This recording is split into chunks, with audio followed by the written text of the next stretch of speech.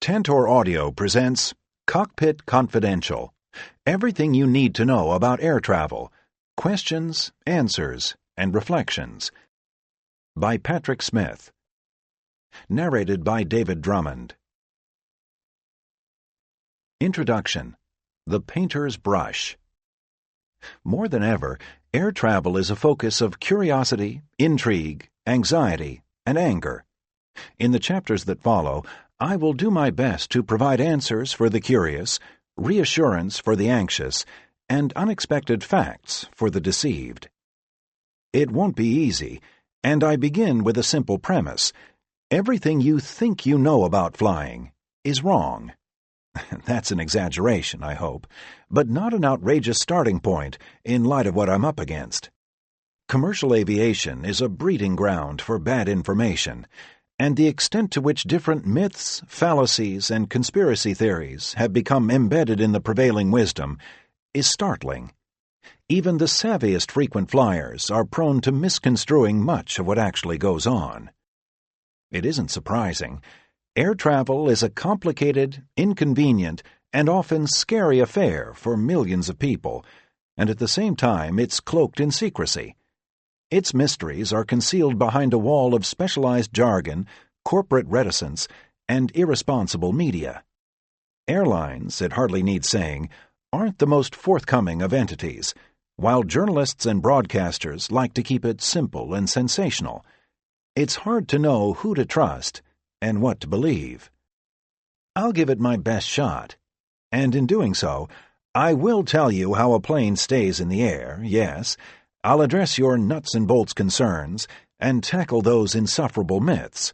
However, this is not a book about flying per se. I will not burden listeners with gee-whiz specifications about airplanes. I am not writing for gearheads or those with a predisposed interest in planes. A technical discussion about cockpit instruments or aircraft hydraulics is guaranteed to be tedious and uninteresting, especially to me. Sure, we're all curious how fast a plane goes, how high it flies, how many statistical bullet points can be made of its wires and plumbing. But as both author and pilot, my infatuation with flight goes beyond the airplane itself, encompassing the fuller, richer drama of getting from here to there, the theater of air travel, as I like to call it.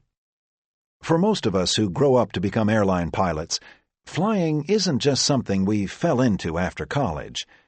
Ask any pilot where his love of aviation comes from, and the answer almost always goes back to early childhood, to some ineffable, hard-wired affinity. Mine certainly did. My earliest crayon drawings were of planes, and I took flying lessons before I could drive.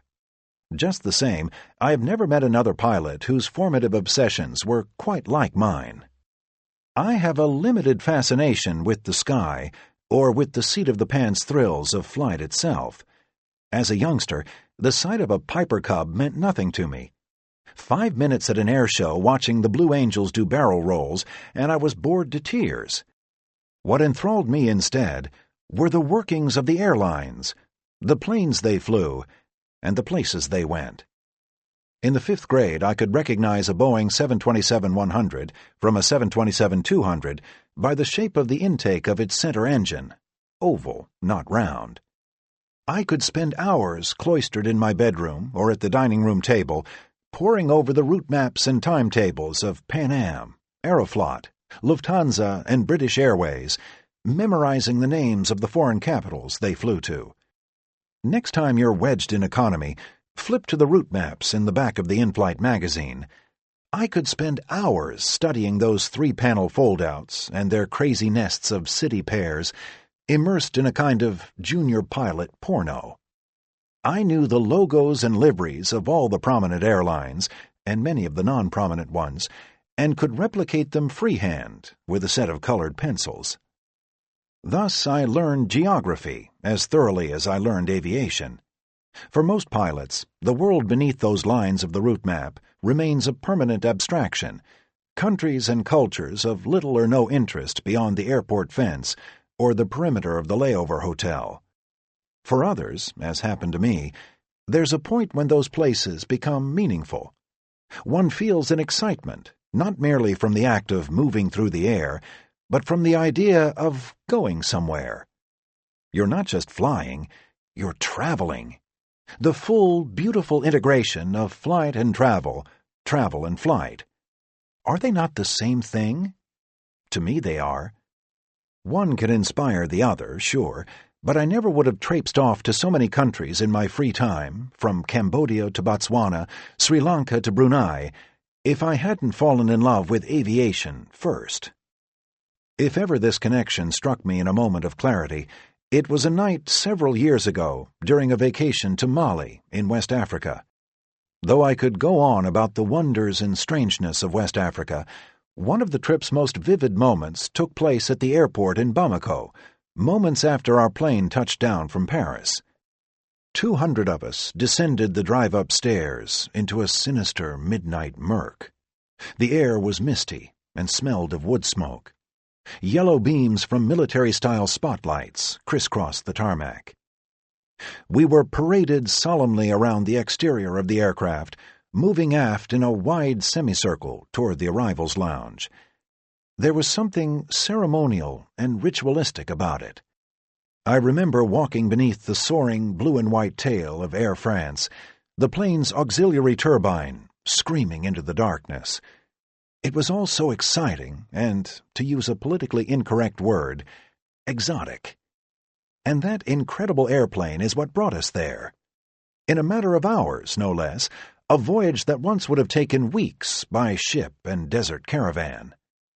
The disconnect between air travel and culture seems to me wholly unnatural, yet we've seen a virtually clean break. Nobody gives a damn anymore how you get there, the means coldly separated from the ends.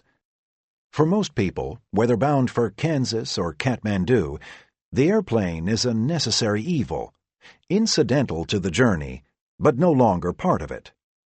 An old girlfriend of mine, an artist who would have no trouble appreciating the play of light in a 17th-century painting by Vermeer, found my opinions utterly perplexing. Like most people, she analogized airplanes merely as tools. The sky was the canvas, she believed, the jetliner as discardable as the painter's brush. I disagree, for as a brush's stroke represents the moment of artistic inspiration, what is travel without the journey? We've come to view flying as yet another impressive but ultimately uninspiring technological realm. There I am, sitting in a Boeing 747, a plane that if tipped onto its nose would rise as tall as a 20-story office tower. I'm at 33,000 feet over the Pacific Ocean, traveling at 600 miles per hour, bound for the Far East. And what are the passengers doing? Complaining, sulking, tapping glumly into their laptops. A man next to me is upset over a dent in his can of ginger ale. This is the realization, perhaps, of a fully evolved technology. Progress, one way or the other, mandates that the extraordinary become the ordinary. But don't we lose valuable perspective when we begin to equate the commonplace, more or less by definition, with the tedious? Aren't we forfeiting something important when we sneer indifferently at the sight of an airplane? At the sheer impressiveness of being able to throw down a few $100s and travel halfway around the world at nearly the speed of sound? It's a tough sell, I know, in this age of long lines, grinding delays, overbooked planes, and inconsolable babies. To be clear, I am not extolling the virtues of tiny seats or the culinary subtlety of half-ounce bags of snack mix. The indignities and hassles of modern air travel require little elaboration and are duly noted. But, believe it or not, there is still plenty about flying for the traveler to savor and appreciate. I'm hesitant to say that we've developed a sense of entitlement, but it's something like that. Our technological triumphs aside, consider also the industry's remarkable safety record, and the fact that fares have remained startlingly cheap, even with tremendous surges in the price of fuel.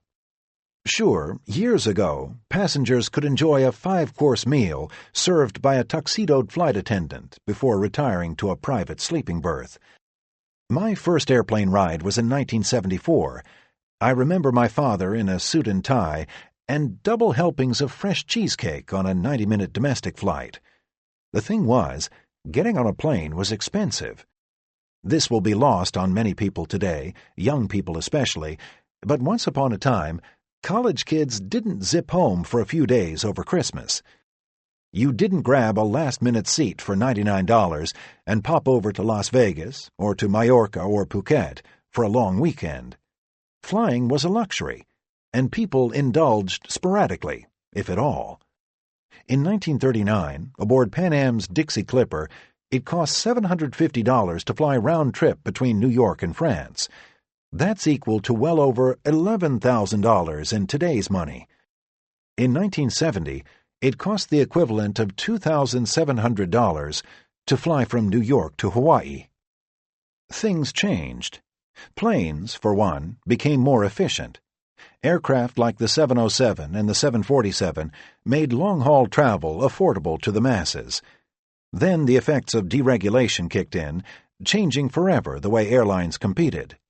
Fares plummeted, and passengers poured in. Yes, flying became more aggravating and less comfortable. It also became affordable for almost everybody. I have learned never to underestimate the contempt people hold for airlines and the degree to which they hate to fly. While some of this contempt is well-deserved, much of it is unfair.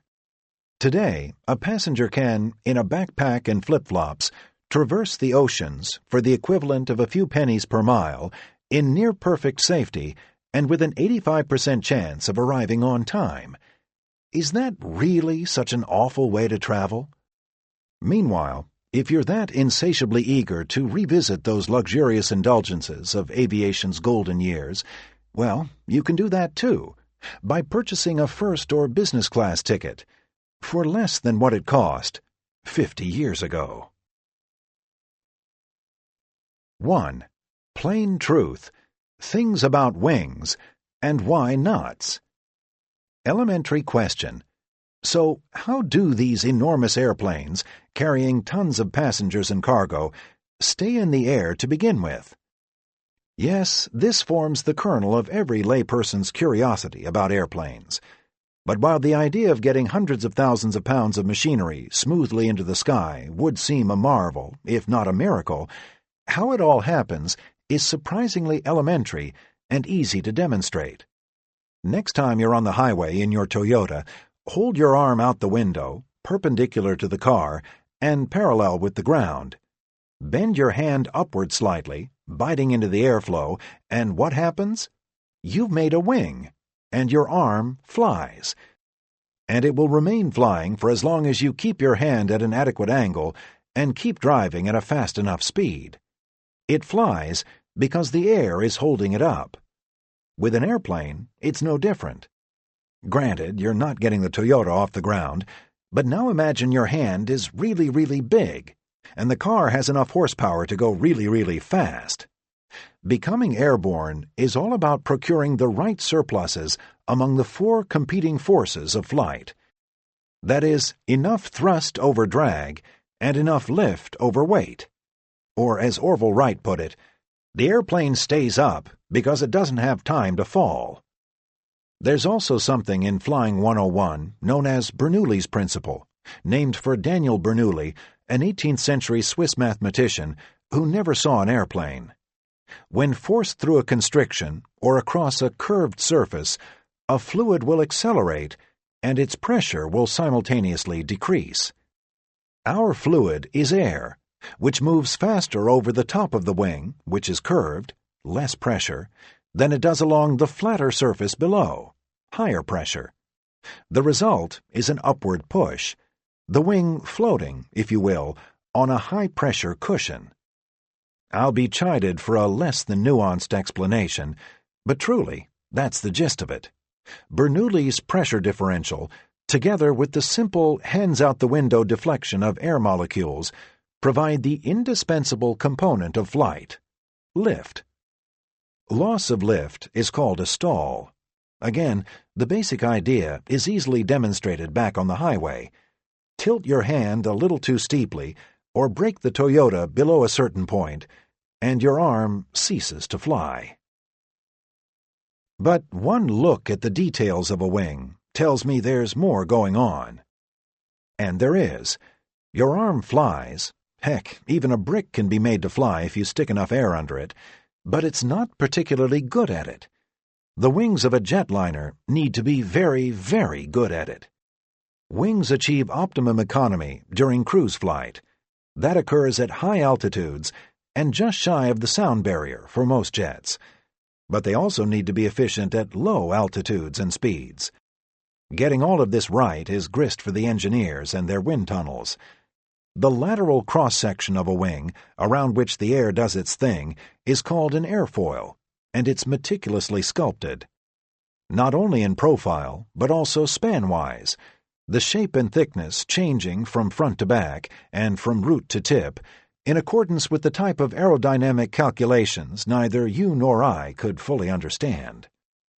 Wings are augmented with an array of supplemental components, namely flaps, slats, and spoilers. Flaps trail backward and downward, enhancing the airfoil's curvature for safe, stable flight at lower speeds. Airliners take off and land with flaps extended, though exact settings will vary. There are inboard and outboard subsets of flaps, which themselves can be segmented horizontally. Slats roll forward from a wing's forward edge and perform a similar function. Spoilers are rectangular planks that spring from the wing's upper surface. A raised spoiler interrupts airflow across the wing, destroying lift while adding copious amounts of drag. In flight, they are used to increase rates of descent. On touchdown, they assist in deceleration. I remember one of my first times on an airplane, in a window seat on a 727 just behind the wing, and how the entire wing seemed to disassemble itself during descent. Big triple-slotted flaps came barreling down, the spoilers fluttering and waving, the slats dropping into position. Magically, almost, you could see right through the very center of the wing, like through the bones of some skeletonized animal, with houses and trees appearing where the sections had slid apart. You've probably noticed that a jetliner's wings are angled rearward. When a wing cuts through the sky, molecules of air accelerate across its camber. As this acceleration reaches the speed of sound, a shock wave builds along the surface, potentially killing lift. Sweeping the wings backward induces a more agreeable span-wise flow. On faster planes, you'll find a sweep greater than 40 degrees. The slowest have almost no sweep at all. Angling the wings upward from the root, meanwhile, counteracts a lateral rolling and swerving tendency known as yaw. This tilt, most easily seen from a nose-on perspective, is called dihedral. The Soviets, ever the good contrarians, used to apply an opposite version called anhedral, canting their wings downward. The wing is everything. A plane is built around its wings, the way a car is built around a chassis or a bicycle around a frame.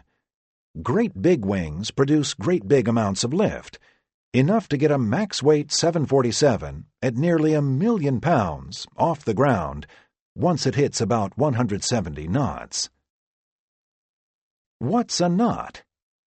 In his essay, A Supposedly Fun Thing I'll Never Do Again, David Foster Wallace is on a cruise ship where he's repeatedly perplexed by the mention of knots, unable to figure out what they are. I figure he was bluffing. Wallace was a math whiz, and the answer is easy enough. A knot, used both at sea and in the air, is a mile per hour, except it's a nautical mile, not a statute one. Nautical miles are slightly longer, 6,082 feet versus 5,280.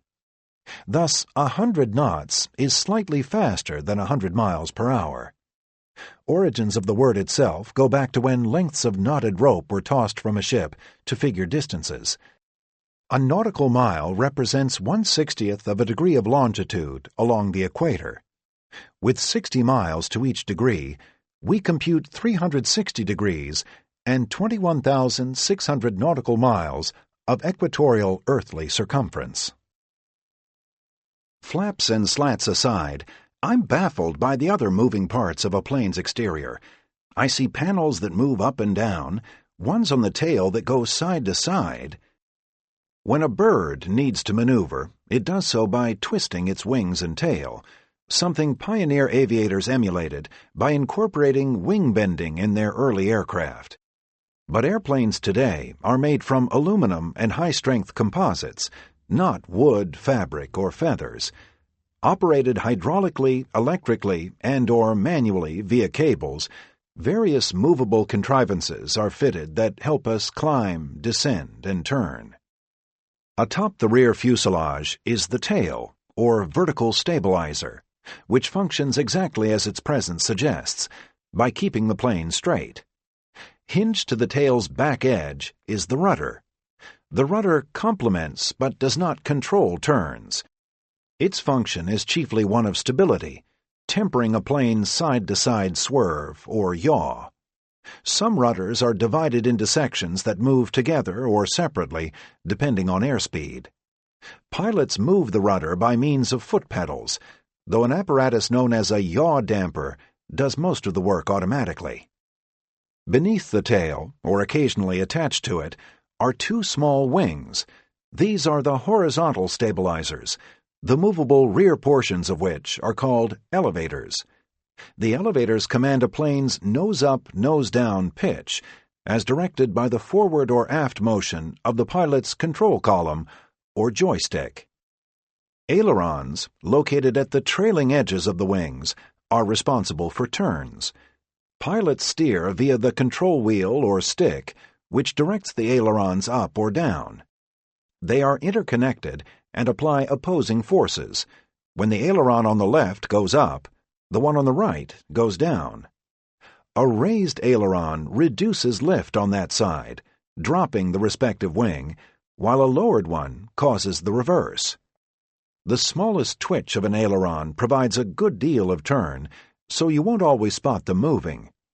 It might look as though a plane is banked without anything having budged, but in fact the ailerons have done their thing, if ever so slightly. Large planes have two ailerons per wing, inboard and outboard, working in pairs or independently, depending on speed. Ailerons are often linked to the aforementioned spoilers, which partially deploy to aid turning. So, as you can see, even a simple maneuver might require a whole choreography of moving parts. But before you picture a hapless pilot kicking his feet and grasping madly for levers, keep in mind that individual pieces are interconnected. A single input to the steering wheel or column will cause any combo of movements outside. Adding to the confusion, rudders, elevators, and ailerons are equipped with smaller tabs that operate independently from the main surfaces. These trim tabs fine-tune the motions of pitch, roll, and yaw. If you're still with me, and before committing this all to memory, you'll be thrilled to know there are idiosyncratic variants of almost everything just described. One plane I flew had spoilers used only after landing, others that assisted with turning, and others still for in-flight deceleration. Certain Boeing models are equipped not only with conventional trailing-edge wing flaps, but also ones at the leading edge, as well as slats. The Concorde had no horizontal stabilizers, so it had no elevators, but it did have elevons. We'll save those, along with flaperons, for another time. Many planes have those little upturned fins at the end of their wings. What are they for? At a wing's tip, the higher pressure beneath the wing meets the lower pressure above it, sending out a turbulent discharge of air. Winglets, as they're affectionately called, help smooth this mixing, decreasing drag and, in turn, improving range and efficiency. Because planes have different aerodynamic fingerprints, winglets aren't always necessary or cost-effective. For instance, the 747-400 and A340 have them, while the 777 does not, even though it too is a long-range widebody. Because fuel economy wasn't always the priority that it is today, and because the advantages of winglets weren't fully understood until fairly recently, older models were designed without them. For these planes, a list that includes the 757 and 767, they are available as an option or retrofit. An airline considers whether the long-term fuel savings is worth the cost of installation, which can run millions per plane. It depends on the flying. In Japan, Boeing has sold a number of 747s used specifically on high-capacity, short-range domestic routes, with winglets removed. Winglets provide minimal efficiency gain on shorter flights, and removing them means the plane is lighter and easier to maintain. Aesthetics are a personal thing. I find winglets attractive on some jets, like the A340, and awkward on others, like the 767. You see them in different forms. Some are large and jaunty, while others are just a tweak. With a blended winglet, the wing tapers gradually with no harsh angles.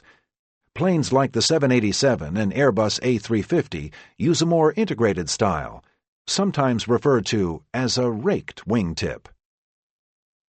What are those long, canoe-shaped pods that jut from the underside of a wing? They're just coverings, streamlining devices called fairings. While they help prevent the formation of high-speed shock waves, mostly their purpose is a non-essential one, smoothing the airflow around the flap extension mechanisms inside. There was a case not long ago when a group of passengers became alarmed after noticing that one of these fairings was missing from their aircraft.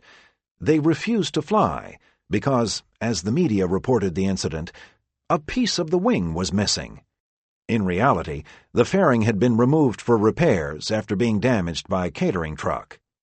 Flying without a fairing might entail a slight fuel burn penalty, but the plane remains perfectly airworthy. Whether any part is allowed to be missing and what the penalty might be is spelled out in the plane's configuration deviation list. Can a jetliner fly aerobatically? Could a 747 perform a loop or fly upside down? Any airplane can perform more or less any maneuver, theoretically, from loops to barrel rolls to a reverse inverted hammerhead Immelman. During a demonstration flight in the late 1950s, a Boeing 707 was intentionally rolled upside down. However, the ability to do so is mostly a function of excess thrust or horsepower, and commercial planes generally lack enough engine strength relative to their weight. In any case, it's not a good idea. Airliner components are not designed for aerobatics and could suffer damage, or worse. Plus, the cleaners would be up all night scrubbing out coffee stains and vomit.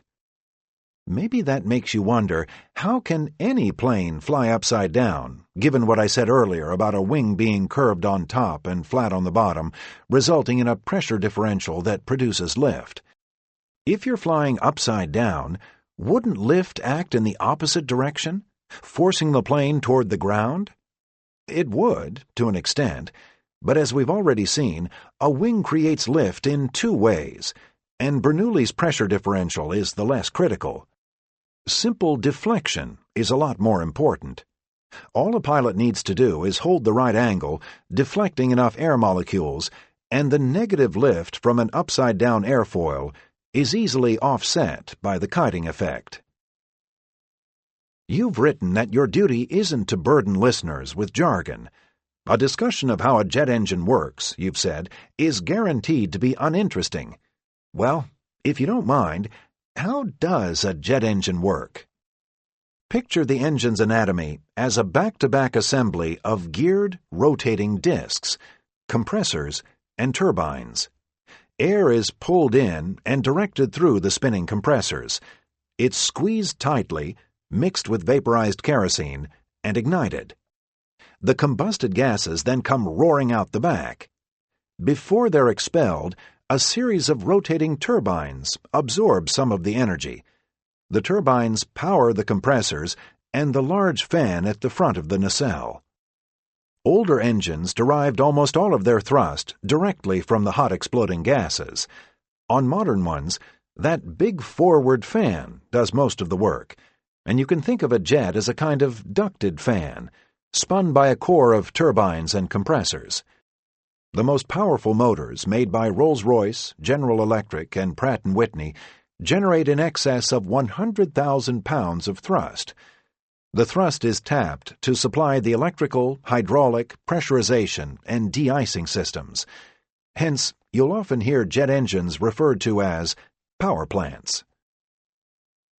What is a turboprop? All modern propeller-driven commercial airliners are powered by turboprops. A turboprop engine is, at heart, a jet. In this case, for better efficiency at lower altitudes and along shorter distances, the compressors and turbines drive a propeller instead of a fan.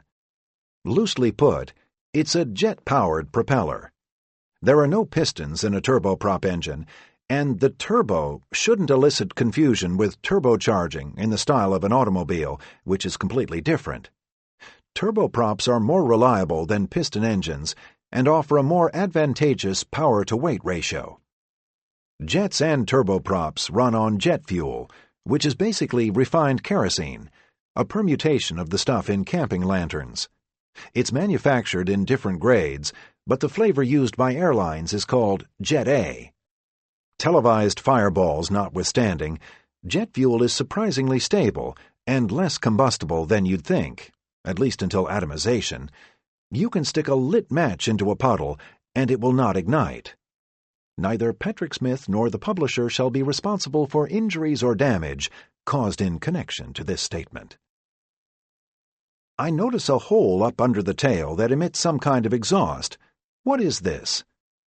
That's the APU, Auxiliary Power Unit, a small jet engine used to supply electricity and air conditioning when the main engines aren't running, or to supplement them when they are.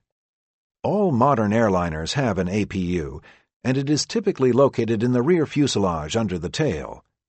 If you're boarding through the old-style air stairs and notice a hissing, jet-like noise similar to the sound of 10,000 hairdryers, that's the APU. It also provides high-pressure air for starting the main engines.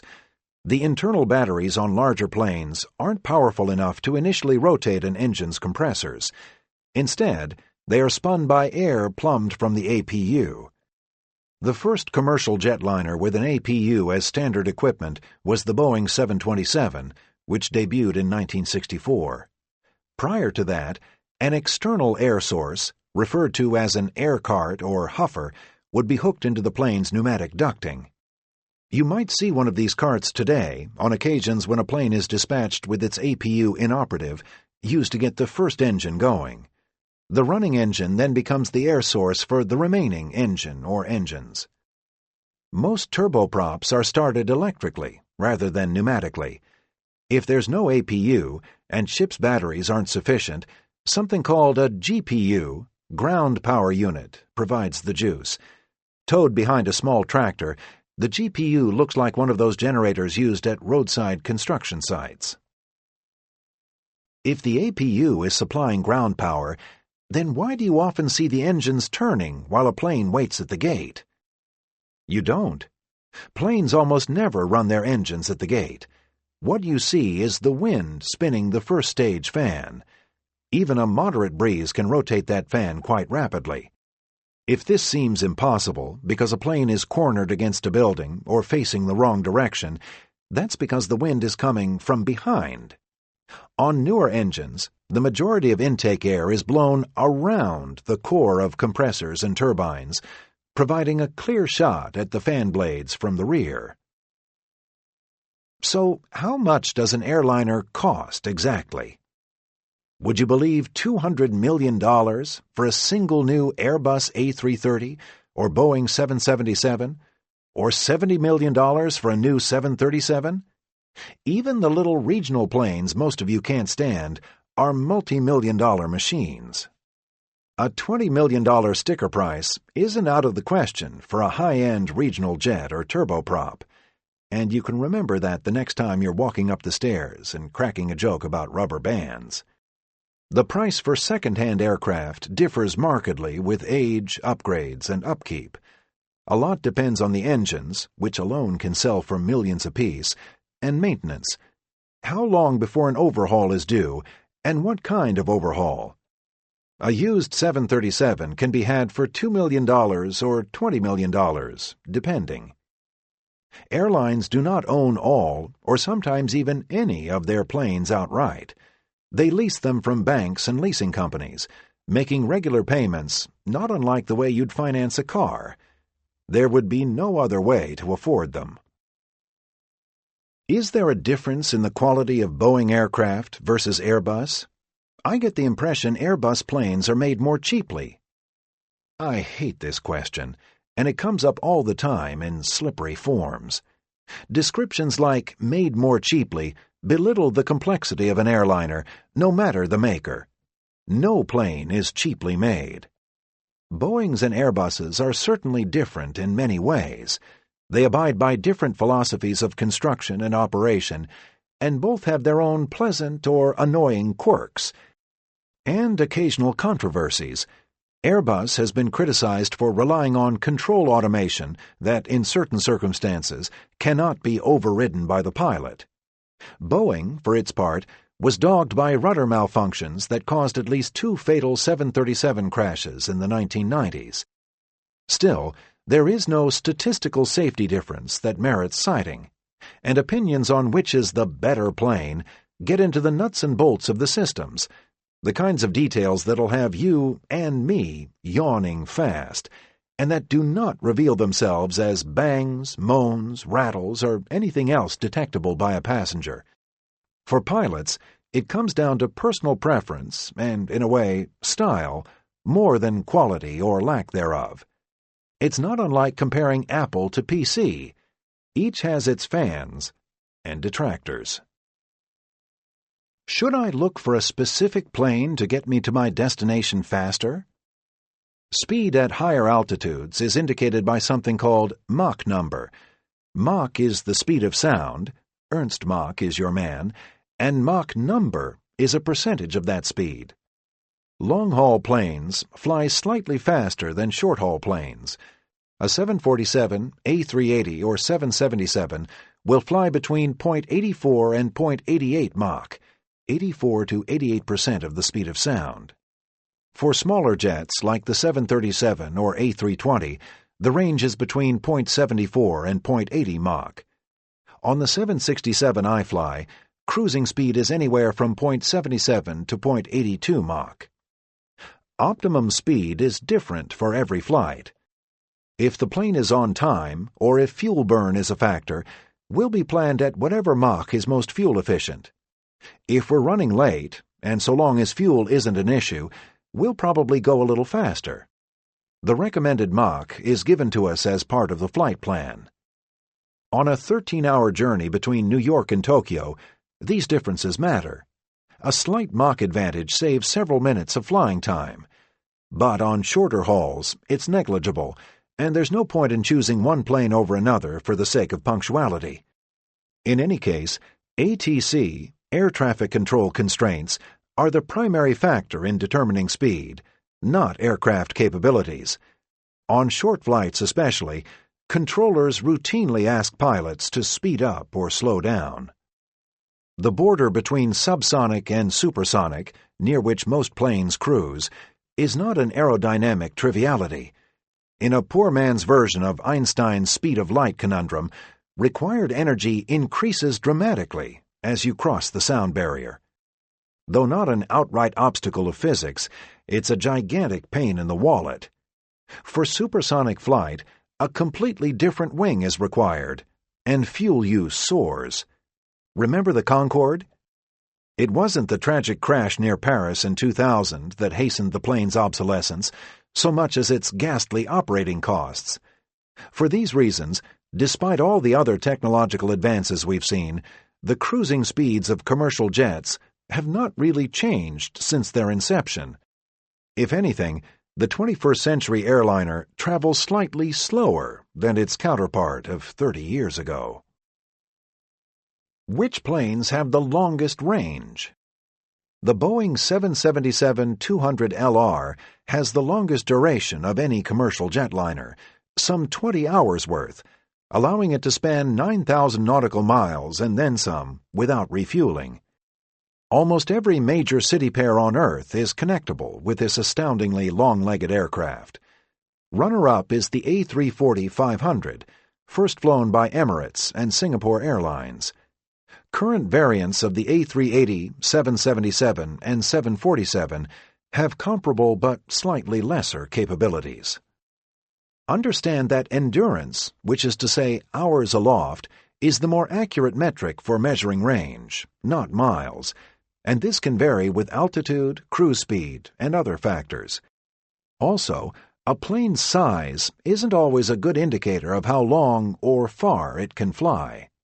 The old Airbus A300, probably the best example, was built specifically for short to medium-haul markets, even though it could accommodate 250 people. Meanwhile, there are 9-passenger executive jets that can stay aloft for 11 hours. Neither is it fair to say out of hand that one plane has greater reach than another. Does an Airbus A340 outdistance a Boeing 747? Some do, some don't. Technical options, such as engine types and auxiliary fuel tanks, help determine endurance. Watch the dashes. There's not just a single A340, there are the A340 200, 300, 500, and 600. At Boeing, you'll discover 200s, 400s, 800s, LRs, long range, ERs, extended range, and so forth. And a larger suffix might not tell the whole story. An A340-500 is a smaller plane than the A340-600, but it has a longer range. A 777-200LR outlasts the substantially larger 777-300ER. Still with me? If you enjoy graphs and charts abounding with asterisks and fine print, go to the manufacturer's websites and knock yourself out. How much do planes weigh? There are weight limits for the different operational regimes, including limits for taxiing, taking off, and landing. The Airbus A380's maximum takeoff weight exceeds 1 million pounds. A Boeing 747's weight can be as high as 875,000 pounds. For a 757, it might be 250,000 pounds, and for an A320 or 737, it's around 170,000. A 50-passenger turboprop or regional jet will top out around 60,000. Those are maximums. The actual allowable takeoff weight varies with weather, runway length, and other factors.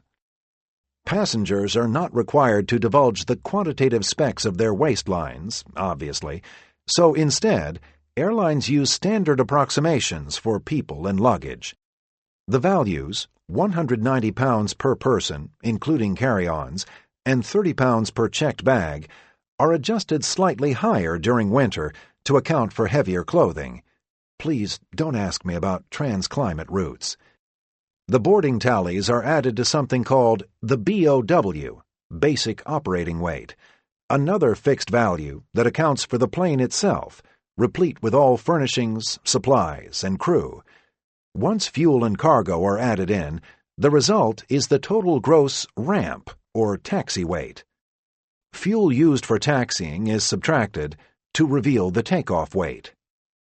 This will probably surprise you, but in the case of a fully loaded 747, 400 passengers and their suitcases, about 75,000 pounds together, make up only around 10% of the total bulk. Fuel, rather than people or their belongings, is the greater factor, sometimes accounting for a third or more of a plane's sum heft. Because of this, pilots calculate their kerosene in terms of pounds, not gallons. Everything from initial fueling to en route burn is added or subtracted by weight, not volume. Both weight and its distribution are important.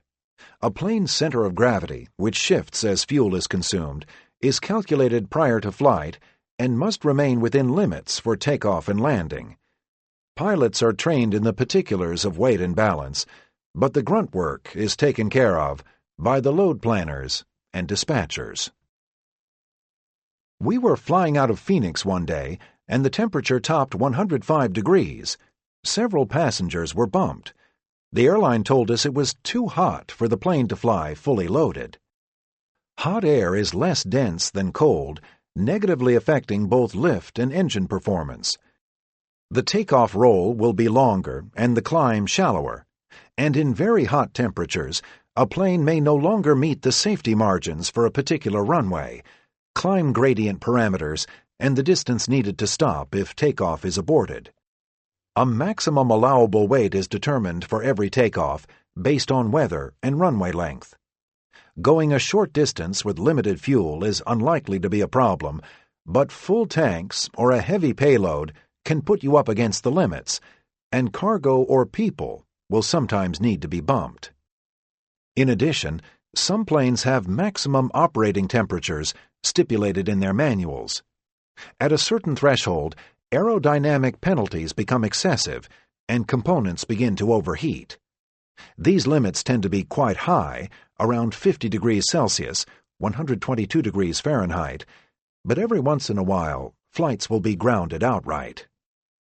As it works for temperature, it works for altitude. The higher you climb, the thinner the atmosphere, degrading aerodynamic efficiency and output of the engines. High-altitude airports often entail payload penalties for takeoff. Mexico City sits at 7,400 feet and is a great candidate, as are Denver, Bogota, Cuzco, and many others. For years, before the advent of higher performance planes, South African Airways' New York-Johannesburg flight could go non-stop only in one direction, and this was part of the reason. The eastbound leg from JFK took advantage of a long runway at sea level. On the return, Johannesburg's 5,500-foot elevation entailed a sanction. Topping off the tanks meant having to leave people or freight behind, so the flight would call for fuel in the Cape Verde Islands or Dakar. Once aloft, a flight may initially be too heavy to reach the most fuel-efficient altitude and will step-climb its way as fuel is burned off. How high you can fly at any given time is predicated not only on the physical ability to reach an altitude, but also on maintaining applicable stall margins once it gets there. Why do some planes leave those white trails in the sky? Contrails are formed when humid jet exhaust condenses into ice crystals in the cold, dry, upper-level air. It's not unlike the fog that results when you exhale on a cold day. Contrails are clouds, you could say. Water vapor, strange as it might sound, is a byproduct of the combustion within jet engines, which is where the humidity comes from. Whether a contrail forms is contingent on altitude and the ambient atmospheric makeup, mainly temperature and something known as vapor pressure. I refuse to devote valuable time to the so-called chemtrail conspiracy theory. If you know what I'm talking about and wish to argue the matter, feel free to email. If you don't know what I'm talking about, don't worry about it. Much is being made of air travel's impact on the environment, particularly with respect to emissions. Is it possible to reconcile frequent flying with a pro-planet consciousness? This is a tough one for me.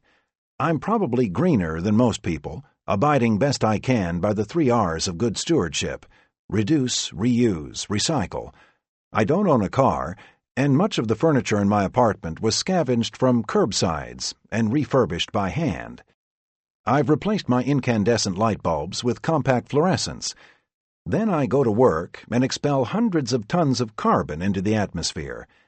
Am I a hypocrite or what? Commercial aviation is under increasingly virulent attack for its perceived eco-unfriendliness. In Europe especially, powerful voices have been lobbying for the curtailment of air travel, proposing heavy taxes and other disincentives to restrict airline growth and discourage people from flying.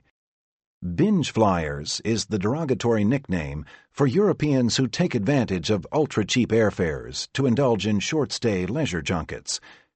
How much of this outcry is fair and how much is gratuitous airline bashing is debatable. Airlines are easy targets these days, but in the hierarchy of environmental threats, they are perhaps disproportionately villainized.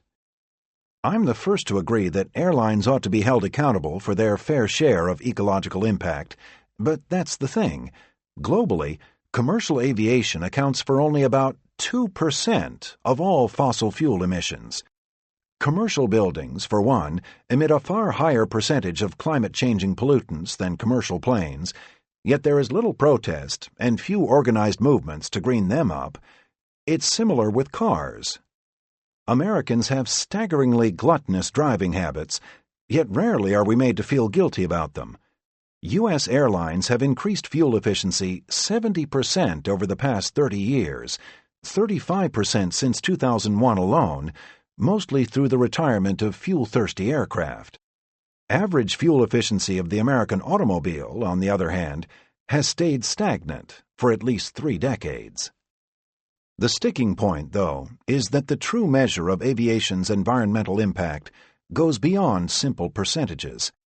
For one thing, aircraft exhaust, containing not only carbon dioxide, but also nitrogen oxides, soot, and sulfate particles, is injected directly into the upper troposphere, where its effects aren't fully understood.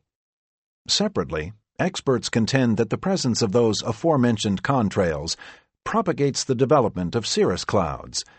Clouds breed clouds, you could say, and cirrus cover has increased by 20% in certain traffic corridors, which in turn influences temperature and precipitation.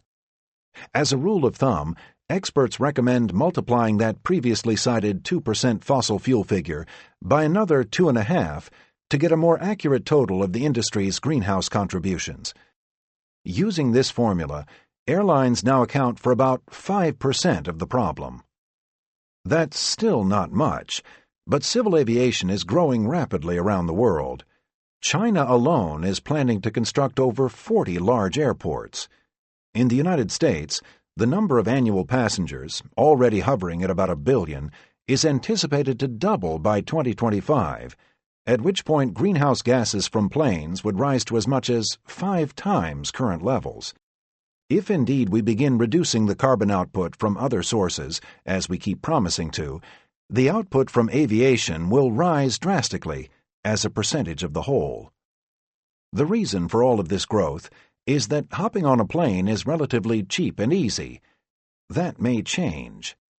Air travel will always be an economic necessity, but the kinds of flying we've become used to might not always be possible should petroleum prices climb drastically, as many predict they will.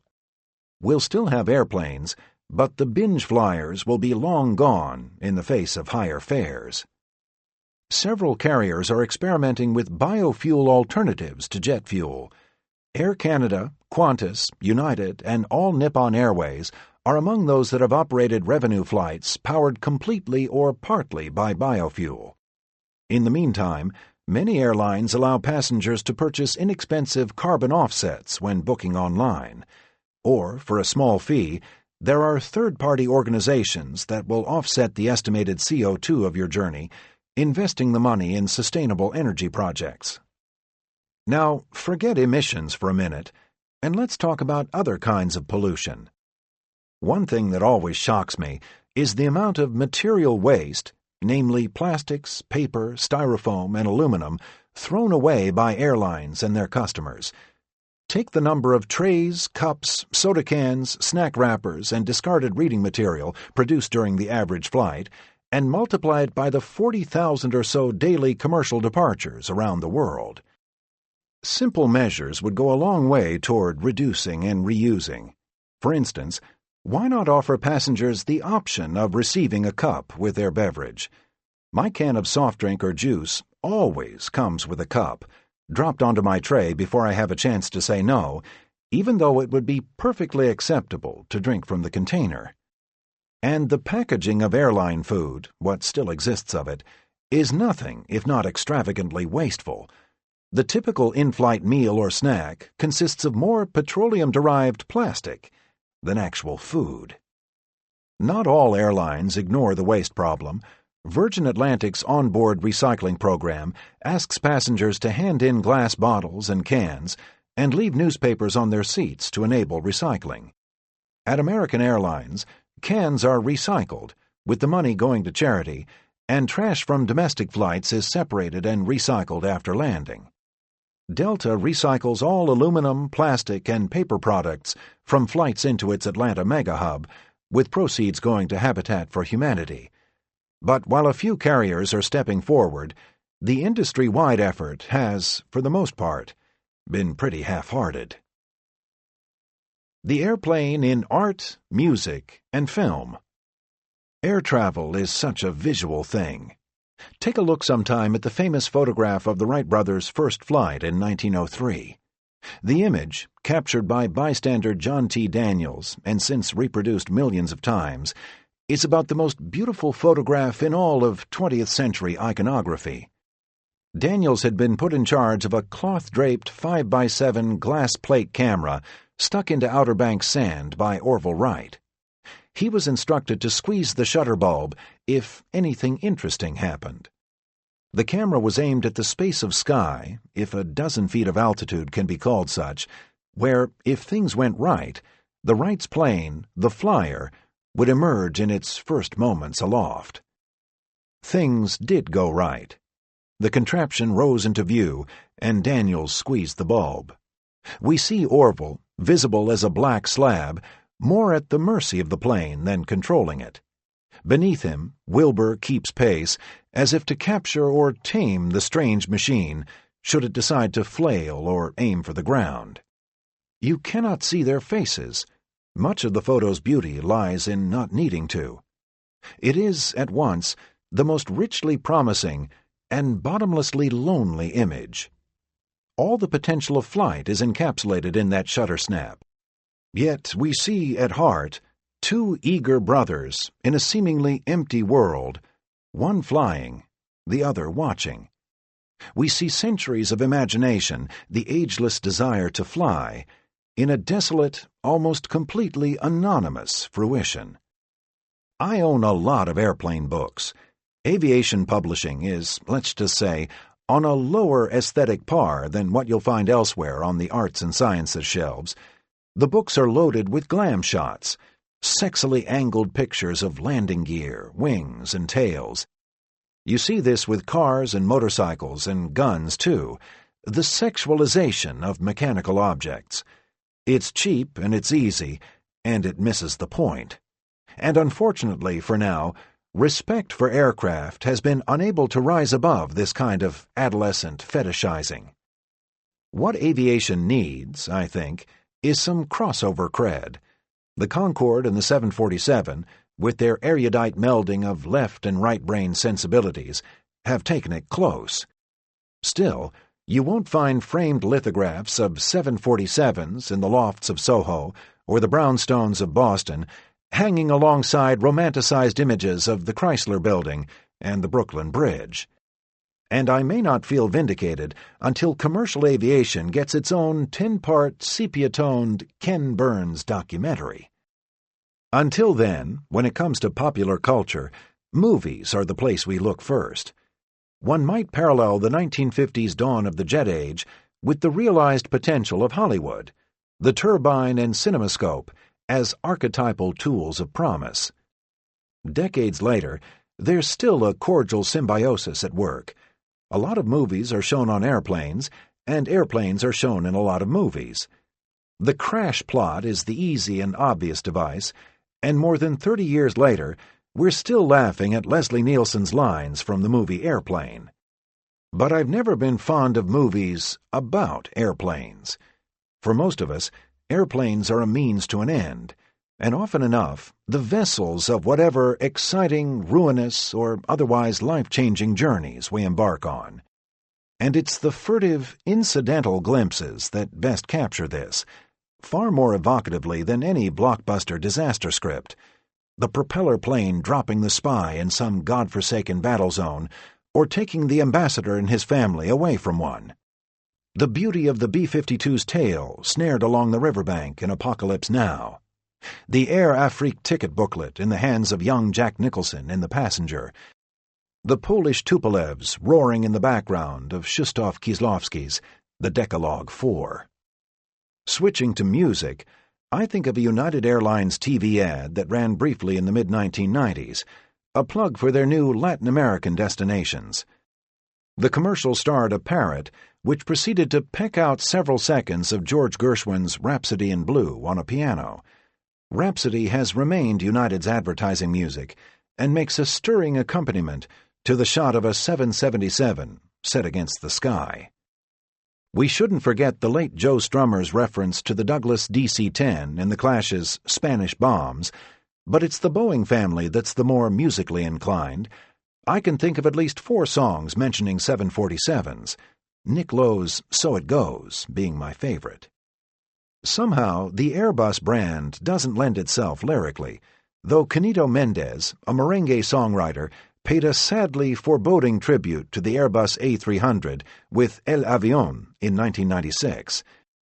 "How joyful it could be to go on Flight 587, sings Mendez, immortalizing American Airlines' popular morning non-stop between New York and Santo Domingo.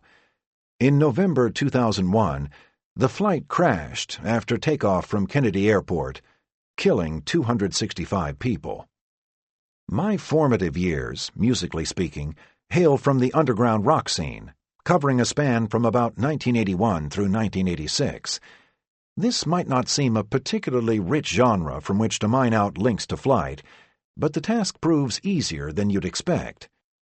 "Airplanes are falling out of the sky," sings Grant Hart on a song from Husker Du's 1984 masterpiece Zen Arcade, and 3 albums later, his colleague Bob Mould shouts of a man sucked out of the first-class window. Then we've got cover art. The backside of Husker Du's Land Speed record shows a Douglas DC-8. On the front cover of the English Beat's 1982 album Special Beat Service, band members walk beneath the wing of a British Airways VC-10. That's a Vickers VC-10, a 60s-era jet conspicuous for having 4 aft-mounted engines. The Beastie Boys' 1986 album License to Ill depicts an airbrushed ex-American Airlines 727. The Columbia Granger's Index to Poetry registers no fewer than 20 entries under airplanes, 14 more for air travel, and at least another 5 under airports, including poems by Frost and Sandburg. John Updike's Americana and Other Poems was reviewed by Kirkus as a rambling paean for airports and big American beauty. Subjecting listeners to my own aero poems is probably a bad idea, though I confess to have written a few, which you're free to Google at your peril. Maybe it was the Cockpit checklists that inspired me, free verse masterpieces that they are. Stabilizer trim override, normal. APU generator switch, off. Isolation valve, closed. Auto brakes, maximum. 2. Elements of unease, turbulence, wind shear, weather, and worry. High art, history, hype, and the world's biggest planes. In the mid-1960s, aerodynamicists at Boeing faced a momentous task. Their assignment? To build the largest commercial jetliner ever conceived, one that would feature twice the tonnage and capacity of any existing plane, and make it pretty. Where to begin? Well, specifically, you begin in the front and in the back. Most architects who design skyscrapers focus on 2 aesthetic problems, explains the architecture critic Paul Goldberger in an issue of The New Yorker: how to meet the ground and how to meet the sky. The top and the bottom, in other words. Thinking of a jetliner as a horizontal skyscraper, we see that its beauty is gained or lost chiefly through the sculpting of its nose and tail.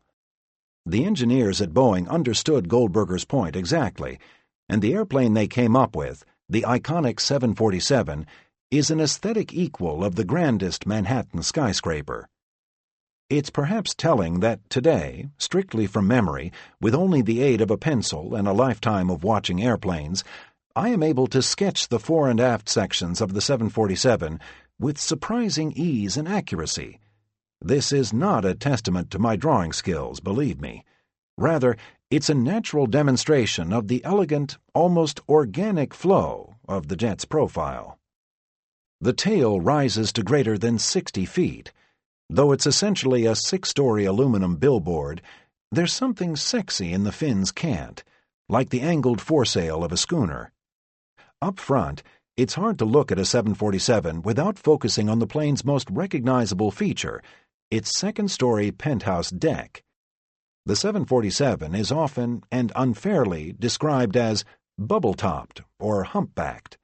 In truth, the upper deck annex is smoothly integral to the fuselage, tapering forward to a stately and assertive prow. The plane looks less like an airliner than it does an ocean liner in the classic QE2 mold. There is something poetic and proud even in the name itself, the rakish tilt of the sevens, and the lyrical palindromic ring, 747. The 747 was built for a market, high-capacity, long haul, that technically didn't exist yet. By the end of the 1960s, no shortage of people craved the opportunity to travel non-stop over great distances, but no plane was big enough or had enough range to make it affordable. Boeing's 707, a kind of 747 in miniature, had ushered in the jet age several years earlier, but its economies of scale were limited. Juan Trippe, the visionary leader of Pan Am, who'd been at the vanguard of the 707 project, persuaded Boeing that not only was an airplane with twice the 707's capacity possible, it was a revolution waiting to happen.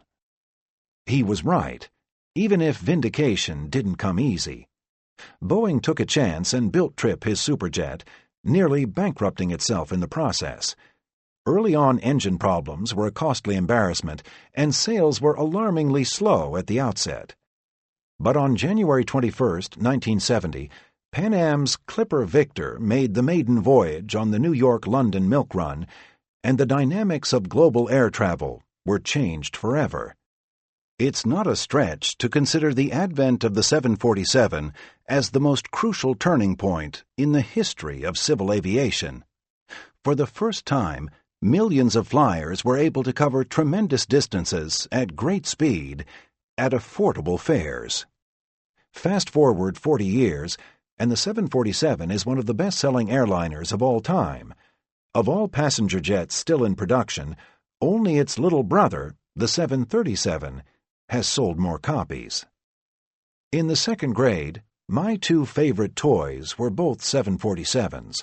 The first was an inflatable replica, similar to those novelty balloons you buy at parades, with rubbery wings that drooped in such violation of the real thing that I taped them into proper position. To a 7-year-old, the toy seemed enormous, like my own personal Macy's float. The second was a plastic model about 12 inches long. Like the balloon, it was decked out in the livery of Pan Am.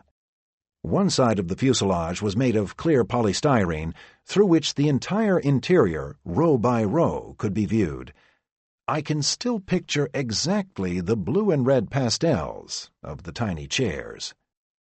Modeled in perfect miniature near the toy plane's nose was a blue spiral staircase. Early version 747s were outfitted with a set of spiral stairs connecting the main and upper decks. It gave the entranceway the look and feel of a lobby, like the grand vestibule of a cruise ship. In 1982, on my inaugural trip on a real 747, I beamed at my first glimpse of that winding column.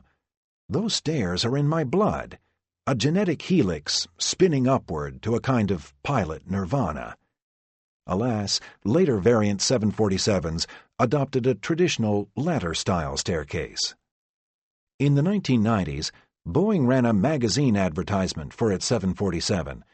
The ad was a two-pager with a nose-on silhouette of the plane against a dusky sunset. "Where does this take you?" asked Boeing in staggered script across the centerfold. Below this dreamy triptych, the text read, "A stone monastery in the shadow of a Himalayan peak. A cluster of tents on the sweep of the Serengeti Plains." The Boeing 747 was made for places like these, distant places filled with adventure, romance, and discovery. I so related to this syrupy bit of PR that I clipped it from the magazine and kept it in a folder. Whenever it seemed my career was going nowhere, which was all the time, I'd pull out the ad and look at it.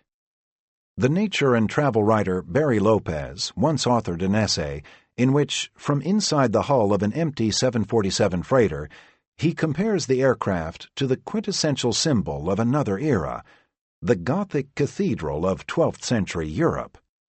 Standing on the main deck, Lopez writes, where nave meets transept, and looking up toward the pilot's chancel, the machine was magnificent, beautiful, complex as an insoluble murmur of quadratic equations. No other airplane could arouse a comparison like that. The 747 is arguably the most impressive and inspirational work of art, call it industrial art, if you must, ever produced by commercial aviation.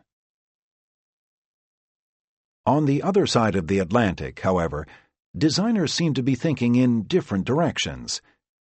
Air does not yield to style is a refrain attributed some years ago to an engineer at Airbus, the European collective that is Boeing's main competitor. Right or wrong, he was addressing the fact that modern aircraft designs have become so bland and uninspired as to be nearly indistinguishable from one another.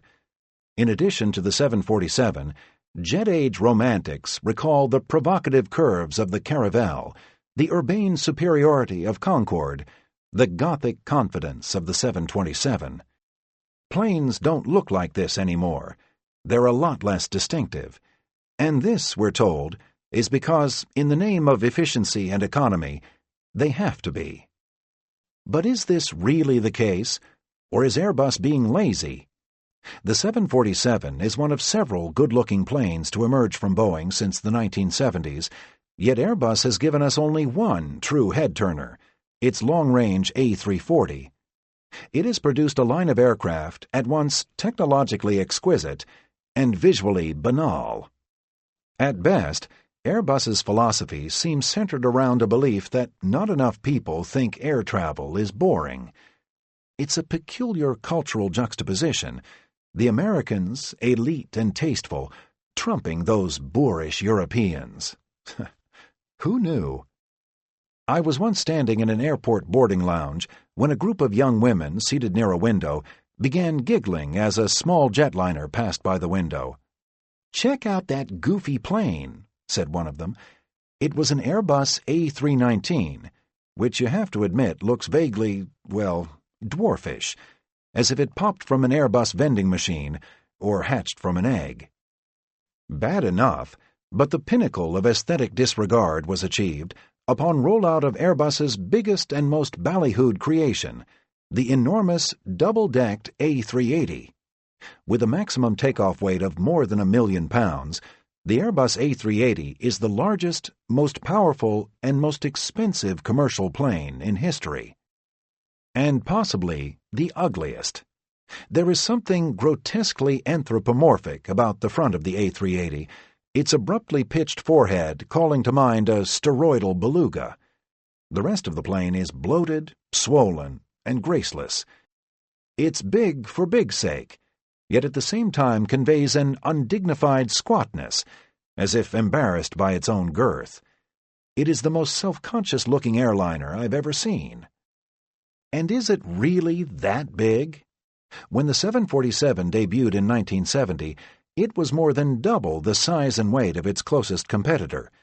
The Airbus A380 weighs in at only about 30% heavier than a 747. Meanwhile, its well-publicized capacity limits of 800-plus passengers is likely to be seen only in rare, high-density configurations. With airlines concentrating on first and business cabin amenities, most A380s are set up for about 500 riders, slightly more than most 747s. The A380 is big. Revolutionary, it's not. Though you wouldn't know it listening to the media.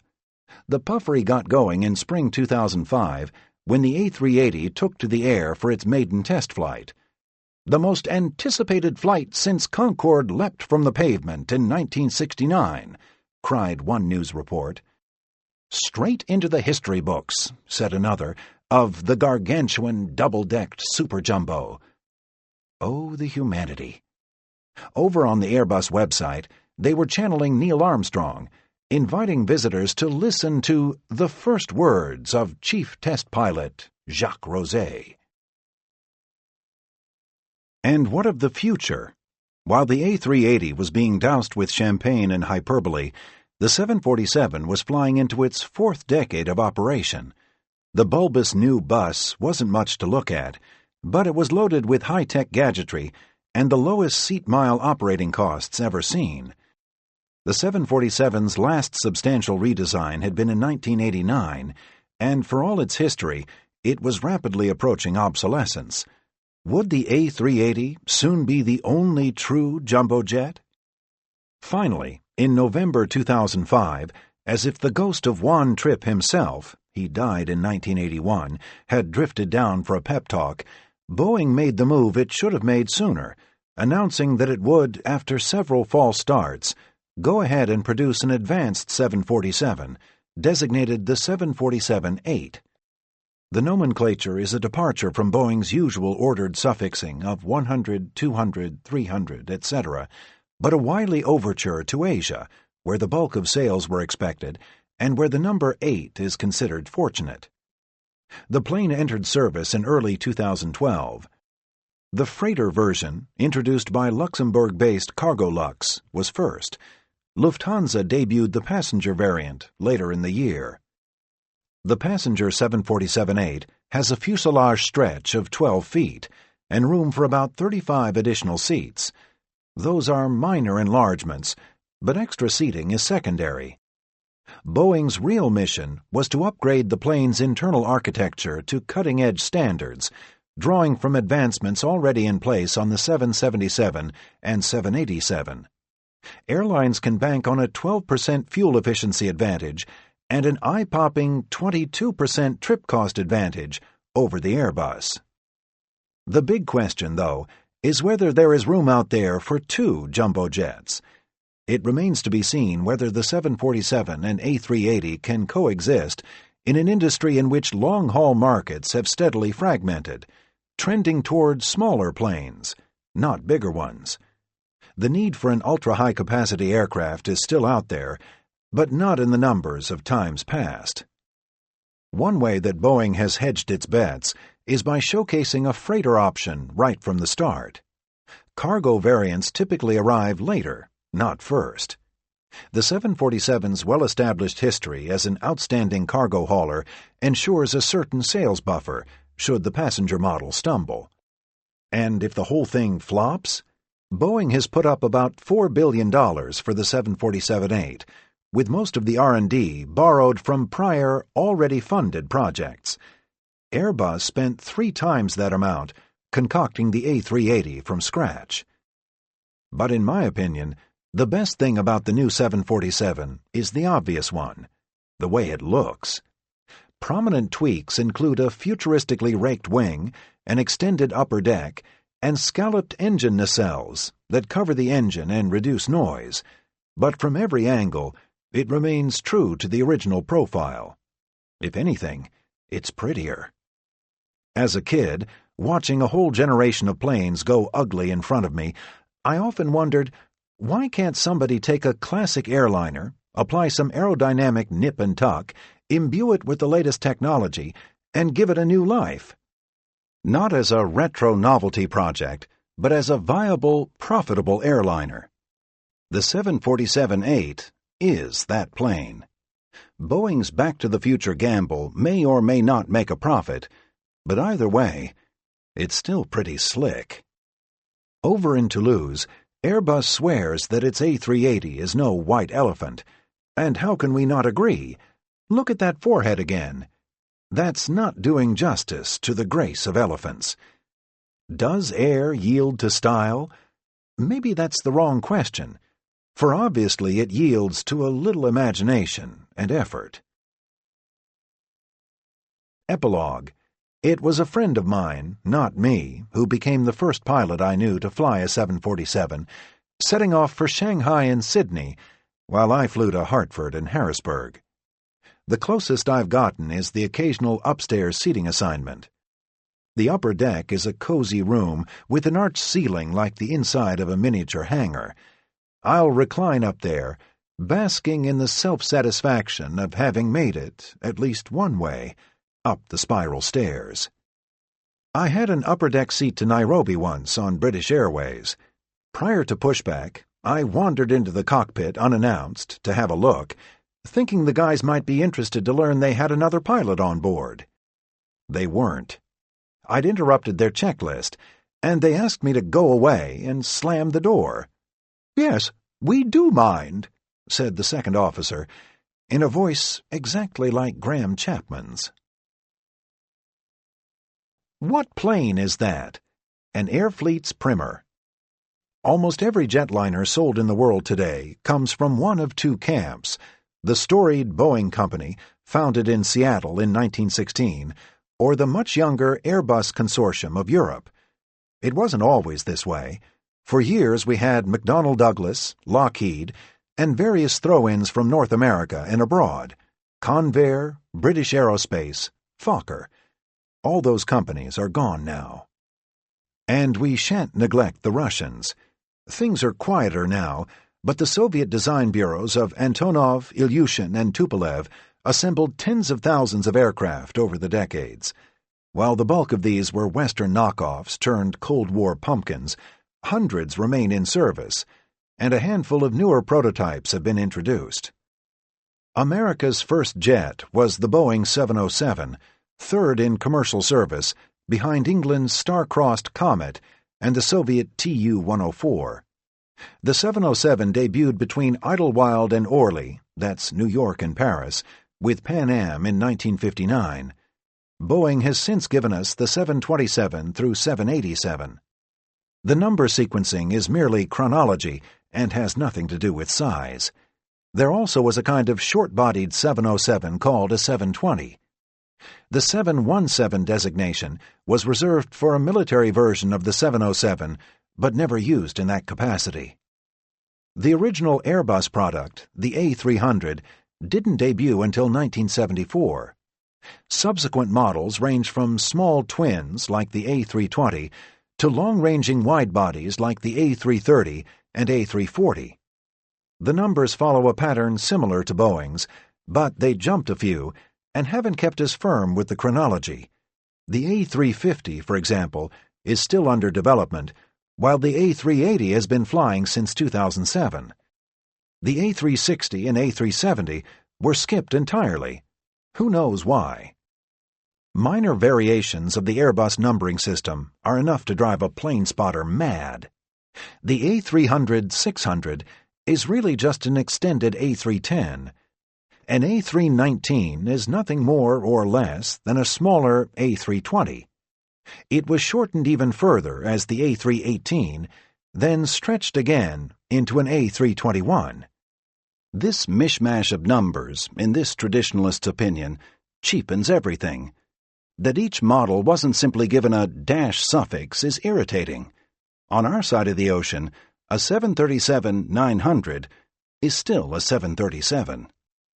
But then, when Boeing bought McDonnell Douglas and took over that company's production lines, it took the MD-95, which was really just a souped-up MD-90, which was really just a souped-up MD-80, which was really just a souped-up DC-9, and rechristened it the Boeing 717. The DC-9, first flown in 1965, was now brand new, as it were, as the 717. That just isn't right.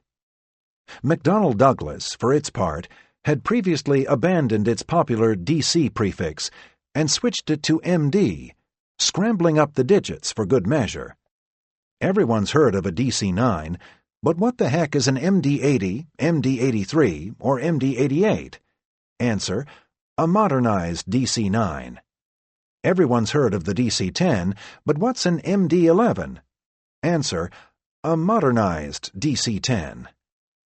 A lot of older planes carried non-numerical designations, names, in other words. Most were good choices, understated and dignified: Constellation, Trident, Vanguard, and most memorably, Concorde.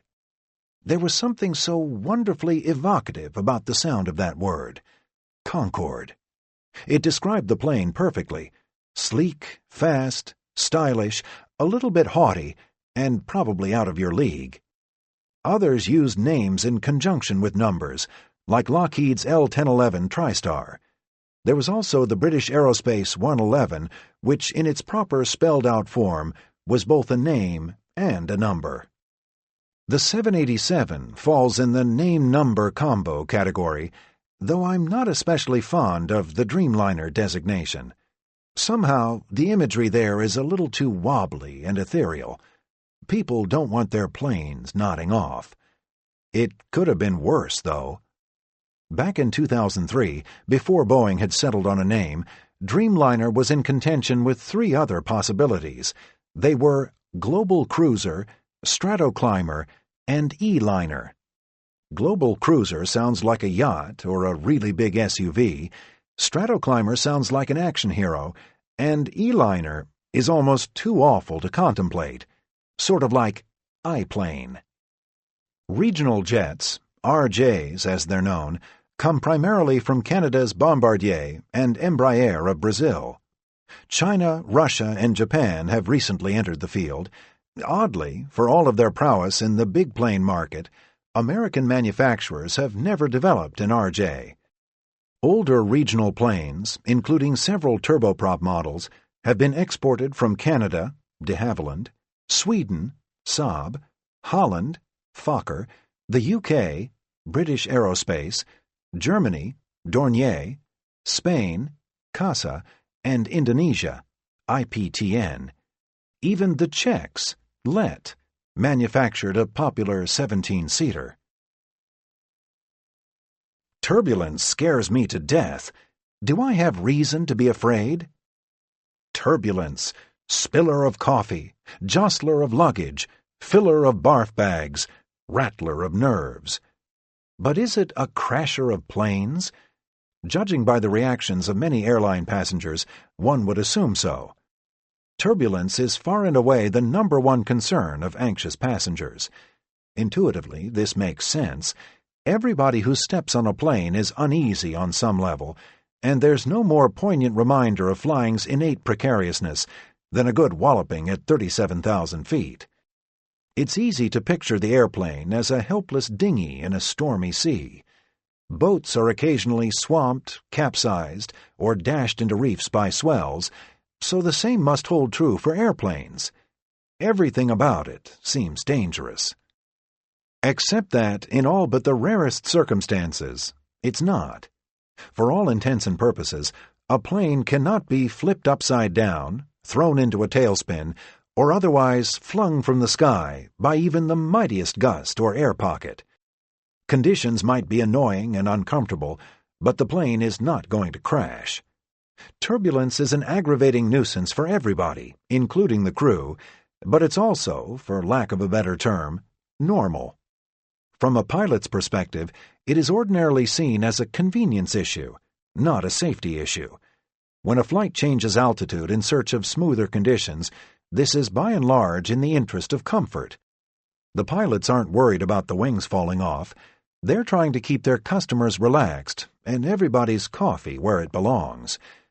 Planes themselves are engineered to take a remarkable amount of punishment, and they have to meet stress limits for both positive and negative G-loads. The level of turbulence required to dislodge an engine or bend a wing spar is something that even the most frequent flyer, or pilot for that matter, won't experience in a lifetime of traveling. Altitude, bank, and pitch will change only slightly during turbulence. In the cockpit, we see just a twitch on the altimeter, and inherent in the design of airliners is a trait known to pilots as positive stability. Should the aircraft be shoved from its position in space, its nature is to return there on its own. I remember one night, headed to Europe, hitting some unusually rough air about halfway across the Atlantic. It was the kind of turbulence people tell their friends about. It came out of nowhere and lasted several minutes and was bad enough to knock over carts in the galleys. During the worst of it, to the sound of crashing plates, I recalled an email. A reader had asked me about the displacement of altitude during times like this. How many feet is the plane actually moving up or down and side to side? I kept a close watch on the altimeter. Fewer than 40 feet either way is what I saw, 10 or 20 feet, if that, most of the time. Any change in heading, that is, the direction our nose was pointed, was all but undetectable. I imagine some passengers saw it differently, overestimating the roughness by orders of magnitude. "We dropped like 3,000 feet in 2 seconds." At times like this, pilots will slow to a designated turbulence penetration speed to ensure high-speed buffet protection, don't ask, and prevent damage to the airframe. This speed is close to normal cruising speed, however, so you probably won't notice the deceleration from your seat. We can also request higher or lower altitudes, or ask for a revised routing. You're liable to imagine the pilots in a sweaty lather, the captain barking orders, hands tight on the wheel as the ship lists from one side to another. Nothing could be further from the truth. The crew is not wrestling with the beast, so much as merely riding things out. Indeed, one of the worst things a pilot could do during strong turbulence is to try to fight it. Some autopilots have a special mode for these situations. Rather than increasing the number of corrective inputs, it does the opposite, desensitizing the system. Up front, you can imagine a conversation going like this. Pilot 1, "Well, why don't we slow it down?" Dials a reduced Mach value into the speed control selector. Pilot 2, "Aw, man, this is spilling my orange juice all down inside this cup holder." Pilot 1, "Let's see if we can get any new reports from those guys up ahead." Reaches for the microphone and double-checks the frequency. Pilot 2, "Do you have any napkins over there?" There will also be an announcement made to the passengers and a call to the cabin crew to make sure they are belted in. Pilots often request that flight attendants remain in their seats if things look menacing up ahead. Predicting the where, when, and how much of turbulence is more of an art than a science. We take our cues from weather charts, radar returns, and most useful of all, real-time reports from other aircraft. Some meteorological indicators are more reliable than others. For example, those burbling cotton ball cumulus clouds, particularly the anvil-topped variety that occur in conjunction with thunderstorms, are always a lumpy encounter. Flights over mountain ranges and through certain frontal boundaries will also get the cabin bells dinging, as will transiting a jet stream boundary. But every now and then, it's totally unforeseen. When we hit those bumps on the way to Europe that night, what info we had told us not to expect anything worse than a mild chop. Later, in an area where stronger turbulence had been forecast, it was perfectly smooth. You just don't know. When we pass on reports to other crews, turbulence is graded from light to extreme. The worst encounters entail a post-flight inspection by maintenance staff. There are definitions for each degree, but in practice, the grades are awarded subjectively. I've never been through an extreme, but I've had my share of moderates and a sprinkling of severes. One of those severes took place in July 1992, when I was captain on a 15-passenger turboprop. It was, of all flights, a 25-minute run from Boston to Portland, Maine. It had been a hot day, and by early evening, a forest of tightly packed cumulus towers stretched across eastern New England. The formations were short, about 8,000 feet at the tops, and deceptively pretty to look at. As the sun fell, it became one of the most picturesque skyscapes I've ever seen, with build-ups in every direction forming a horizon-wide garden of pink coral columns. They were beautiful, and it turned out quite violent, little volcanoes spewing out invisible updrafts. The pummeling came on with a vengeance, until it felt like being stuck in an upside-down avalanche. Even with my shoulder harness pulled snug, I remember holding up a hand to brace myself, afraid my head might hit the ceiling. Minutes later, we landed safely in Portland. No damage, no injuries. So that I'm not accused of sugarcoating, I concede that powerful turbulence has, on occasion, resulted in damage to aircraft and injury to their occupants. With respect to the latter, these are typically people who fell or were thrown about because they weren't belted in. About 60 people, 2/3 of them flight attendants, are injured by turbulence annually in the United States. That works out to be about 20 passengers. 20 out of the 800 million or so who fly each year in this country. Anecdotal evidence suggests that turbulence is becoming more prevalent as a byproduct of climate change. Turbulence is a symptom of the weather from which it spawns, and it stands to reason that as global warming intensifies certain patterns, experiences like the one I had over Maine will become more common. Because turbulence is so unpredictable, I am known to provide annoying, non-committal answers when asked how best to avoid it. Is it better to fly at night than during the day? Sometimes. Should I avoid routes that traverse the Rockies or the Alps? Hard to say. Are small planes more susceptible than larger ones? It depends. They're calling for gusty winds tomorrow. Will it be rough? Probably, but who knows? Where should I sit? In the front of the plane or in the back? Ah, now that one I can work with.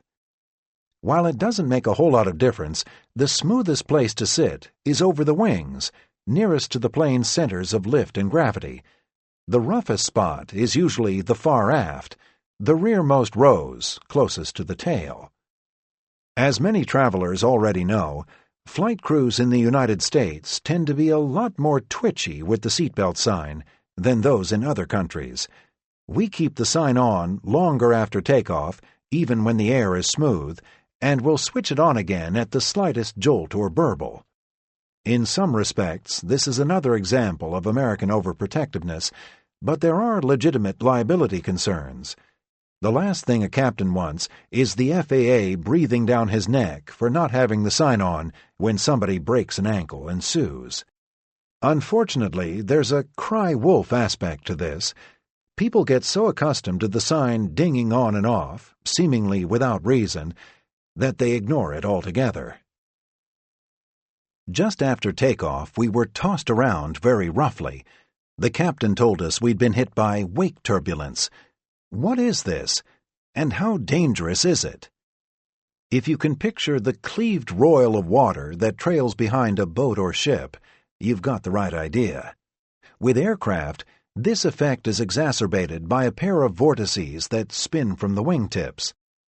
At the wing's outermost extremities, the higher pressure air beneath is drawn toward the lower pressure air on top, resulting in a tight circular flow that trails behind the aircraft like a pronged pair of sideways tornadoes. The vortices are most pronounced when a plane is slow and the wings are working hardest to produce lift. Thus, prime time for encountering them is during approach or departure. As they rotate, at speeds that can top 300 feet per second, they begin to diverge and sink. If you live near an airport, stake out a spot close to the runway and listen carefully as the planes pass overhead. You can often hear the vortices' whip-like percussions as they drift toward the ground. As a rule, bigger planes brew up bigger, most virulent wakes, and smaller planes are more vulnerable should they run into one. The worst offender is the Boeing 757. A mid-sized jet, the 757 isn't nearly the size of a 747 or 777, but thanks to a nasty aerodynamic quirk, it produces an outsized wake that, according to one study, is the most powerful of any airplane. To avoid wake upsets, air traffic controllers are required to put extra spacing between large and small planes. For pilots, one technique is to slightly alter the approach or climb gradient, remaining above any vortices as they sink. Another trick is to use the wind. Gusts and choppy air will break up vortices or otherwise move them to one side. Winglets are also a factor. One of the ways these devices increase aerodynamic efficiency is by mitigating the severity of wingtip vortices. Thus, a winglet-equipped plane tends to produce a more docile wake than a similarly sized plane without them. Despite all the safeguards, at one time or another, every pilot has had a run-in with wake, be it the short bump and roll of a dying vortex or a full-force wrestling match. Such an encounter might last only a few seconds, but they can be memorable. For me, it happened in Philadelphia in 1994. Ours was a long, lazy, straight-in approach to runway 27R from the east, our 19-seater packed to the gills. Traffic was light, the radio mostly quiet. At 5 miles out, we were cleared to land. The traffic we'd been following, a 757, had already cleared the runway and was taxiing toward the terminal. We'd been given our extra ATC spacing buffer, and just to be safe, we were keeping a tad high on the glide path. Our checklists were complete, and everything was normal. At around 200 feet, only seconds from touchdown, with the approach light stanchions below and the fat white stripes of the threshold just ahead, came a quick and unusual nudge, as if we'd struck a pothole. Then, less than a second later, came the rest of it. Almost instantaneously, our 16,000-pound aircraft was up on one wing, in a 45-degree right bank.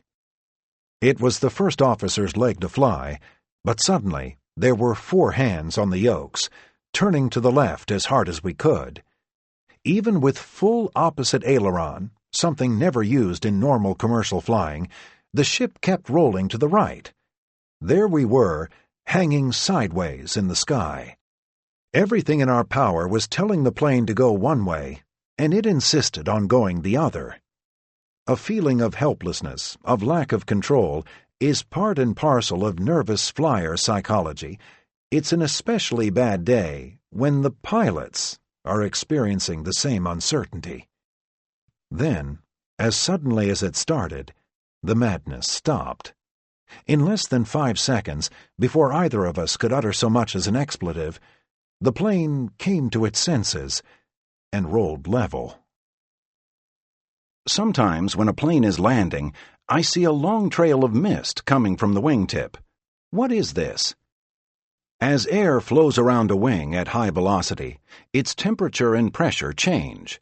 If humidity levels are high enough, this causes the cores of the wingtip vortices described in the previous question to condense and become visible, writhing behind the plane like gray vaporous snakes. Moisture will condense around other spots too, such as the flap fairings and engine attachment pylons. You'll witness what appears to be a stream of white smoke pouring from the top of an engine during takeoff. This is water vapor caused by invisible currents around the pylon. Other times, the area just above the surface of the wing will suddenly flash into a white puff of localized cloud. Again, this is condensation brought on by the right combo of humidity, temperature, and pressure. What is wind shear? One of those buzzwords that scare the crap out of people, wind shear is a sudden change in the direction and/or velocity of the wind. Although garden-variety shears are extremely common and almost never dangerous, encountering a powerful shear during takeoff or landing, when airplanes operate very close to their minimum allowable speeds, can be dangerous. Remember that a plane's airspeed takes into account any existing headwind. If that velocity suddenly disappears or shifts to another direction, those knots are lost. Shears can happen vertically, horizontally, or both, as in the case of a microburst preceding a thunderstorm. Microbursts are intense, localized, downward-flowing columns of air spawned by storm fronts. As the air mass descends, it disperses outward in different directions. Wind shear got a lot of press in the 1970s and 1980s, when relatively little was known about them. The crash of Eastern Flight 66 in New York in 1975 is considered the watershed accident, after which experts began to study the phenomenon more carefully. Since then, wind shear has become relatively easy to forecast and avoid. Major airports are now equipped with detection systems, as are planes. Pilots are trained in escape maneuvers and can recognize weather conditions, that might be hazardous for takeoff or landing. Over the Atlantic in a 747, we heard a loud bang followed by a vibration through the cabin. The captain informed us we'd suffered an engine stall. This would have been a compressor stall, a phenomenon where airflow through the engine is temporarily disrupted. The compressors of a jet or turboprop consist of a series of rotating airfoils. Each blade is, in essence, a tiny wing, and if air stops flowing smoothly around these airfoils, or backflows between the sequential stages, your compressor is stalling. It can damage an engine, but chances are it won't. Miscellaneous engine peculiarities, compressor stalls included, can sometimes put on a show. Aside from a bang, you might see a long tongue of flame shooting from the back or even the front of the cowling. Tough as it might be to accept, the engine is neither exploding nor on fire. This is the nature of a jet. Any time the engine is running, fuel is combusting, and certain anomalies will unleash this combustion rather boldly. The stalling compressors of an Alaska Airlines 737 once made news when, by chance, a burst of flame was captured by somebody's camcorder on the ground. The video was alarming, but the stall was effectively harmless. And when this sort of thing happens at the gate or during taxi, passengers have been known to initiate their own evacuations. One such panic took place aboard a Delta plane in Tampa, Florida. A stampede of frightened passengers made for the exits, refusing to heed flight attendant commands. 2 people were seriously hurt. If all of a jet's engines were to fail, can the plane glide to a landing? While it may surprise you, it's not the least bit uncommon for jets to descend at what a pilot calls flight idle, with the engines run back to a zero-thrust condition. They're still operating and powering crucial systems, but providing no push. You've been gliding many times without knowing it. It happens on just about every flight. Obviously, an idle thrust glide is different from the engines quitting outright, but even then, the glide itself would be no different. There's no greater prospect of instant calamity than switching off the engine in your car when coasting downhill. The car keeps going, and a plane will too. In fact, the power-off performance of a large jet is better than that of a light Piper or Cessna. It needs to glide at a considerably higher speed, but the ratio of distance covered to altitude lost, close to 20-to-1, is almost double. From 30,000 feet, you could plan on 100 miles worth of glide. Total engine loss is about as probable as a flight attendant volunteering to give you a shoe shine, though it has happened. Culprits have included fuel exhaustion, volcanic ash, and impacts with birds. In several of these incidents, crews glided to a landing without a single fatality or injury. In other cases, 1 or more engines were restarted before reaching the ground. How is a plane pressurized, and why? Pressurization is one of those things that few folks understand and that many fear needlessly. Something about the word pressurization causes people to picture the upper altitudes as a kind of barometric hell. I've been asked, if the plane wasn't pressurized, would my eyes pop out? Cruising in an airplane is not the same as dropping to the Marianas Trench in a deep-sea diving bell. The cabin is not pressurized to keep your eyes in, but to allow you to breathe normally at high altitudes, where the air is thin and oxygen levels are very low. The system uses air drawn from the compressors in the engines and regulated through valves in the fuselage to squeeze the rarefied high-altitude air back together, recreating the dense, oxygen-rich conditions at sea level, or close to it.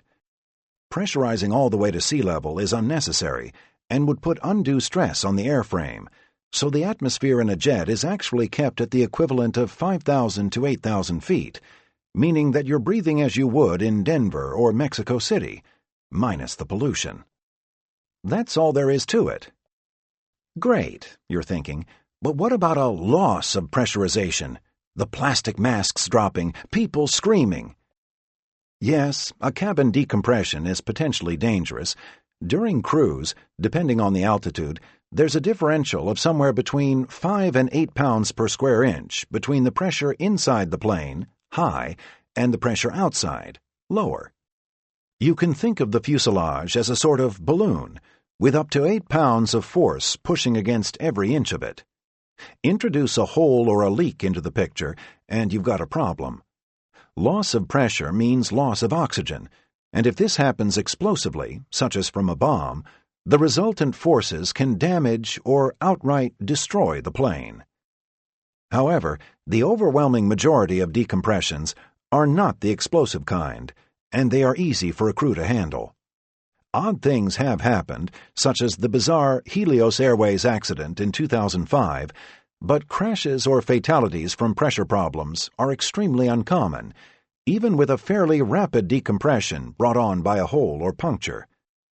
If cabin pressure falls below a certain threshold, the masks will deploy from the ceiling, exposing everybody to the so-called rubber jungle. Should you ever be confronted by this spectacle, try to avoid shrieking or falling into cardiac arrest. Instead, strap your mask on and try to relax. The plane will be at a safe altitude shortly, and there are several minutes of backup oxygen for everybody. Up front, the pilots will don their own masks and commence a rapid descent to an altitude no higher than 10,000 feet. If the descent feels perilously fast, this isn't because the plane is crashing, it's because the crew is doing what it's supposed to do. It might be jarring, but a high-speed emergency descent is not unsafe by itself. One afternoon, I was working a flight from South America to the United States. All was quiet high over the Caribbean, when suddenly there was a loud whooshing sound that seemed to come from nowhere and everywhere at once. I could feel my ears popping, and sure enough, a glance at the instruments showed we were quickly losing pressurization. The captain and I put our masks on, took out the book, and began to troubleshoot. Part of that troubleshooting involved one of those steep descents. Commencing such a drop is a multi-step process. Set 10,000 in the altitude window. Select Flight Level Change from the Auto Flight panel. Increase the speed command to a point slightly below maximum. Deploy the speed brakes. Retard the thrust levers to idle. To the passengers, I'm sure it felt like a roller coaster, but everything was carefully coordinated. The autopilot was engaged the whole time, and no limits were exceeded. Should a pressure loss occur over mountains or other high terrain, pilots will follow predetermined depressurization routes, sometimes called escape routes, that allow for a more gradual descent in stages. Even if crossing the Andes or the Himalayas, there is always the opportunity to reach a safe altitude before supplemental O2 runs out. I often travel from Louisville to New York, but the only flights serving this route are puddle-jumper regional jets. I'm reluctant to fly on these planes because I feel they're unsafe. Are they? The short answer is no. No commercial aircraft is unsafe or anything remotely close to it. The long answer is more nuanced. Whether regional aircraft are, on some level, less safe than mainline jets is open to debate. There is no practical reason why anybody should outright avoid smaller planes, but it's still a debate worth having. Size, strictly speaking, isn't the issue. I can't speak to claustrophobia or absence of legroom, but there is almost nothing about an airplane's size that correlates one way or the other to the likelihood of it crashing. A modern turboprop or regional jet can cost tens of millions of dollars, and if you haven't noticed, that money isn't going into catering and sleeper seats. It's going toward the same high-tech avionics and cockpit advancements you'll find in a Boeing or Airbus. These planes might be small, but quaint they are not. And so you know, pilots bristle at the term puddle jumper the same way an environmental scientist bristles at tree hugger. Of course, a plane is only as safe as the crew flying it, and there has been controversy over the training and experience levels of regional pilots.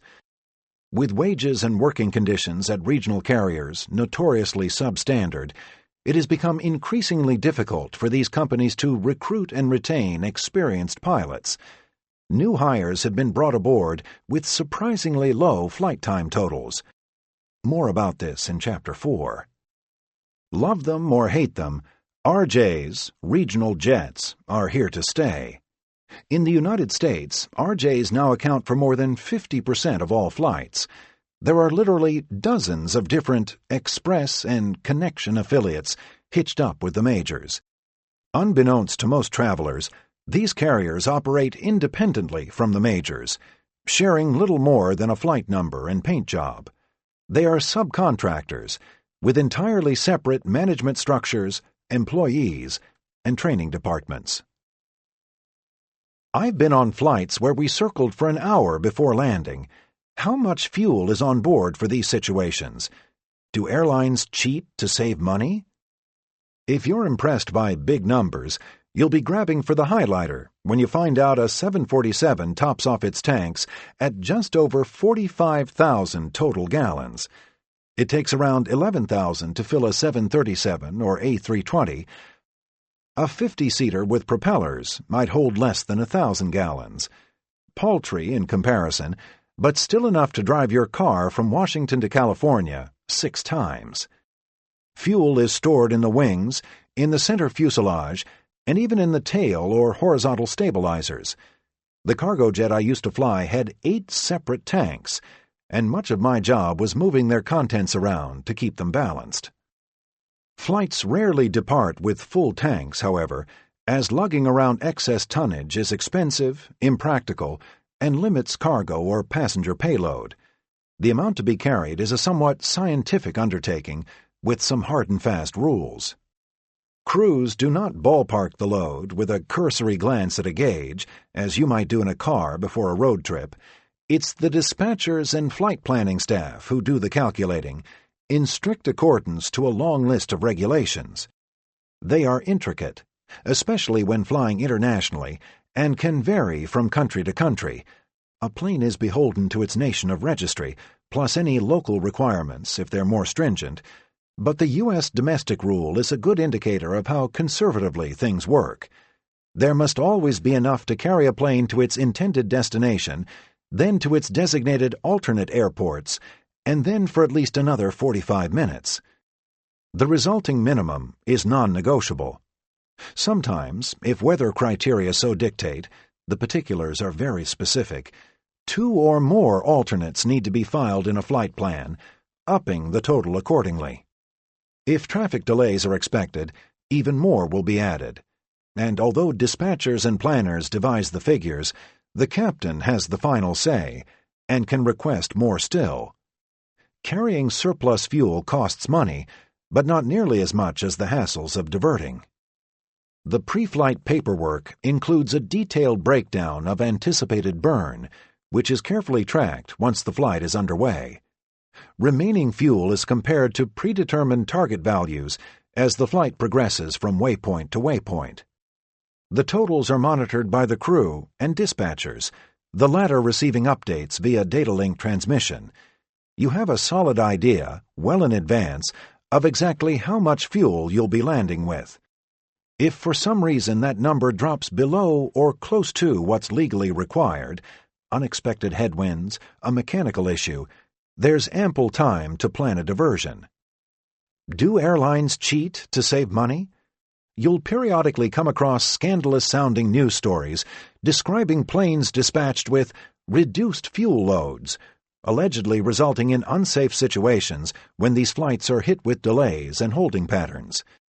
Carriers are, in some situations, cutting back on the carriage of extra fuel, which is heavy and expensive to haul around.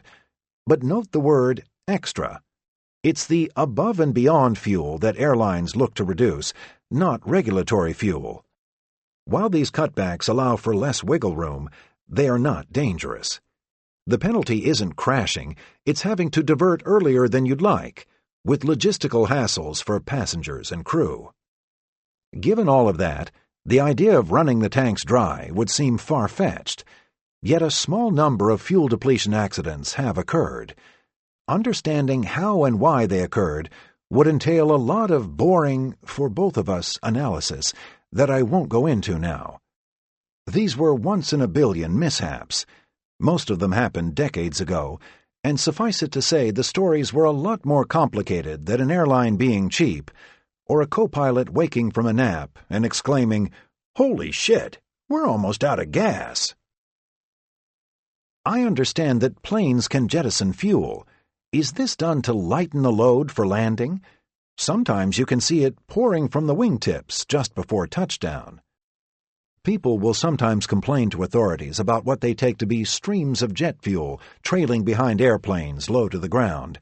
What they're actually looking at are trails of water vapor, the condensed cores of the vortices spinning from the wingtips. This is common when humidity is high. You will sooner see sacks of $100 bills being heaved overboard than fuel being spit away for no good reason. And then, yes, it's to lighten the load. The maximum weight for takeoff is often greater than the one for landing, for a few reasons, the obvious one being that touching down puts higher stresses on an airframe than taking off. Normally, a suitable amount of fuel is burned away en route. Now, let's say something happens after takeoff and a plane must return to the airport. If the trouble is urgent enough, the crew will go ahead and land heavy. But almost always there's time to get within landing limits, and rather than tossing passengers or cargo overboard, the easiest way of doing this is to jettison fuel through plumbing in the wings. I once had to dispose of more than 100,000 pounds this way over northern Maine after an engine malfunction, a procedure that took many minutes and afforded me a lavish night's stay at the Bangor Airport Hilton. Dumping takes place at a high enough altitude to allow the kerosene to mist and dissipate long before it reaches the ground, and no, engine exhaust will not set the discharge aflame. Not all airliners have this capability, just the bigger ones. The 747, the 777, the A340, and the A330 all can dump fuel. A 737, an A320, or an RJ cannot. These smaller jets must circle, or, if need be, land overweight. For some, landing and takeoff limits are the same, in which case it doesn't matter. Know that 9 times out of 10, a plane dumping fuel and executing a precautionary return is not in the throes of an actual emergency. The term emergency landing is used generically by passengers and the press. Crews must formally declare an emergency to air traffic control and will do so only in situations when time is critical, there's the possibility of damage or injury, or aircraft status is uncertain. The great majority of precautionary landings, even those when fire engines are lined up along the runway, are just that, precautionary. What happens when lightning hits an airplane? Planes are hit by lightning more frequently than you might expect. An individual jetliner is struck about once every 2 years on average, and are designed accordingly.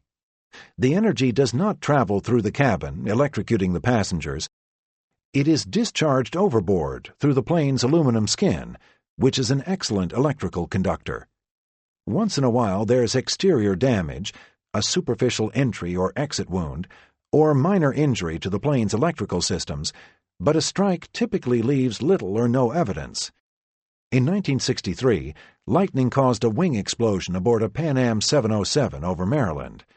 Afterward, the FAA enforced several protective measures, including fuel tank modifications and the installation of discharge wicks aboard all aircraft. In 1993, I was captaining a 37-seater when lightning from a tiny embedded cumulonimbus cell got us on the nose. What we felt and heard was little more than a dull flash and a thud. No warning lights flashed, no generators tripped offline. Our conversation went, "What was that?" "I don't know." Shrug. "Lightning?" "Might have been." Mechanics would later find a black smudge on the forward fuselage. On more than one flight, I have seen what appears to be silver duct tape affixed to one part of the plane or another. Tell me it isn't so. Photos of what are taken to be duct tape repairs are periodically passed around through email and posted on blogs, putting people in a frenzy. It always looks worse than it is. The material isn't duct tape at all, but a heavy-duty aluminum bonding tape known as speed tape, used to patch superficial, non-critical components until more substantive repairs can be made later on. You'll see it on flap fairings, winglets, gear doors, and the like. Speed tape costs hundreds of dollars per roll and is able to expand and contract through a wide range of temperatures. Midway across the ocean, I watched as a 747 approached us and flew close alongside for several minutes. It was just to the left and beneath us, so close that you could see people through the windows. I often see planes passing at such alarming proximity. Are these near misses? This is a great illustration of what I like to call PEF, or passenger embellishment factor, the phenomenon that accompanies so many accounts of dodgy takeoffs, supposed near misses, and so on. Not to belittle your powers of observation, but distances aloft can be hard to judge, and passengers have an extremely common habit of underestimating separation with other aircraft. During cruise, planes will always be a minimum of 1,000 feet apart vertically and 3 miles horizontally. Flights on the transoceanic track systems frequently encounter one another more or less as you describe. It can be startling. A 747 is a big ship, and even from 1,000 feet away it looks awfully close, but it's perfectly safe and routine. The rules are different for takeoffs and landings. With simultaneous approaches to parallel runways, for instance, planes can be at the same altitude and a mile or less apart, though they remain under the very close watch of air traffic control and must also maintain visual contact with one another. As for seeing people through the windows, this is classic PEF, and something that I hear all the time. Even when an airplane is parked at the gate a few feet away and stationary, it can be difficult to see anyone inside. Aloft, you have never been remotely close enough to another plane to see its occupants. Trust me. People have a habit of embellishing even the basic sensations of flight. They can't always help it, nervous flyers especially, but the altitudes, speeds, and angles are perceived to be far more severe than they really are. During turbulence, people sense that an airplane is dropping hundreds of feet at a time, when in reality the displacement is seldom more than 10 or 20 feet, barely a twitch on the altimeter. It's similar with angles of bank and climb. A typical turn is made at around 15 degrees, and a steep one might be 25. The sharpest climb is about 20 degrees nose up, and even a rapid descent is no more severe than 5 or 6 degrees nose down. I can see your letters. You will tell me that I'm lying, and how the plane you were on was definitely climbing at 45 degrees, and definitely banking at 60, and how you definitely saw people through the windows. And you're definitely wrong. Sorry to sound so bossy, and I wish that I could take you into a cockpit and demonstrate. I'd show you what a 45-degree climb actually looks like, turning you green in the face. In a 60-degree turn, the G-forces would be so strong that you'd hardly be able to lift your legs off the floor. How dangerous are collisions between airplanes and birds? Bird strikes are common, and the damage tends to be minor or non-existent, unless you're looking at it from the bird's point of view. As you'd expect, aircraft components are built to tolerate such impacts. You can see web videos of bird carcasses being fired from a sort of chicken cannon to test the resistance of windshields, intakes, and so forth. I've personally experienced several strikes, and the result was, at worst, a minor dent or crease. I should hardly have to mention, however, that strikes are occasionally dangerous. This is especially true when engines are involved, as we saw in 2009 when U.S. Airways Flight 1549 glided into the Hudson River after colliding with a flock of Canada geese. Modern turbofans are resilient, but they don't take kindly to the ingestion of foreign objects, particularly those slamming into their rotating blades at high speeds. Birds don't clog an engine, but can bend or fracture the internal blades, causing power loss. The heavier the bird, the greater the potential for harm.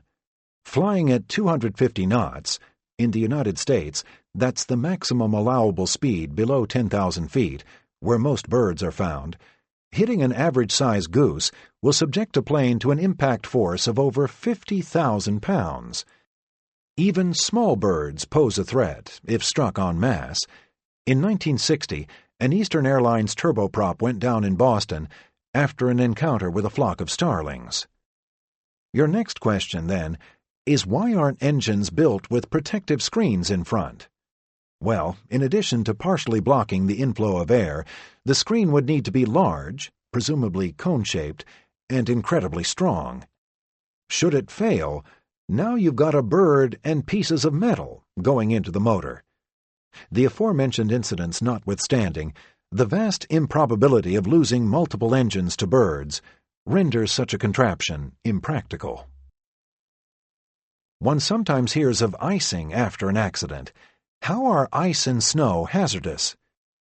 Ice or snow on an airplane is potentially very dangerous, especially when adhered to the wings. The devil isn't the added weight, but the way it disrupts the flow of air over and around a wing's carefully sculpted contours, destroying lift. You've also got slick runways to contend with and assorted other challenges. On the ground, ice or snow piles up on a plane parked at the gate the way it piles up on your car.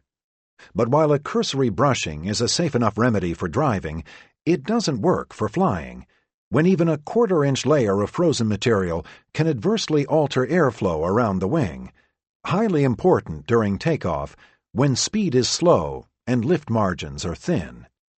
To clean it away, planes are sprayed down with a heated mixture of water and glycol alcohol. While it appears pretty casual to the passenger, the spraying procedure is a regimented step-by-step process. Different fluid mixtures, varying in temperature and viscosity, are applied depending on conditions, often in combination. A plane might be hit with so-called Type 1 fluid to get rid of the bulk of accumulation, then further treated with Type 4, a stickier substance that wards off subsequent buildup. Pilots follow a checklist to ensure their plane is correctly configured for spraying. Usually, the flaps and slats will be lowered to the takeoff position, with the auxiliary power unit providing power and the main engine shut down. The air conditioning units will be switched off to keep the cabin free of fumes. When de-icing is complete, the ground crew will tell the pilots which types of fluid were used, as well as the exact time that treatment began. This allows us to keep track of something called a holdover time. If the holdover time is exceeded before the plane has a chance to take off, a second round of de-icing may be required. The length of the holdover depends on the kind of fluids used, plus the rate and type of any active precipitation: dry snow, wet snow, ice pellets, light, moderate, heavy. We have charts to figure it out. De-icing fluid isn't especially corrosive, but neither is it the most environmentally friendly stuff in the world. And although it resembles apple cider or an apricot-strawberry puree, I wouldn't drink it. Certain types of glycol are poisonous. At upward of $5 a gallon, it is also very expensive. When you add in handling and storage costs, relieving a single jet of winter white can cost several $1,000s. Another method is to tow aircraft into specially built hangars equipped with powerful ceiling-mounted heat lamps. In some ways, this is a greener technique, though it uses hideous amounts of electricity. In the air, snow will not stick to an airplane during flight. Ice, however, is another story. Owing to airflow and aerodynamic forces, it tends to adhere to the thinner, lower-profile areas and not to larger expanses. It will build on the forward edges of the wings and tail, around engine inlets, and on various antennae and probes. Left unchecked, it can damage engines, throw propeller assemblies off balance, and rob the wings of precious lift. In a worst-case scenario, it can induce a full-on aerodynamic stall, the point when a wing essentially ceases to fly. The good news is that all affected surfaces are equipped with devices to keep them clear. On propeller-driven planes, pneumatically inflated boots will break ice from the leading edges of the wings and horizontal tail. On jets, hot air from the engine compressors is used instead, bled to the wings, tail, and engine intakes. Windshields, propeller blades, and various probes and sensors are kept warm electrically. These systems use redundant power sources and are separated into independently functioning zones to keep any one failure from affecting the entire plane. Airframe ice comes in 3 basic flavors: rime, clear, and mixed. Rime is the common one, appearing as a sort of white fuzz. The rate at which ice accretes is graded from trace to severe. Severe icing, most commonly encountered when flying through freezing rain, is a killer. It's also quite rare, and it tends to exist in thin bands that are easy to avoid or fly out of. On the whole, in-flight icing is considerably more of a threat to smaller, non-commercial planes than it is to airliners. Even in the heaviest precipitation, seeing more than a trace amount of rime on a jetliner is uncommon. Runway hazards. An icy runway is a slippery one, needless to say. Airports issue so-called braking action reports for each runway, even different portions of a runway, which pilots make careful note of, along with the latest wind and weather reports. Together, this data helps determine whether it's safe to arrive or depart. Because there must always be adequate rollout distance on landing, as well as adequate room to stop following an aborted takeoff, operations are prohibited when braking reports fall below a certain value or when snow, ice, or slush exceed certain depths. Takeoff and landing speeds, as well as the power and flap settings to be used, are often different in snowy weather than they are in dry weather. And if you've ever looked closely at a runway, you'll see they are cut laterally by thousands of grooves spaced inches apart. This helps with traction, as do the sophisticated anti-skid systems found on modern planes. I've made plenty of winter weather landings. One thing that always surprises me is the way in which fresh snowfall can make a runway difficult to see and align yourself with. In normal conditions, the runway sits in stark contrast to the pavement, grass, or whatever else is around it. When it's snowing, everything is white. Runways are outfitted with an array of color-coded lighting. Most of the time you pay only cursory attention to these displays. That is, until the moment you break from a low overcast, just a few hundred feet over the ground with a half-mile of visibility, and find yourself confronted with a landscape of undifferentiated whiteness. Those lights and colors are suddenly very helpful. Accidents and incidents. There have been several tragedies over the years in which planes attempted takeoff with iced-over wings. Most recent was a 1991 U.S. Air incident at LaGuardia. 9 years earlier was the infamous Air Florida disaster in Washington, D.C., when, in addition to ignoring buildup on the wings, the crew failed to run the engine anti-ice system, allowing frozen probes to give faulty thrust readings. On Halloween night in 1994, 68 people died aboard American Eagle Flight 4184, a crash attributed to a design flaw, since rectified, in the ATR-72's de-icing system. Numerous other planes have gone skidding off the end of snowy runways. Culprits have included erroneous weather or braking data, an unstable approach continued when it should have been broken off, the occasional malfunction, or any combination of those things. I can't tell you there will never be another ice-related accident, but I can assure you that airlines and their crews take icing a lot more seriously than they used to. We've learned a lot, much of it the hard way, and this has carried over into specific, formalized procedures that leave little to chance. Are the contents of airplane toilets jettisoned during flight? Several years back, I was on a train going from Malaysia into Thailand when I stepped into the restroom and lifted the toilet seat.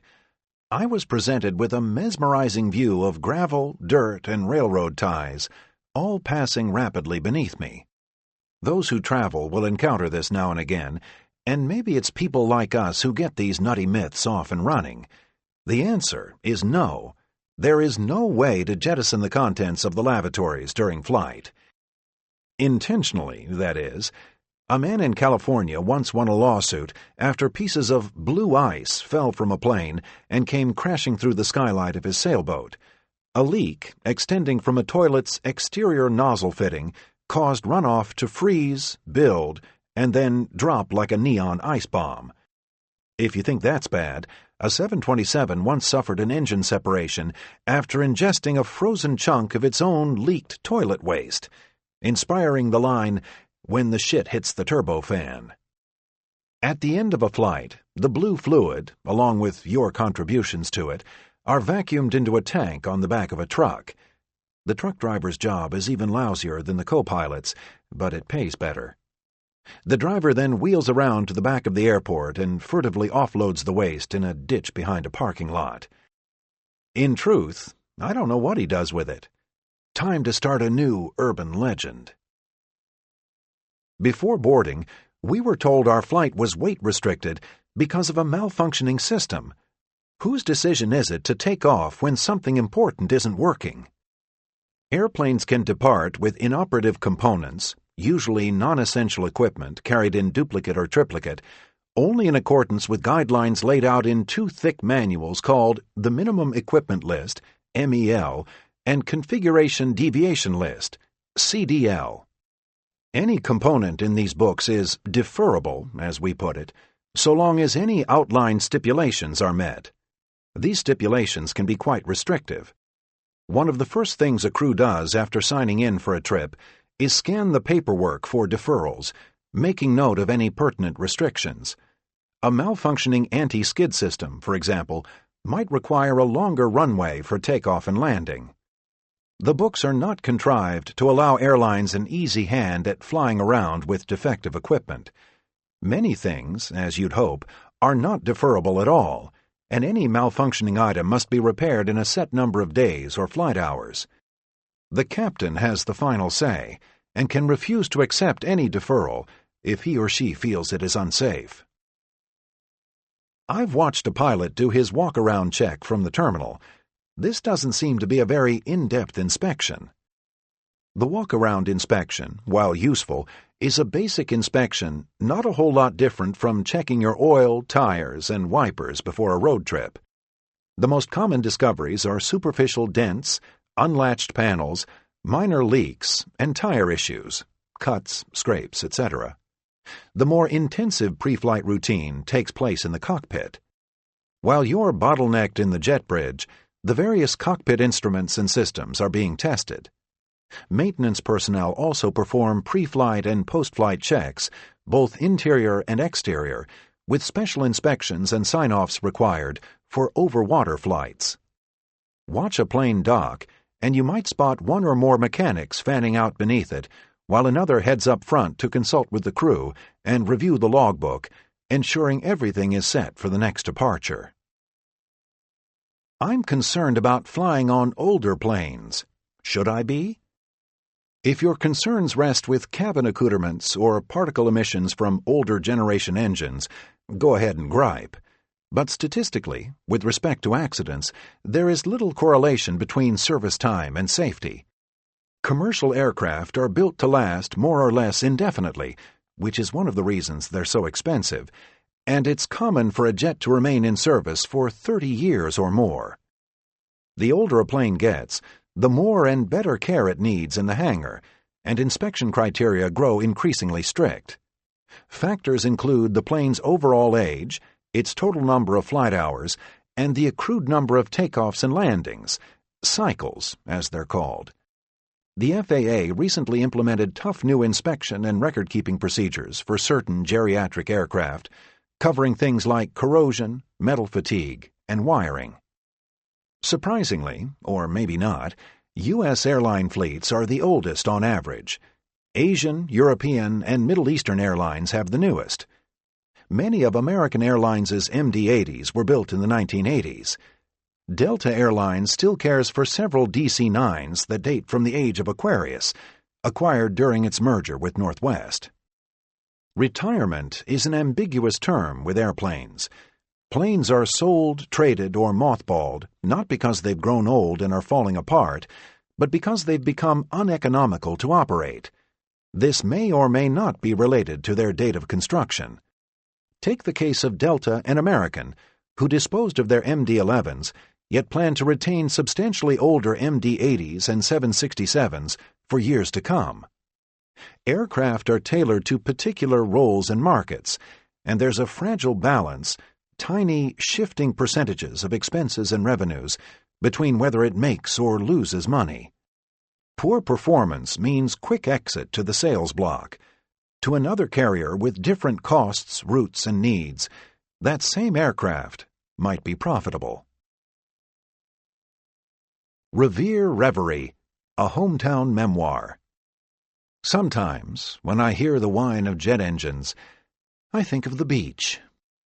I don't expect that to make sense to you, unless, like me, your childhood was defined by an infatuation with jetliners and summers spent at a beach directly below an approach course to a major airport. That would be Revere Beach, in my case, just north of Boston, in the middle and late 1970s. Then, as now, the city of Revere was a gritty, in many ways charmless place. Rows of triple-deckers and block after block of two-story colonials garnished in gaudy wrought iron. Revere is a city so architecturally hopeless that it can never become gentrified or trendy in the way that other Boston suburbs have. Irish and Italian families spoke in a tough North Shore accent that had long ago forsaken the letter R. Shit-talking kids drove Camaros and Trans Ams, the old country cornuto horns glinting over their chest hair. Revere's beach was the first public beach in the United States. Like the rest of the city, it wasn't the kind of place that lent itself to niceties or sentimental descriptions. The roller coasters had long ago burned, and the boulevard was dotted by biker hangouts and the sort of honky-tonk bars that, as a kid, you never dared set foot in, no matter how bad you needed to use the bathroom. Seagulls swooped and gorged on the garbage toppling out of barrels and dumpsters. But it had the sand, and water that was clean enough to swim in, with those long, flat, shimmering low tides that seemed to recede all the way past Nahant and into the horizon. We spent our summers here, nearly all of the weekends, and many of the weekdays, too. My parents would have the car packed by 10 a.m. I remember the folding chairs, the towels, and the endless supply of Hawaiian Tropic suntan lotion, its oily coconut aroma mixed with the hot stink of sun-baked Oldsmobile leather. I swam, dug around for crabs, and endured the requisite mudball fights with my friends, but for me, the real thrill was the airplanes. Revere Beach's mile-long swath lines up almost perfectly with Logan International Airport's runway 22L, the arrivals floating past at regular intervals, so low you'd think you could hit them with one of the discarded Michelob bottles poking out of the sand. I'd bring a notebook and log each plane as it screamed overhead. They'd appear first as black smudges.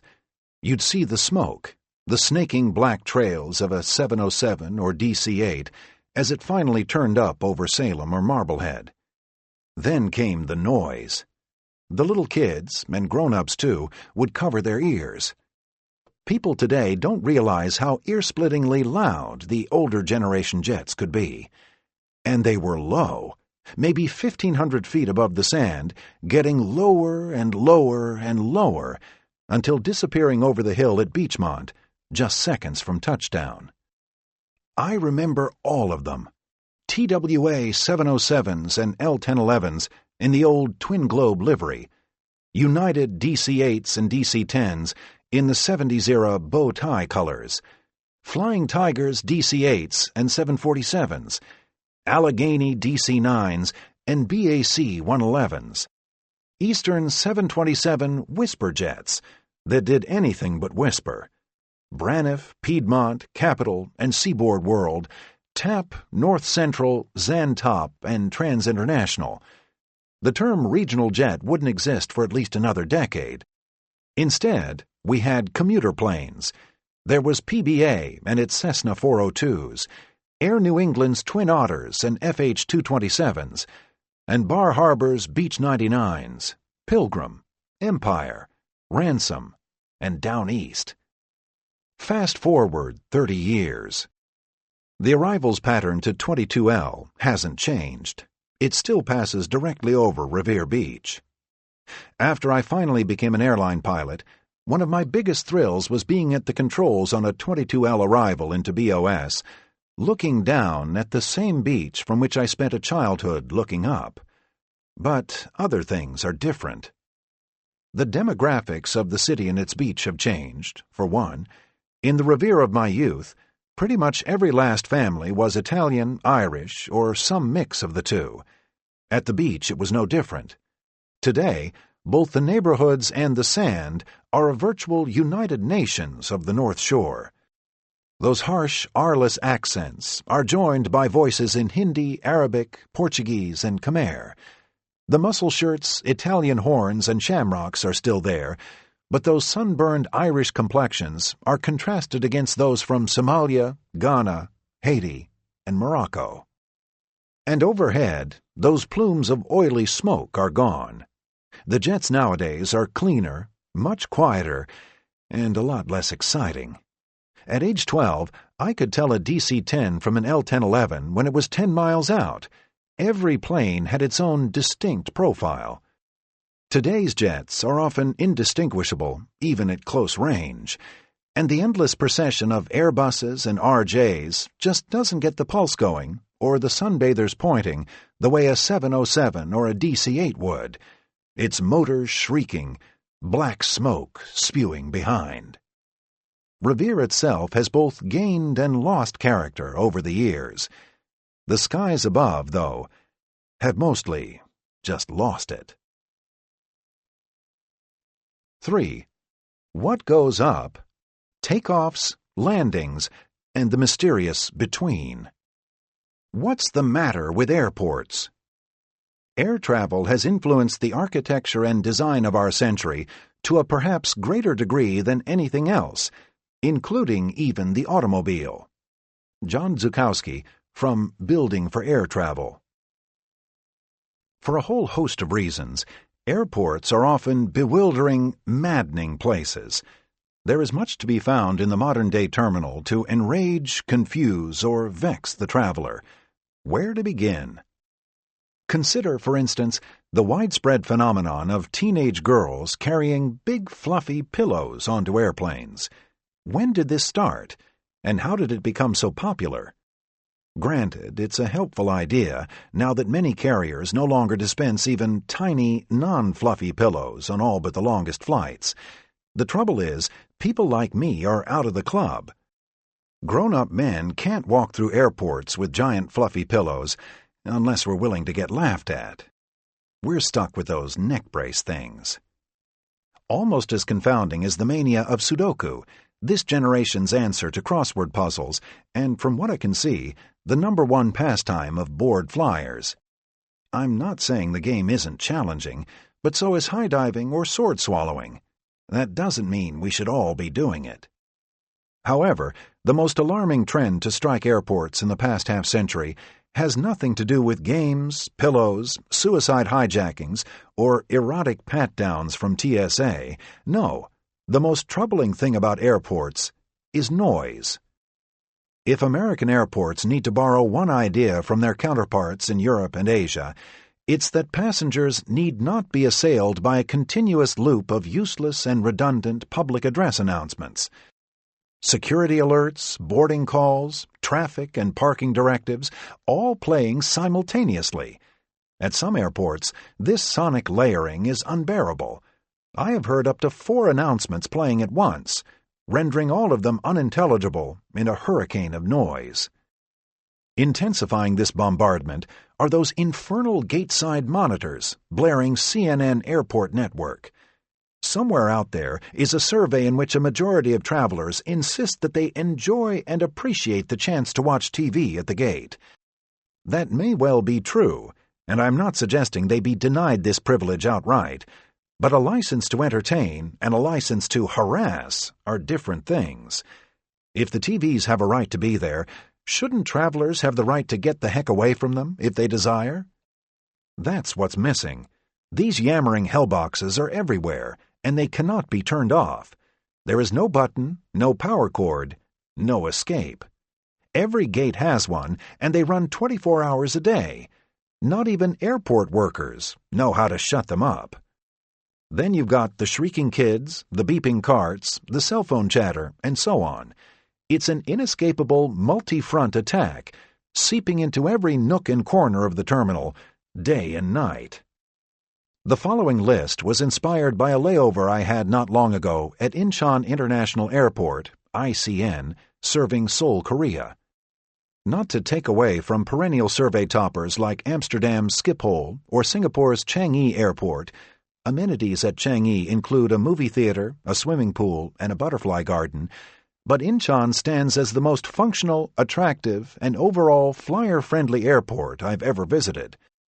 It's cavernous and immaculate, with a cathedral-like calm throughout.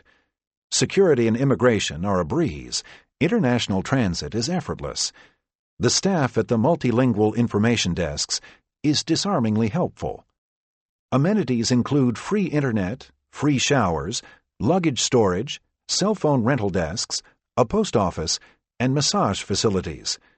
Relaxation areas, with sofas and easy chairs, are set away from the main thoroughfares.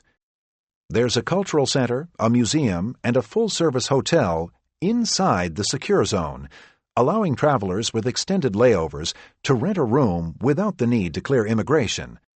Or, if you're feeling energetic, a tour desk arranges free excursions to Incheon City. If you're headed into Seoul, the airport's high-speed rail connection will have you downtown in under an hour. Why can't every airport be like this? 15 things no terminal should be without. 1. A fast, low-cost public transportation link to downtown. In a way, choosing a favorite airport is like choosing a favorite hospital. Amenities aside, nobody really wants to be there in the first place, and the easier and faster you can get the hell out, the better. To that end, every terminal should have public transport links similar to those across Asia and Europe. The examples of Portland, Oregon and Washington Reagan notwithstanding, rail links in the United States aren't nearly as convenient, when they exist at all. At my hometown airport, Boston Logan, my 6-mile commute to the airport by public transportation takes almost an hour and requires 2 changes, including a ride on the Silver Line bus, which, in addition to being at the mercy of automobile traffic, requires, at one point, that the driver step out and manually switch power sources. Or how about JFK, where for hundreds of millions of dollars, they finally got the air train completed, an interterminal rail loop that connects only as far as the Queens subway. It can take 45 minutes up and down a Rube Goldberg assembly of escalators, elevators, and passageways just to get from one terminal to another, let alone all the way to Manhattan. 2. In-transit capabilities. It's a shame that American airports cannot, for whatever reasons, recognize the in-transit concept. All passengers arriving from other countries, even if they're merely passing through on the way to a third country, are forced to clear customs and immigration, collect and recheck their luggage, and pass through security screening. It's an enormous hassle, unheard of in most of the world, and it costs our airlines millions of annual customers. Why change planes in the United States, where you'll have to stand in 3 different lines, be photographed and fingerprinted, recheck your bags, and face the TSA gauntlet, when instead you can transfer seamlessly in Frankfurt or Dubai? Indeed, this is part of what has made carriers like Emirates, Singapore Airlines, and others so successful. 3. Complimentary wireless internet. What do we do at airports? We kill time. And there are few better and more productive ways of killing time than logging on to the web. Send an email to your mistress, read my blogs at askthepilot.com, Skype your friend in Slovenia. Many, if not most, major terminals have Wi-Fi access, but it's often expensive and cumbersome. Few things in life are more irritating than those credit card payment pages. It should be everywhere, and it should be free. 4. Convenience stores. It appears the evolution of airport design will not be complete until the terminal and shopping mall become indistinguishable. I'm okay with Starbucks and souvenir kiosks, but it's the saturation of high-end boutiques that always confounds me. Apparently, there isn't a traveler alive who isn't in dying need of a $100 Montblanc pen, a remote-control helicopter, or a $1,000 massage chair. And what's with all the luggage stores? Who on earth buys a suitcase after they get to the airport? What we really need are the same sorts of things we buy at CVS or the corner convenience store: basic groceries and dry goods, stationery, and personal care items. Brussels and Amsterdam are two places that do this right, with in-terminal food marts and pharmacies. 5. Power ports. I didn't realize that passengers have a right, nay, a duty, to mooch free electricity from their carrier of choice, but at this point it's a lost cause to argue. Airlines should throw in the towel and build more charging stations. 6. Showers and a short-stay hotel. No serious international terminal should be without a place to wash up or crash for a few hours. Passengers arriving from overseas can shower and change before their next connection. Those with longer waits can grab a nap in one of those pay-by-the-hour sleeping pods. 7. Play areas for children. Truth be told, airport play areas encourage toddlers to shriek and yell even more than they already do, but at least they're doing it in a localized area that's easy for the rest of us to avoid. Ideally, this spot should be in a soundproofed bubble 6 miles from the airport, but a space at the far end of the concourse is a reasonable alternative. The Delta Terminal in Boston has a pretty cool kid port, but nothing tops the Kids' Forest at Amsterdam Schiphol. I'd play there myself, if nobody was watching. 8. Better dining options, i.e., fewer chain restaurants. Chick-fil-A, Burger King, Sbarro. Airport cuisine isn't a whole lot different from the shopping mall food court. We need more independent restaurants serving actual food, ideally with a local bent. The next time you're at LaGuardia, check out Rocco Maniello's Yankee Clipper restaurant over at the Marine Air Terminal. That's the circular building with the Art Deco doors and flying fish relief along its rooftop, adjacent to the Delta shuttle. Rocco's is a cafeteria-style place on the left-hand side of the rotunda. It's good greasy spoon food with absolutely no corporate affiliation. If Anthony Bourdain ever does a segment on airport food, Rocco should be his first stop. The Marine Air Terminal was the launching point of the first-ever transatlantic and around-the-world flights, and the restaurant's walls are decorated with historic photographs. You can eat in or take your sandwich out to one of the wooden benches beneath the famous James Brooks Flight mural. Commissioned in 1952, Brooks's painting traces the history of aviation from mythical to then modern, Icarus to Pan Am Clipper. The painting's style is a less-than-shy nod at socialist realism, and at the height of 50s McCarthyism, in a controversy not unlike that surrounding Diego Rivera's famous mural at Rockefeller Center, it was declared propaganda and obliterated with gray paint. Not until 1977 was it restored. 9. An information kiosk. Where is the Yankee Clipper restaurant? Where is the nearest ATM? Where is the non-existent subway link to the city? Every arrivals hall ought to have personnel who can give directions, hand out maps, and make change. 10. A bookstore. Reading on planes is a natural, am I right? Why then is it so hard to find a proper bookstore at an airport? Not all of us preload our reading material on a Kindle. Not long ago, every major airport had a proper bookseller.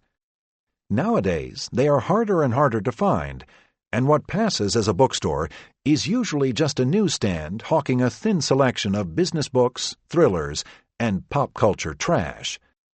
Believe it or not, travelers' tastes extend beyond Sudoku and the latest CEO biography, and naturally, said proper bookstore will be amply stocked with copies of Cockpit Confidential. 11. Sufficient gate-side seating. If a plane at the gate holds 250 people, there ought to be a minimum of 250 chairs in the boarding lounge. There is something uncivilized about having to sit on the floor while waiting to board. Do we sit on the floor when waiting for a table in a restaurant or at the doctor's office? When Changi was built in Singapore, the gates were outfitted with no fewer than 420 chairs, matching the number on the average 747. 12. Escalator etiquette. Americans haven't figured out how to behave on an escalator. If you're not in a hurry, you should stand on the right and enjoy the ride, allowing those of us with a flight to catch to walk on the left. Instead, we stand in the middle, hogging up both sides. Ditto for moving sidewalks. The point of the moving sidewalk is to expedite your passage, not to indulge your laziness. You're not supposed to stand on it. You're supposed to walk on it. And to take yet another page from the Europeans and Asians, what prevents us from fitting escalators and sidewalks with a motion trigger that shuts off the motor when nobody is on them? Our conveyors run constantly, riders or no riders, wasting huge amounts of energy. 13. A view. Why are so many architects intent on hiding the fact that airports are actually airports? Gateside seating always faces away from the windows, and the windows themselves are sometimes intentionally opaqued or obstructed by barriers. Why? Plenty of people would enjoy the opportunity to sit and watch the planes go by. You needn't be an airplane buff to find this relaxing, or even a little exciting. As a bonus, more windows mean more natural light, always welcome over harsh fluorescence. Here in Boston, there was once a spectacular observation deck on the 16th floor of the control tower. It featured opposing sides of knee-to-ceiling windows and the best view in town. It's a scant 2 miles from Logan's perimeter seawall to the center of downtown, and you observed the city and its airport in a state of working symbiosis. Passengers relaxed on carpeted benches, while kids and families came on the weekends, feeding coins into the mechanical binoculars and picnicking on the floor. It made the airport a destination unto itself, like a park or a museum, and encouraged a kind of civic togetherness seldom seen anymore. You can still find observation decks here and there, usually in Europe. Boston's was shuttered in 1989, ostensibly for security reasons. 14. Bring back the air stairs. Have you ever taken a good look at a jet bridge, or jetway, to use the proprietary term, that strange umbilicus connecting terminal to fuselage? One thing to notice is how ridiculously overbuilt they are. Do we really need all of that metal and cable and wire and hydraulics for what is, at heart, a simple gangway? Of course, I'm opposed to jet bridges on principle. I prefer the classic drive-up air stairs.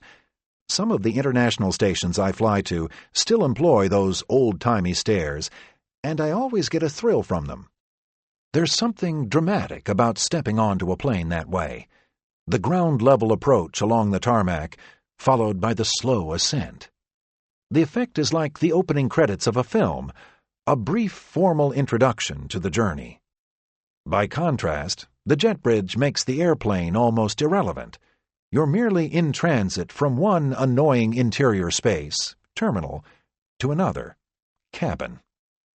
Save your emails. This is just me being romantic. The benefits to the jet bridge are obvious: inclement weather, disabled passengers, etc. And I realize there's no going back. 15. Last but not least, some aesthetic flair. If an airport has one aesthetic obligation, it's to impart a sense of place. You are here, and nowhere else. On this front, Europe and Asia again set the standard. I think of Lyon and its magnificent hall by Santiago Calatrava, or Kuala Lumpur with its indoor rainforest, where terminal design is a point of expressive pride, where it makes a statement, be it quietly stylish or architecturally stupendous. Take the magnificent Suvarnabhumi Airport in Bangkok, Thailand. Its central terminal is the most visually spectacular airport building I have ever seen. At night, as you approach by highway from the city, it looms out of the darkness like a Goliath space station, a vision of glass and light and steel, its immense transoms bathed in blue spotlight. Or for sheer character, try the little airport in Timbuktu, Mali. Here you'll find a handsome Sudanese-style building emulating the mud-built mosques ubiquitous in that country.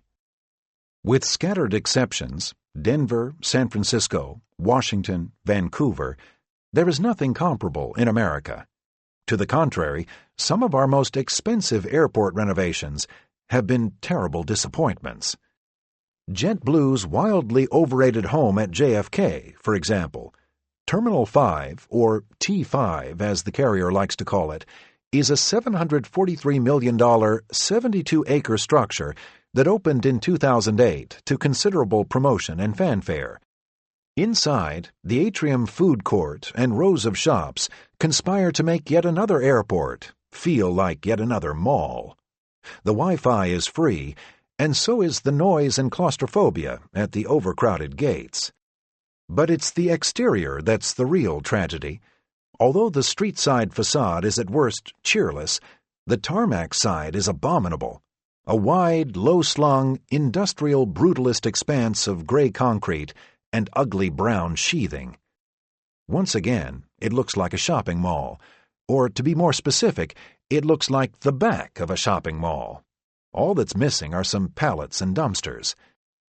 The facility's only visual statement is one of not caring, a presentation of architectural nothingness, absolutely empty of inspiration, precisely what an airport terminal should not be. Is this the best we can do? It's ironic that Eero Saarinen's landmark TWA Flight Center sits directly in front of T5, itself part of the JetBlue complex. Regarded as a modernist masterpiece, the Flight Center opened in 1962 and was the first major terminal built expressly for jet airliners. It is supposed to serve as an entryway lobby and ticketing plaza for T5, though for now it remains semi-derelict and only partly renovated. I wish they'd finish the thing so more people could appreciate what is widely considered the most architecturally significant airport terminal ever constructed. Saarinen, a Finn whose other projects included the Gateway Arch in St. Louis and the terminal at Washington Dulles, described the interior as all one thing. The lobby is a fluid, unified sculpture of a space, at once futuristic and organic. It's a kind of Gaudi inversion, a carved-out atrium reminiscent of the caves of Turkish Cappadocia, overhung by a pair of cantilevered ceilings that rise from a central spine, like huge wings. And just to the north of T5 used to be the National Airlines Sundrome, designed by I.M. Pei. It opened in 1970 and was named in honor of National's yellow and orange sunburst logo and its popular routes between the Northeast and Florida. After National was folded into Pan Am, the terminal was taken over by TWA. Later, it was used by JetBlue, then abandoned and torn down. Pei and Saarinen, a half-minute walk from each other. Our airports ain't what they used to be. Am I making too much of this? While terminal design and passenger friendliness are important, isn't it the operational aspects of an airport, the state of its runways, taxiways, and logistical infrastructure that ultimately matter most? Indeed, but here too the situation is worrying, as any American who travels globally can attest. Once again, it's a funding issue. Our airports are failing, and nobody wants to pay for them. There's little in the federal budget, while airports and airlines lack the lobbying strength of the pharmaceutical industry or the military-industrial complex. Other parts of the world are more enlightened in their aviation policies than we are, said Greg Principato, North American president of the Airports Council International, speaking at a conference in 2012. He added that members of the U.S. Congress have a poor understanding of how the upkeep and renovation of U.S. airports needs to be funded. They have a sense that airports are economically important, he explained, but don't really understand why. Principato warns that the declining state of its airport infrastructure puts the United States at risk of being turned into a feeder system for the global aviation network. How long does it take pilots to prepare for a flight, and what goes into that prep? At my airline, sign-in time for domestic flights is 60 minutes prior to departure. For flights overseas, it's 90 minutes. That's pretty standard. When the flight is headed overseas, things start off in the crew lounge. After introducing ourselves, we gather up the paperwork and move to a cubicle to review it all. The paperwork contains the full flight plan, all necessary weather reports and forecasts, and a slew of supplemental information. There are dozens of pages in total, covering everything from taxiway closures to the phone number of the layover hotel. Some of this material is laser printed on standard-size office paper, but most of it comes rolling off in splendorous dot matrix. For transoceanic flights, the route needs to be manually plotted, old school, on a chart. Once you're at the plane, your gear, headsets, manuals, clipboards, etc., needs to be stowed and assembled, and the interior and exterior inspections completed. The cockpit systems and instruments have to be checked. The logbook has to be reviewed, and all of the route, wind, and performance data have to be loaded into the plane's flight management system, FMS. And don't forget the most important task of all, looking over the menu and deciding which entree you want for dinner. Somewhere in there, the pilots and flight attendants will huddle up for a pre-departure crew briefing. Sometimes this meeting takes place in a designated briefing room before heading to the aircraft. Otherwise, it happens on the jet prior to boarding. It starts with an exchange of names. The captain then speaks for 3 or 4 minutes, going over the flight time, anticipated turbulence, arrival weather, and anything else pertinent or peculiar. Long-haul crews are sometimes together for a week or more. Aside from the practical aspects, the briefing is, if nothing else, an introduction to the people you'll be spending the next several days with. On domestic flights, all of this is quicker and more casual. The majority of the prep takes place in the cockpit, and the paperwork packet is much lighter. The gate agent will run most of it off the podium printer and hand it to the captain or first officer. The crew briefing is little more than the captain calling aside the lead flight attendant and going over the flight time, turbulence, and weather. 60 minutes is more than ample time to prepare. There are no menus. Airline pilots do not file flight plans, or plan their flights, for that matter. Almost everything that needs to be researched, filed, or requested, from the flight plan itself to foreign overflight permissions, is taken care of backstage, so to speak, by teams of licensed dispatchers and planners working in the airline's operational control center, a sprawling facility that looks like the old mission control room at NASA. We shouldn't give dispatchers short shrift. Their job is a critical one. Officially, responsibility for a flight is shared 50-50 between the captain and the dispatcher. From pushback to touchdown, a flight remains in constant contact with its dispatcher via radio or data link. And maybe you're wondering, what is a flight plan anyway? Technically, it's a document filed with air traffic control listing the operational vitals of a flight, such as aircraft type and registration, requested routing and altitudes, and flying time. The crew never sees this document, or even a copy of it, usually. What we do see and carry with us, however, as part of that great big paperwork packet, is a comprehensive printout, several pages long, containing not only these vitals, but a highly detailed waypoint-by-waypoint breakdown of the flight, start to finish, including everything from anticipated fuel burn figures to wind and temperature analyses to aircraft performance data. We call this document the flight plan.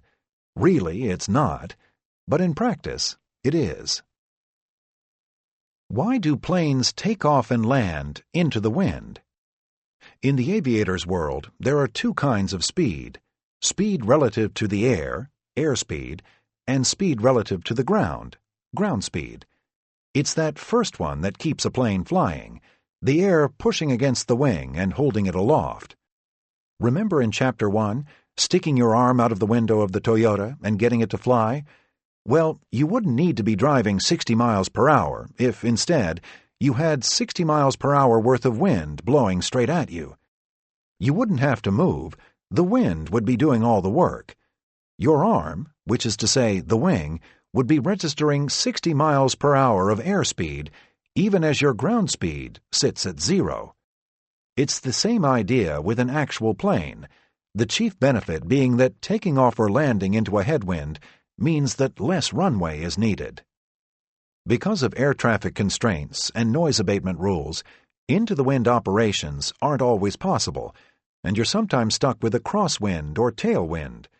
Tailwinds are beneficial during cruise, but not for takeoff or landing.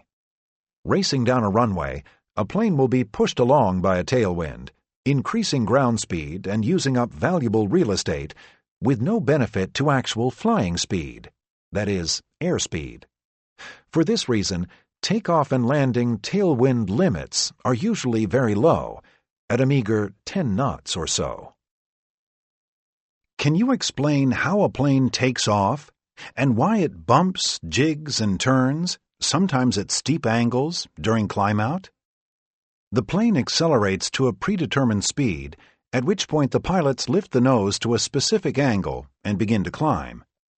The particular speed at which this happens, the amount of engine power used, and the runway distance required are different for every occasion and are calculated beforehand. It depends not just on the weight of the airplane, but temperature, wind, and other factors. Inherently, takeoff is the more critical point than landing.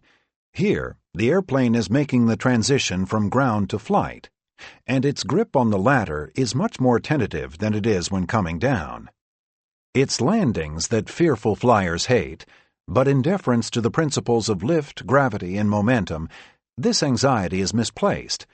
Not that you should be, but if you insist on being nervous, takeoff is your time, from just prior to liftoff through the first 20 seconds or so of flight.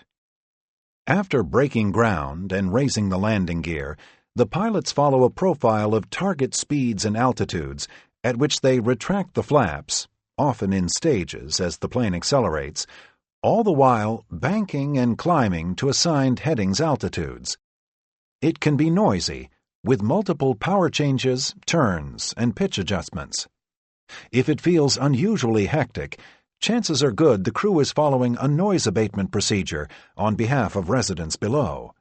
These can require complicated profiles with low-altitude turns and steeper-than-normal climbs.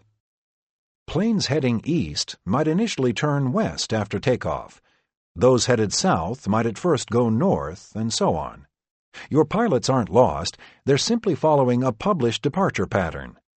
Airports can have dozens of these standard instrument departures, SIDs as we know them. The one you fly will be assigned by air traffic control as part of your pre-departure clearance. Taking off from runway 31L at JFK, for example, the SIDs require that you always make a sharp left turn to the south, regardless of your destination. The purpose is to keep flights adequately sequenced and separated, clear of obstructions, and clear of traffic from nearby airports. Eventually, you'll be worked into the higher altitude structure and sent in the proper direction, but expect a number of turns, sequential step climbs, and speed adjustments in the first several minutes of flight. And the last several as well. On arrival, it happens the same way, except these patterns are called STARS, Standard Terminal Arrivals. What if, just at the second of liftoff, an engine quits? Every airliner is certified for takeoff with one of its engines failing at the worst possible moment. From the passenger's perspective, this is just about that point when the plane's nose is lifting into the air.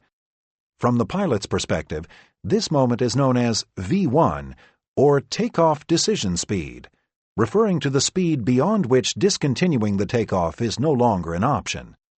V1 is different for every takeoff, as determined by weight, runway length, wind, temperature, and flap setting. If a malfunction of any magnitude occurs at or past this point, crews are trained to continue the takeoff. As per regulation, planes must be capable of accelerating and climbing away, even with total failure of an engine. This guarantee extends beyond the airport perimeter to account for buildings, mountains, antennae, and whatever else. For each airport, indeed each runway, data are computed not only to ensure the ability to fly, but also to avoid off-airport obstructions. Now, what about prior to that V1 point? With a full load, doesn't an aborted takeoff guarantee you'll be careening off the end of the runway? No. When all the numbers are crunched, two things are certain before any commercial jet begins to roll. First, as we just saw, the plane must be able to climb away safely following an engine failure at takeoff decision speed V1. Second, and no less important, the same jet must be able to come to a safe stop if the takeoff is aborted at any time prior to that speed. Think of V1 as a fulcrum. If there's a problem after V1, the crew knows the plane will fly and clear obstructions. If there's trouble before V1, it knows there's room to stop. This includes applicable penalties for ice, snow, or any other performance-altering peculiarities of a runway. And this is one of the reasons flights may be weight-restricted when using short runways. Not because the runway is inadequate for takeoff, but because it's inadequate for an aborted takeoff. Which isn't to say that no plane has ever aborted its takeoff and gone skidding off the end. It happens from time to time, meaning very infrequently. With hundreds of tons moving at hundreds of miles per hour, things don't always work out exactly the way the data says they will. To help the cause, modern airplanes are equipped with extremely sophisticated brakes and extremely sophisticated pilots.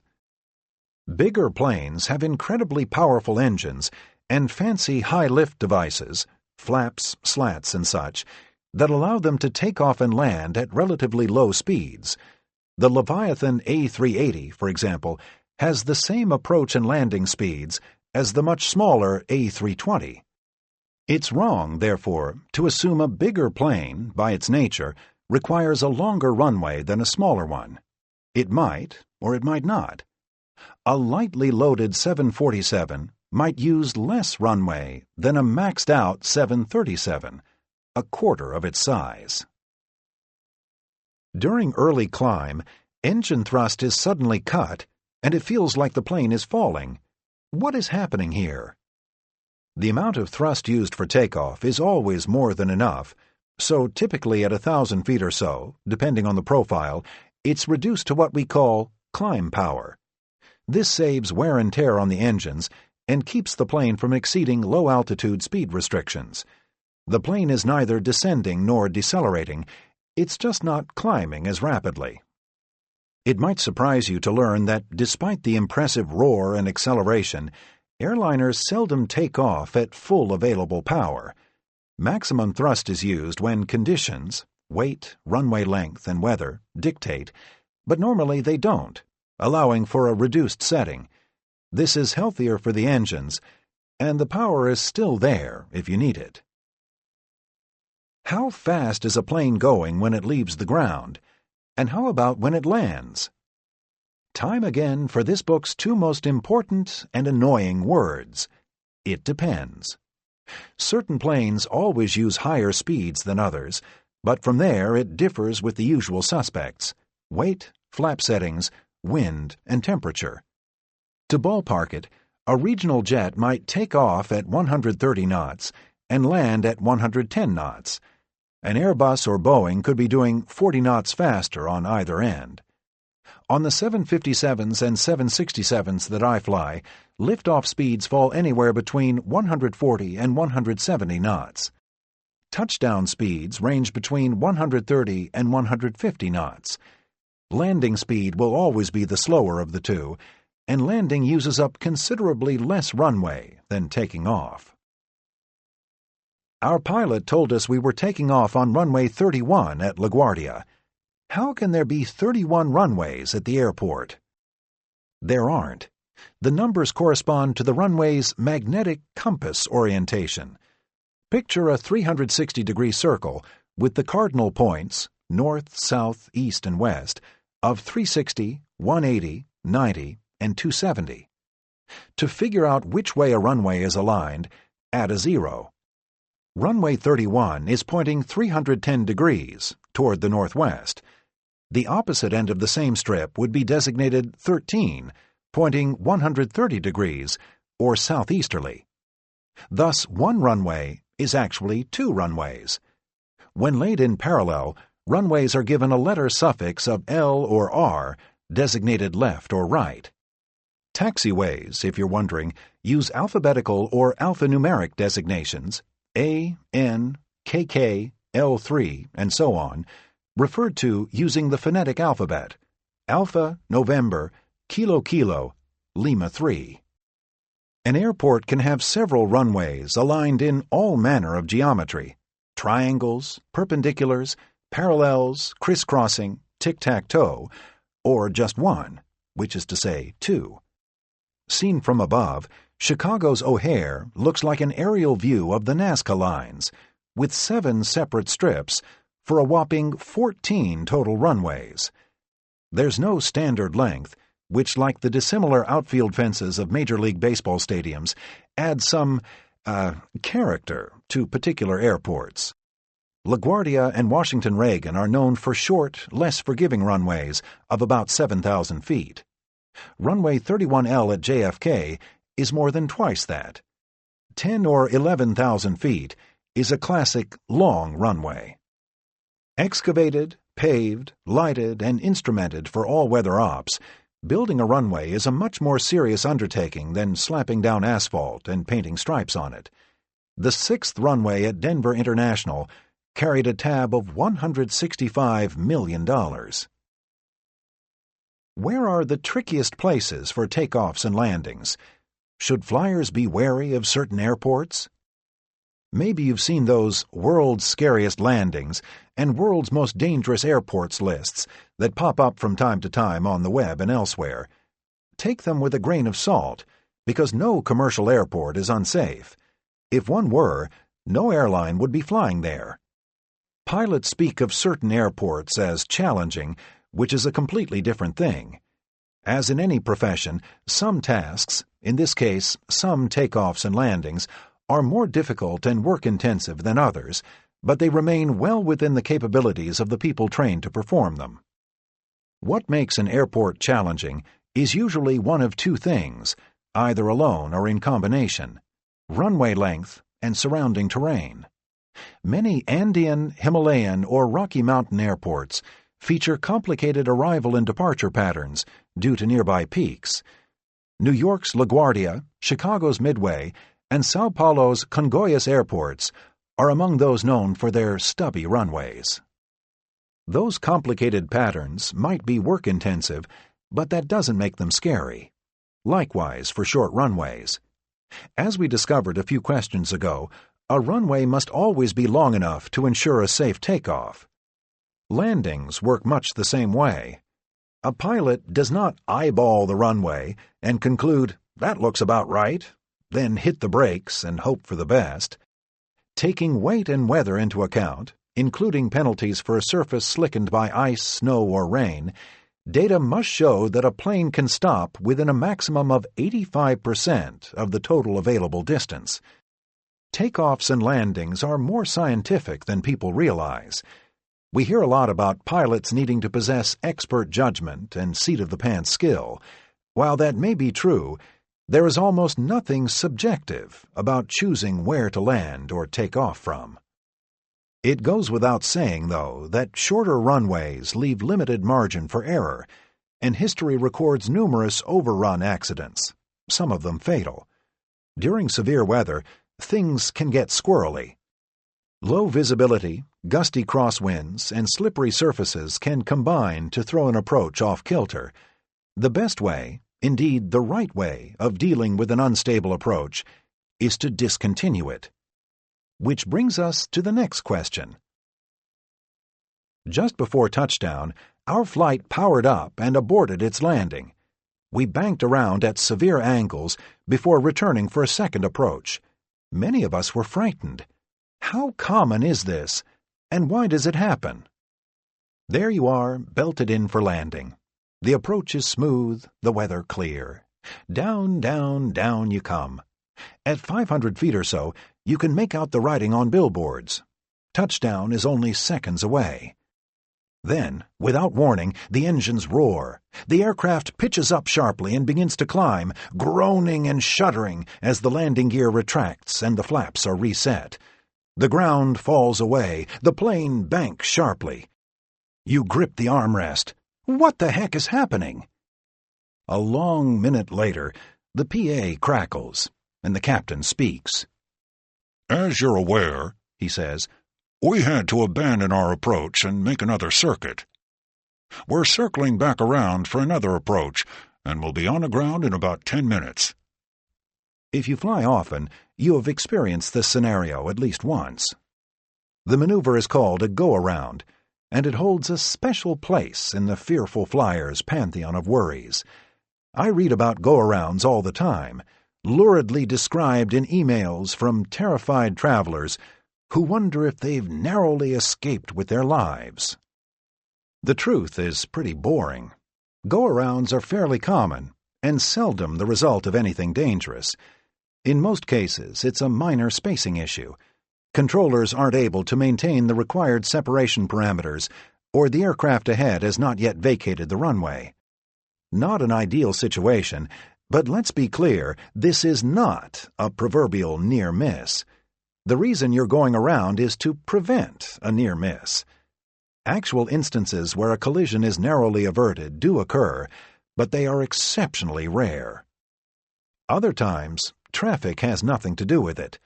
A variant of the go-around, spoken of somewhat interchangeably, is the missed approach, when a plane pulls off the same basic maneuver for weather-related reasons.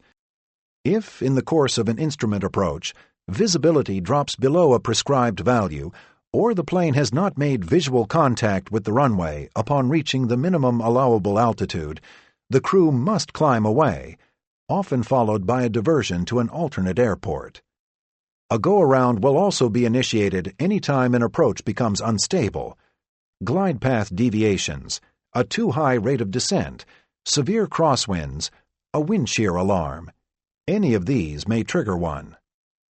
As for the steepness or suddenness of the climb, that is the manner in which any go-around is executed. There's no need to dilly-dally around at low altitude. The safest direction is up, as quickly as practical. The abrupt transition from a gentle descent to a rapid climb might be noisy and jarring, but it's perfectly natural for an airplane. For pilots, executing a go-around is very straightforward, but also quite work-intensive. The first step is advancing the power to go-around thrust, retracting flaps and slats to an intermediate position, and rotating to a target pitch, somewhere around 15 degrees nose up. Once a climb is established, the landing gear is raised. Flaps and slats are then retracted, followed by additional power and pitch adjustments. Once at level off, the flight management system may need to be reprogrammed, the auto-flight components reset, checklists run, the weather checked, and so on, all while taking instructions from air traffic control. There is a lot of talking and a rapid succession of tasks. This is one of the reasons you might not hear from the pilots for several minutes.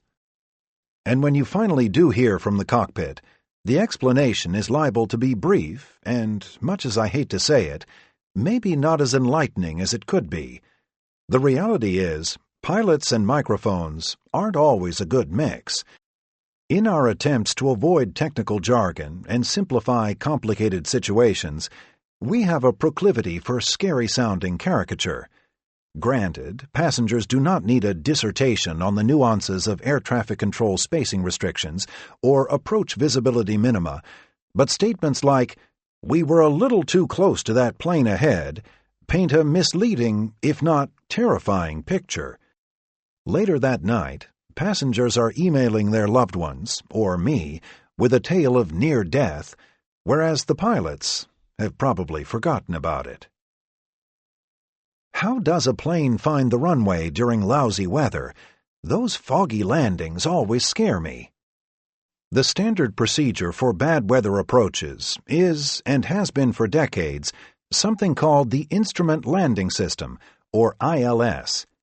A plane follows two guidance beams, one horizontal and one vertical, transmitted from antennae on the ground. With the two beams centered in a kind of electronic crosshair, an airplane descends to a designated height, usually about 200 feet above the ground, though sometimes higher or lower, at which the runway must be visible for landing. GPS, now in general use for en route navigation, is still an emerging technology when it comes to approach and landing. To organize the flow of traffic, air traffic control will commonly assign ILS approaches, even when the weather is good. But on occasions when you really need them, there are three categories of instrument landing system: Cat 1, Cat 2, and Cat 3. In pilot speak we say Cat, not category, with different visibility and equipment requirements for each.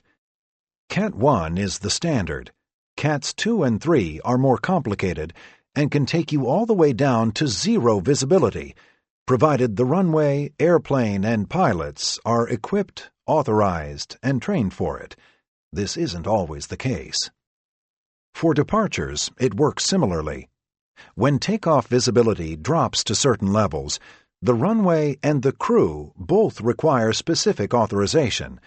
With the runway, it's mostly about lighting and markings. For the crew, it depends what minimums you're trained and approved for. We're in Amsterdam, and the visibility on runway 36R is 250 meters. Can we go? Better get the charts out and check. Runway visibility is measured using something called RVR, Runway Visual Range, where a series of light-sensitive machines arrayed along the runway provides values in feet or meters. On a recent flight, we made a terrible landing. We touched down crooked and thumped onto the pavement with a bang. Why do some pilots land more smoothly than others? Now and then a pilot doesn't land as smoothly as he intends to. Although passengers put a lot of stock in the smoothness of a touchdown, this is hardly an accurate benchmark of skill.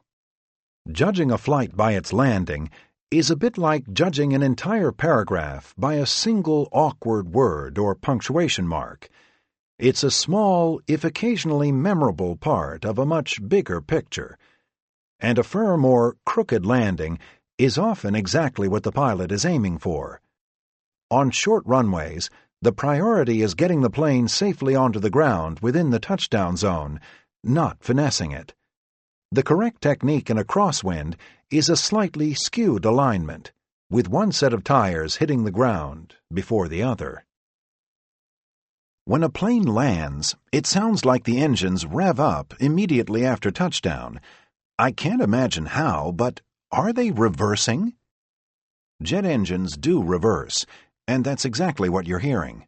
The pilot manually raises a lever, one for each engine, causing deflector panels to lift or slide into place. If you're seated with a view of the engines, you can see these deflectors quite clearly. Once they're positioned, which takes a second or two, engine power is increased, though only so far. Full reverse thrust is only a fraction of available forward thrust.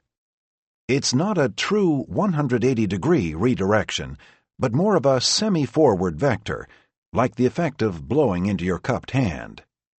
Turboprop engines reverse as well. The propeller blades rotate longitudinally, forcing air forward rather than backward.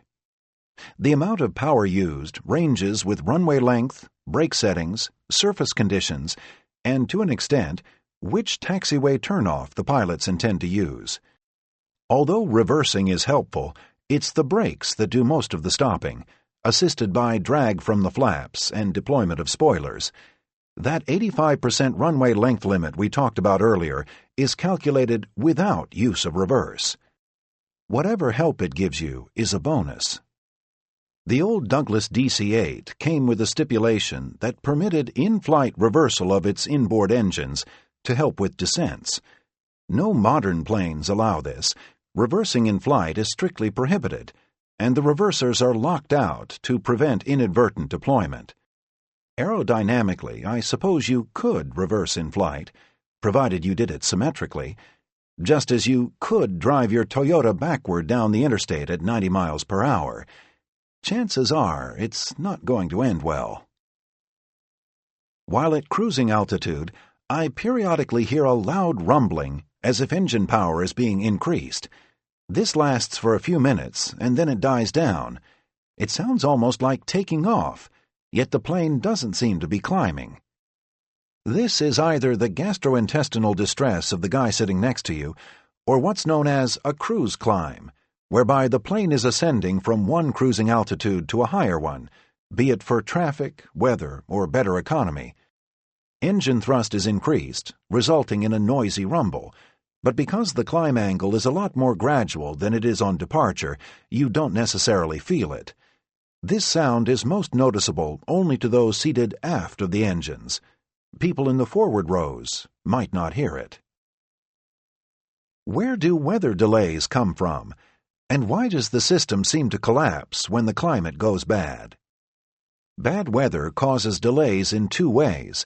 The first is materially, the physical slowdown that inevitably results when human beings are forced to perform their duties in harsher than normal conditions. If it's raining or snowing, planes tend to be late taking off for the same reasons that people tend to be late getting to work or school. We and our vehicles move more slowly. Simple tasks take longer. The second way, which has greater repercussions and is harder to predict, is by blocking up the air traffic control system. Weather delays is frequently a misnomer. More correctly, it's a traffic delay, the product of aircraft saturation at departure point, destination, or someplace in between. Even in ideal weather, the skies are crowded and delays common. Throw in ice, snow, low runway visibility, strong crosswinds, slick surfaces, and so on, and you've substantially reduced the number of allowable arrivals and departures per hour.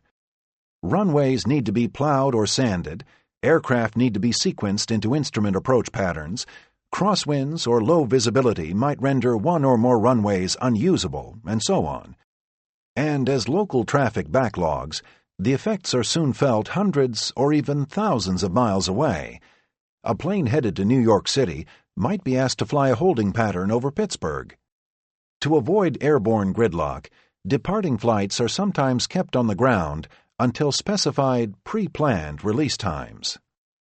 One thing that makes air traffic control postponements maddening to airlines and passengers alike is their fluidity. They change hour to hour, minute to minute. Typical scenario: a crew is preparing for a noontime departure from Washington to Chicago. The plane is on the verge of pushing back when suddenly, owing to a line of thunderheads somewhere above Ohio, there comes word of a ground stop. The pilots are assigned a wheels-up time of 2 p.m., or 2 hours hence. Passengers are asked to disembark with the plan to reboard at approximately 1:15. But then, 15 minutes later, air traffic control calls back with a revised time. The plane is cleared to depart immediately. Unfortunately, the passengers have all wandered off, browsing in the bookstore, or standing in line at Starbucks. Government statistics show us that better than 8 out of 10 flights arrives when it's supposed to. That's a strong number, and one that has been improving. Still, it's no secret that air traffic control bottlenecks continue to victimize tens of millions of flyers. The system is so precarious that backlogs develop even on clear, sunny days. We hear lots of flack as to what's to blame for this, from antiquated air traffic control equipment to freeloading business jets clogging up airways, and how to fix it. It's an important conversation, but one that too often ignores the elephant in the room, the fact that airlines have pumped too many airplanes, particularly smaller regional jets, into an already stressed system. More takeoffs, more landings, more delays. Clearly, we ought to modernize air traffic control, for instance by taking greater advantage of GPS technology to reduce the horizontal distance limits between aircraft. But in the end, you can only squeeze as many planes into and out of a major airport as its runways and taxiways will allow. What is typically spun as an airspace issue is really an airport issue. And we can't talk about delays without talking about the preponderance of regional jets. The number of flyers has more than doubled over the last 30 years, and so has the number of planes carrying them. Yet the size of these aircraft has been shrinking. In 1980, going from New York to Miami or Chicago, you stepped aboard a 275-seat L-1011, or, at the smallest, a 160-seat Boeing 727. Today, don't be shocked if you're riding in a 70-seat regional jet. The average jetliner now has 140 or so seats, far fewer than it used to. The use of RJs, which carry up to 90 or so people, has increased 300% in the past 10 years alone, and today these planes account for an astonishing 53% of all domestic departures. That's half of the traffic, carrying about a quarter of the passengers, a highly inefficient ratio. At airports like LaGuardia and Washington Reagan, it's not unusual to watch 10 or more regional jets arrive or depart in a row. Short of building dozens of new and bigger airports, about as likely as constructing a civilization on Venus, the most reasonable alternative is for airlines to consolidate flights and use larger planes. Unfortunately, competitive forces make this almost as far-fetched.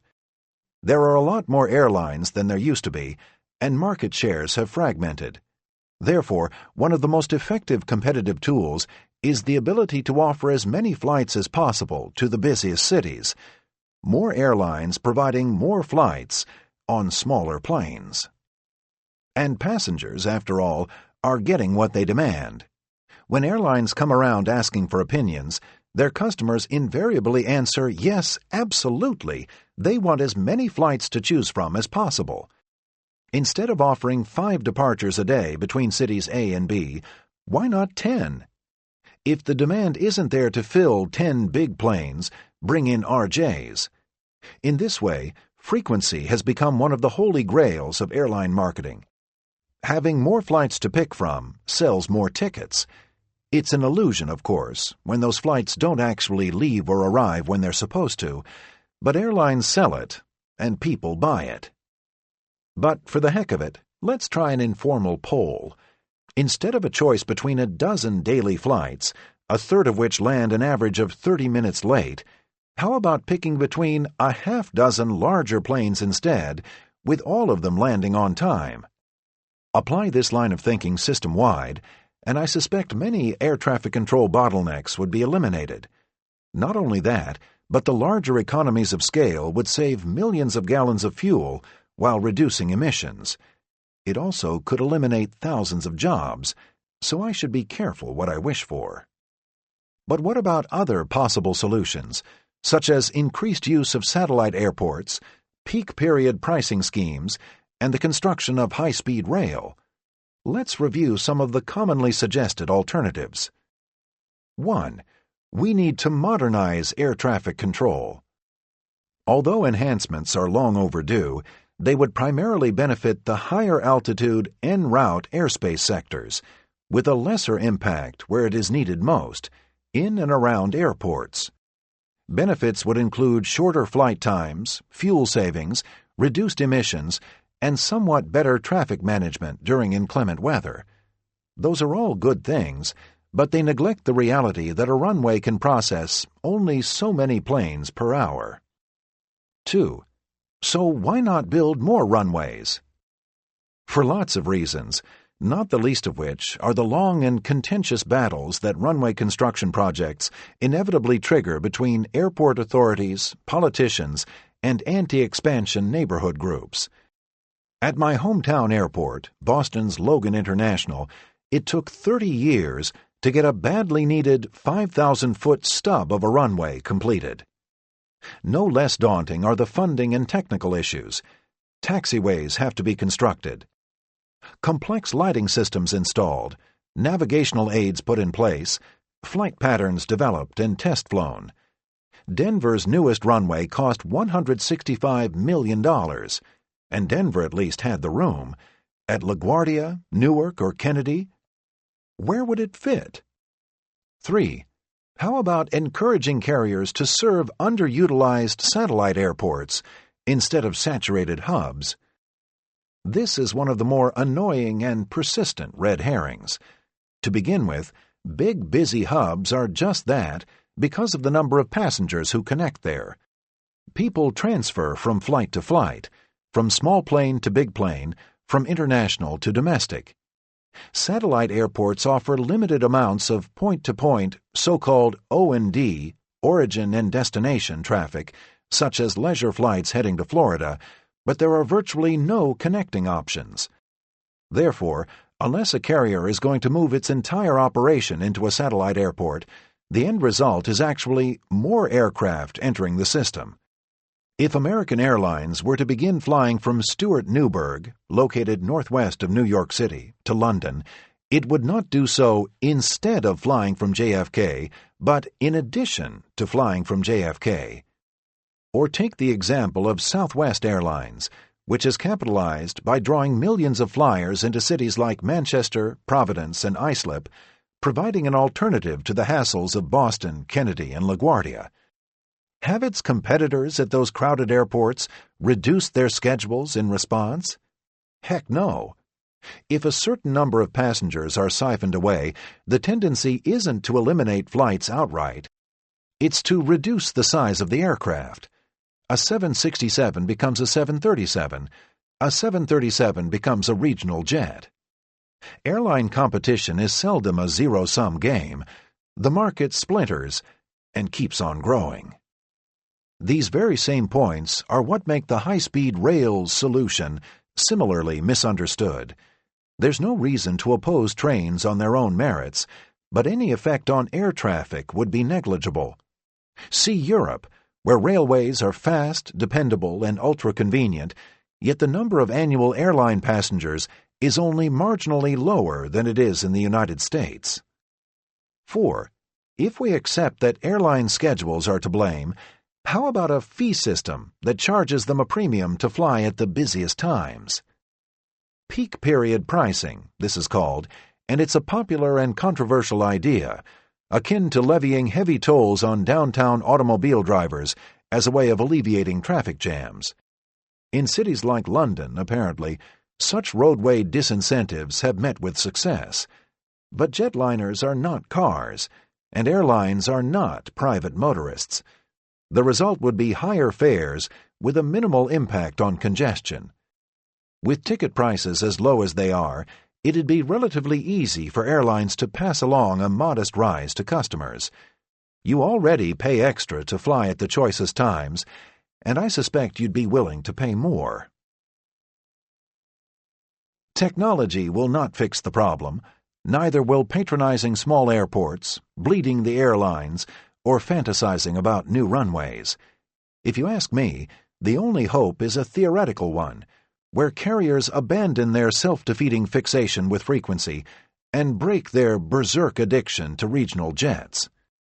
Expecting airlines to consolidate in this fashion is a bit like expecting them to return to the days of 3 cheese omelets in economy class, but I can't help throwing it out there. What we have instead is a new normal in which airlines and passengers are resigned to a certain, apparently acceptable level of inconvenience.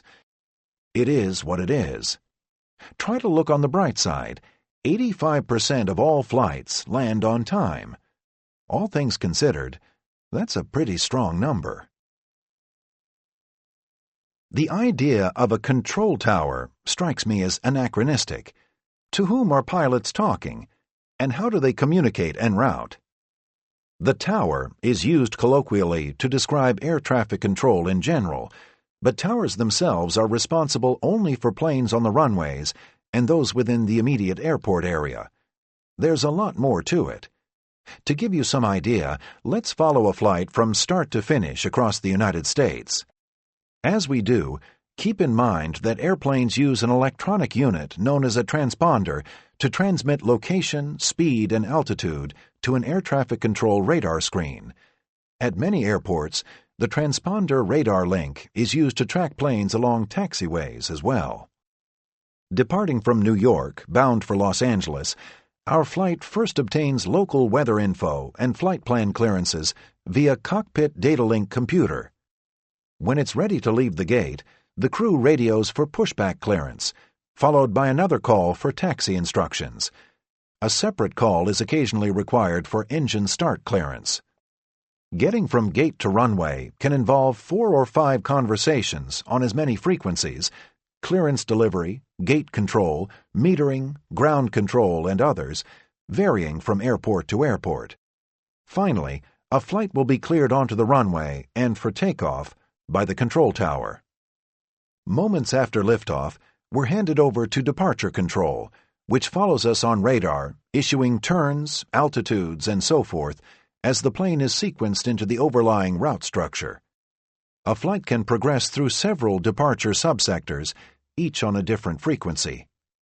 Once we reach higher altitude, we're guided by a series of Air Route Traffic Control Centers, ARTCC, commonly called Center. New York Center, Denver Center, etc. They maintain huge swaths of sky, rendering them somewhat irrelevant to their namesake identifiers, and are often located far from an airport. Boston Center, for instance, in charge of airspace extending from southern New England to the Canadian Maritimes, resides in a building in Nashua, New Hampshire. Centers, too, are broken down into subsectors, each in the hands of individual controllers. Eventually, descending into LAX, what I've described happens more or less in reverse. Center first hands us to approach control, and if the weather is bad and arrivals are backing up, these are usually the folks who'll assign a holding pattern. Around the time you hear the landing gear plunking into position, the crew is given over to the tower for landing clearance, and then it's another conversational gambol with ground and gate control before docking in safely and, of course, on schedule. Terminology changes when we leave the United States, but almost everywhere the basic sequence is the same. Transoceanic flights are not normally under radar control, but they do follow specified assigned routes. These routes, known in some areas as tracks, are made up of connected points of latitude and longitude, with a gateway fix at either end where you transition to and from the normal air traffic control environment. Flights are sequenced based on speed and time. At each latitude-longitude fix, a position report is made to the controlling agency whose jurisdiction you're in. The person with whom you're communicating can be thousands of miles away. The reports are made by voice using HF radio or automatically via satellite data link and include the exact crossing time, altitude, remaining fuel, and estimated time to the next point. English is the lingua franca of commercial aviation, and controllers and pilots are required to speak it the world over, but depending on the country, they might also use their local language. In Brazil, for example, you'll hear both English and Portuguese over the radio. Controllers talk in English to foreign crews and in Portuguese to Brazilian crews. France, Spain, and Russia, and many other countries, do it the same way. Flying from Seattle to San Diego, I was watching our progress on the seatback screen. We did a lot of zigging and zagging rather than following a straight course. Why? Despite the ubiquity of satellite GPS, the U.S. airspace system is still a ground-based one, and indirect routings remain common. Planes travel in connect-the-dots patterns oriented around decades-old navigational beacons known as Very High Frequency Omnidirectional Range, VOR, or they follow long, often circuitous strings of point-in-space fixes. Crews use GPS to determine a VOR's equivalent position, creating virtual waypoints in lieu of homing to the physical beacon, but fundamentally it's the same thing.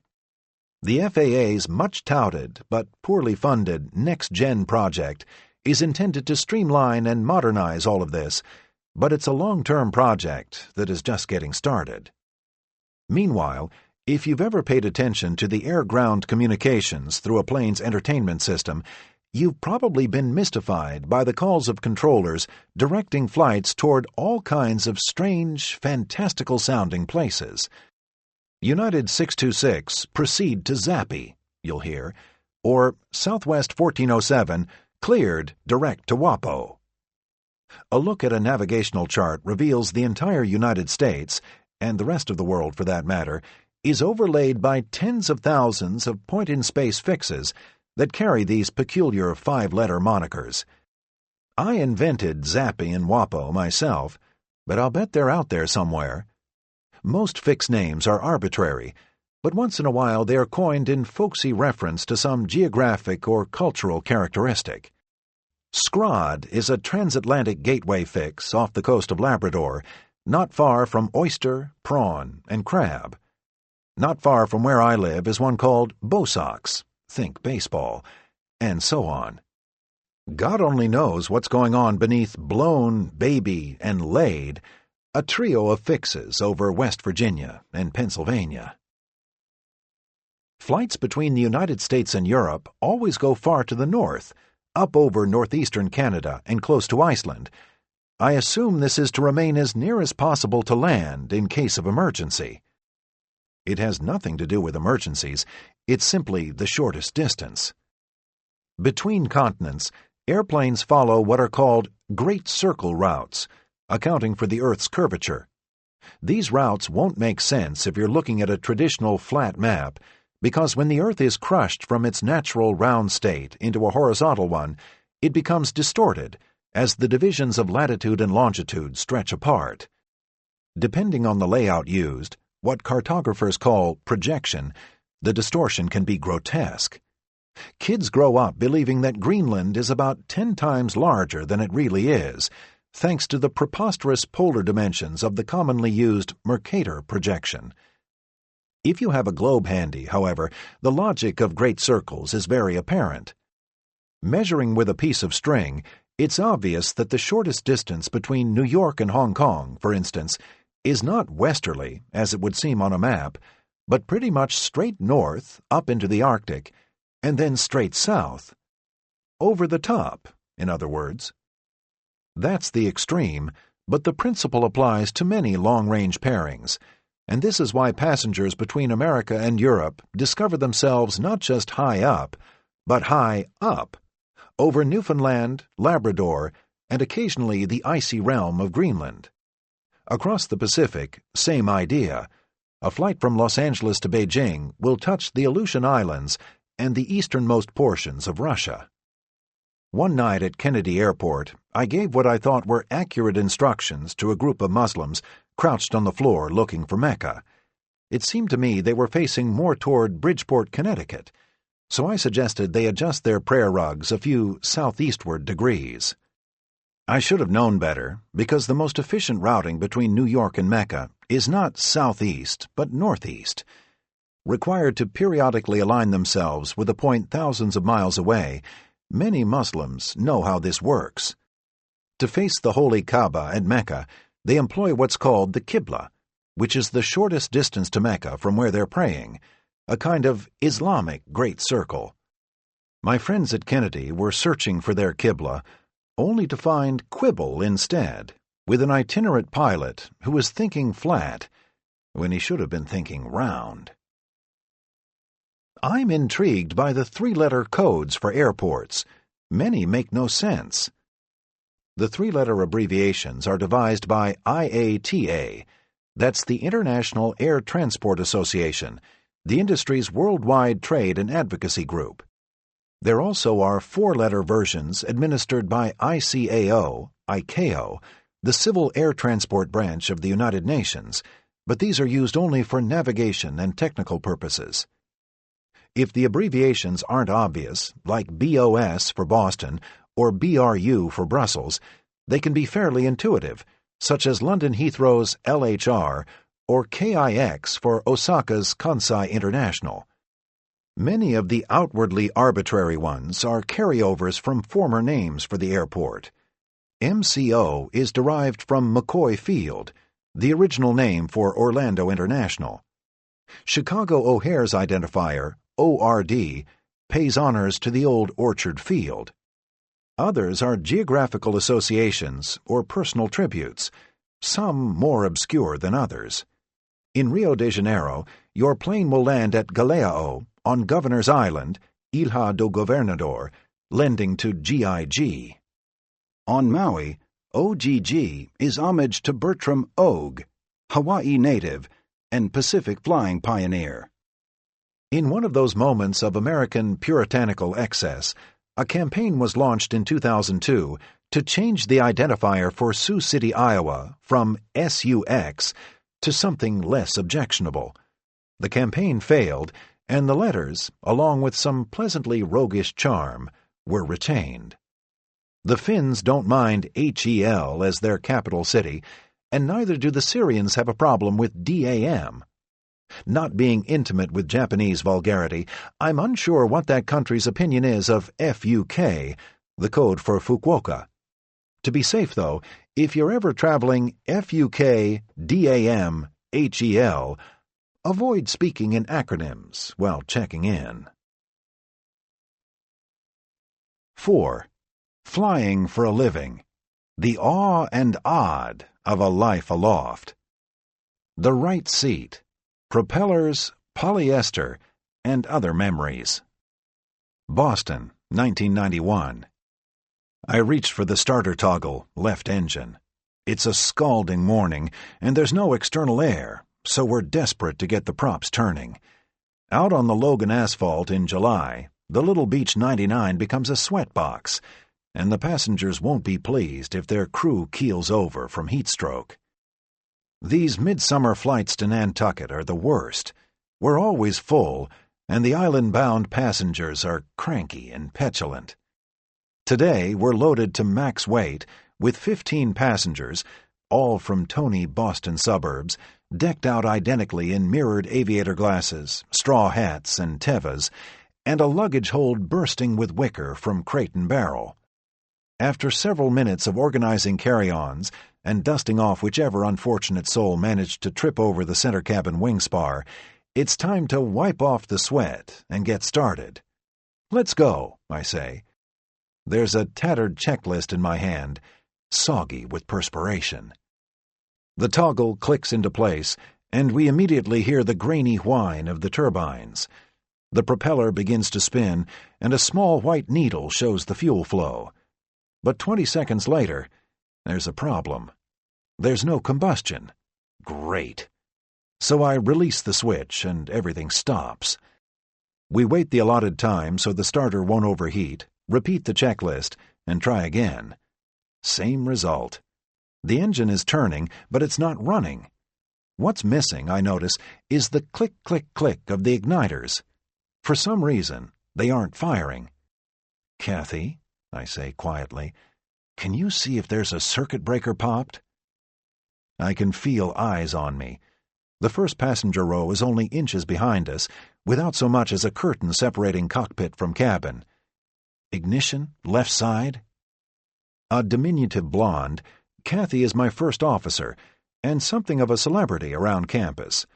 She is one of only a few people I will meet over the years who, through no small effort, made the unusual vocational shift from flight attendant to pilot.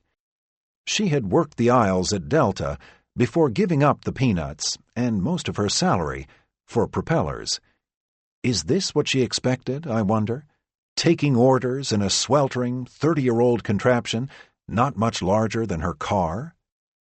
The breakers are secure, Kathy reports, running her hand across the panel the way one surfs for an errant wallpaper seam.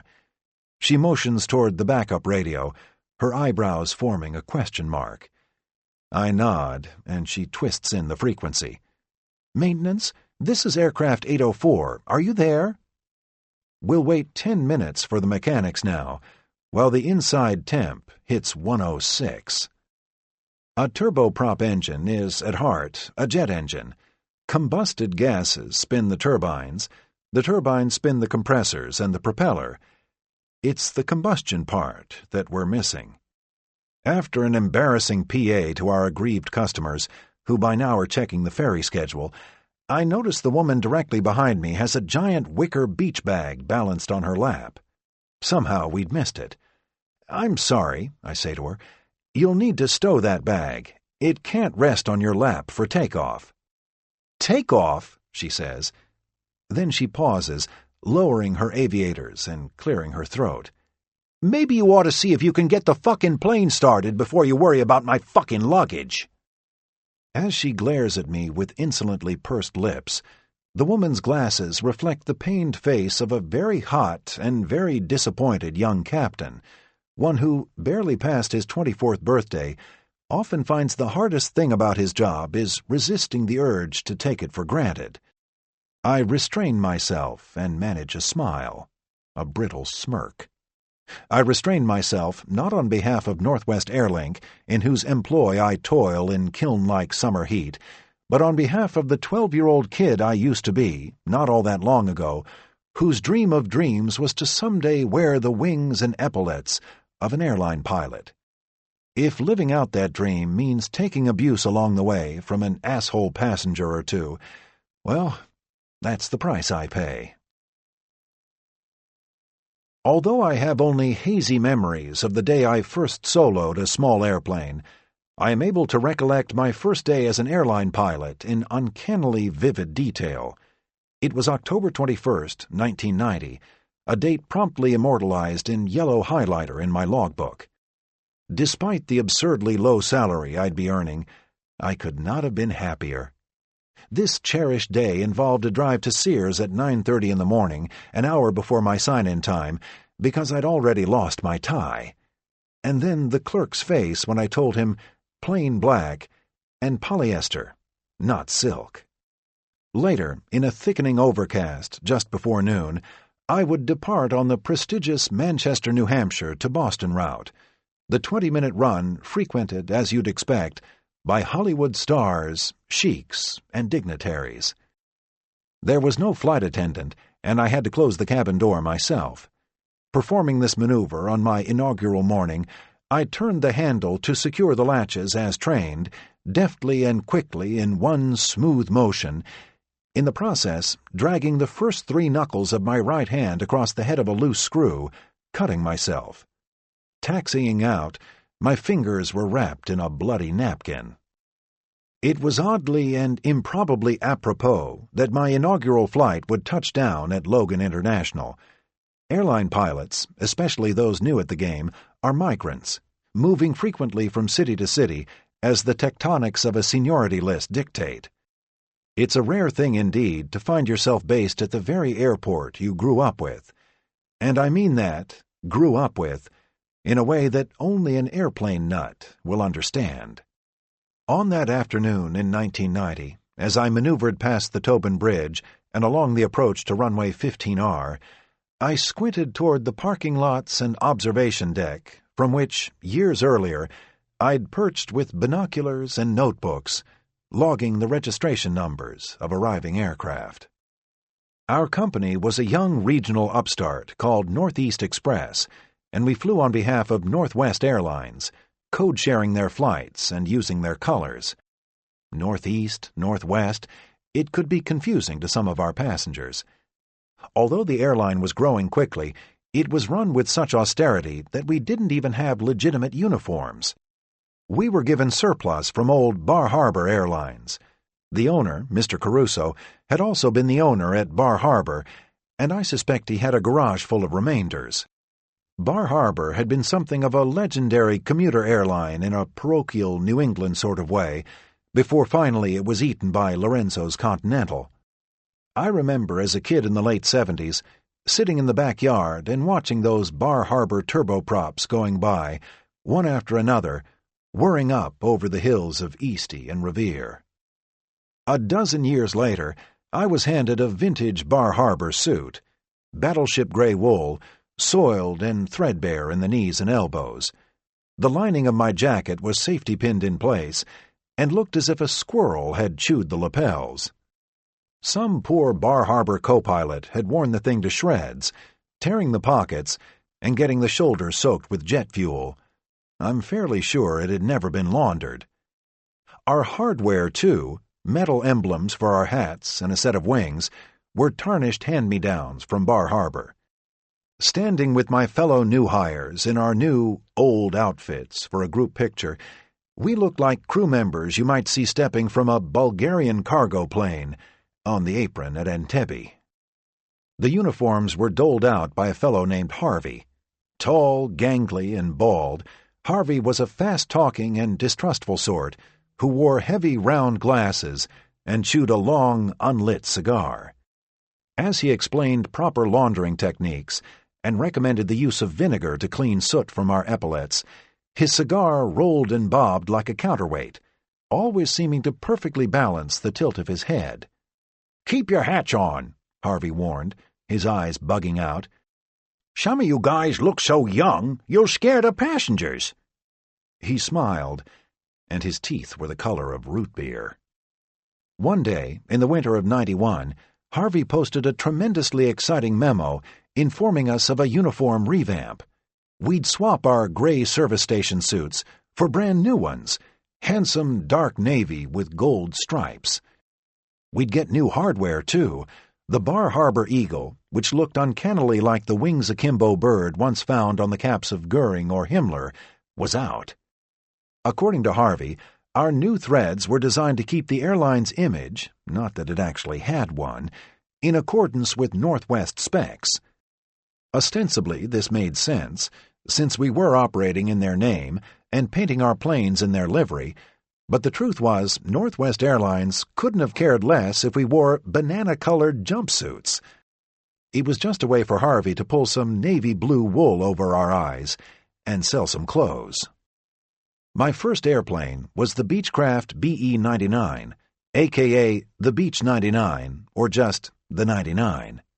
Same as those old Bar Harbor planes I'd watched over Revere in the 5th grade. This was either sentimentally touching or gruesomely depressing, depending on how you looked at it. Some of the 99s were precisely the same ones, still with a BH registration suffix painted near the tail. Unpressurized and slow, the plane was a ridiculous anachronism kept in service by a stingy and ultimately doomed airline. Passengers at Logan would show up planeside in a red bus about twice the size of the plane. Expecting a 757, they were dumped at the foot of a 15-passenger wagon built in 1968. I'd be stuffing paper towels into the cockpit window frames to keep out the rainwater, while businessmen came up the stairs, cursing their travel agents. They'd sit, seething, refusing to fasten their seatbelts, and hollering up to the cockpit. "Let's go! What are you guys doing?" "I'm preparing the weight and balance manifest, sir." "We're only going to goddamn Newark. What the hell do you need a manifest for?" And so on. But hey, this was my dream job, so I could only be so embarrassed. Besides, the $12,000 a year was more than I'd been making as a flight instructor. In addition to just enough money for groceries and car insurance, my job provided the vicarious thrill of a nominal affiliation with Northwest Airlines. Our 25 turboprops, like Northwest 747s and DC-10s, were painted handsomely in gray and red. Alas, the association ran no deeper, important later when the paycheck started bouncing, but for now I would code-share my way to glory. When girls asked which airline I flew for, I would answer Northwest, with a borderline degree of honesty. My second plane was the Fairchild Metroliner, a more sophisticated 19-seater. It was a long, skinny turboprop that resembled a dragonfly, known for its tight quarters and annoying idiosyncrasies. At Fairchild, down in San Antonio, the guys with the pocket protectors faced a challenge: how to take 19 passengers and make them as uncomfortable as possible. Answer: stuff them side by side into a 6-foot diameter tube, attach a pair of the loudest turbine engines ever made, the Garrett TPE 331, and go easy on the soundproofing. All of this for a mere $2.5 million a copy. Somewhere out there is a retired Fairchild engineer feeling very insulted. He deserves it. As captain of this beastly machine, it was my duty not only to safely deliver passengers to their destinations, but also to hide in shame from those chortling and spewing insults. "Does this thing really fly?" and "Man, who did you piss off?" The answer to that first question was sort of. The Metro was equipped with a pair of minimally functioning ailerons and a control wheel in need of a placard marking it for decorative purposes only. It was sluggish, I'm saying, and crosswind landings could be tricky. Like the 99, the Metro was too small for a cockpit door, allowing for 19 backseat drivers whose gazes spent more time glued to the instruments than ours did. One pilot, to remain nameless, doctored up one of his chart binders with these prying eyes in mind. On the front cover, in oversized stick-on letters, he'd put the words, "How to Fly," stowing the book on the floor in full view of the first few rows. During flight, he'd pick it up and flip through the pages, eliciting some hearty laughs or shrieks. Another pilot thought it would be amusing to dangle a pair of velvet red dice from the overhead standby compass. That one had customers giggling, pointing, slapping him on the back, and sending letters to the FAA. Poor Eric lost a paycheck and earned a blemish on his record that would have recruiters at the major airlines affixing the wrong color stickies to his resume.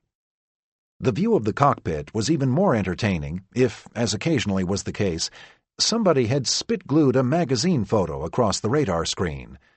Our radar units, mounted in the middle of the panel and visible all the way to the aft bulkhead, looked like miniature TV sets. At the end of a rotation, pilots would clip out a ridiculous picture from a newspaper or magazine, adhere it to the empty screen, and leave it for the next crew. Next up came the de Havilland Dash 8. The Dash was a boxy 37-passenger turboprop, and the biggest thing I'd ever laid my hands on. A new one cost $20 million, and it even had a flight attendant. Only 13 pilots in the entire company were senior enough to hold a captain's slot. I was number 13. I went for my check ride on July 7, 1993, about a month after my 26th birthday. For the rest of the summer, I would call the schedulers every morning, begging for overtime. Getting to fly the Dash was a watershed. This was the real thing, an airliner in the way the Metro or the 99 could never be, and of all the planes I've flown, large or small, it remains my sentimental favorite. I flew the Dash only briefly, and Northeast Express would be around only for another year. Things began to sour in the spring of '94. Northwest, unhappy with our reliability, would not renew its contract with us. We were in bankruptcy by May, and a month later, the airline collapsed outright. The end came on a Monday. I remember that day as vividly as I remember my bloody-knuckle inaugural in New Hampshire 4 years earlier. No, this wasn't the collapse of Eastern or Braniff or Pan Am, and I was only 27, with a whole career ahead of me, but just the same, it was heartbreaking. The sight of police cruisers circling our planes, flight attendants crying, and workers flinging suitcases into heaps on the tarmac. Thus, the bookends of my first airline job were, each in their own way, emotional and unforgettable. But that second one, I could have done without. Please clarify the terms captain, first officer, pilot, and co-pilot. What are the differences? All modern aircraft are operated by a two-person crew consisting of a captain and a first officer. The latter is referred to colloquially as the co-pilot, a misleading and misunderstood term. The co-pilot is not on hand as a backup or a helpful apprentice. The captain does not say to his underling, "Here, son, how about you take it for a minute?" Co-pilots are fully qualified to operate the plane in all regimes of flight, and they perform just as many takeoffs and landings as captains do. Pilots take turns at the controls. If a crew is going from New York to Chicago to Seattle, the captain will fly the first leg, and the first officer will fly the second. The pilot not flying is still plenty busy with a long list of chores: communicating, programming the flight management system and navigational equipment, reading checklists, and so forth. The captain has ultimate authority over the flight and a larger salary to go with it, but he may not be the one physically steering the plane. How he got to be captain is a function of seniority. More on that later. Captains wear 4 stripes on their sleeves and epaulets. First officers wear 3. Outside North America, you'll notice slightly different uniform designs, sometimes with stars, crests, or other markings. A few older aircraft still in service, such as the classic model 747, require a third pilot. This is the second officer, aka flight engineer, whose workstation, including a wall-mounted instrument panel, is on the right side of the cockpit, behind the first officer. His job is the management of a multitude of onboard systems, electrical, hydraulic, fuel, pressurization, and others, as well as backing up the captain and first officer. If you're wondering about the navigator, that's a job description that hasn't existed on Western-built planes since the early 1960s.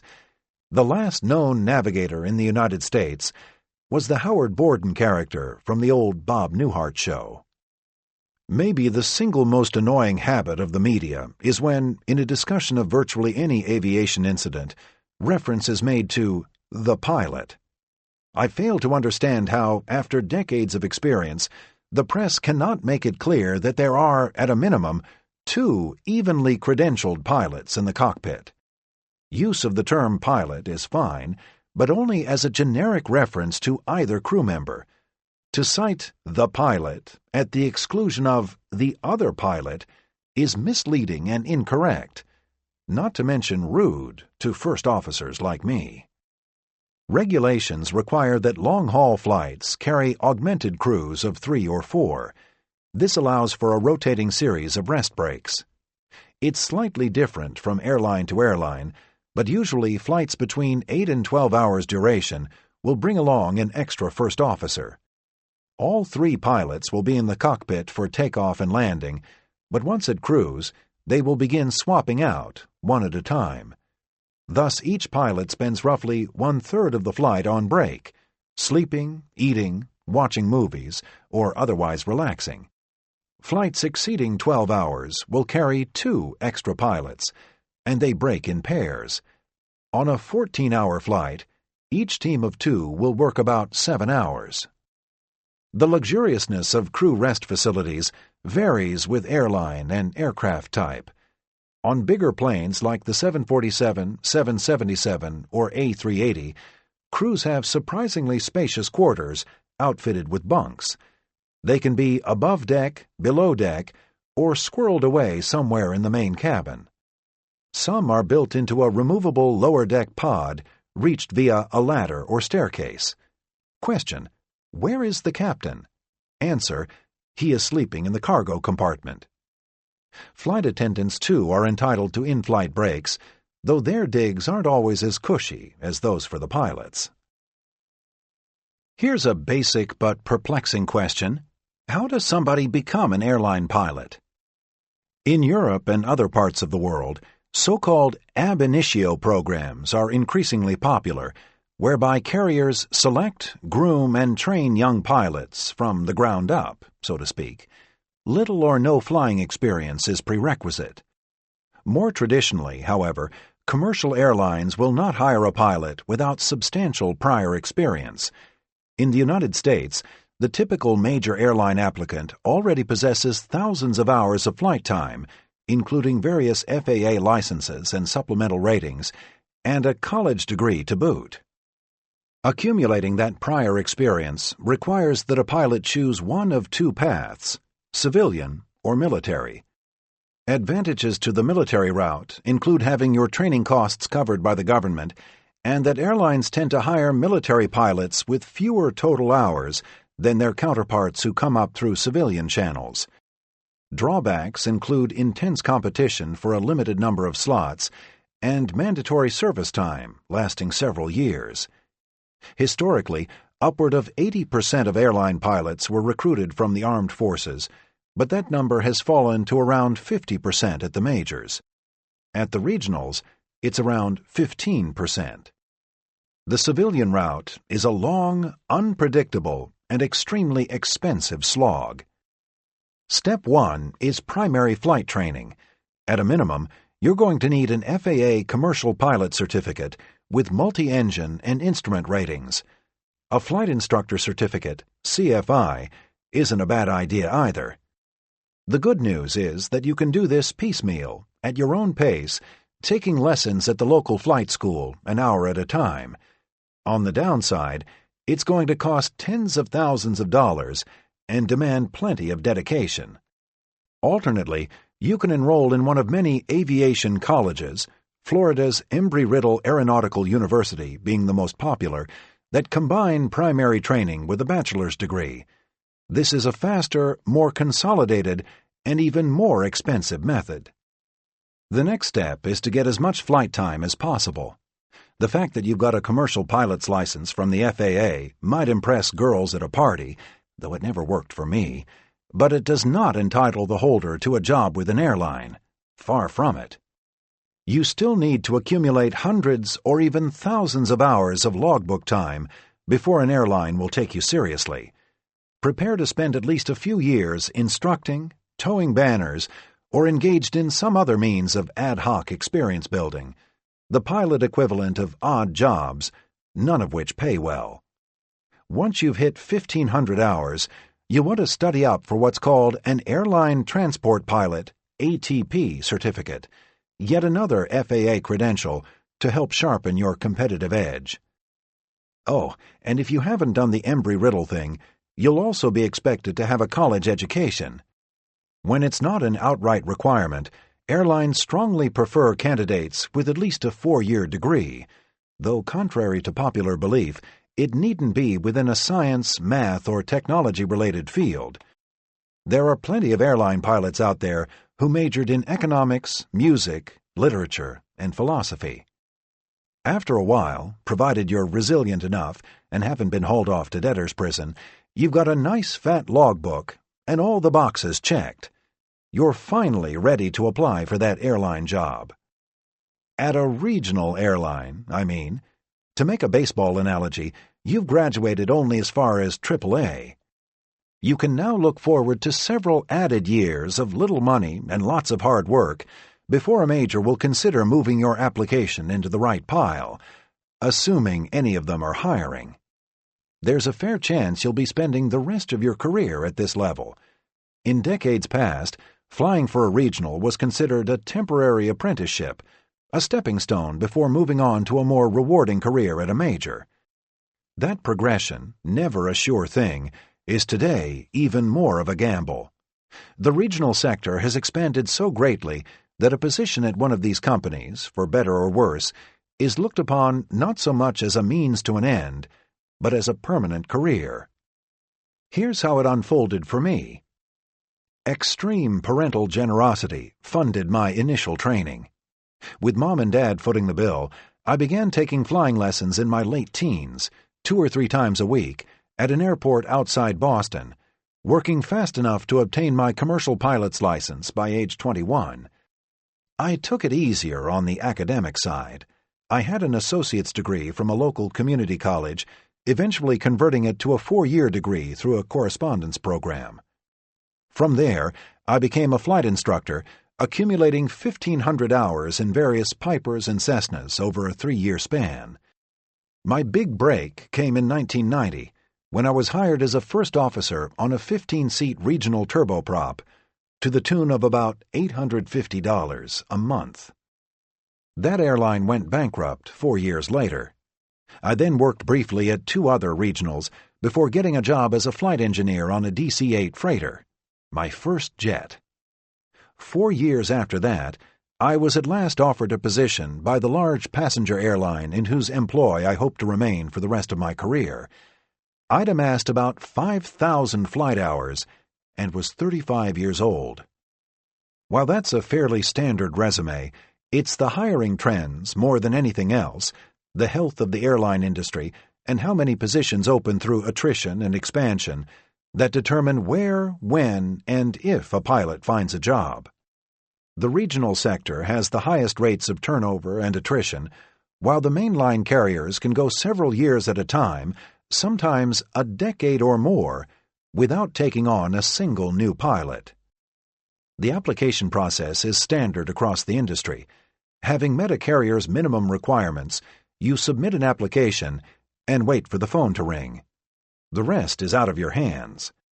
Aside from getting a written recommendation or two from pilots already on the property, there is little you can do to improve your chances. Networking, as understood in the corporate world, does not exist at airlines. Tell us about training. What are the trials and tribulations of making the grade with an airline? Once hired, airline training curricula are highly similar across the industry. Whether a pilot is learning to fly a regional jet or a 777, the duration and structure of the regimen are about the same. New hires will spend a month or more at an airline's training center. The first thing all of them must endure is a week-long course known as Basic Indoctrination, or Basic Indoc. It's not as scary as the name implies. Nobody gets his head shaved or is forced to do push-ups, but it's several tedious days devoted to administrative paperwork and learning company-specific rules and procedures. In addition to filling out insurance forms, you'll spend a lot of time going over something known as Operations Specifications, OP specs, we call them, which is about as exciting as it sounds. Trainees can phone home and mesmerize their spouses with all they've learned about takeoff visibility criteria and the required ceiling minima when selecting alternate airports. The hands-on airplane training takes around 3 weeks to complete. Which plane you're assigned to is determined by your bidding preferences, in-class seniority, determined by lottery or date of birth, and which vacancies happen to be available. More on that later in the chapter.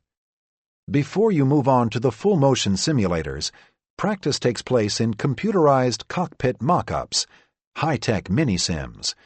These machines have fully working instruments and controls, but do not have visuals and do not physically move. You will get familiar with the plane's various systems, rehearse different malfunctions and emergencies, and fly instrument approaches galore. Systems is pilot patois for a plane's internals, its electrical layout, its hydraulic and fuel plumbing, the workings of its autoflight components, and so forth. It used to be that flight crews underwent lengthy systems training in a classroom setting, but nowadays the emphasis is on self-study. The company will mail you a package of books and CDs, and you're expected to have a healthy systems knowledge before showing up for training. This takes strong self-discipline and the careful compartmentalizing of information. Lots of it. Then come the simulators. You've seen the sims on television, those giant paint shakers with their creepy hydraulic legs. Everyone has heard how astoundingly true to life these contraptions are, and maybe you take this with a grain of salt. Don't. A session of mock disaster in The Box is exceptionally true to life. The 3D visuals, projected onto wraparound screens, aren't the most realistic. The renderings of terminal buildings and landscapes, for example, wouldn't win any CGI contests, but the airplane and its systems behave precisely as they do in the real world. Each session lasts about 4 hours, not including the time spent on prep and debriefing.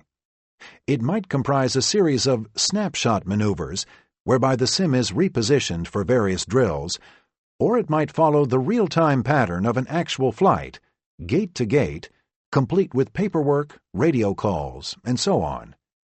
Captains and first officers training together are tested both individually and as a working team. Behind them sits a merciless instructor whose job it is to make them as miserable as possible. That's being facetious. The instructor is a teacher, a coach, and the point here isn't to wash people out. Just the same, I'd rather be almost anywhere than sitting in a full-motion simulator. There are plenty of would-be pilots and aero geeks out there who would sell their families into slavery for the chance to spend an hour in one of these damn boxes. You can actually rent them out, though a 60-minute block of time runs thousands of dollars. Which is a bit ironic, because there is almost nothing on Earth I enjoy less. I hate simulators, and they hate me, which, if you think about it, is the optimum relationship. Although flunking out completely is rare, every pilot will botch his or her share of maneuvers. It's not at all uncommon to need an extra sim period or two, and for certain exercises to be repeated. Washout rates at the major airlines are quite low, 1 or 2% maybe, but never is success taken for granted. Fail a check ride, and you'll be given another chance, sure. Fail it a second time, though, and things start to get uncomfortable. The majors tend to have an accommodating, gentlemanly approach to training. Regional carriers aren't always as patient, and aren't known for their touchy-feely training environments. After a final sim check, a pilot graduates to the actual aircraft for what we call IOE, or Initial Operating Experience. This is a series of revenue flights completed under the guidance and tutelage of a training captain. There are no warm-ups. Your very first takeoff will be with a load of paying passengers seated behind you. Those assigned to international routes also receive a brief course in long-range navigation. Additionally, there's theater training specific to airports or regions that are especially challenging. Parts of South America, for example, or Africa. For first officers, this is usually self-study, though for captains, it entails flying there in the company of a training pilot before being allowed to do so on their own. And finally, it's over. Except that it's not, because pilot training never really stops. Once or twice a year, the frequency varies, depending on your seat and which programs your carrier is approved for, it's back to the training center for a refresher. Recurrent training, it's called, a mandatory rite of study and stress, culminating in a multi-hour sim session. Assuming it goes okay, you're signed off and sent back to the line. To give you an idea, here's a breakdown of one of my latest recurrent sim sessions. We begin with a departure from Washington Dulles. At the moment of liftoff, bang! The left engine fails and catches fire. For good measure, the instructor has set the weather at bare minimums for a Category 1 instrument landing system approach and asks that it be hand-flown, sans autopilot. Then, a quarter-mile from touchdown, we're forced to go around when a 747 wanders errantly onto our runway. Next scenario, we're at 36,000 feet over the Andes when suddenly there's a rapid decompression. This would be fairly straightforward over the ocean, but in this case, the high terrain means we have to adhere to a pre-programmed escape route and a carefully scripted diversion path. It gets busy. This was followed by a pair of wind shear encounters, one each during takeoff and landing, a series of complicated GPS approaches, and an engine-out departure at Quito, Ecuador, where again mountainous terrain entails unusual and tricky procedures. And that was just the first day.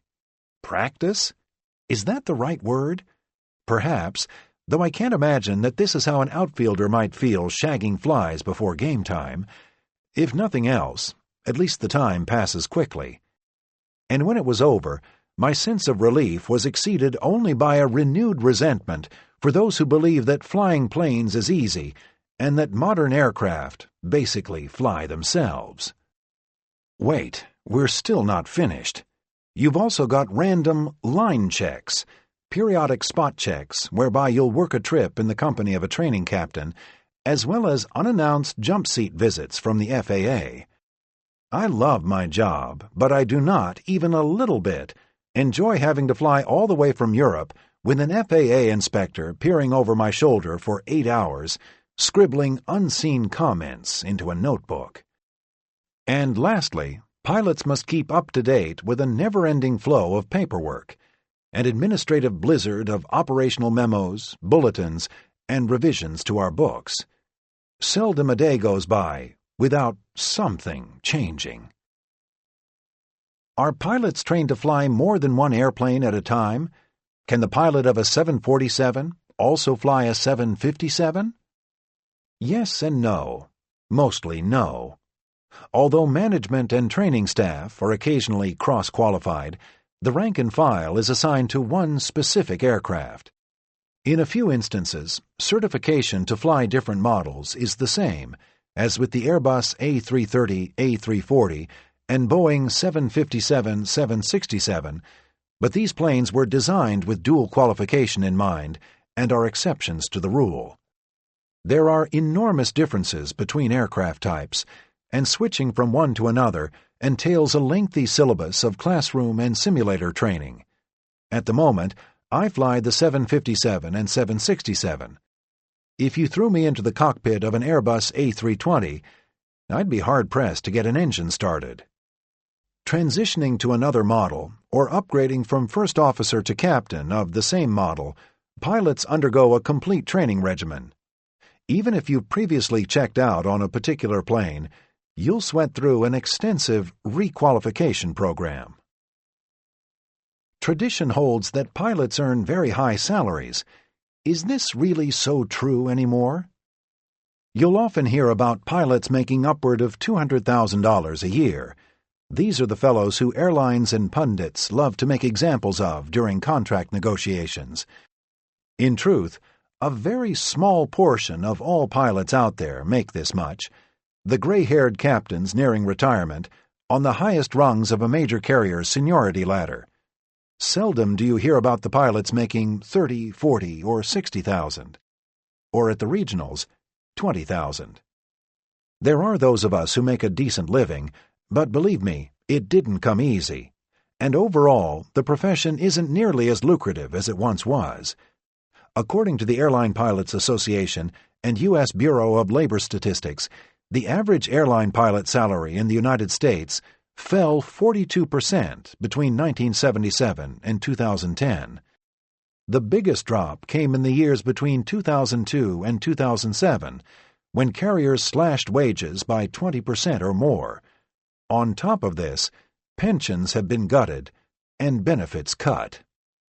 Annual starting salaries at the majors are around $30,000. Even with yearly raises, it takes 8 or 10 years tenure before you'll earn six figures. That is, provided a pilot is lucky enough to reach that level. Most who set their sights on the majors never get that far and have to settle for a career at the regionals, where the pay is considerably lower. A junior co-pilot on a regional jet might earn as little as $19,000 a year. Senior captains top out around $100,000. Listeners should be cautious of sources citing average pilot salaries. Those averages might pertain only to certain sectors of the industry, the major carriers, for instance, neglecting the approximately 40% of airline pilots who work at the regionals. They also fail to explain that a given pilot is liable to be in his 50s by the time he earns his captain stripe and a respectable income, after decades of mediocre pay and perhaps a layoff or two. Another thing to be leery of are quotes of hourly pay rates. While it's true that most pilots are compensated by the hour, these are flight hours, not work hours as most people think of them. $100 an hour might seem extravagant, but it is engineered to account for the off-the-clock ancillaries of the job, pre-flight planning, downtime between connections, and periods laying over in hotels. Only a portion of a typical multi-day assignment is spent in the air. Over the course of a month, perhaps 80 hours of actual flying are recorded, but a pilot might be on duty for 250 hours and away from home for 2 weeks or more. This disparity spawns the idea that airline pilots work far less than the typical full-time employee. I once heard a radio commentator remark snarkily about pilots only working 70 hours a month. A pilot works 70 hours a month, the way a pro football player works an hour each week. How much do you think a pilot should be paid? What is your passage worth? That's a tough one to answer, and it sets up a trap. Does a baseball player deserve $10 million a year? Or turning it around, does a teacher or a social worker deserve $24,000? That's making a moral judgment on a market-determined product. Pilots aren't paid what they're worth, they're paid what they can get through negotiation and collective bargaining. But just for fun, pretend you're traveling from New York to San Francisco on an airline whose pilots are compensated by voluntary passenger donations. A cup is passed around at the conclusion of each flight. How much is safe transport across the continent worth to you? How much would you put in the cup? In practice, you're putting in about $12. When you average out the pay rates of the biggest airlines, the captain of a Boeing 767, a typical plane for this route, makes $190 per flight hour. The plane has 210 seats, and the flight lasts 6 hours. That hashes out to a contribution of $5.42 per seat. The average flight is 80% full, which brings it to $6.78 per passenger. The captain gets just under $7 of your fare. The first officer gets around $5. Now let's try a regional. It varies with seniority, but you can expect the captain of a 65-seater to make around $95 per flight hour. For a 90-minute flight, you've given him $2.74. The co-pilot gets slightly better than $1. Flying, it has been said, is a lot like acting, painting, or playing minor league ball, or trying your luck at writing a book. Reward awaits the fortunate, but countless others toil in extended purgatory for their art. The trick is to grab a seniority number as quickly as possible and hope for the best. Rewards come later, not sooner, and though risks are inherent in many professions, aviation is especially unpredictable and unforgiving. Nevertheless, and despite the setbacks endured over the course of my own career, I'm obliged to admit that I enjoy my job tremendously. A berth at a major airline, at least when the ink is running black and people aren't flying planes into buildings, is still a good one. How are pilots evaluated for raises or promotions? Who and what determines when a first officer becomes a captain? This and several questions that follow require an understanding of the airline seniority system. In the United States and many other countries, all of a pilot's quality of life variables are determined via seniority bidding, based on date of hire. Our destiny has almost nothing to do with merit, and everything to do with timing. Experience and skill, for all of their intangible value, are effectively meaningless. Seniority is the currency of value. Nothing is more important than, as we call it, our number. We bid our preferences for position, captain or first officer, aircraft type, base city, monthly schedule, vacations, and so on. What we're ultimately assigned comes down to our relative position within the ranks, our number within the airline overall, our number in a particular base, our number within a specific aircraft category, our number. First officers become captains only when a slot becomes available, and only when seniority permits them to. How talented you are, or how swell a person you are, will not earn you a faster track to the left seat. Neither will how many lives you manage to save in the throes of some emergency. Only your number can do that. I should point out that not every pilot whose seniority permits an upgrade to captain will opt for it. The transition from first officer to captain means you're going from the top of one category to the bottom of another. You'll probably be getting a raise, but not necessarily, and once you account for schedule, the places you're likely to fly, and so on, you might have a better lifestyle remaining as a senior first officer than you would as a junior captain. Thus, it's not terribly unusual to find co-pilots who are senior to and more experienced than many captains. The seniority system is not as rigid in every country, though many follow all or part of the U.S. model, and with minor variations, flight attendants work within an almost identical framework. It's at once fair and unfair, the ultimate insult and the ultimate egalitarian tool, dehumanizing, maddening, and immensely important. It's important for the reasons just listed, and also because if a pilot is laid off or his airline goes bust, his years of accrued tenure become meaningless. Seniority is never transferable from airline to airline. Any time a pilot changes airlines, he starts over at the bottom of the list, at probationary pay and benefits, regardless of experience. The long, slow climb begins again.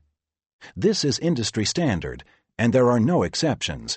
Not for Chesley Sullenberger, not for a former NASA astronaut, not for anybody.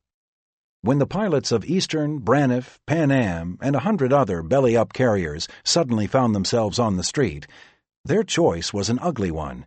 Start over as a rookie, as it were, or find another career. If business is bad and airlines are contracting, seniority moves in reverse. Captains become first officers, and junior first officers become cab drivers. In the rickety profit-loss roller coaster that is the airline industry, layoffs, furloughs as we call them, come and go in waves, displacing thousands at a time. Following the 2001 terrorist attacks, more than 10,000 airline pilots were furloughed in the United States, yours truly among them. Many are yet to return. When it happens, a portion of an airline's pilot seniority roster, which is to say everybody at the bottom per date of hire, is lopped away. If cutbacks determine that 500 flyers have to go, the 500 first one hired now becomes the company's most junior and most nervous crew member.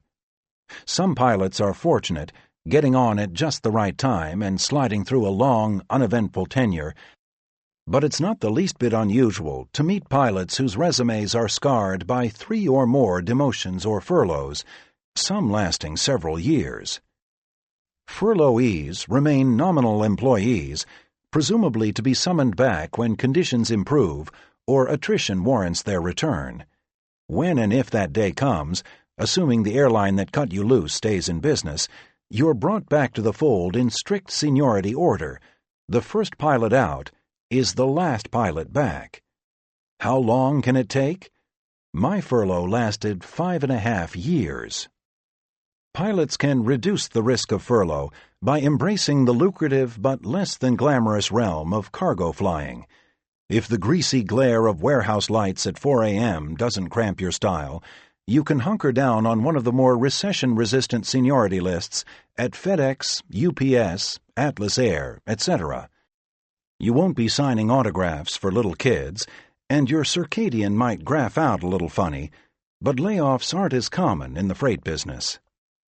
If you're a youngster setting your sights on this mad business, expect that it will happen to you. When it does, try to relax. It's not the end of the world, yet. Don't join any religious cults, and don't make voodoo dolls of your employer's corporate board. Don't take a job flying unexploded munitions out of Liberia, and, as gloomy as the future might seem, do not sell your wings and hat on eBay. The FBI won't like that, and you might need them again. And not that you asked, but allow me to propose that the 2 greatest songs about furlough and unemployment are a couple of old-school punk rock staples, The Clash's Career Opportunities and the Jam's Smithers Jones. The former, from The Clash's eponymous debut in 1977, is a raucous teardown of the economic malaise in the late 70s Britain. The latter, written by the Jam's Bruce Foxton, tells the story of a British working man who arrives for work one morning, optimistic and spot on time, only to be summoned into the office and summarily handed his walking papers. "I've some news to tell you. There's no longer a position for you. Sorry, Smithers Jones." The song implodes around the word Jones in a crash of orchestral beauty. It also makes me nauseous and gives me the willies, because I know the feeling. We keep being told of a looming shortage of pilots. How acute will this shortage really be? The first step is to draw a sharp divide between the major carriers and their regional affiliates. It's the latter that may have a problem. The majors, able to cull from the top ranks of the regionals and the military, will always have a surplus of highly qualified candidates to choose from. No amount of attrition, expansion, or even the impending wave of retirements you sometimes hear about will come close to depleting this supply. At the regionals, it's a different story. Tenure at a regional was once assumed to be temporary. It was the job one took before, fingers crossed, moving on to a more lucrative slot with a legacy carrier. This progression was never guaranteed, but if nothing else, it served as a carrot that kept a supply of young, talented, and highly motivated pilots moving through the ranks. That was then. The regional sector is much, much larger than it used to be, and hiring by the majors has slowed to a trickle.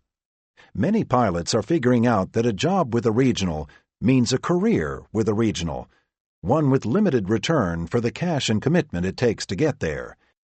It's not an easy life, and the pay, as we've seen, is the kind of thing that causes people to skip their school reunions. An aspiring aviator has to ask, is it worth sinking $50,000 or more into one's primary flight training, plus the cost of a college education, plus the time it will take to build a competitive number of flight hours, a number that, in accordance with a recent FAA ruling discussed later in this chapter, is about to rise sharply, only to spend years toiling at poverty-level wages, with at best a marginal shot at moving to a major? For many, the answer is no. A growing number of regional pilots are bailing out of the business altogether, while the replacement pool dwindles. How much it dwindles remains to be seen. It's somewhat telling that virtually no regional carriers have raised their salaries or benefit packages to levels that would appear aimed at retaining or attracting pilots. Bear in mind, too, the willingness of pilots to suffer for their art, so to speak. There will always be pilots, some would say too many of them, happy to endure almost anything for the sheer thrill of the job. If you ask me, there will be plenty of experienced pilots out there in the foreseeable future, hungry for work, and airlines big and small can continue to expect 100 or more applications for every available job. What is a pilot's schedule like? There's almost no such thing as a typical schedule. In a given month, one pilot might spend 10 days on the road, logging 60 hours in the air. Another pilot might be gone for 20 days, with 90 hours aloft. That's a big range because seniority has enormous impact on where and when we fly, and because schedules are very flexible. Every 30 days, around the middle of the month, we bid our preferences for the following month, where we'd like to fly, which days we'd like to be off, which insufferable colleagues we hope to avoid, etc. What we actually end up with hinges on seniority. Senior pilots get the choicest pickings. Junior pilots get whatever is left over. A top-of-the-list pilot might be assigned a single 13-day trip to Asia worth 70 pay hours. A bottom dweller might get a long series of 2- and 3-day domestic trips scattered throughout the month. And if we hate what we get, it's always changeable. We can swap, drop, and trade with other pilots, even on short notice. A lot of people assume pilots are assigned to specific destinations and fly there all the time. One of the more amusing questions I often get is, "What's your route?" Seniority permitting, it's possible to visit the same place over and over, if that's what you want, but normally it's a mixed bag. As I type this, my month ahead has scheduled layovers in Las Vegas, Madrid, Los Angeles, and Sao Paulo, totaling 76 pay hours and 14 days away from home. Not bad, though I'm hoping to dump that Vegas trip for something better. We'll see. Those at the very bottom are assigned to on-call reserve status. A reserve pilot has designated days off and receives a flat minimum pay rate for the month, but his or her workdays are a blank slate. The pilot needs to be within a stipulated number of hours from the airport, anywhere from 2 to 12, and it can change day to day. When somebody gets sick or is trapped in Chicago because of a snowstorm, the reserve pilot goes to work. The phone might ring at 2 a.m., and you're on the way to Sweden or Brazil, or to Omaha or Dallas. Among the challenges of life on reserve is learning how to pack. What to put in the suitcase when you don't know if your next destination will be tropical or freezing cold? Answer: everything. At most carriers, cockpit crews are paired together for as long as a particular assignment lasts. If I've got 4 different trips on my schedule for the month, I'll fly with 4 different captains. Some airlines, though, use a different bidding system in which captains and co-pilots are matched up for the entire month. And just as there's no such thing as a typical schedule, there's no such thing as a typical layover. Domestic overnights can be as short as 9 or 10 hours. Overseas, it's usually a minimum of 24 hours, though 48 or even 72 hours aren't unheard of. I've spent up to 5 full days on a layover. On longer trips, crew members will occasionally bring along family members. For cabin staff, it works the same way. A senior flight attendant might grab the same coveted layovers in Athens or Singapore that a senior captain does. There are, however, fewer duty time restrictions and contractual protections for flight attendants, and they tend to work more days. A pilot might fly 3 or 4 multi-day trips in a month, while a flight attendant might fly 7. Should you therefore extrapolate that the largest planes on the longest routes are operated by the most senior and most experienced crews? Not always. One factor is the airport you are based out of. The larger carriers typically offer 6 or 7 base cities to choose from. Certain of these bases are more preferable to pilots than others, and so seniority becomes a relative thing. I'm based in New York, for example, which at my carrier tends to be the least desirable and therefore the most junior base. This allows me to fly international routes, even though my overall seniority is low. And not all pilots enjoy international flying, even if it pays better.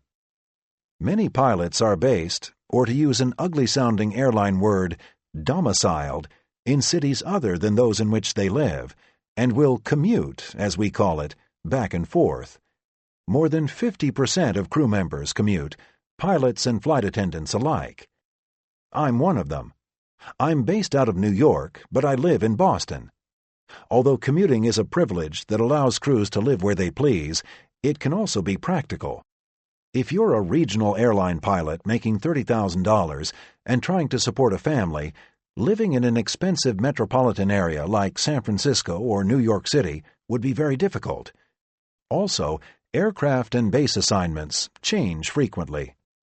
The opportunity to commute keeps employees from having to uproot and move with every new bid posting. Commuting can be stressful. Employees ride standby, and company rules require us to allow for backup flights in case of delays. This can mean having to leave home several hours before sign-in, or in many cases, a full day prior. Crew members commonly rent a part-time residency called a crash pad, where they'll stay, if needed, on either end of a commute. The decor and sanitary standards of the average crash pad are a topic for another time. Others, when it's affordable, rent hotel rooms. One way to cut down on commutes is to bid international trips. Overseas rotations tend to be longer, with some lasting 10 days or more, and you don't fly as many of them. An international category pilot might commute in only 2 or 3 times each month, while a pilot on domestic runs does it 5 or 6 times. My own commute, with barely 40 minutes of flying time, is as painless as they come. Multi-hour commutes through 2 or more time zones, however, are not the least bit uncommon. I've met pilots who commute to New York from Alaska, the Virgin Islands, and France. Legend has it there was once an Eastern Airlines captain who was domiciled in Atlanta but lived in New Zealand. We hear a lot these days about pilot fatigue. Is exhaustion really a concern? And what can be done about it? Crew fatigue has long been a serious issue. It has been cited as a contributing cause in several accidents, including the 1999 crash of American Airlines Flight 1420 at Little Rock, Arkansas, and that of Colgan Air Flight 3407 in 2009. The airlines and FAA have been very resistant to the tightening of flight and duty time regulations, with even small changes facing opposition by carriers and their lobbyists. It wasn't until December 2011 that the FAA finally got around to unveiling a comprehensive package of changes that, while imperfect, were a welcome and positive step. In my opinion, too much of the agency's focus has been on long-haul flying. The circadian scrambling effects of a 12 or 14-hour nonstop are indeed of concern, but it's also true that long-haul fatigue is comparatively easy to manage. Long-haul pilots don't fly as often, and these flights carry augmented crews with comfortable onboard rest facilities. The more serious problem is at the other end of the spectrum, short-haul regional flying. Regional pilots fly punishing schedules, operating multiple legs in and out of busy airports, often in the worst weather, followed by short layovers at dodgy motels. I'll take a 12-hour red-eye ocean crossing, followed by 72 hours at the Marriott any day, over having to wake up at 4 a.m. and fly 6 legs in a turboprop, with 8 hours of supposed rest at the Holiday Inn Express. And it isn't cockpit time per se that presents the toughest challenges. The real menaces are long stretches of duty time and the often short layovers between them. On a given workday, a pilot might log only 2 hours on the flight deck. Sounds like an easy assignment, except when those 2 hours come at either end of a 12-hour duty stretch that began at 5 a.m., the bulk of which was spent waiting out delays and killing time in the terminal. In FAA speak, the layover buffers between assignments are called rest periods. Until the changes unveiled in 2011, a rest period could be as brief as 9 hours, and the very definition of rest itself had failed to account for things like travel time to and from hotels, the need for meals, and so on. If a crew signed off in Chicago at 9 p.m. and was scheduled to sign on again at 5 a.m., that constituted an 8-hour rest. But once you subtract the time spent waiting for the hotel van, driving to and from the airport, scrounging for food, and so on, what existed on paper as an 8-hour layover was in reality only 6 or 7 hours at the hotel.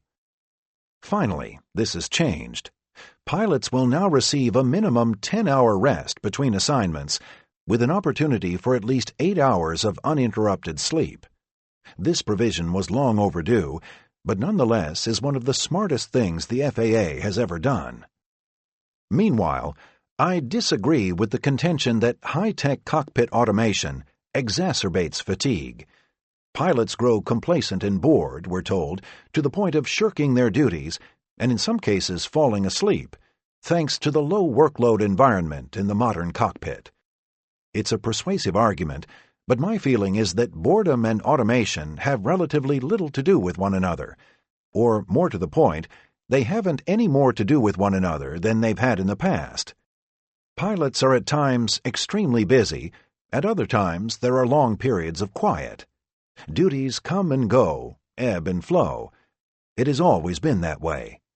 Boredom was a factor 60 years ago, when planes had rudimentary autopilots and propellers spun by pistons.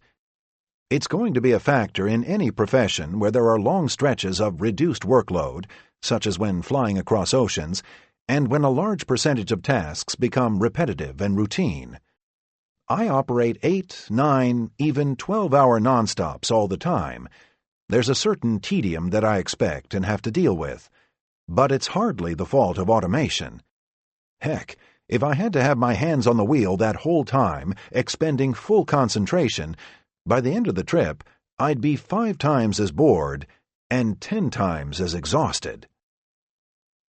There has been a good deal of controversy surrounding the experience levels of regional pilots. What concern should passengers have?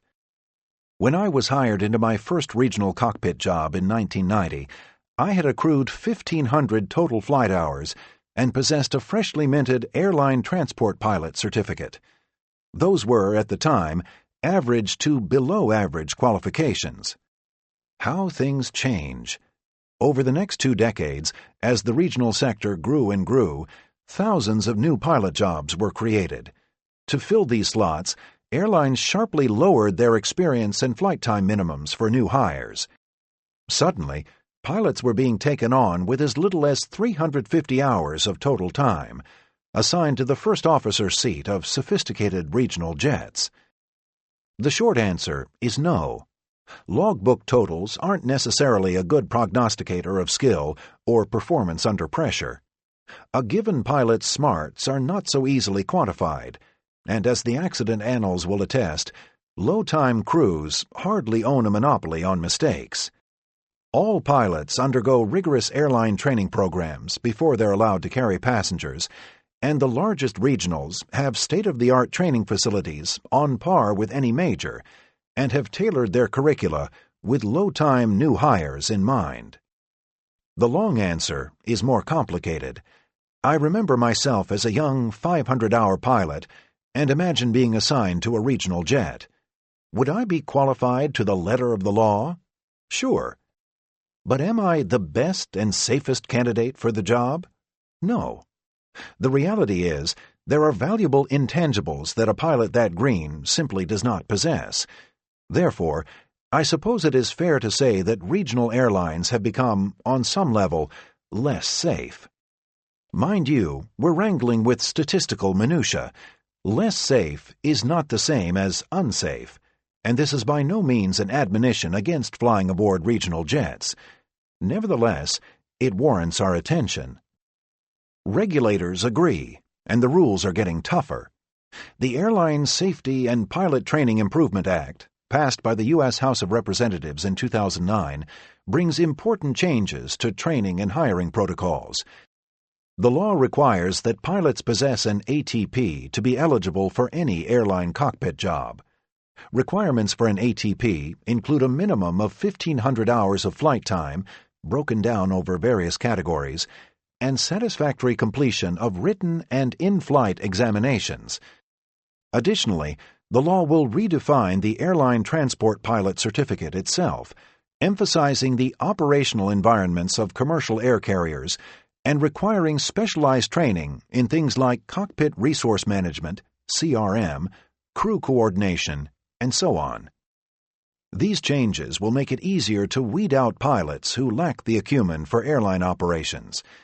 For those who progress, it will allow an easier transition from general aviation into the high-demand training environment at a regional. It will lower their training costs and, ultimately, make for safer cockpits. And theoretically, at least, it should encourage the regionals to begin offering better wages and benefits, since, for a would-be pilot, obtaining an ATP will entail a financial investment on the order of 6 figures. As mentioned in an earlier chapter, most regional airlines, even those that are wholly owned, are entirely separate entities from whichever major they're sharing a paint job and flight number with. They are contractors, with their own employee groups, training departments, and so on. For crews, there is no automatic advancement from a regional to its big league partner.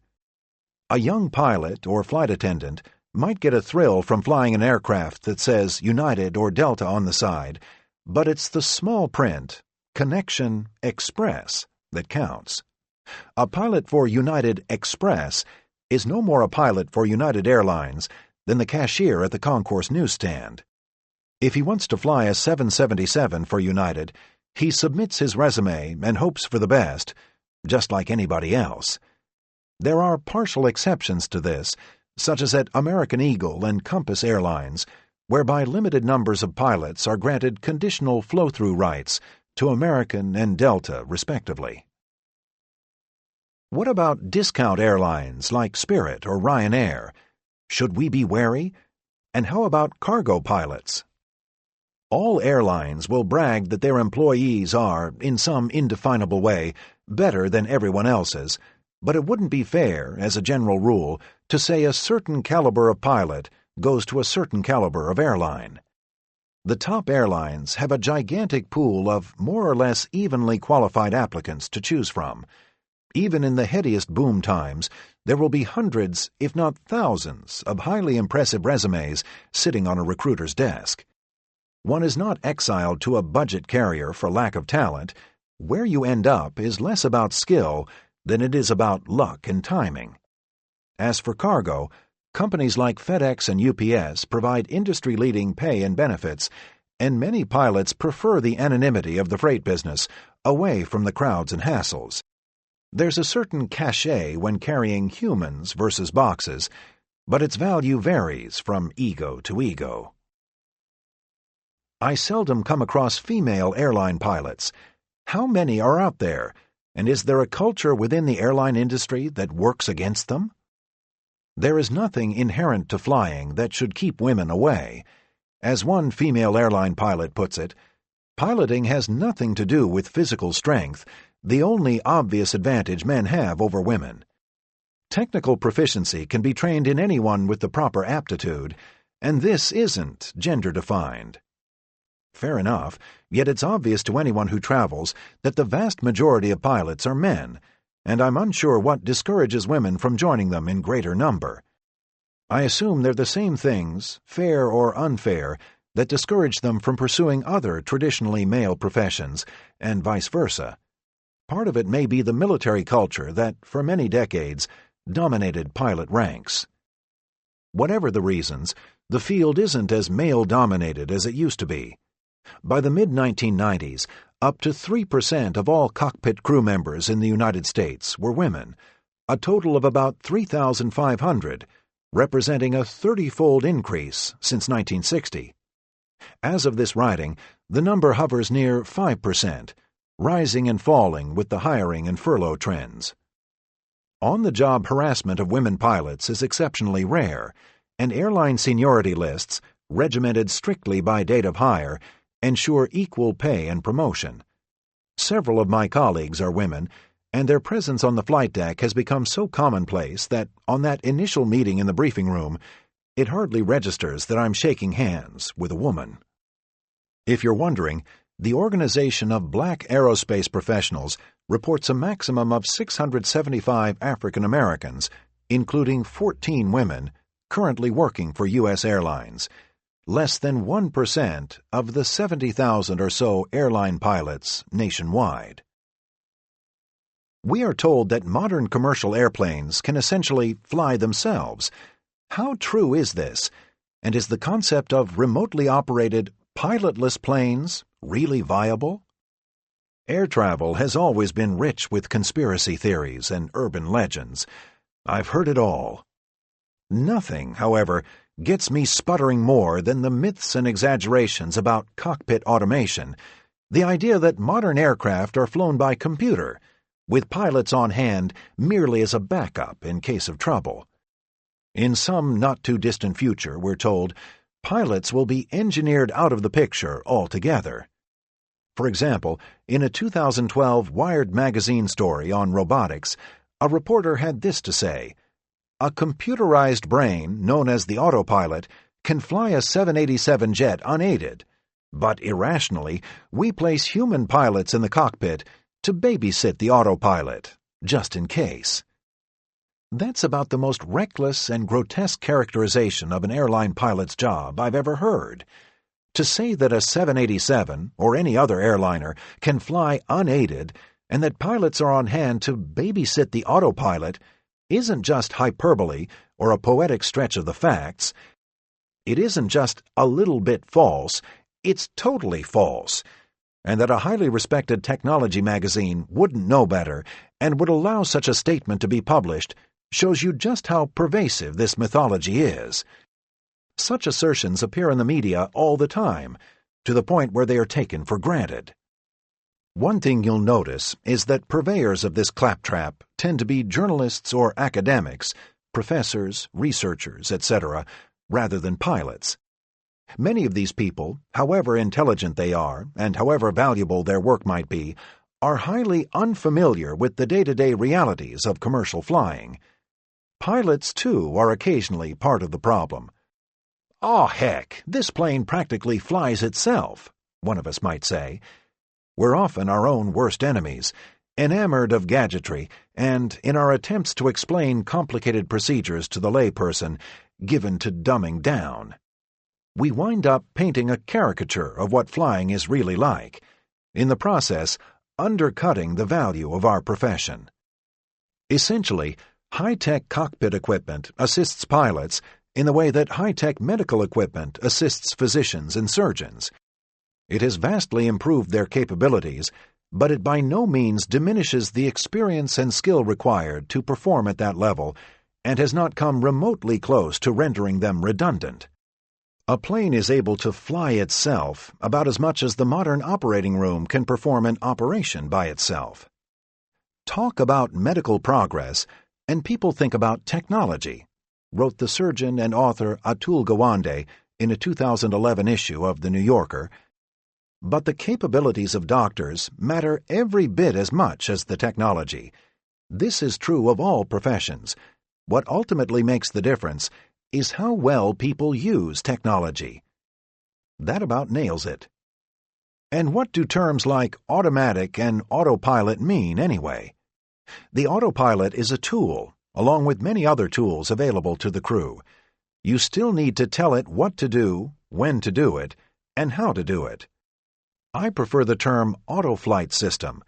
It's a collection of several different functions controlling speed, thrust, and horizontal and vertical navigation, together or separately, all of it requiring regular crew inputs to work properly.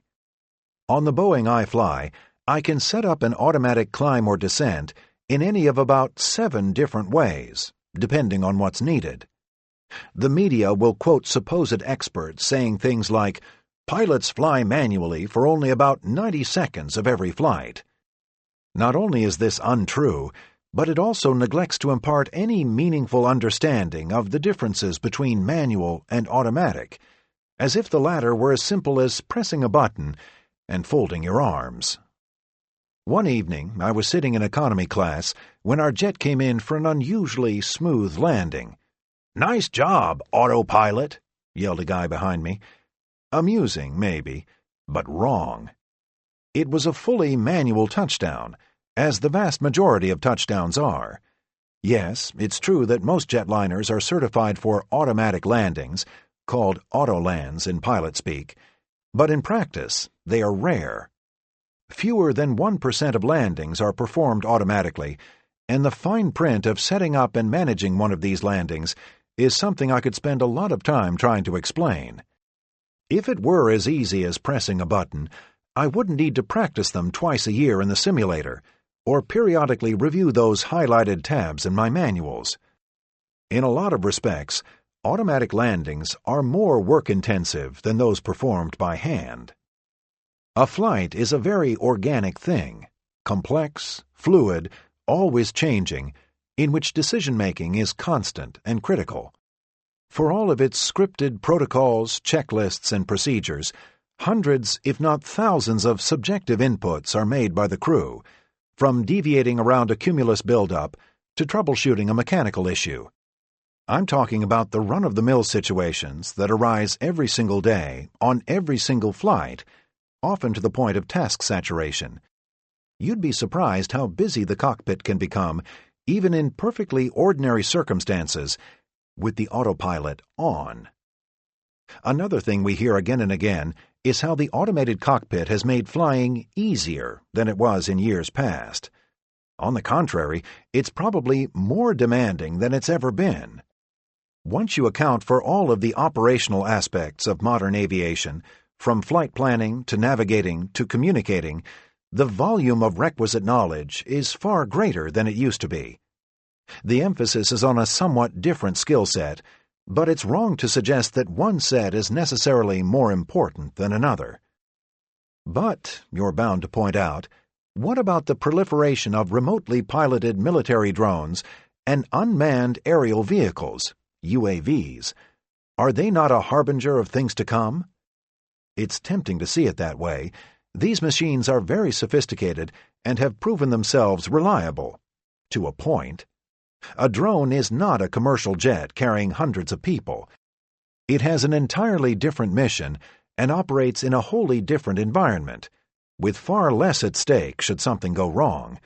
You can't simply take the drone concept, scale it up, build in a few redundancies, and off you go. I'd like to see a remotely operated drone perform a high-speed takeoff abort after an engine failure, followed by a brake fire and the evacuation of 250 passengers. I would like to see one troubleshoot a pneumatic problem requiring a diversion over mountainous terrain. I'd like to see it thread through a storm front over the middle of the ocean. Hell, even the simplest things. On any given flight, there are innumerable contingencies, large and small, requiring the attention and visceral appraisal of the crew. I can't imagine trying to handle these issues from the ground, thousands of miles away. And adapting the unmanned aerial vehicle model to the commercial realm would require tremendously expensive changes to our civil aviation infrastructure, from designing and testing a whole new generation of aircraft to rebuilding the air traffic control system. We still haven't perfected the idea of unmanned cars, trains, or ships. The leap to commercial aircraft would be harder and more expensive by orders of magnitude. And after all of that, you still need human beings to operate these planes remotely. I'm not saying it's beyond our capabilities. We could be flying around in unmanned airliners, just as we could be living in cities on the moon or at the bottom of the ocean. Ultimately, this isn't a technological challenge so much as one of cost and practicality. It's a long way off, if it ever happens at all. I know how this sounds to some of you.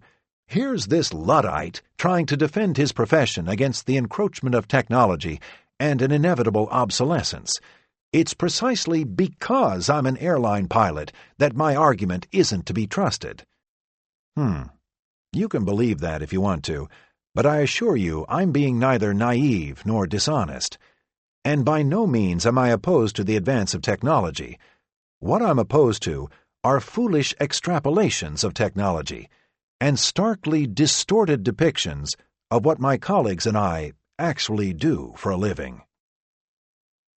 Earlier, you told us landings are sometimes purposely crooked or firm, and the smoothness of a landing is not a legitimate way for passengers to gauge a pilot's skill. What, then, is an accurate yardstick? Regardless of whether a touchdown is intentionally or accidentally firm, a flight should be judged no more by its landing than the success of organ transplant surgery is judged by the alignment of the sutures. As for an accurate yardstick, I suggest there isn't one.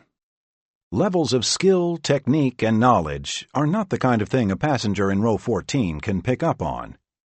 Within an airline, all pilots are taught the same methods and will fly the same procedures at roughly the same angles, rates, and speeds.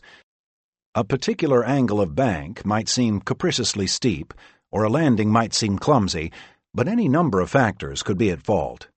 The severity of a maneuver, whether perceived or actual, is not always a crew member's whim or lack of finesse. What are your thoughts on the alleged heroics of Captain Sully Sullenberger and the so-called miracle on the Hudson? Chesley Sully Sullenberger was the U.S. Airways captain who guided his suddenly engineless Airbus into the Hudson River on January 15, 2009, after striking a flock of Canada geese.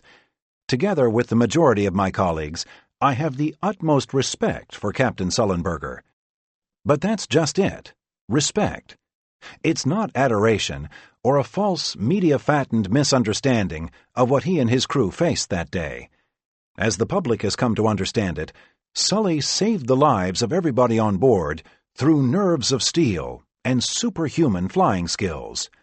The truth isn't quite so romantic. I was getting a haircut, what's left of it, one day not long after the accident, when Nick the barber asked what I did for a living. As is too often the case, any talk of piloting at some point turns to the saga of Sully upon Hudson, and this was no exception. Nick grew starry-eyed. "Man, that was something," he said. "How did the guy ever land that plane on the water like that?" Nick wasn't looking for a literal answer, but I gave him one anyway. Pretty much the same way he's landed 12,000 other times in his career, was my response. There was silence after that, which I took to mean that Nick was either silently impressed or thinking, "What an asshole." I was exaggerating, but eager to make a point, that the nuts and bolts of gliding into water aren't especially difficult. The common sense of water landings is one of the reasons pilots don't even train for them in simulators. Another reason is that having to land in water will always be the byproduct of something inherently more serious, a fire, multiple engine failures, or some other catastrophic malfunction. That is the crux of the emergency, not the resultant landing. And nowhere in the public discussion has the role of luck been adequately acknowledged. Specifically, the time and place where things went wrong. As it happened, it was daylight, and the weather was reasonably good. There off Sullenberger's left side was a 12-mile runway of smoothly flowing river within swimming distance of the country's largest city and its flotilla of rescue craft. Had the bird strike occurred over a different part of the city, at a lower altitude, beyond gliding distance to the Hudson, or under more inclement weather conditions, the result was going to be an all-out catastrophe, and no amount of talent or skill was going to matter. Sullenberger, to his credit, has been duly humble, acknowledging the points just made. People pooh-pooh this as false modesty or self-effacing charm, when he's really just being honest. He has also highlighted the unsung role played by his first officer, Jeffrey Skiles. There were 2 pilots on board, and both needed to rise to the occasion. Nothing they did was easy, and a successful outcome was by no means guaranteed. But they did what they had to do, what they were trained to do, and what presumably any other crew would have done in that same situation. And let's not forget the flight attendants, whose actions were no less commendable. Thus, the passengers owe their survival not to miracles or heroics, but to less glamorous forces. They are, in descending order, pardon the pun, luck, professionalism, skill, and technology. There's little harm in celebrating the unlikely survival of 155 people, but terms like hero and miracle shouldn't be thrown around lightly. A miracle describes an outcome that cannot be rationally explained. Everything that happened on the river that day can be rationally explained.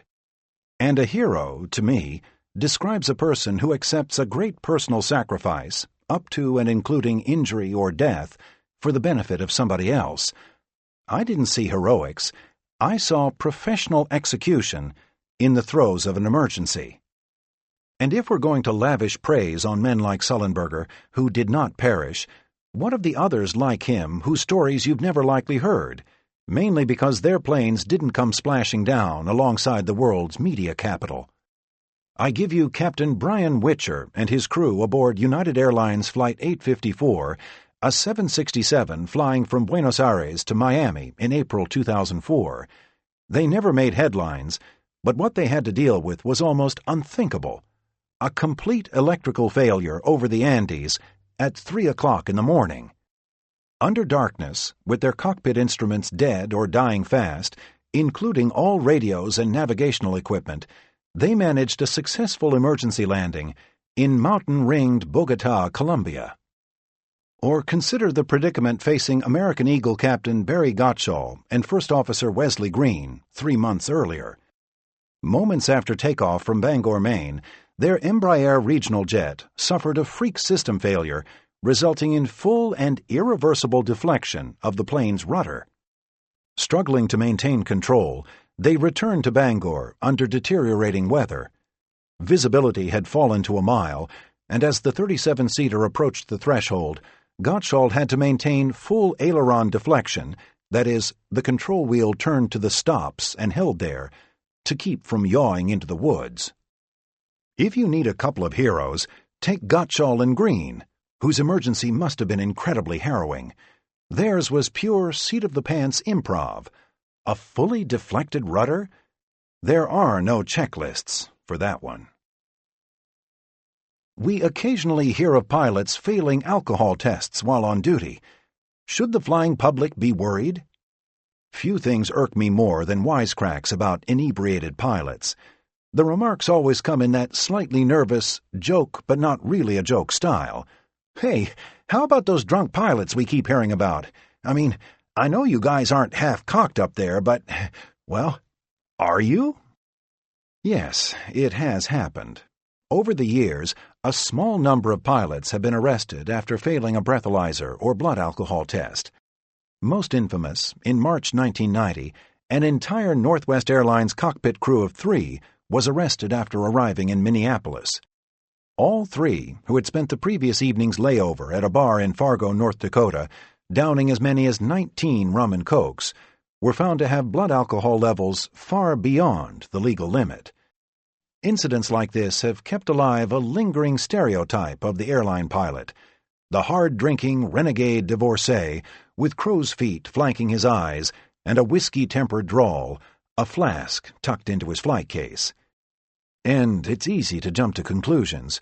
For every pilot nabbed, there must be 10 others over the legal limit, right? No. Believe me, this isn't something pilots play fast and loose with. Why would they, with their careers hanging in the balance? Violators are subject to immediate emergency revocation of their pilot certificates and possibly prison time as well. My personal observations aren't a scientific sample, but I've been flying commercially since 1990, and I have never once been in a cockpit with a pilot I knew or suspected of being intoxicated. I understand and expect that passengers worry about all sorts of things, rational and otherwise, but as a rule, this should not be one of them. The FAA blood alcohol limit for airline pilots is 0.04%, and we are banned from consuming alcohol within 8 hours of reporting for duty. Pilots must also comply with their employer's in-house policies, which tend to be tougher. Above and beyond that, we're subject to random, unannounced testing for drugs and alcohol. Overseas, the regulations are even tighter. In Britain, the legal limit is set at 20 milligrams of alcohol per 100 milliliters of blood. That's 4 times lower than the British limit for drunk driving and equates to about 0.02% blood alcohol level. Having said all of that, it should go without saying that alcoholism exists in aviation just as it exists in every other profession. To their credit, air carriers and pilot unions, like the Airline Pilots Association, ALPA, have been very successful with proactive counseling programs that encourage pilots to seek treatment. Not long ago, I flew with a colleague who participated in the HIMSS program, an intervention and treatment system put together several years ago by ALPA and the FAA. HIMSS, the name is from a 1970s research project known as the Human Intervention Motivation Study, has treated more than 4,000 pilots, with only 10 to 12% of participants suffering relapse. It has kept alcohol out of the cockpit and has helped prevent the issue from being driven underground, where it's more likely to be a safety issue. Can a pilot grounded for drinking ever fly again? Among the most inspirational stories out there is that of Northwest Captain Lyle Prowse, one of the trio arrested that morning in Minnesota in 1990. Prowse, an alcoholic whose parents had died of the disease, became a poster pilot for punishment and redemption. He was given 16 months in federal prison, and then, in a remarkable and improbable sequence of events, was able to return to the cockpit on his 60th birthday and retire as a 747 captain. Once out of jail, Prowse was forced to re-qualify for every one of his FAA licenses and ratings. Broke, he relied on a friend to lend him stick time in a single-engine trainer. Northwest's then CEO, John Dasberg, who himself had grown up in an alcoholic family, took personal interest in Prowse's struggle and lobbied publicly for his return. You'll see Prowse in interviews from time to time, and inevitably you'll be struck by how forthrightly he takes responsibility without resorting to the sobby self-flagellation of most public apologies. Always one is left unexpectedly to conclude that this convicted felon deserved his second chance. In 2001, he was among those granted presidential pardons by Bill Clinton. What is the purpose of those complicated watches I always see pilots wearing? And what do you carry around in those heavy black briefcases? The purpose of the watches is to tell us what time it is. Watches are required as backups to the ship's clocks, but nothing more elaborate than a sweep hand is needed. If a pilot prefers something fancy or expensive, that's his or her business. My 15-year-old Swiss Army watch does the job wonderfully. Inside those black leather bags is a library of leather-bound navigational binders containing several hundred pages of maps, charts, approach procedures, airport diagrams, and other technical arcana. Additional books are the Aircraft Operating Manual, AOM, and General Operations Manual, GOM. You'll also find a headset, spare checklists, quick reference cards, a flashlight, and various personal sundries. Mine include post-it pads, pens, earplugs, and a big batch of wet nap packets to wipe away the dust, crumbs, and grime from the radio panels and other cockpit surfaces, which are routinely filthy. You'll be seeing fewer and fewer of these bags as airlines turn to digital versions of those bulky manuals. The paperless cockpit, it's called, and it's already here. JetBlue's pilots have been relying on laptops for several years, while United, Delta, and Southwest are moving to tablet-based platforms. Depending on the carrier's needs and preferences, an iPad or other device can be issued to each pilot, or a pair of them can be mounted and wired into the cockpit itself. The cockpit will never be entirely paper-free, but the more cumbersome hard copy material will be more quickly and easily accessible in digitized form. And quickly and easily revised. The switch to electronic manuals is the best idea I've heard in years, if for no other reason than it frees the average pilot from the savagery and tedium of having to update and revise his books, which under normal circumstances are subject to hundreds of revisions every month. The tiniest addendum to any approach or departure procedure, and bang! 18 different pages needed to be swapped out. A particularly hefty set of revisions can take 2 hours or more to complete.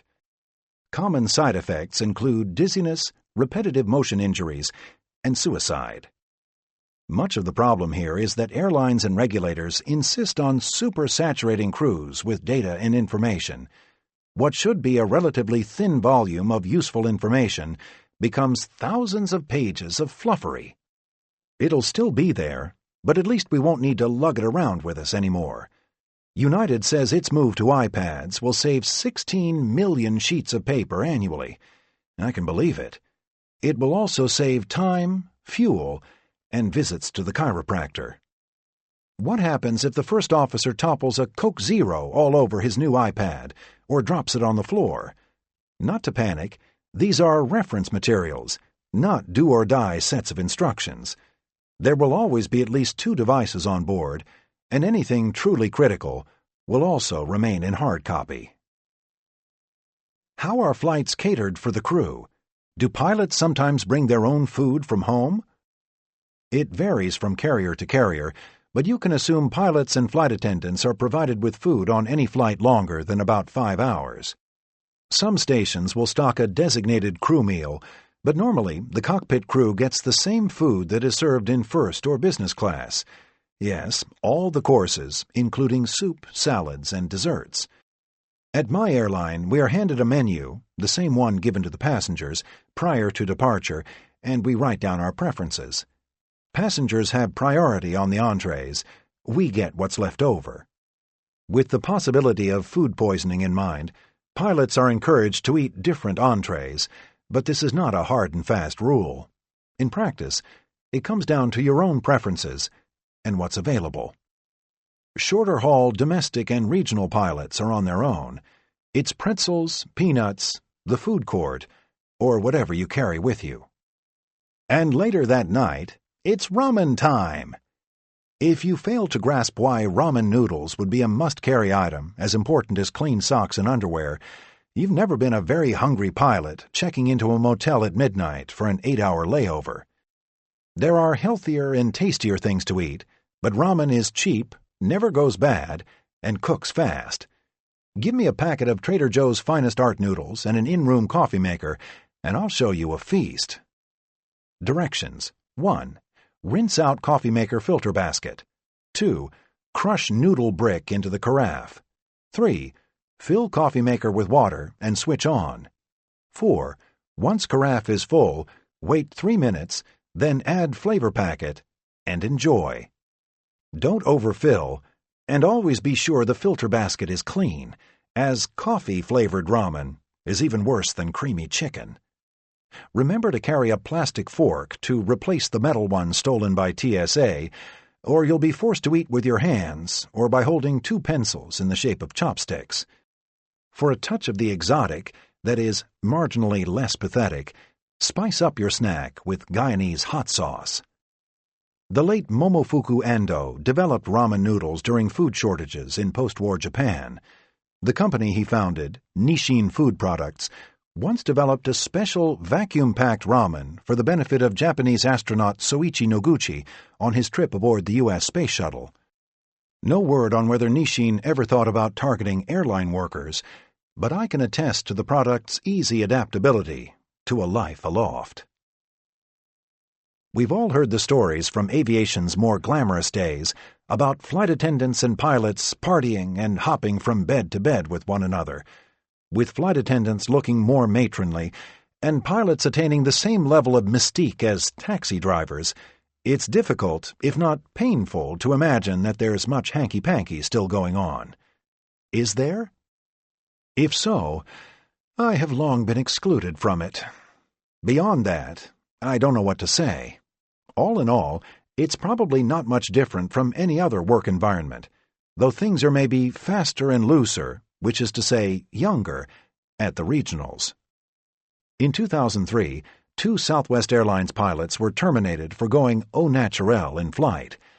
I don't know exactly what happened, and I should probably withhold judgment, as these sorts of things have a way of becoming distorted when stripped, if you will, of context. But for the record, no, I have never taken my clothes off during flight. Well, except once. It was the summer of 1995, and a pavement-melting heat wave was sweeping across the Midwest. I was based in Chicago as a first officer on a 64-seat ATR-72.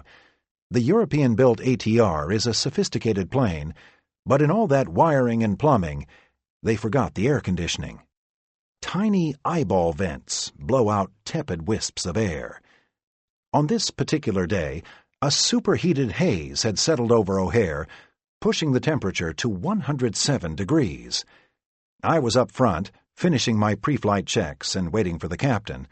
I was so hot that I could hardly move. So I took my shirt and tie off. Pilot shirts, which are mostly polyester, are uncomfortable enough even in a perfect climate. Crank the heat, and it's like wearing chainmail. I also removed my shoes. The captain arrived, a large, slow-moving fellow in his 50s, who I'd never met before. He stepped into the cockpit and discovered his first officer drenched in perspiration, dehydrated, wearing only his trousers and a Sony headset. He didn't speak at first. Then he sat down, turned to me, and asked calmly, "You are going to put your clothes back on, aren't you?" I told him I'd get dressed again as soon as the inside temperature fell below 95 degrees, provided I was still conscious. I offered to put a T-shirt on, but the only one I could reach from my hand luggage was a Husker Du Metal Circus tour shirt, an artifact from 1983, as greasy and discolored as the burning Chicago sky. "All right, fine," said the captain. "Just don't let anyone see you." And so I flew bare-chested, all the way to Lansing and back. Word on the street says that pilots are privy to some pretty good travel benefits. It's true. However, with the exception of a privilege that allows us access to the auxiliary cockpit jump seats, the perks extended to us are no different from those enjoyed by any other airline employee. Normally, all full-time workers and their immediate family members, nowadays this includes domestic partners, are entitled to complimentary, space-available transportation throughout their carrier's network, with upgrades to first or business class if empty seats permit. Sometimes there is a small per-segment charge and a yearly fee. It varies company to company. In addition, reciprocal agreements between carriers allow employees of one airline, plus their eligible family members, to fly on another, subject to what are called Z fares. That's an acronym for Zonal Employee Discount, a new simplified system that replaces the more complex ID fare arrangement that had been in place for decades. Again, all travel is standby only, and Z fares do not permit upgrades. Still, it's a fantastic deal. If I want to fly from Bangkok to Seoul on Korean Air or Thai Airways, it'll cost around $70 one way, fees and taxes included. New York to Amsterdam on KLM, about $100. If you're looking to bring a friend along, or you want to reward that babysitter who puts up with your bratty kids, most airlines grant a limited number of reduced-rate tickets each year, commonly called buddy passes, that can be given out to friends, extended family, the woman whose cat you ran over, etc.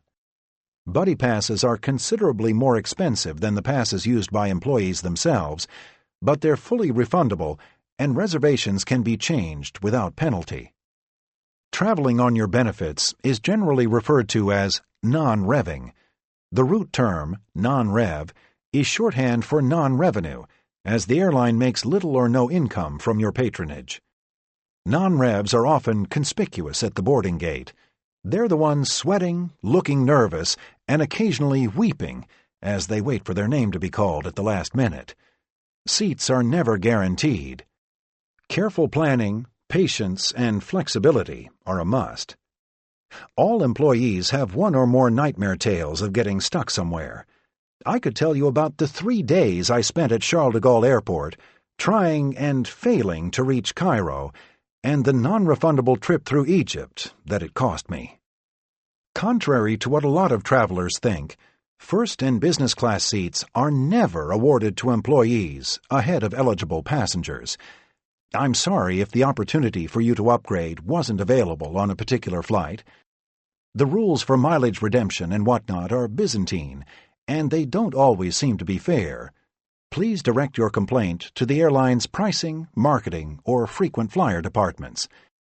All I can tell you for sure is that no premium seat is ever blocked for a freeloading employee. If one of us is riding there, that seat was not available for upgrade and would otherwise be empty. The one exception would be an occasion when an on-duty crew member is being repositioned, deadheaded as we say, on an international flight, when work rules may stipulate a seat in business or first.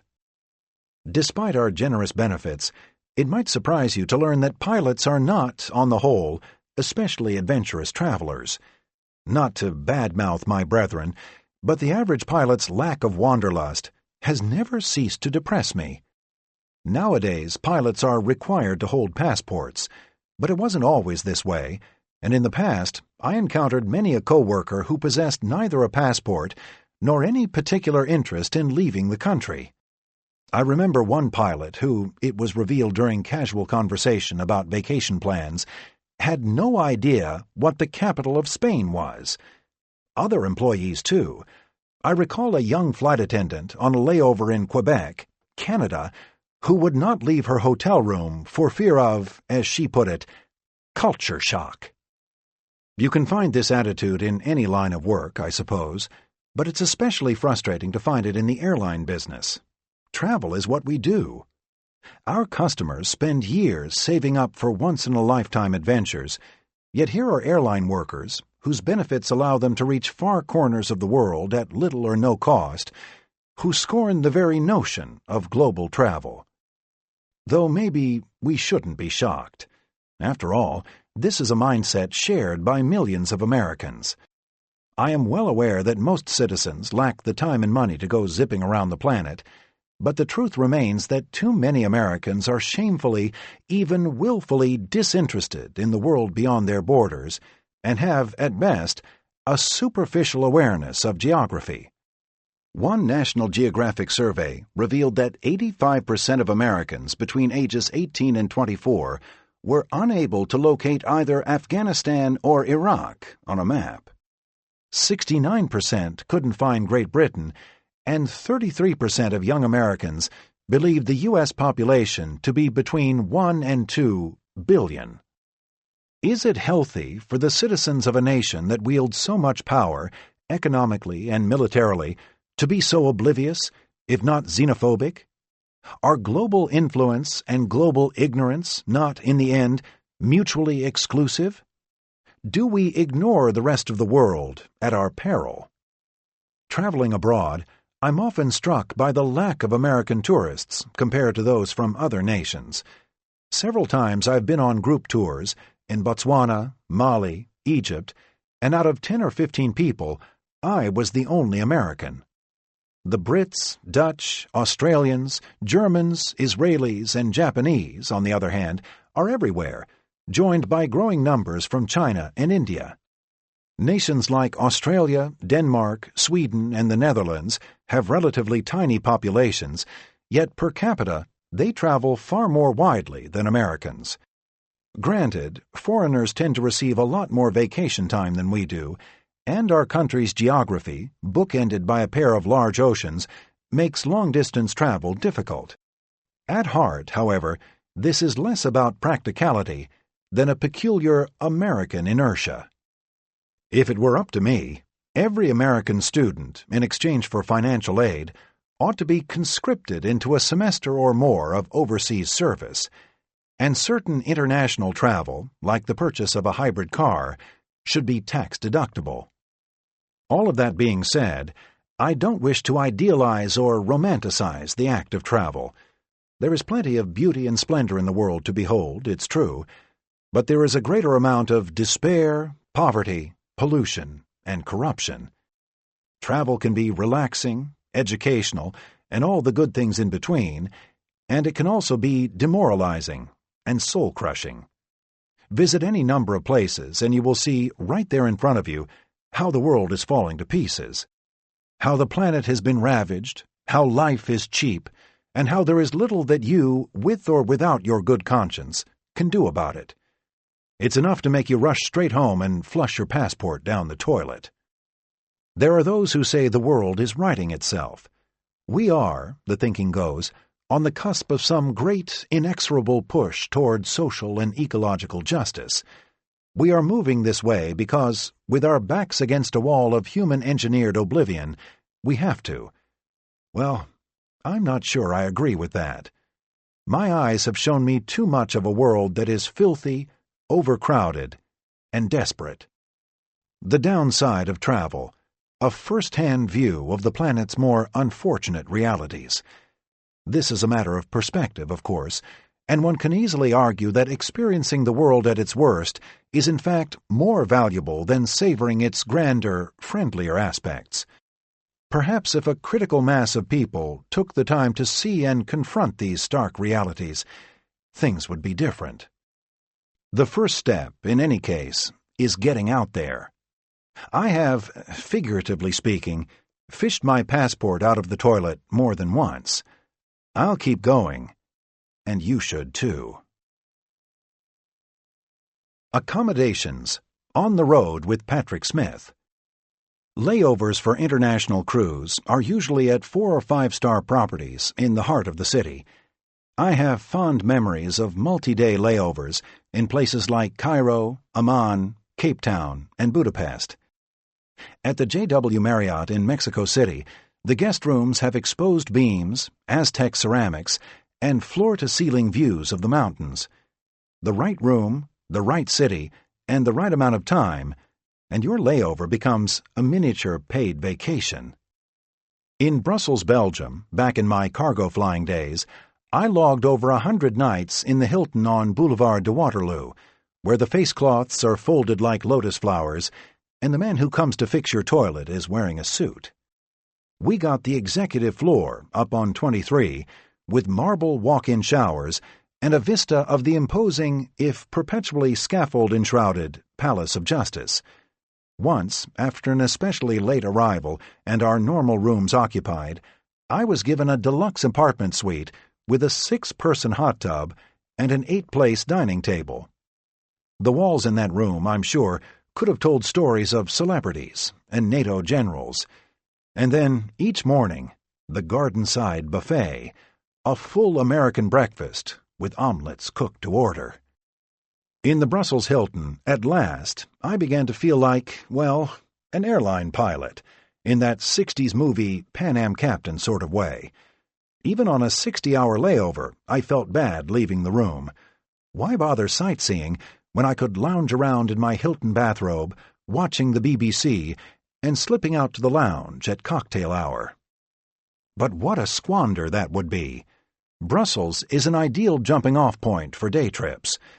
And so, after polishing off my omelette, I'd force myself out of the Hilton and onward to Antwerp, Paris, Luxembourg, or Liège. Antwerp's sumptuous railway station is itself worthy of a trip. Other excursions were up to moody Ghent, St. Baffo's Cathedral and the famous Van Eyck triptych, tourist-choked Brugge, or the 3-hour ride to Amsterdam. Belgium's weather is perpetually grey, and one of my late-night customs in Brussels was taking long walks in the pre-dawn fog, past the Royal Palace and along the park, cutting left to the spectacular Grand Place with its gables and filigreed rooftops, up toward the Botanical Gardens and seedy Gare du Nord, then down the length of Waterloo. I abandoned these red-eye constitutionals after the night I had my arm smashed by a drunken vagrant. My elbow still aches from the contusion, having fallen backward against the curb while dodging a man as he slashed at me with a ballpoint pen. The stressful part wasn't the fall, or even the pre-dawn police car ride to a Belgian hospital, but having to call in sick for the trip home, a predicament that cost my airline untold thousands of dollars. The flight was delayed a full day in wait for my replacement, who had to be flown in from the States and legally rested. I spent 2 days recovering in my room, watching movies with my arm wrapped in gauze and dripping with orange anesthetizing gel. In the days after my injury, fancifully embellished rumors of the assault began to circulate among my colleagues. Versions of the story included one where I was knocked unconscious by a gang of marauding Moroccans, and another where I was chased and beaten by a pimp. I denied nothing. So the dazzle and danger of commercial flying isn't totally buffed away. You just need to know where to find it. And chances are it won't be at a Hojo's in Pensacola. Things are a lot less swanky on the domestic front. Relaxing layovers in a downtown Hilton or Westin aren't uncommon, but neither are 9-hour overnights at a cookie-cutter motel next to the runway. Even the shorter stays are in decent places, but they're the kind of generic fast-food hotel you find everywhere. You've seen their office park contours and over-fertilized lawns all over the country: Fairfield, Courtyard, Hampton. I know these places well, mostly from my regional pilot years. My ballpoint pen collection is like a drive down I-95 or a loop around O'Hare, and I possess an unsettling ability to tell a Holiday Inn Express from a La Quinta blindfolded by the smell of the lobby. Rest and recovery, not local attractions, are the focus when time is limited. Thus, in the minds of pilots and flight attendants, some destinations are perceived not as cities at all, but as rooms, beds, and amenities. I have been known to bid my trips in strict deference to 3 things: the tastefulness of wallpaper, the firmness of a mattress, and access to food. In most people's minds, 48 hours in New York City are a lot more fun than 11 hours in Dallas. That is, until you've spent back-to-back nights at the Five Towns Motor Inn near Kennedy Airport. When the Hyatt in San Francisco Airport stopped allowing crews into their lounge for complimentary hors d'oeuvres, I began bidding Miami instead, where the free breakfast at the Amerisuites included pancakes and fresh fruit. All of us love the guilty pleasure indulgences of a 5-star high-rise, but there are a lot of things to dislike about even the nicest and most expensive hotel rooms: temperamental air conditioning, toe-breaking door jams, ergonomically hellish workspaces. And here's another one: cardboard brochures. Nowadays, each and every hotel amenity, from room service to Wi-Fi, is hawked through one or more annoying advertisements displayed throughout the room. Cards, signs, menus, and assorted promotional materials, they're everywhere, on the dresser, in the closet, on the pillows, in the bathroom. I wouldn't mind if this laminated litter was placed unobtrusively, but it tends to be exactly in the way, and I resent having to spend 5 minutes after an exhausting red-eye gathering up these diabolical doodads and heaving them into a corner where they belong. One's first moments in a hotel room ought to feel welcoming, not confrontational. Food and room service are another topic entirely.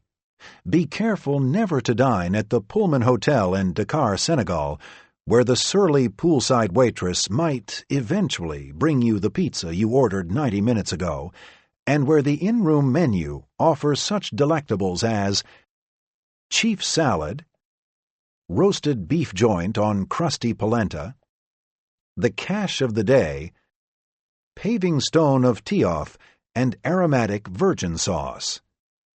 That last one sounds like a chapter from a fantasy novel. Head instead to La Leale, a great little Lebanese place up the street, where, once you get past the testicles with garlic and the homos with chopped meat, the menu is both coherent and tasty. I shouldn't complain, seeing that most of my rooms are paid for. Yes, airlines cover the cost of all crew member accommodations while on assignment. We are responsible only for incidentals. An hourly per diem is also added to the employee's paycheck to cover meals. If you see a pilot or flight attendant paying for a room, chances are that he or she is off-duty and on the front or back end of a personal commute. If an assignment begins early in the day or finishes late, leaving insufficient time to fly in or out, we're on the hook. Some crew members buddy up in crash pads. Others will rent a room close to the airport. Pilots spend a third or more of their lives on the road, sleeping in hotel rooms. It's a disorienting, at times depressing way to live.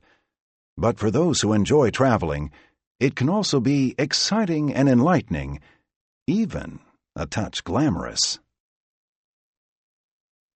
5. En route. Life in the cabin. North latitude. Fear and loathing on the high Atlantic. Brussels, Belgium, 1998.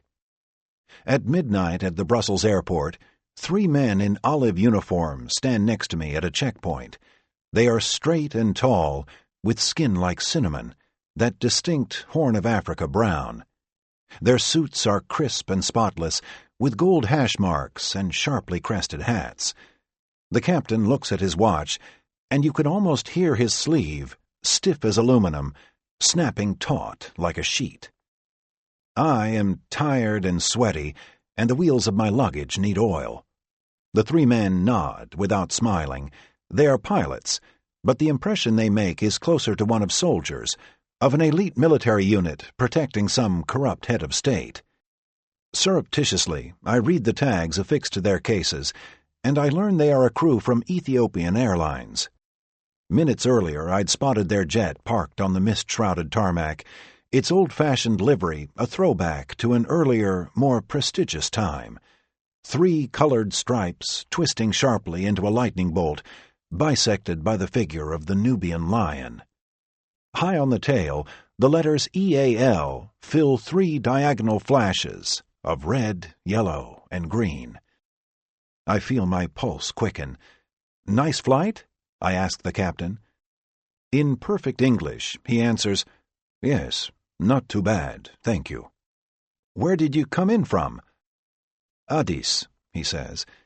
And of course he is referring to Addis Ababa, that mysterious Ethiopian capital. "By way of Bahrain," he adds. He speaks quietly, flatly, but his voice is dark and full of command. He's well over 6 feet, and it feels like he's looking down at me from a great distance, sizing me up with the same grievous scrutiny he'd give a bank of approaching lights appearing out of the Addis fog. I look at the first officer, and it strikes me that he's probably no older than 25, a fact obscured by the seriousness of his uniform. I remember myself at that age, and I'm unable to decide in what amounts his presence mocks or impresses me. Here's this young man who somehow rose from the rugged, war-torn highlands of East Africa to unprecedented dignity, carrying his nation's flag to places like Rome and Moscow and Beijing. In his passenger cabin, Ethiopian traders, Russian bankers, and Eritrean warriors fling themselves to impossible corners of the world. And the next time somebody asks why I chose to become an airline pilot, I'll stammer and stare off, wishing I could just spit out the image of these three men in the doorway. I already know that later I will try to write this down, and when I do, it will be impossible to find the right words. But first is the matter of the monster, which needs to be pre-flighted and prepared for the 8-hour crossing to New York. From the van, I catch sight of its ink-dark silhouette out on the cargo pad, looming out of the murky Zaventem night. Monster is my affectionate nickname for the Douglas DC-8. Or not so affectionate, really, as I assume the lumbering hulk of metal is destined, one way or another, to kill me. Sure, it's my first jet, and sure, it's big, but it's also ancient. The real airlines gave up flying these things nearly 2 decades ago, and the cockpit looks like something from a World War II Soviet submarine. Hell, the DC-7, its immediate and piston-powered predecessor, had a rudder covered not with aluminum or high-tech composite, but with fabric. I'm the second officer, the flight engineer, and the pre-flight is all mine. I work at my own pace. Most guys can, even for an international run, get the DC-8 ready in less than an hour. I stretch it to a meditative 90 minutes. To me, there is, or there should be, something zen about the act of pre-flighting. It begins in the cockpit with a flip through the aircraft logbook, making sure the sign-offs are there and taking note of items that have recently been deferred. This is followed by an intense top-to-bottom panel check. Every radio, instrument, light bulb, and electronic box is given the once-over. Then I take a seat at the engineer's panel, my office, as it were, highlighter in one hand and coffee cup in the other, running through the 20-page flight plan, marking up the important parts: flight time, route, weather, alternates, fuel planning. When all that's done, I stock and set up the galley. Third in command on this trawler means preparing the food and emptying the trash. I don't mind. The cooking duties are a welcome break from the headier duties up front. Next is the exterior check, or the walk-around, as we call it. I circle the plane clockwise, eyeing the various lights, sensors, doors, and control surfaces. It's a leisurely, almost peaceful stroll, except for the landing gear bays. A look into the gear bay of a jetliner is, if nothing else, sobering. The prowess of human engineering starkly unmasked. We take for granted the ease and safety of howling through the air at 600 miles per hour, but a glimpse into the bays shows you just how complex and difficult it all is. An airplane is such a smooth, streamlined thing from afar. Down here, it's an apocalyptic collection of cables, pumps, and ducts. I'm ostensibly checking the tires, inspecting the brakes, scanning for any wayward hydraulics. I'm also looking up at hideous nests of wires, impossible snarls of tubing, and struts thicker than tree trunks, shaking my head, wondering who in the name of heaven ever conceived of such a terrifying assemblage of machinery, and who would be stupid enough to trust it all. Returning to the cockpit, my duties include monitoring and supervising the intake of fuel. This morning we'll be needing 121,000 pounds of the stuff. That equates to 18,000 gallons, to be divided among 8 tanks inside the wings and belly. En route, maintaining proper balance and engine feed requires periodic shifting. The tank valves are opened and shut by a row of 8 hand-operated vertical levers that run across the lower portion of the second officer's workstation. Trimming up the tanks, I look like a madman trying to play a pipe organ. Working with lots of fuel means working with lots of numbers. They don't require anything too elaborate. I'll add them, subtract them, portion them in half or a quarter, but they are big 6-digit affairs that are constantly changing. That's bad news for me, because I'm terrible at math. It's funny because I often hear from aspiring pilots-to-be worried that below-average mathematics skills might keep them grounded. There's a lingering assumption that airline pilots are required to demonstrate some sort of Newtonian genius before every takeoff, a vestige, maybe, from the days when airmen carried slide rules and practiced celestial navigation. Dear Patrick, I'm a high school junior who hopes to become a pilot, but my B- in honors-level pre-calculus has me worried. What should I do? What these people don't realize is that I would have killed for a B- in elementary algebra. My final report card from St. John's Prep, class of 1984, read something like this: B, B, B, A, D. That's math at the end. I can only vaguely define what pre-calculus might be, and I frequently struggle to make change for $1 or add up my Boggle scores without electronic assistance.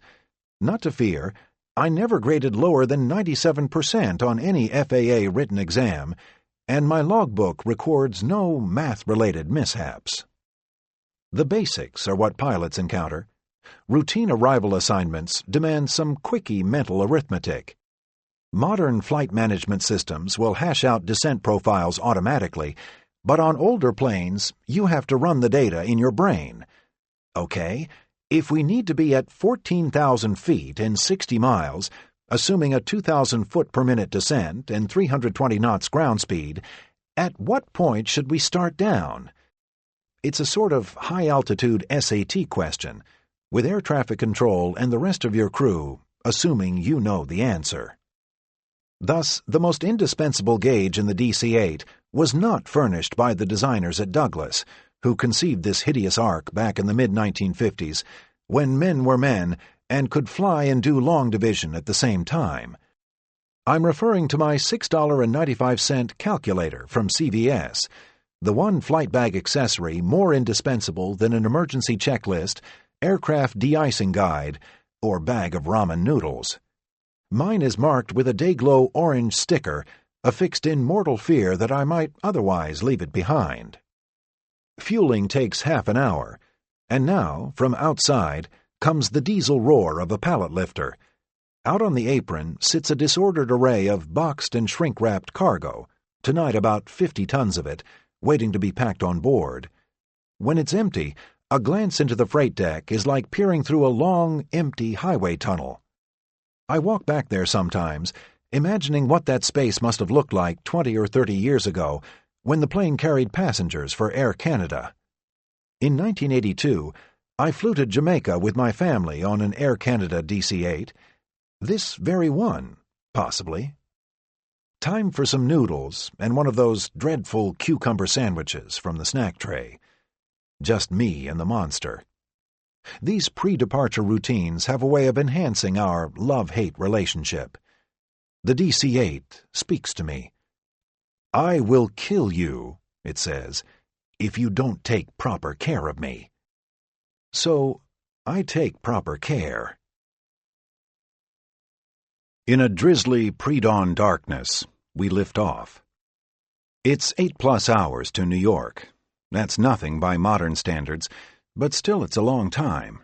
We're somewhere south of Iceland. I've got my shoes off. Foil trays of half-eaten chicken sit on the floor, and a trash bag is bursting with discarded cups and cans of Coke Light. Transoceanic flying induces a unique feeling of loneliness. Out here, you are on your own. There is no radar coverage or conventional air traffic control.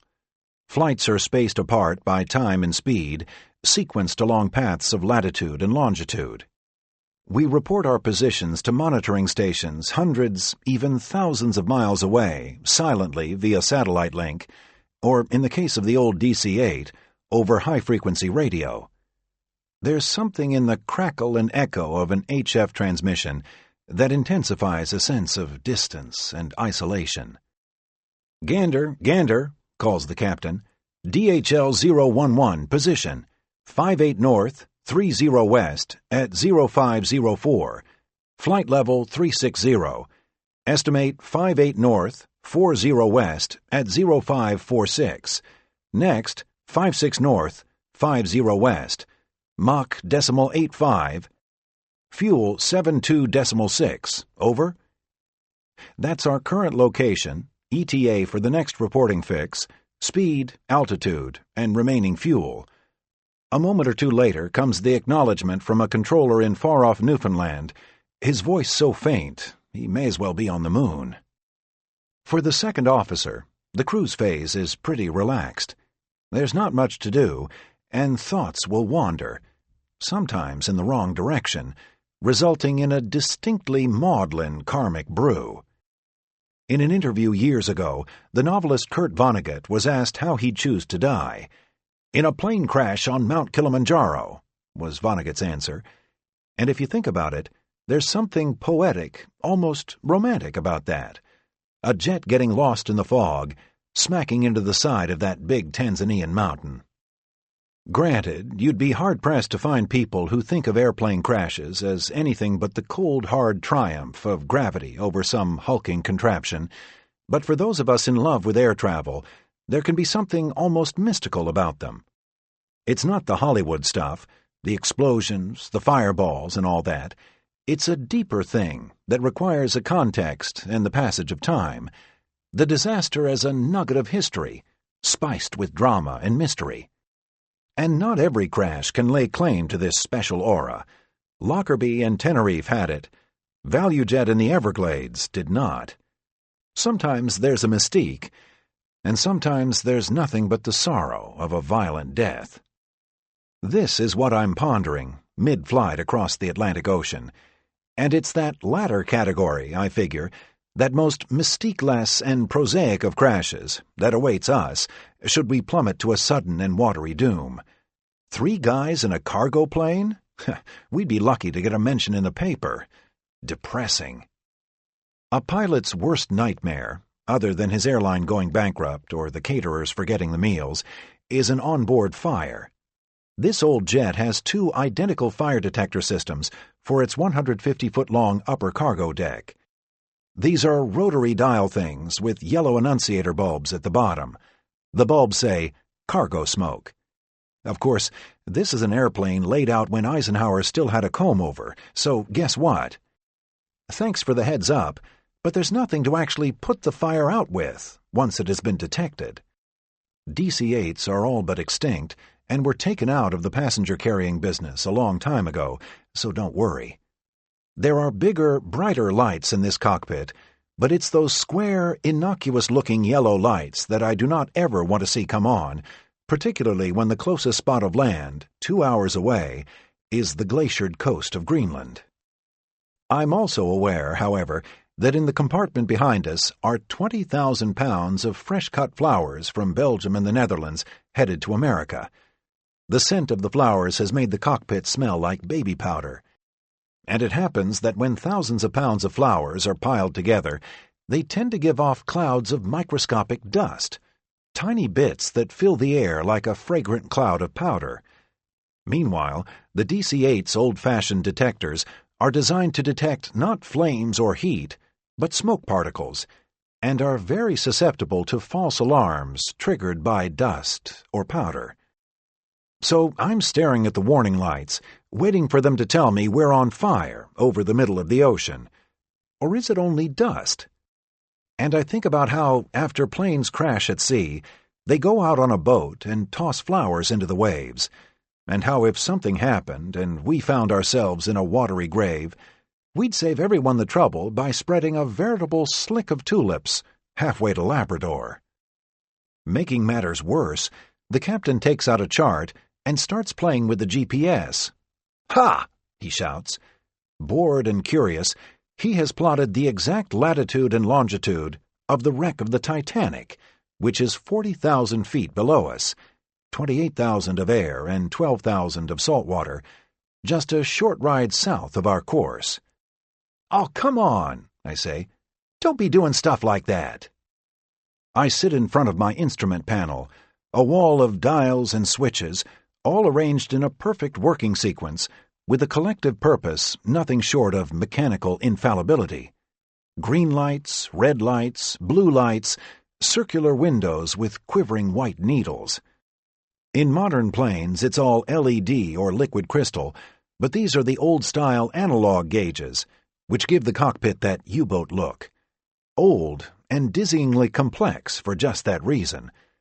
I slide back my seat and consider it all, with the criticism and respect an artist might give to his canvas.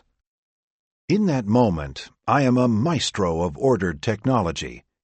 But if only you could see what lurks behind that console. The maintenance people sometimes take the panels off, and there's pandemonium back there. Wildly knotted bundles of wires and cables, like a spaghetti factory has exploded. Most people have never seen the guts of an airplane, those vast and complex blocks of machinery conspiring to fool gravity. When you look at the eyes of a pretty girl, that superficial beauty of an iris in the sunlight, do you consider the tangle of optic nerve behind it? And in that brain of hers, what is she thinking? Like a fire secretly smoldering behind me, amid all those flowers. And when it's finally too late, cargo smoke. No, not this time. And a few hours later, we're safe at Kennedy. And doesn't it always end this way? Amazing that it all works, all those wires and pumps and moving parts, almost infallibly and every time. But it does, and that's the point about these spooky ruminations. It's our imagination, not our technology, that is prone to failure. The other lesson here is that we're all afraid of flying on some level, and that it's perfectly healthy to be that way, particularly if you're a pilot. Our job, in essence, is the management of contingency. Passengers will ask pilots if we're ever frightened. Do we consider the possibility that the next flight could be our last? This has always struck me as both a profound and asinine question. Yes, I'll answer. Of course I am scared. I am always scared. You can take that with the wink it deserves, but nonetheless, it contains a nugget of truth. Fires, explosions, physics gone bad, all the nasty scenarios the simulator instructors love, it's all there, coiled behind the instrument panel, waiting to spring in a game of comfortable, though never perfect, odds. And the pilot's role is to spring right back. Do pilots worry about crashing? Of course they do. As a matter of practicality, they have to. It's their job. It's in their best interest, and yours as well. Why the annoying rules pertaining to window shades, seat backs, tray tables, and cabin lights during takeoffs and landings? Your tray has to be latched so that, in the event of an impact or sudden deceleration, you don't impale yourself on it.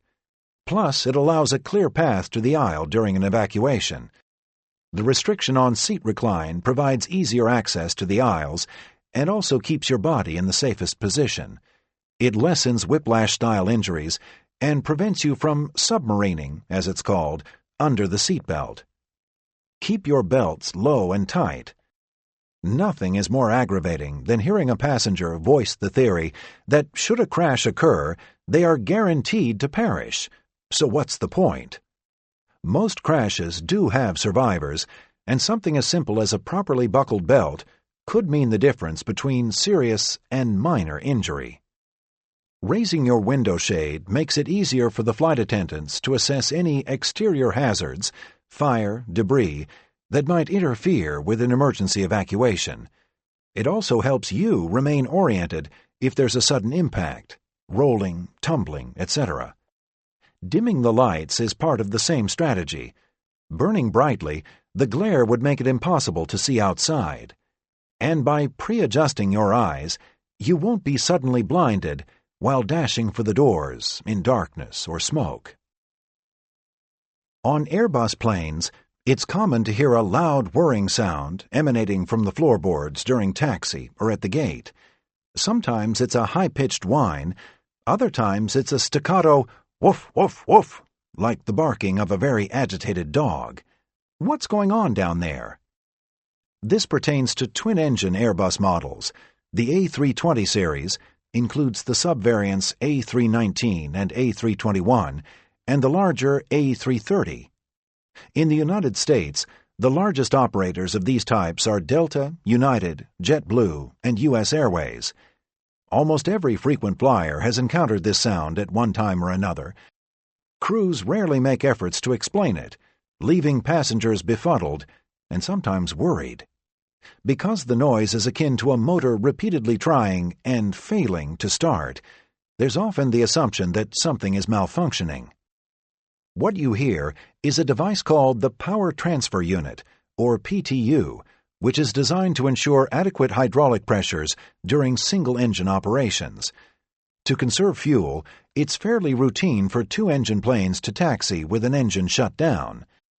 Each engine normally pressurizes its own hydraulic system, but with a motor not running, that leaves one system without a power source.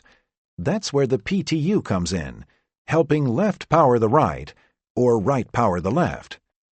Since it is activated only when the pressure falls below a certain level, the PTU cycles on and off, on and off, on and off.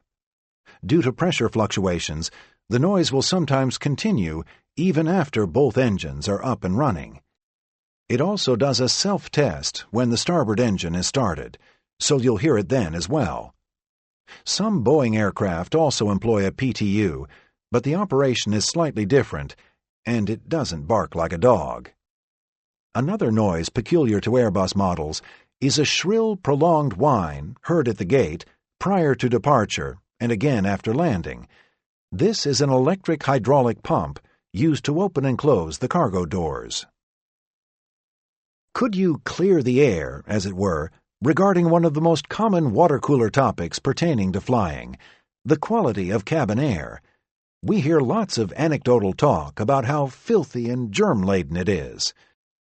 Filthy, germ-laden, rotten, disgusting, wretched, skanky, rancid, putrid, fetid, and fart-filled are just a few of the adjectives used to describe cabin air, and legion are the accounts of flyers allegedly made ill by microscopic pathogens circulating throughout a plane.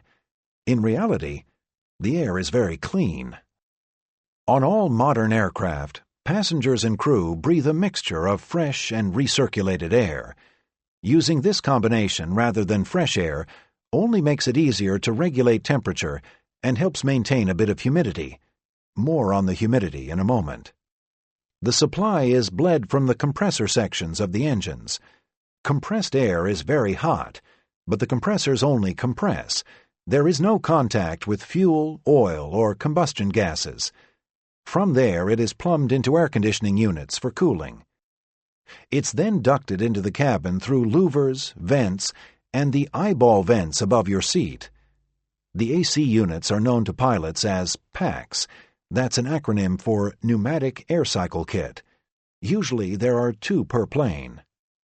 The air circulates until eventually it is drawn into the lower fuselage, where about half of it is vented overboard, sucked out by the pressurization outflow valve.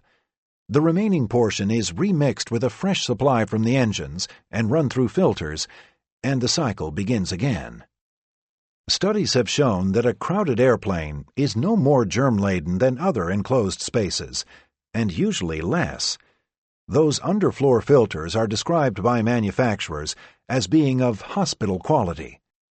I needn't be reminded that hospitals are notorious viral incubators, but Boeing says that between 94 and 99.9% of airborne microbes are captured, and there's a total changeover of air every 2 or 3 minutes, far more frequently than occurs in offices, movie theaters, or classrooms.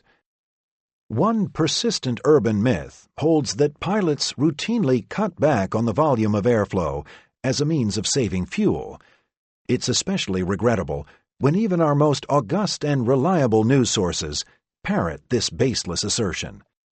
Case in point, the following is from a 2009 issue of The Economist. Typically, an airline will strike a balance by using a 50-50 mixture of fresh and recirculated air, says the magazine. Although pilots can reduce the amount of fresh air to save fuel, some are thought to cut it back to only 20%. My mouth dropped open when I read this. I love that sentence. Some are thought to cut it back to only 20%, with its oily overtones of conspiracy. To start with, pilots cannot tinker with a plane's air conditioning systems to modify the ratio of fresh to recirculated air. This ratio is predetermined by the manufacturer and is not adjustable from the cockpit. On the Boeings I fly, we have direct and accurate control over temperature, but only indirect control over flow. If you ask me to please cut it back to 20%, I would politely inform you that this is impossible. The switches are set to automatic mode prior to flight, and the packs more or less take care of themselves. So long as both engines are turning and everything is operating normally, the flow is perfectly adequate. Only when there's a malfunction are the settings changed. I am not as familiar with Airbus models, but let's talk to somebody who is. Airbus series aircraft, from the A320 through the much larger A380, do provide a way for pilots to vary airflow, says Dave English, an A320 captain and aviation writer, but not in the way characterized by The Economist. English explains that the Airbus controllers have 3 positions, labeled high, norm, and low. Almost all the time you're in the norm position, and flow control is automatic. The high position is used when you need a rapid change in temperature. The low position does as the name implies. It reduces flow and provides some fuel savings, but they are minimal, and this isn't used very often. Company guidance is to use low whenever the passenger load is below 100. It's not a big change. Sitting in the cabin, it's almost impossible to notice the difference. You'll occasionally notice a strong odor when the plane is on the ground, a pungent smell similar to the exhaust from an old car or bus that fills the cabin shortly after pushback. Usually this happens when exhaust gases are drawn into the air conditioning packs during engine start. The wind is often to blame, causing air to backflow or blowing fumes through the pack inlets. It normally lasts only a minute or so until the engine is running and stabilized. It's unpleasant, but little different from the fumes you occasionally breathe in your car while stuck in traffic. If passengers have one very legitimate gripe, it's about dryness. Indeed, the typical cabin is exceptionally dry and dehydrating. At around 12% humidity, it is drier than you will find in most deserts. This is chiefly a byproduct of cruising at high altitudes, where moisture content is somewhere between low and non-existent.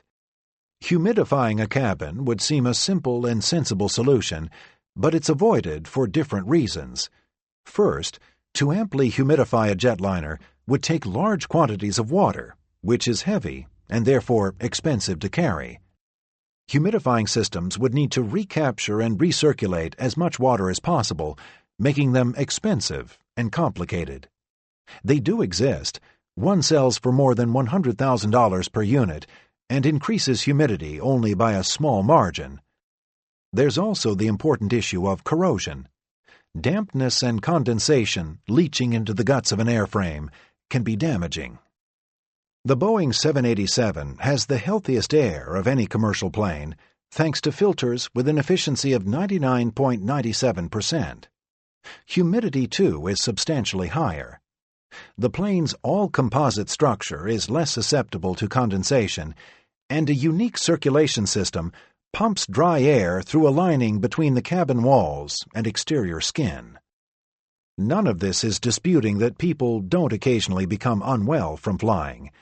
While the air is clean, the dryness is bad for sinuses and can break down mucus barriers, making it easier to catch what bugs might be present. Usually, though, it's not what passengers are breathing that makes them sick, but what they are touching. Lavatory door handles, contaminated trays and armrests, etc. A little hand sanitizer is probably a better safeguard than the masks I occasionally see passengers wearing. Neither am I disputing that the airplane isn't a potentially exquisite vector for the spread of certain diseases. The benefits of high-speed, long-range air travel are obvious, and so are its dangers. Once, after arriving on a flight from Africa, I noticed a lone mosquito in the cockpit. How easy it would be, I thought, for that tiny stowaway to escape into the terminal and bite somebody. Imagine an unsuspecting airport worker or passenger who has never before left the country, and suddenly he's in the throes of some exotic tropical malady. Actually, it's been happening for years. Cases of airport malaria have been documented in Europe, resulting in several deaths after faulty or delayed diagnosis. It's just a matter of time before this happens in America, if it hasn't already. It is instructive, fascinating, and frankly a little scary to see just how efficiently global air travel can spread pathogens from continent to continent. Is it true that pilots reduce oxygen levels to keep passengers docile? This is one of flying's most enduring fallacies, similar to the one just covered about reducing airflow to save fuel. Not only is it patently false, but it also would have a rather undesirable effect on a plane's occupants. Shortage of oxygen brings on a condition known as hypoxia. Although hypoxia can, at first, make a person feel giddy and relaxed, it also induces confusion, nausea, and migraine-strength headaches. A pilot would have to be pretty sadistic to provoke that kind of mass agony. I remember the multi-day hypoxia headache I endured some years ago in Cuzco, Peru, an experience I wouldn't wish on my worst enemy, let alone a plane load of customers. Oxygen levels are determined by pressurization, and almost never are the pressurization controls tinkered with during cruise, unless there's a malfunction.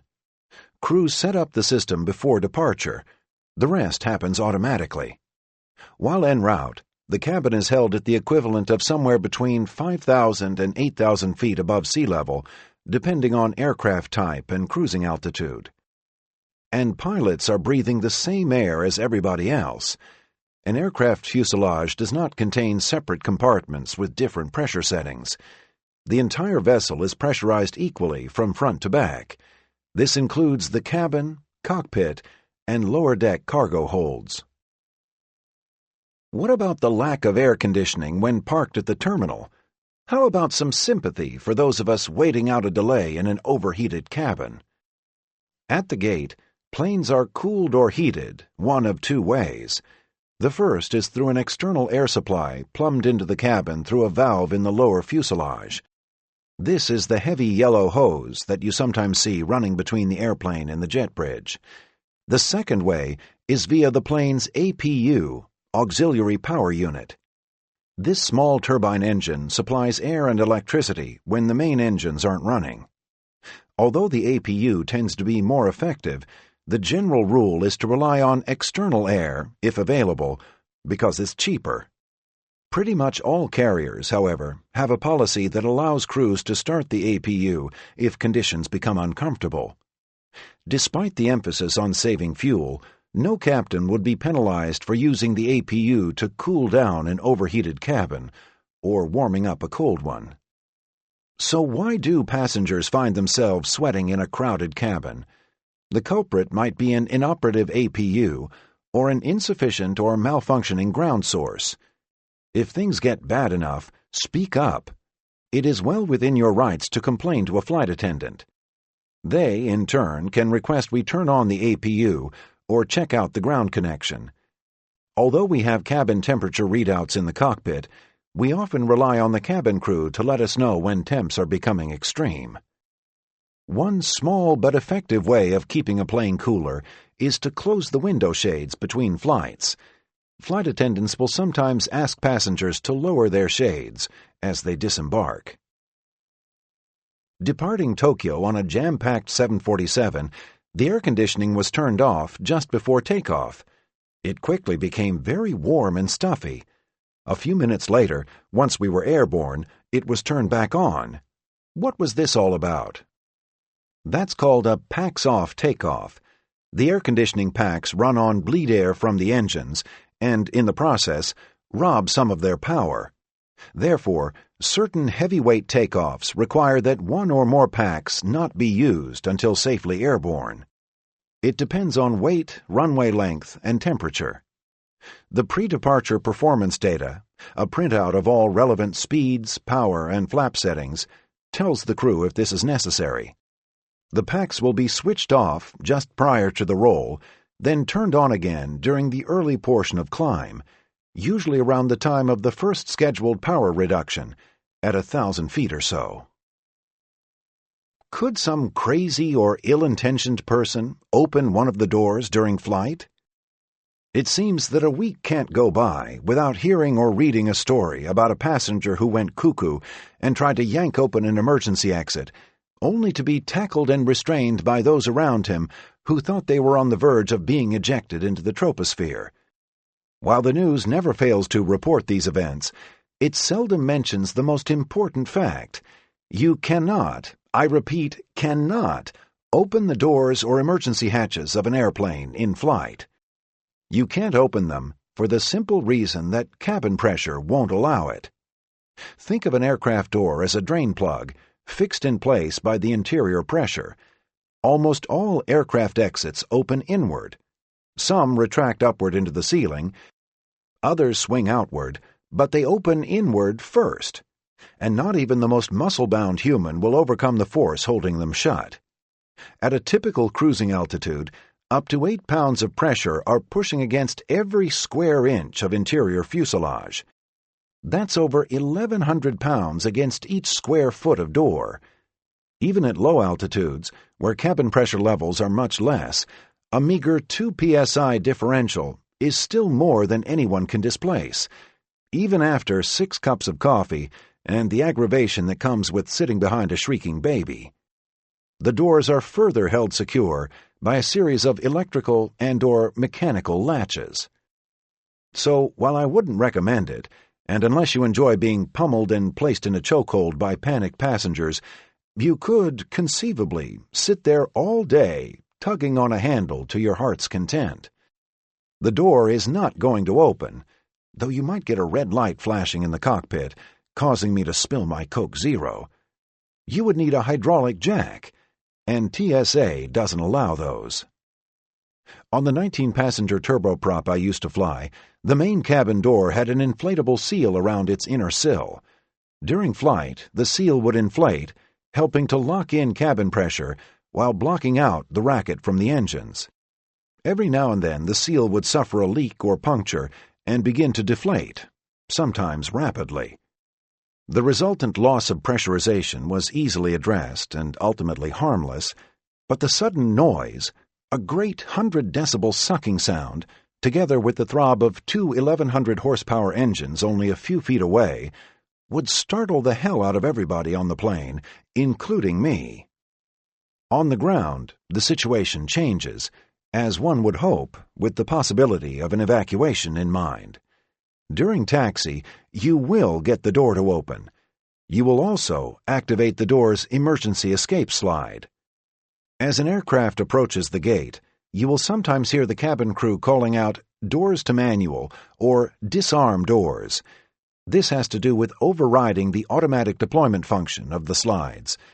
Those slides can unfurl with enough force to kill a person, and you don't want them billowing onto the jet bridge or into a catering truck. Why are the cabin windows so small? Why not bigger windows for a better view? Cabin windows need to be small and round to better withstand and disperse the forces of pressurization. This size and shape also helps assimilate the bending and flexing of a fuselage that results from aerodynamic forces and temperature changes. For these same reasons, it's beneficial to place the windows along the flattest portion of a fuselage, which is why they're sometimes aligned in a less-than-optimum viewing position. The Caravelle, a French-built jetliner of the 1960s, had triangular cabin windows, rounded at the corners, but distinctly three-sided. The Douglas DC-8 was another exception. Not only were its windows squared off, they were uniquely oversized, with almost twice the glass of today's Boeings or Airbuses. And one of my favorite tidbits, look closely at an Air India jet, and you'll see that each cabin window is meticulously outlined with a little Taj Mahalian motif that makes each jet reminiscent of a Rajasthani palace. But what about cockpit windows? Aren't they much larger and squarish? That's true, but they also are made of multi-layered glass, thicker than a bank teller's, and bolstered by high-strength frames, unbelievably resilient against pressure differentials, hail, and oncoming birds. I once saw a video of maintenance workers attempting and failing to shatter a discarded cockpit windscreen with a sledgehammer. Swapping out a single pane of cockpit glass can run into the hundreds of thousands of dollars. Despite the many Hollywood depictions to the contrary, I am not aware of a passenger ever being sucked through a ruptured cabin window. I can, however, vouch for the story of a British Airways captain who was partially ejected through a blown-out cockpit pane. He survived, with minor injuries. Looking out the window, I often notice a circular halo across the surface of the cloud bank below, moving with the aircraft, almost like its shadow. It sometimes has concentric colored rings, like a lens flare. Special thanks to Gregory Dickam's enjoyable book, Window Seat, for help with this one. The phenomenon described is called a glory or a pilot halo. They're common under the right conditions of cloud cover and sunlight angle. The aura of colored bands is caused by sunlight diffracted and reflected by water droplets inside the cloud. Sometimes you do see the airplane shadow directly in the halo's center. Other times, only the rings are visible. How are pets treated below deck? I've heard they are kept in unheated, unpressurized sections of the plane. At 35,000 feet, the outside air temperature is about 60 degrees below zero, and there is not enough oxygen to breathe. That's worse even than economy, and transporting animals in these conditions would not please most pet owners. So yes, the underfloor holds are always pressurized and heated. Usually there is one zone designated specifically for pets. This tends to be the zone in which temperature is most easily regulated. Maintaining a safe temperature is straightforward during flight. There's not a lot to it, and controls are set the same way, pets or no pets, but it can be tricky on the ground during hot weather.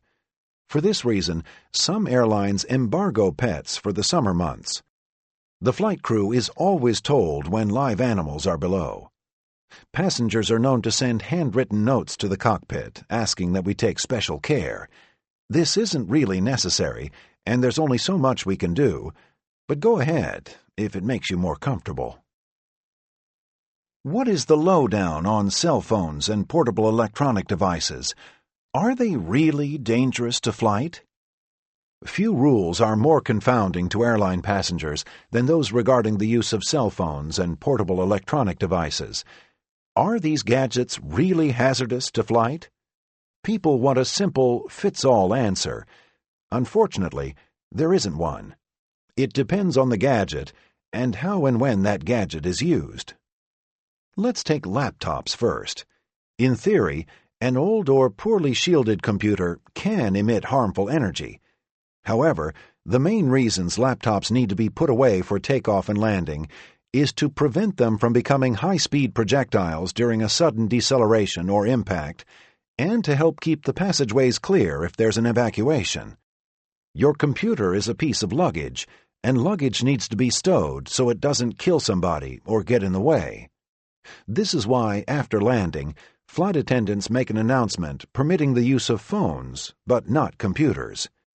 There's still a possibility, remote as it might be, of an emergency evacuation, and you don't want people tripping over their MacBooks as they make for the exits.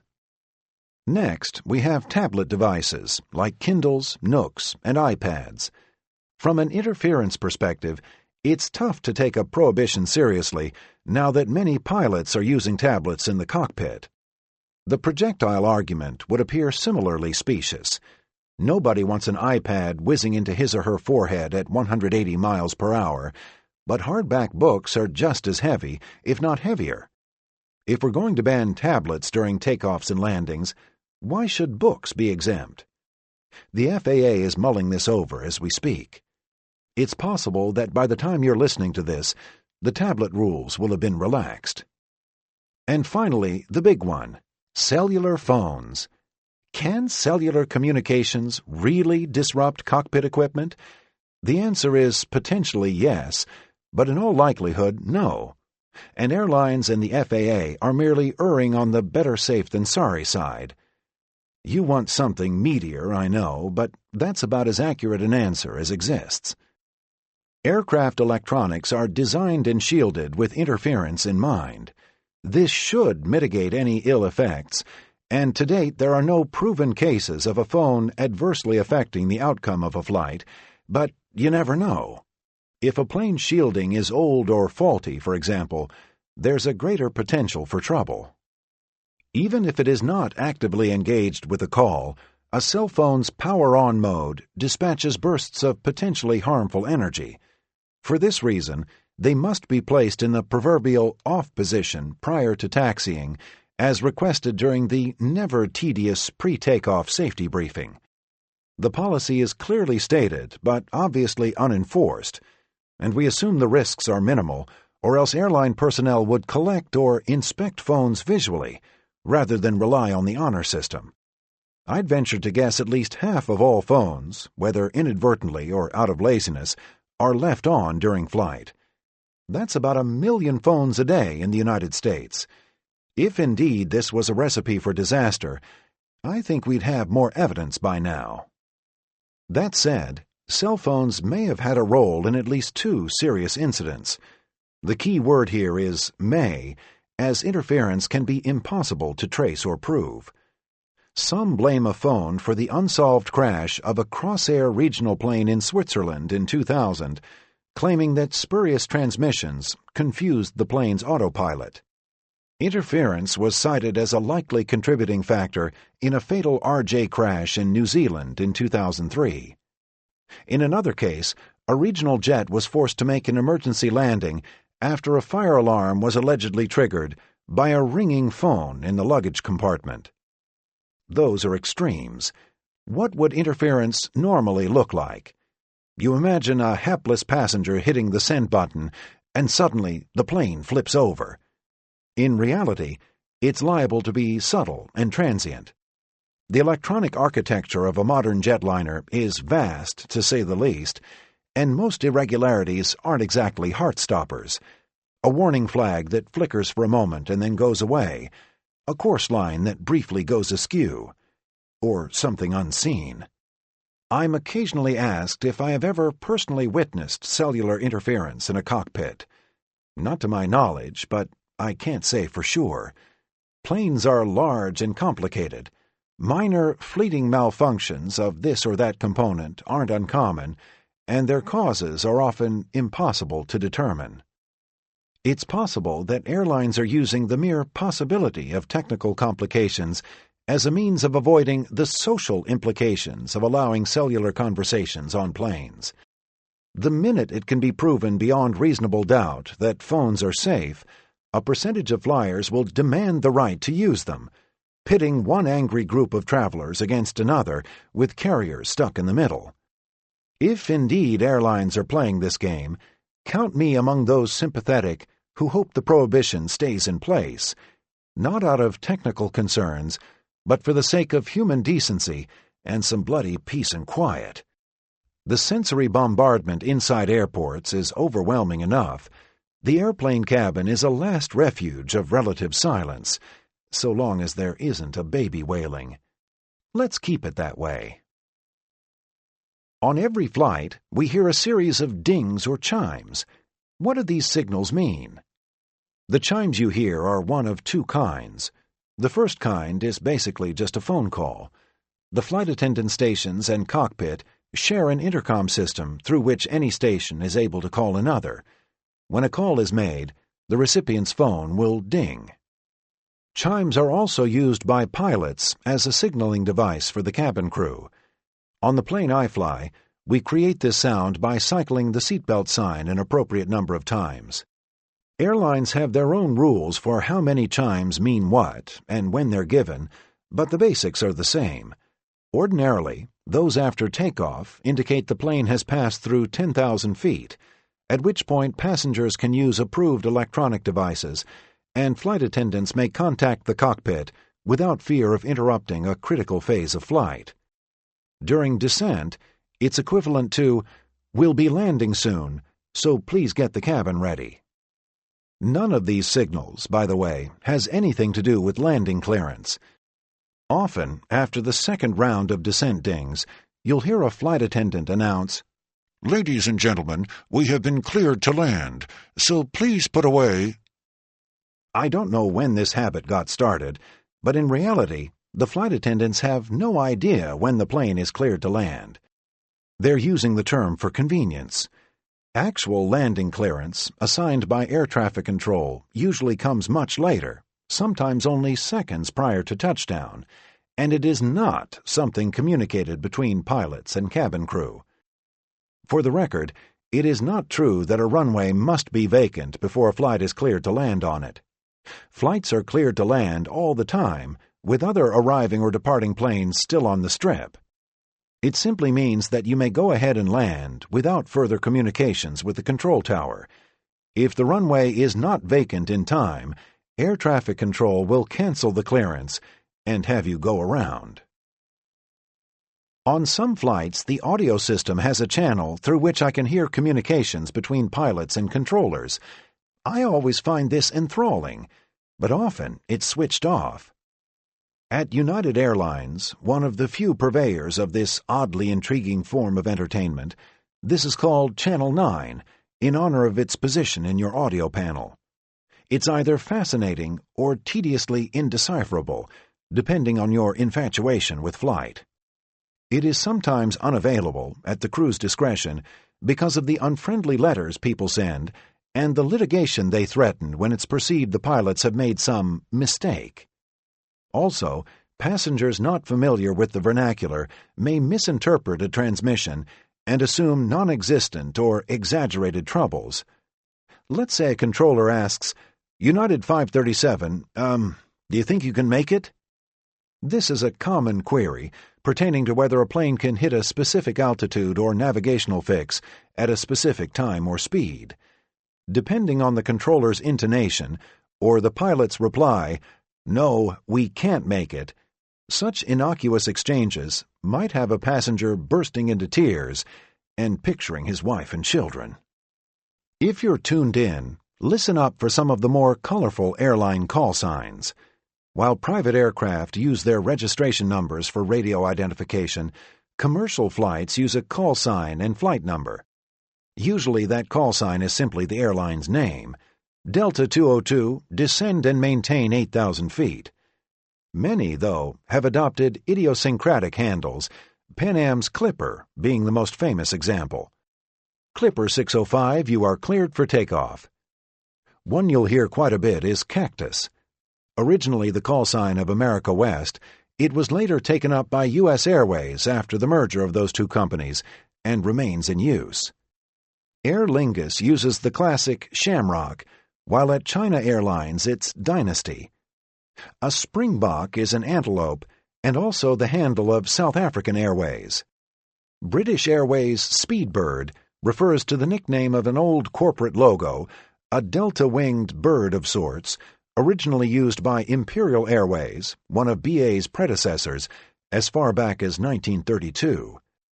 Others from the past are New York Air's Apple, Air Florida's Palm, and ValueJet's unfortunate choice of Critter.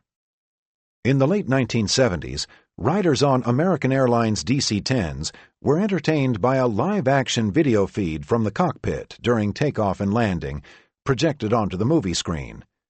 Nowadays, various airlines show the view from a nose, tail, or belly-mounted camera. Passengers can switch between shots using their seatback video controls. On Emirates, you can choose between a forward view and one that points straight down, showing what the plane is passing over. The latter resulted in a rather silly controversy in Britain when nude backyard sunbathers worried that overflying passengers were getting a free peep show. Some Airbus A340s have a tail-mounted camera showing an aft-facing view, a fun, if dizzying, perspective that lets you watch the runway falling away on takeoff. What's with those flight attendant briefings? Nobody is listening in the first place, so why are they so long? In America, commercial flying is governed by a vast tome known as the Federal Aviation Regulations, or FARS, an enormous, frequently unintelligible volume that personifies aviation's boundless tendency to take the simplest ideas and present them in language as tangled and convoluted as possible. Of its crown jewels, none is a more glittering example than the safety briefing. 25 seconds of useful information hammered into 6 minutes of rigmarole so weighed down with extraneous language that the crew may as well be talking Urdu or speaking in tongues. Whether pre-recorded and shown over the entertainment system or presented live the old-fashioned way, the safety demo is a form of camp, a performance art adaptation of legal fine print, overflowing with redundant airline ease. At this time, we do ask that you please return your seatbacks to their full and upright positions. Why not, please raise your seatbacks? Or, my favorite, federal law prohibits tampering with, disabling, or destroying any lavatory smoke detector. Excuse me, but are those not the same bloody things? Doesn't tampering with pretty much cover it? With a pair of shears and common sense, the average briefing could be trimmed to a maximum of half its length, resulting in a lucid oration that people might actually listen to. All that's really needed is a short tutorial on the basics of exits, seatbelts, flotation equipment, and oxygen masks. This shouldn't take more than a minute. Once upon a time, when riding along as a passenger, I would shoot dirty looks at those who ignored the demo, and even made a point of paying undue attention just to help the cabin staff feel useful. After a while, realizing that neither the FAA nor the airlines has much interest in cleaning up this ornamental gibberish, I stopped caring. Note, this does not excuse those passengers who insist on carrying on conversations over the announcements, effectively doubling the volume. Whether we need to hear a flight attendant explain the operation of a seatbelt is disputable, but we definitely do not need to hear the guy in row 25 talking about his favorite seafood restaurant in Baltimore. Reach into the seat pocket, and you'll discover a pictorial version of the same fatty babble, the always popular fold-out safety card. These, too, are a pedantic nod to the federal aviation regulations. The talent levels of the artists speak for themselves. The drawings appear to be a debased incarnation of Egyptian hieroglyphs. Still worse are the cards spelling out the emergency exit row seating requirements. The rules covering who can or can't sit adjacent to the doors and hatches were a controversy for some time, and one result was a new standard in Federal Aviation Regulation superfluity, an excruciating litany set to cardboard and packed with enough regulatory technobabble to set anyone's head spinning. Exit row passengers are asked to review this information before takeoff, which is a bit like asking them to learn Japanese in 12 minutes. As for announcements made by pilots, there are company guidelines for acceptable tone and content. You'll find stipulations against discussions of politics, religion, and anything derogatory. Saith your General Operations Manual, Chapter 5, Verse 12, jokes, off-color innuendo, or slurs of any kind are forbidden. Thou shalt maintain only non-confrontational rapport, lest the chief pilot summon and smite thee. Rules might also restrict, and not without good intentions, the use of potentially frightening language or alarming buzzwords. One airline I worked for had a policy banning any announcement that began with the words, "Your attention, please." I strongly advocate the recitation of college football scores be added to the list of prohibitions, but that's just me. Your attention, please. Southeastern Central Nebraska Tech has just kicked a last-minute field goal to pull ahead of North Southwestern Methodist State, 31-28. We should also be careful not to overburden people with information they can't use. Take the weather. Does anybody care that the wind is blowing from the southwest at 14 knots, or what the dew point is? They want to know if it's sunny, cloudy, rainy, or snowy, and what the temperature is. Another no-no is, or should be, launching into complicated, jargon-rich explanations. Yeah, ladies and gentlemen, looks like 31L at Kennedy just fell to less than an eighth. It's under 600 right now on all three RVR. They're calling it Cat 3, and we're only Cat 2 up here, so, we're going to do a few turns over the VOR, then spin around and shoot the ILS to 22L. They got a 300.5 over there. Huh. Thanks. First, business, economy. Where the hell am I sitting? And what's the difference?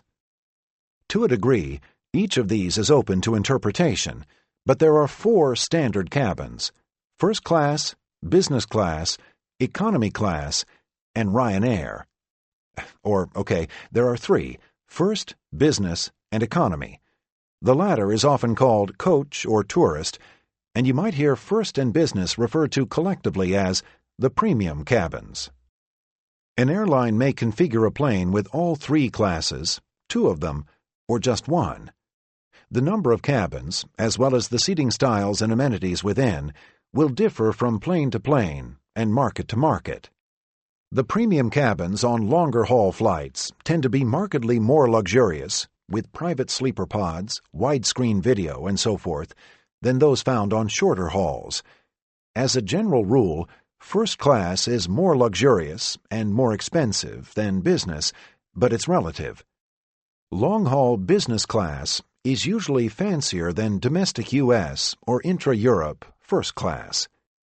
Several airlines blur the distinctions through gimmicky branding techniques. Virgin Atlantic has only 1 premium cabin, which it calls upper class. China Airlines has Dynasty class, while Alitalia's premium passengers relax in Magnifica class. To sweeten the implications of economy, Air France sells tickets for Voyageur class. British Airways offers 3 different economy classes and 3 different business classes, all with different names, depending on the route.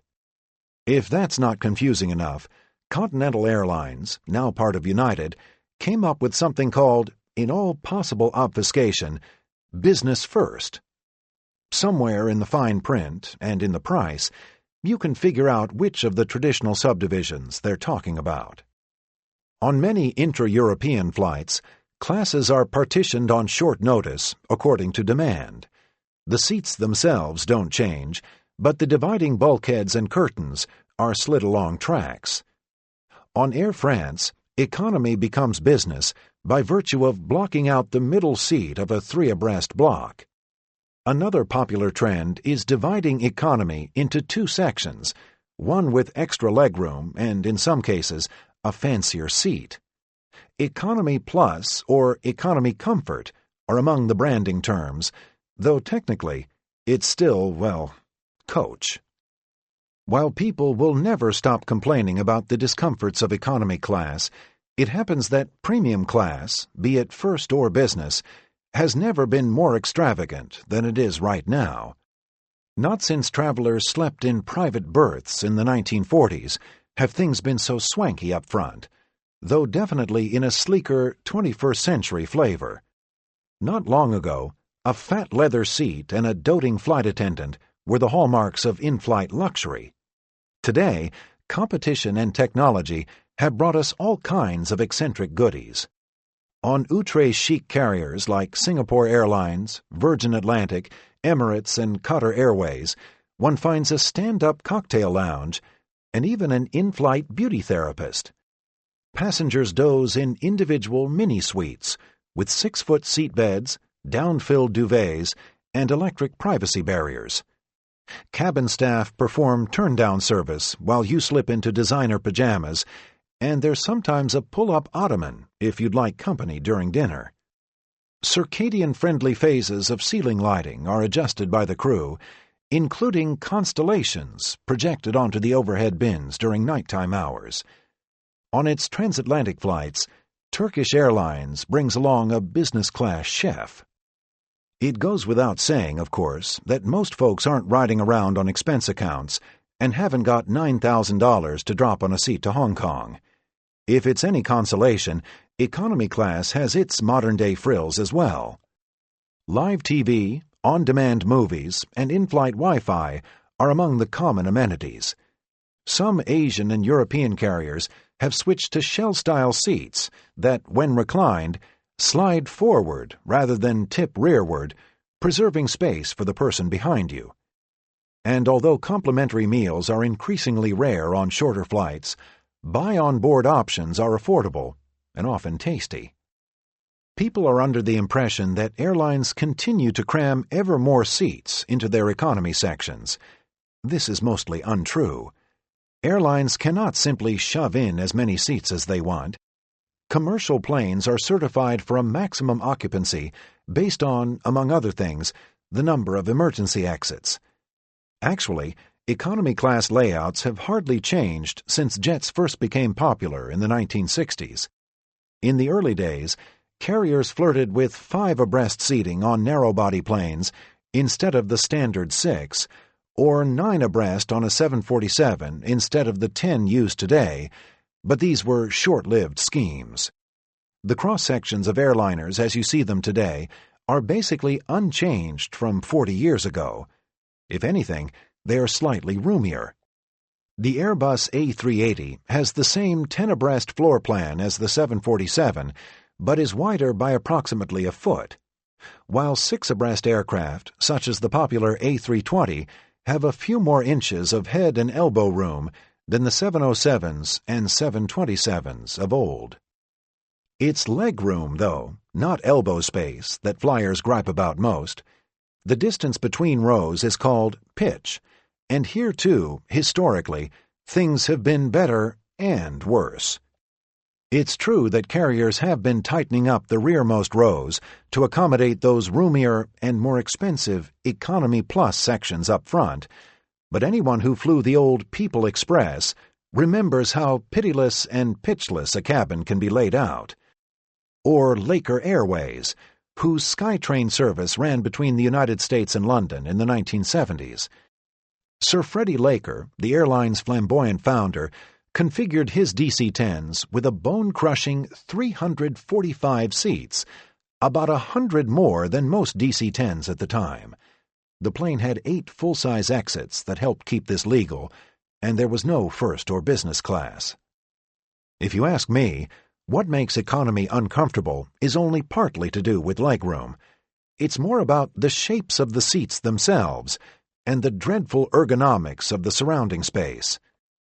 Each time I settle into an economy chair, I silently wonder what malformed extraterrestrial it was designed for. Settle in is the wrong term. You don't attempt to relax so much as balance yourself in place. The pressure points are all wrong, your legs are unsupported, there's no place for your arms, and lumbar support is nil. The tray tables and armrests are the wrong shape and in the wrong location.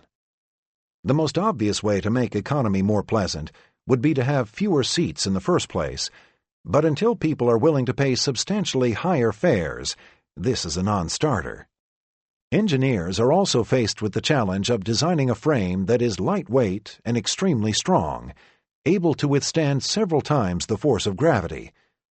Nevertheless, there's no excuse for the poorly designed seats we're accustomed to. Through the use of high-tech materials and a bit of imagination, a chair can be safe, lightweight, sturdy, and comfortable all at once.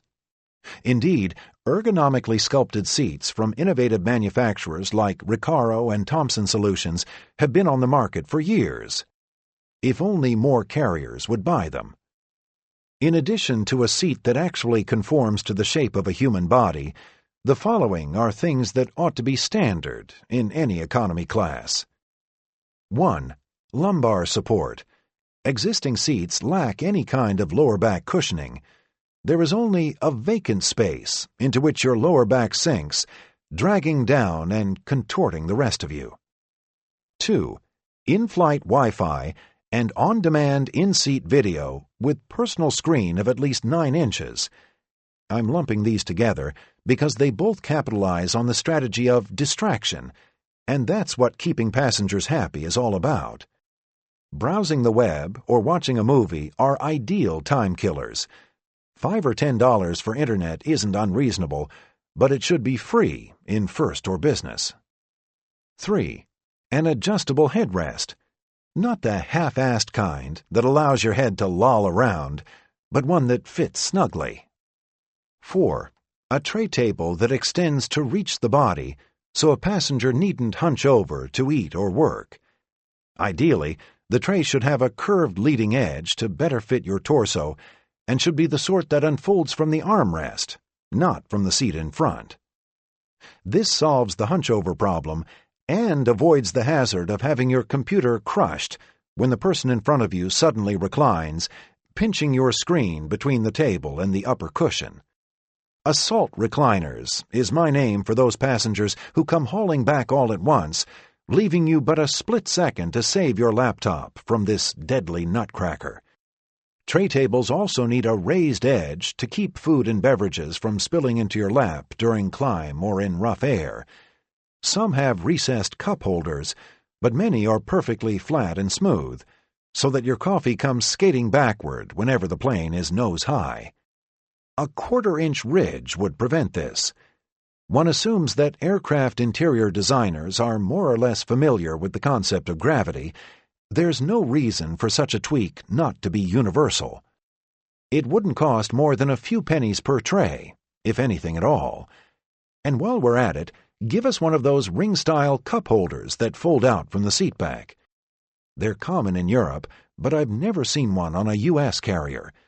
They help prevent spills and free up space on your tray. 5. Power ports. If a full AC outlet is asking too much, at least give us a USB connection. They're increasingly common on long-haul jets, but at some point, every plane ought to have them.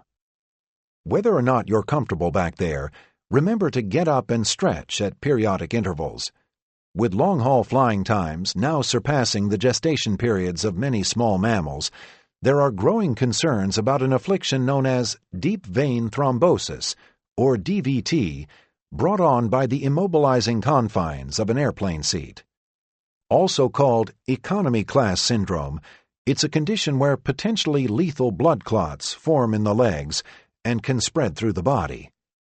Those with pre-existing conditions, obesity, smoking, are at higher risk, but all passengers should avoid remaining sedentary for extended periods. Stand, stretch, take a walk up the aisle. Ultra-long-range jets are often outfitted with in-flight buffet zones and lounges, socializing areas laid out with drinks and snacks. More than just a perk, the idea is to entice people to move around at regular intervals. For those who wander in barefoot after sleeping, the buffet zone on the A340-500 has a heated floor. The boarding process has become a nightmare. What could airlines and passengers do to make it better? None of us enjoys the tedium of boarding and disembarking. Bottlenecks in the aisles and the throat of the jet bridge can be eternal, and it takes several minutes just to get from the doorway to your seat, or vice versa. If you want to make things slightly easier on your fellow travelers, here's a simple recommendation. When boarding, please do not place your carry-on bags in the first empty bin that you come to. Use a bin as close to your seat as possible. It drives me crazy when I see a guy shoving his 26-inch Toomey into a bin above row 5, then continuing on to his assigned seat in row 52. I know it's tempting, but this causes the forward bins to fill up quickly.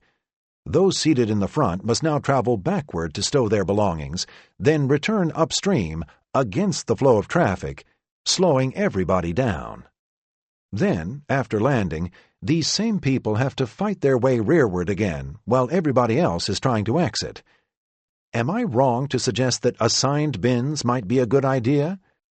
There are a lot more seats than bins, you can argue, and not everybody carries the same-sized carry-ons, but I'm convinced there's a way to make it work. If nothing else, airlines should make a gate-side announcement requesting that passengers please use compartments at or near their seats. The traditional method of filling a plane from back to front has been part of the problem.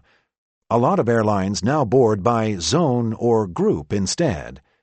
One element of these techniques is to board window and center seats first, followed by the aisles, so that fewer people have to squeeze around one another. Another option is to board rows out of sequence, in staggered sets rather than consecutively. You call every second or third row, allow people to stow their bags, then repeat. According to one study, you can load a plane up to 10 times faster this way. Not that it makes a whole lot of difference, as many people hate getting on a plane early and will wait as long as possible, ignoring the boarding calls. These last-minute boarders cause at least as many holdups as the bin hoggers. Another recommendation: families with kids in strollers should be boarded first, and upon arrival, they should be asked to stay in their seats until everybody else has exited. How many total hours are wasted each day waiting for parents to assemble their strollers and gather up the approximately 90 pounds of travel gear that is apparently required by every child younger than 5? Using multiple doors also speeds things up.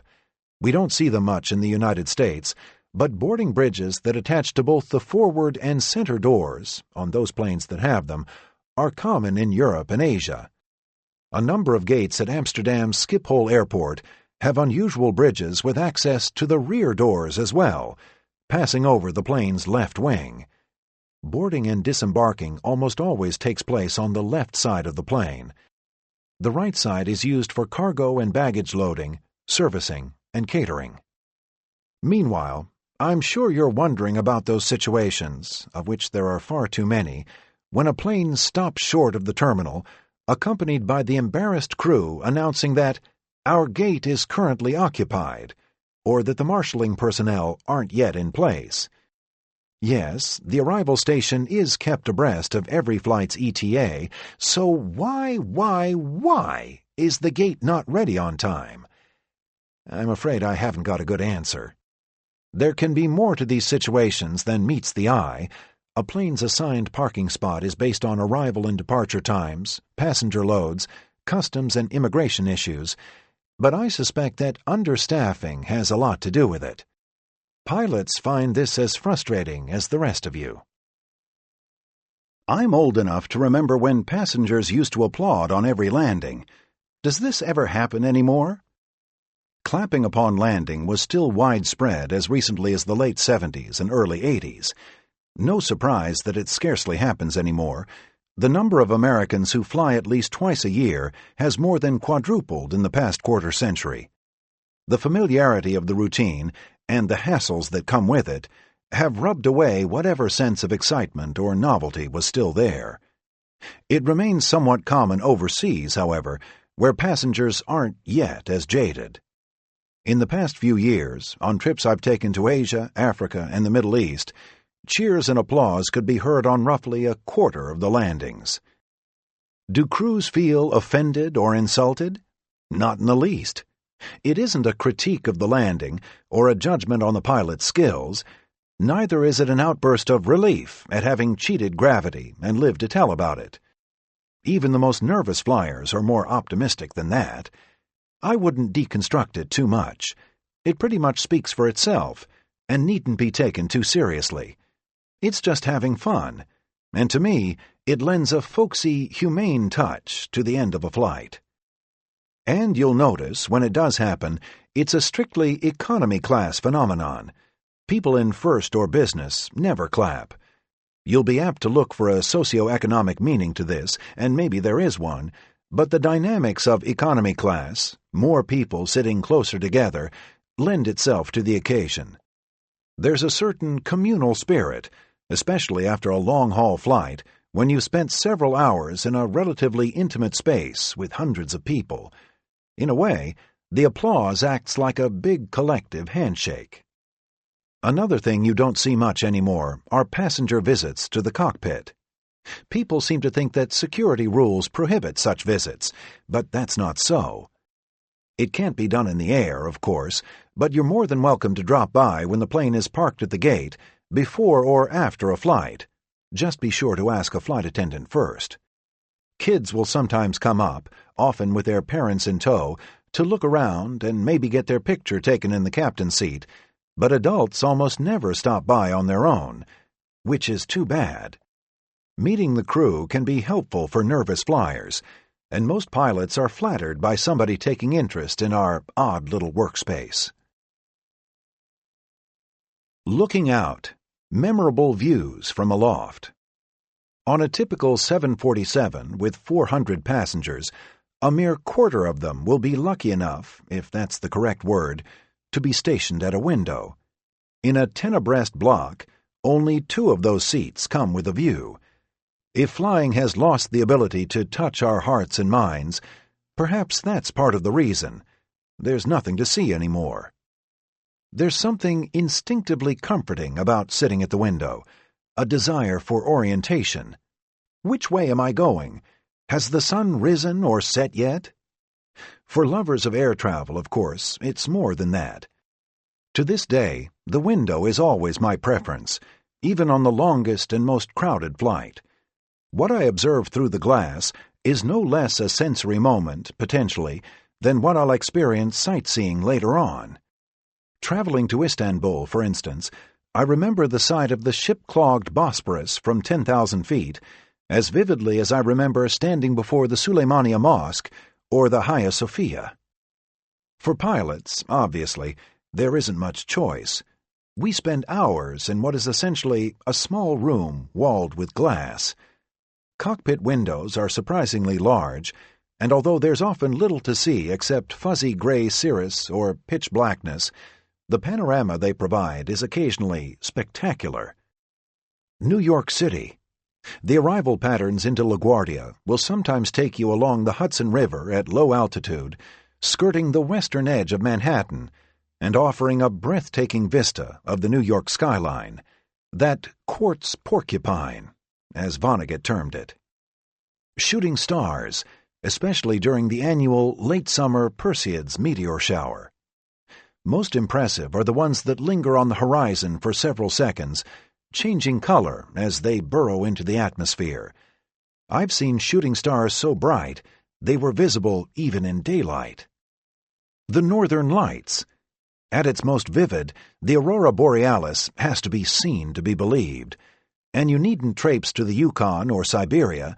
The most dazzling display I've ever witnessed was on a flight between Detroit and New York. The heavens had become an immense, quivering, horizon-wide curtain of fluorescence, like God's laundry, flapping in the night sky. Flying into Africa.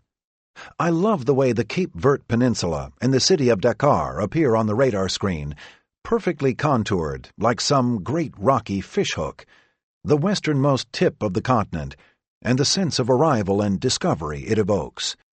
There it is, Africa. And further inland, the topography of Mali and Niger. From 30,000 feet, the scrubby Sahel looks exactly like 40-grade sandpaper, sprayed lightly green and spattered with villages, each a tiny star with red clay roads radiating outward.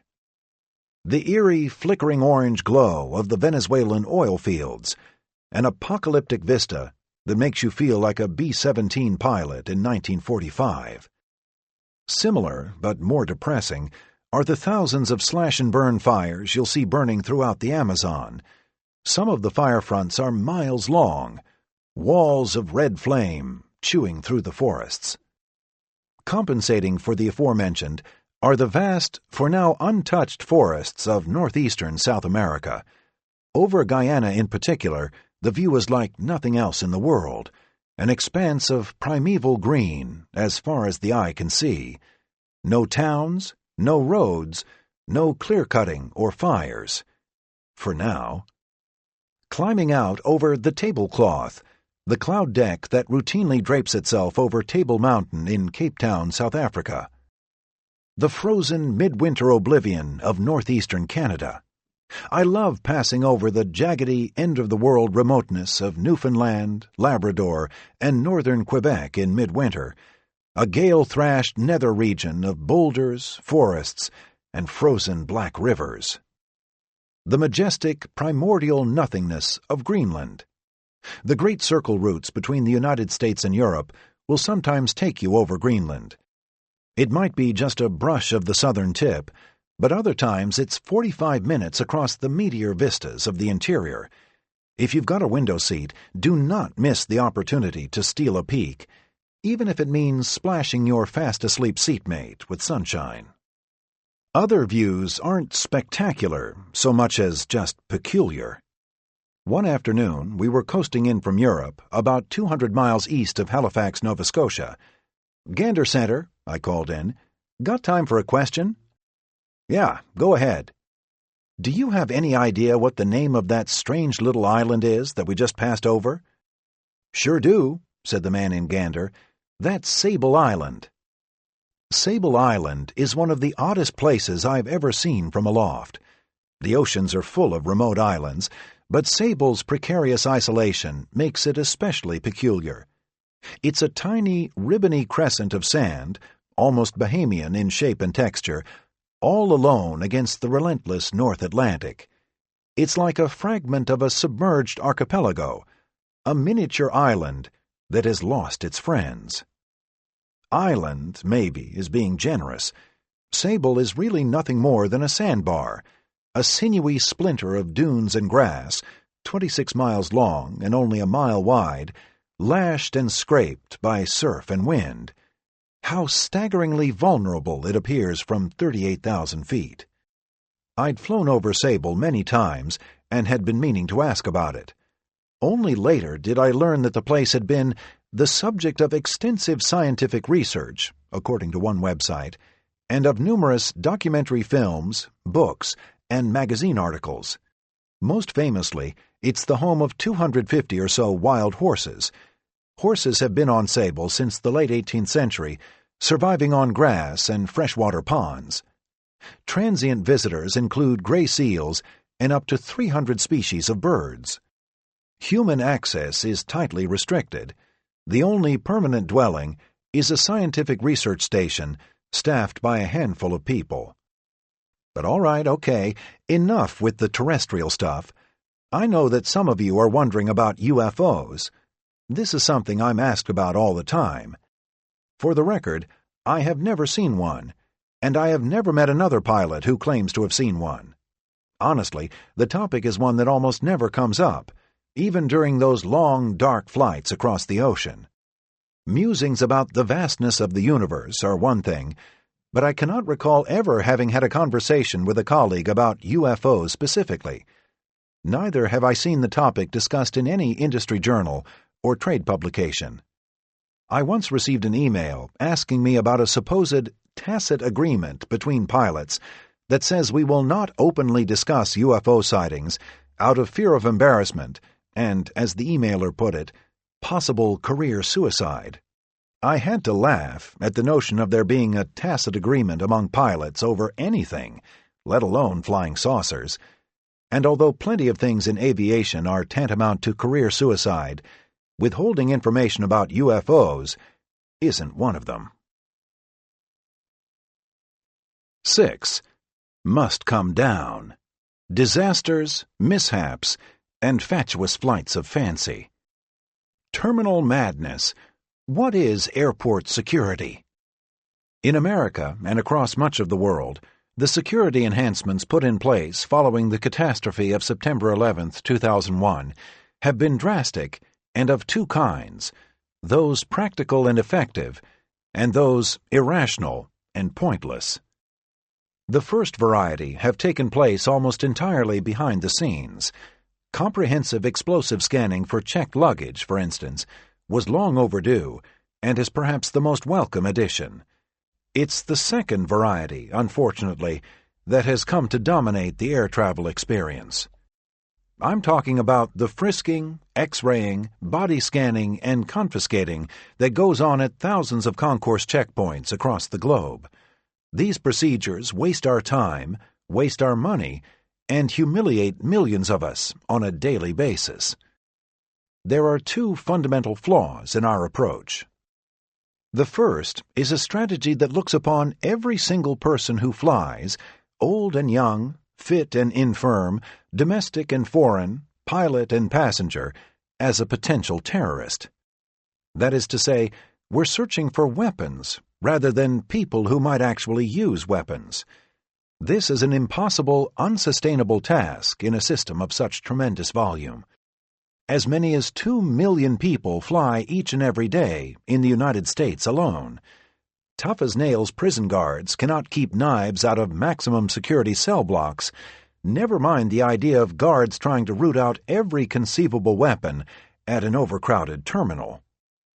The second flaw is our lingering preoccupation with the tactics used by the terrorists on September 11th. The huge and tragic irony being that the success of the 2001 attacks had almost nothing to do with airport security in the first place. As conventional wisdom has it, the 9/11 terrorists exploited a weakness in airport security by smuggling aboard box cutters. But conventional wisdom is wrong.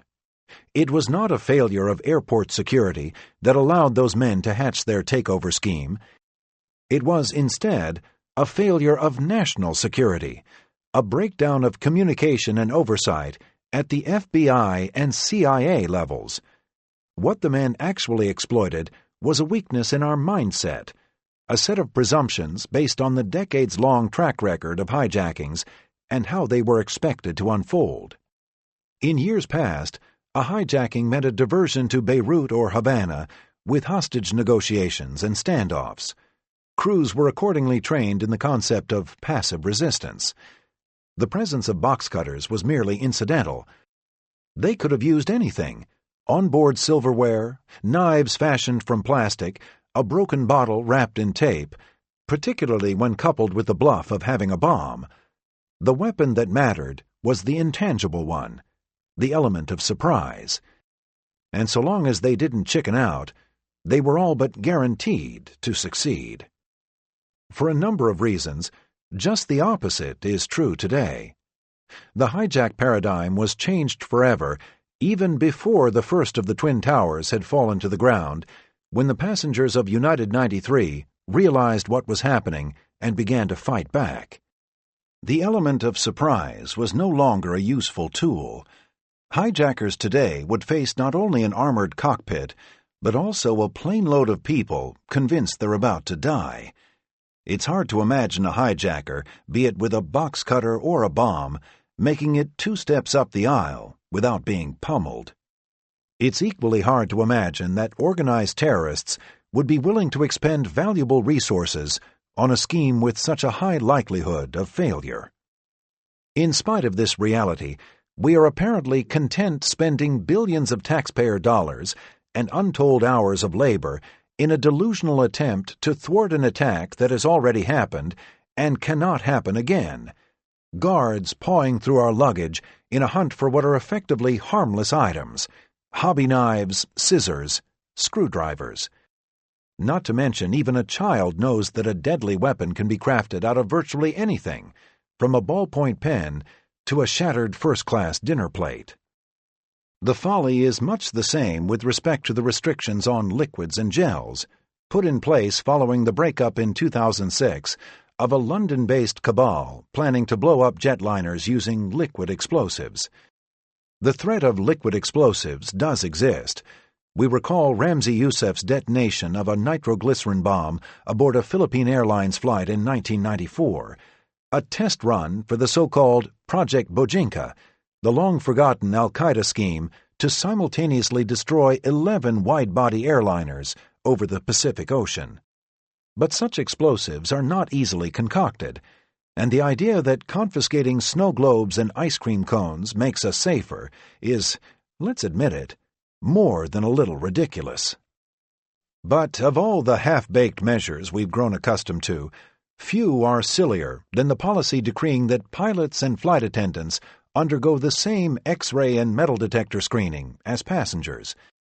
As this book goes to press, a program is finally under testing in the United States that will soon allow on-duty pilots to bypass the normal checkpoint. It's a simple enough process that confirms a pilot's identity by matching up airline and government-issue credentials with information stored in a database. That it took 12 years for this to happen, however, is a national embarrassment, when you consider that tens of thousands of U.S. airport ground workers, from baggage loaders to cabin cleaners and mechanics, have been exempt from screening all along. Many of these individuals have full unescorted access to aircraft, inside and out. Some are airline employees, though a large percentage are contract staff belonging to outside companies. An airline pilot who once flew bombers armed with nuclear weapons is not to be trusted and is marched through the metal detectors, but those who cater the galleys, sling the suitcases, and sweep out the aisles have been able to saunter onto the tarmac unmolested for years. If there has been a more ringing, let-me-get-this-straight scenario anywhere in the realm of airport security, I'd like to hear it.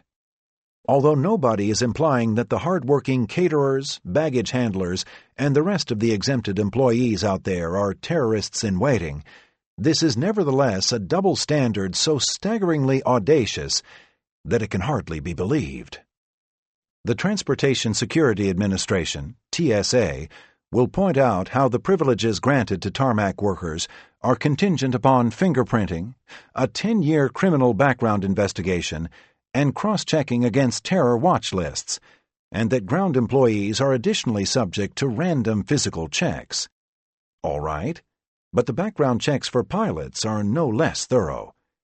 And as for those random spot checks, one apron worker told me that he hadn't been stopped or patted down in over 3 years.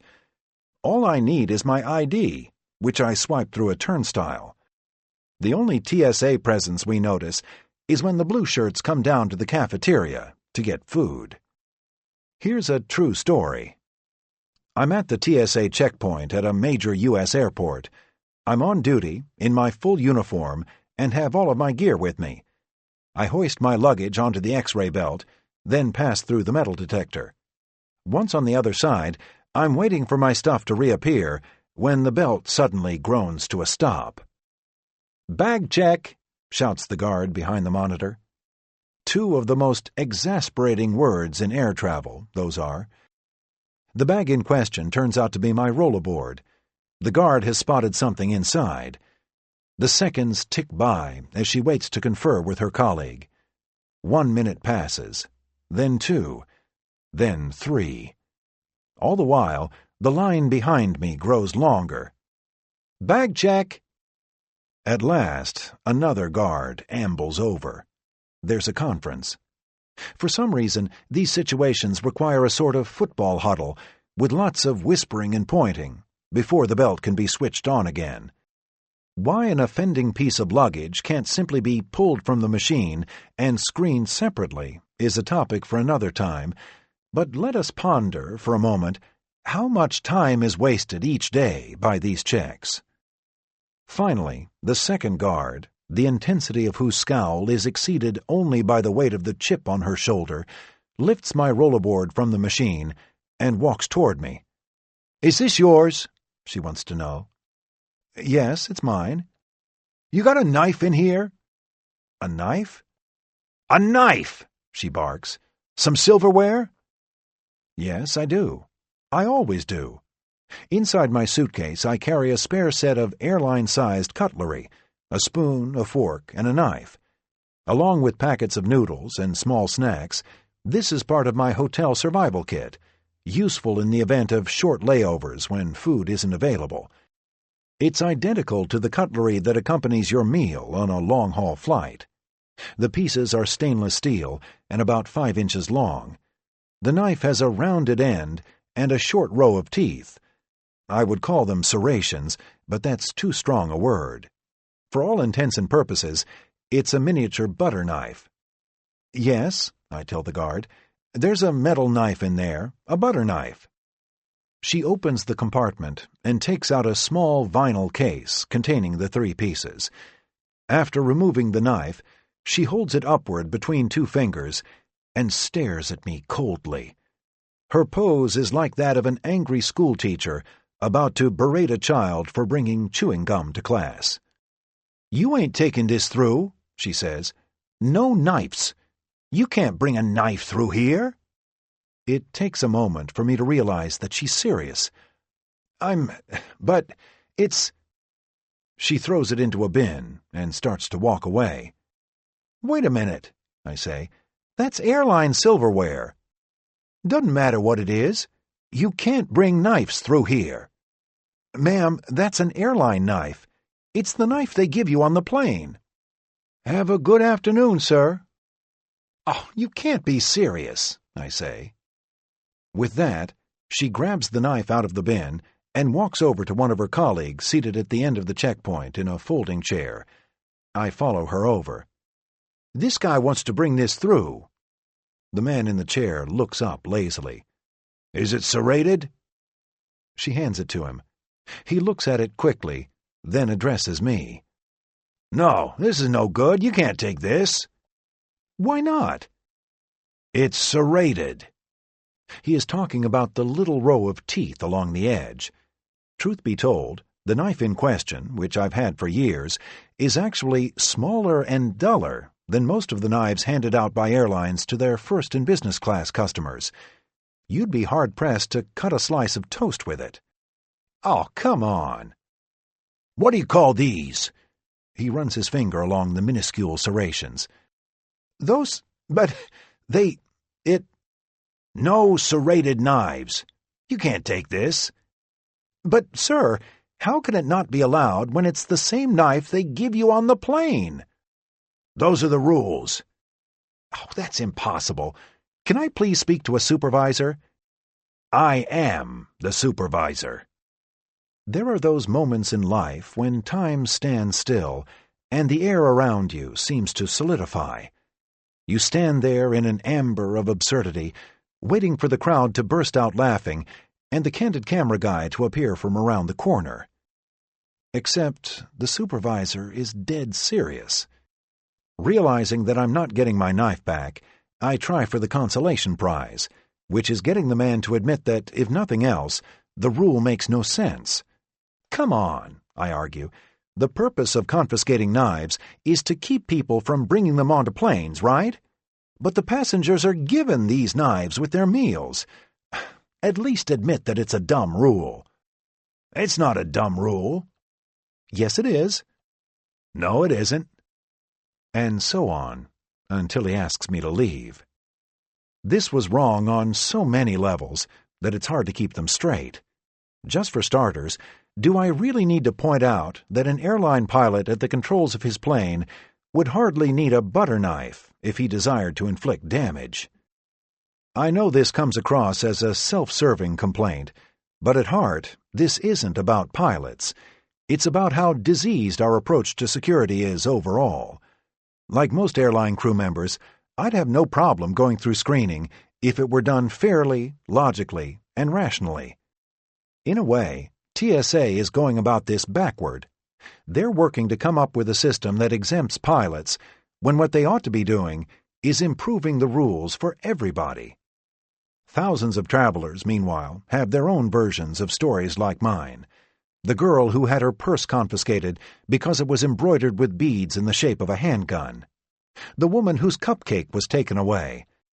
The pilot in San Francisco whose infant daughter's baby rattle was taken because it had liquid inside.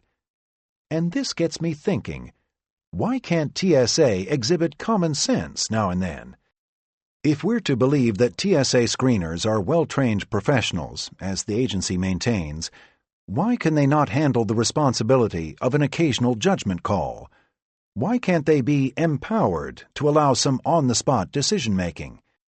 If a screener is shown a 6-ounce tube of toothpaste that is obviously only half full, does it really need to be taken and flipped into the waste bin, as currently happens 90% of the time? Our screeners are allowed to exercise leeway in some cases, a TSA spokesperson told me. They have the training and the obligation to exercise discretion. Maybe, but I'm not seeing much leeway and discretion. I'm seeing a draconian obsession with the exactness of container volumes and the dimensions of objects, up to and including whether a pilot's tiny knife has serrations on its blade, as if they alone could be the difference between unsafe and safe. Enforcement of this kind transcends mere tedium and becomes downright unsafe. Maybe you've heard the story about a test in which TSA screeners are presented with a suitcase containing a mock explosive device with a water bottle nestled next to it. They ferret out the water, of course, while the bomb goes sailing through. Notice, too, the uniforms adopted by TSA. Screeners are now called officers, and they wear blue shirts and silver badges. Not by accident, the shirts and badges look exactly like the kind worn by police. Mission creep, this is called. In fact, TSA workers do not hold law enforcement power as such, much as they have done a good job of fooling people into believing otherwise. TSA holds the authority, legitimately, to inspect your belongings and prevent you from passing through a checkpoint.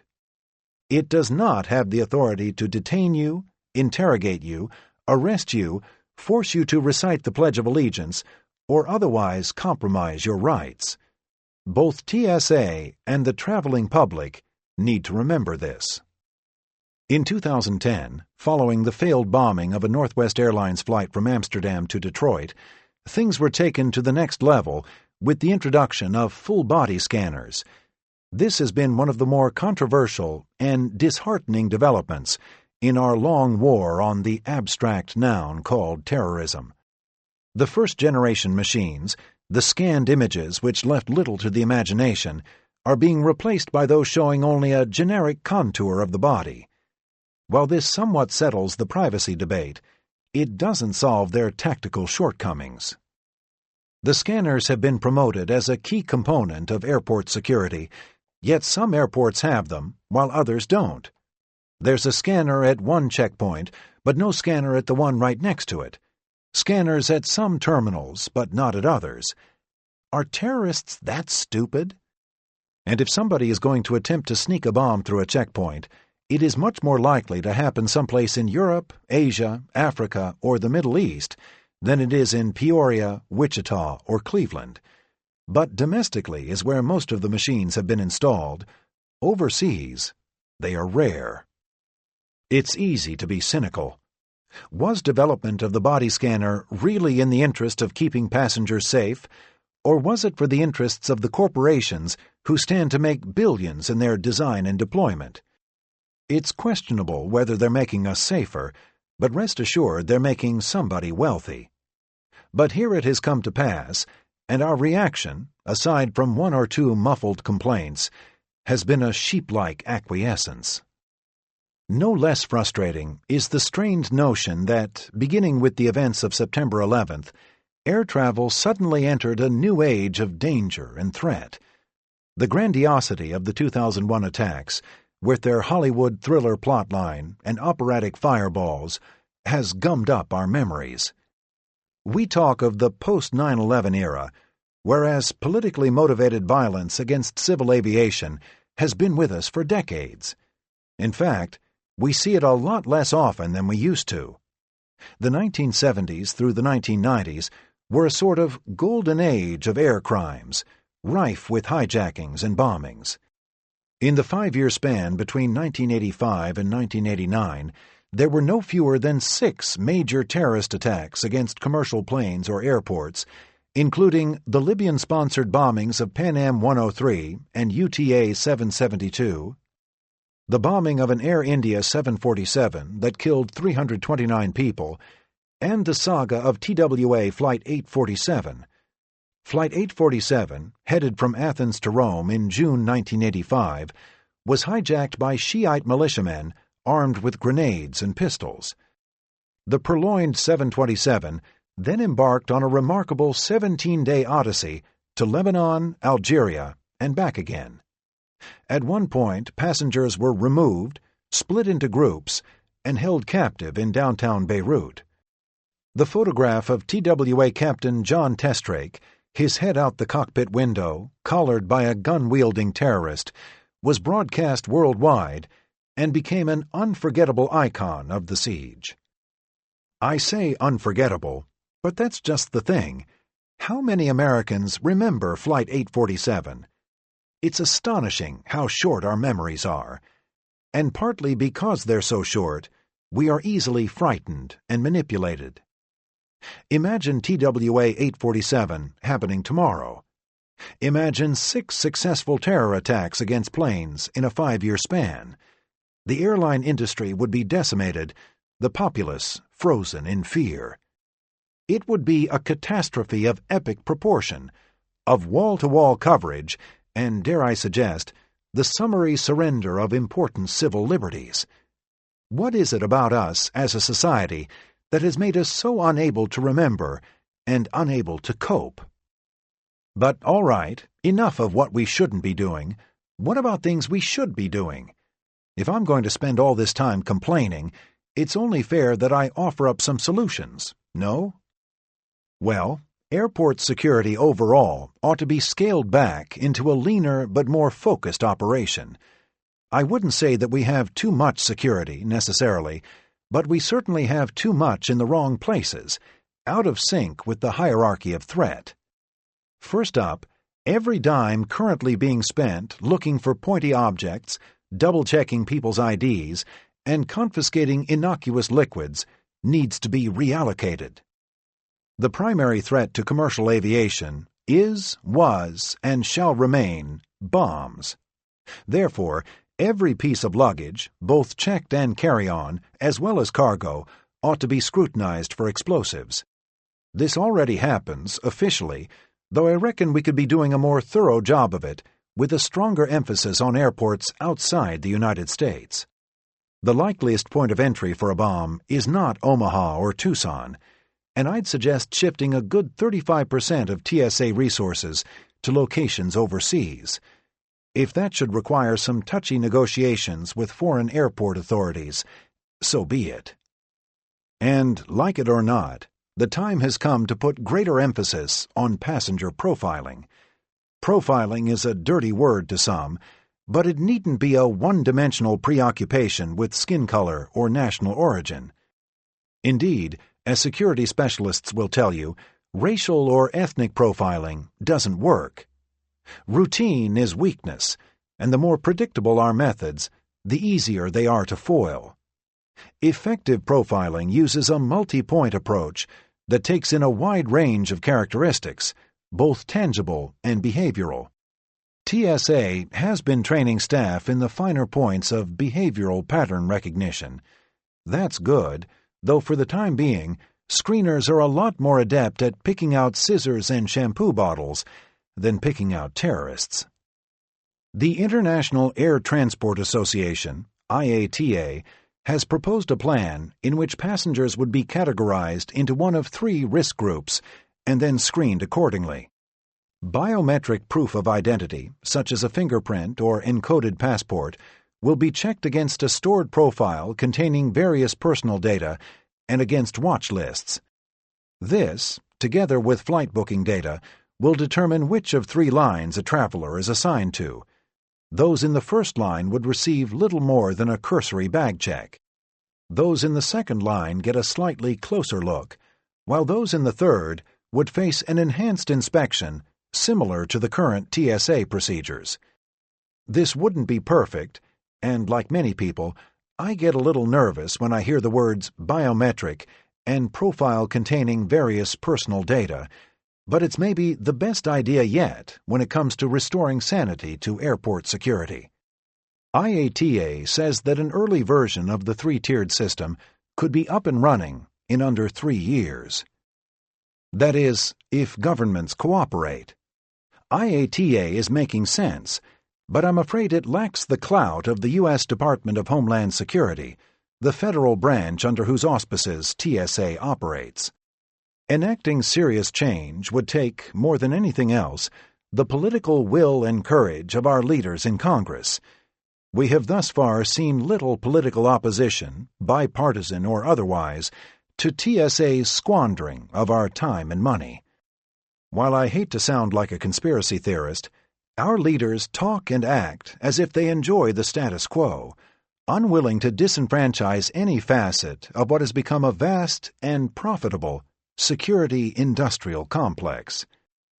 To be fair, there are plenty of bright and resourceful people at the TSA who know a lot more about the challenges of airport security than I ever will, and they openly admit that a philosophical change is needed, a shift toward focusing on passengers themselves rather than on their belongings.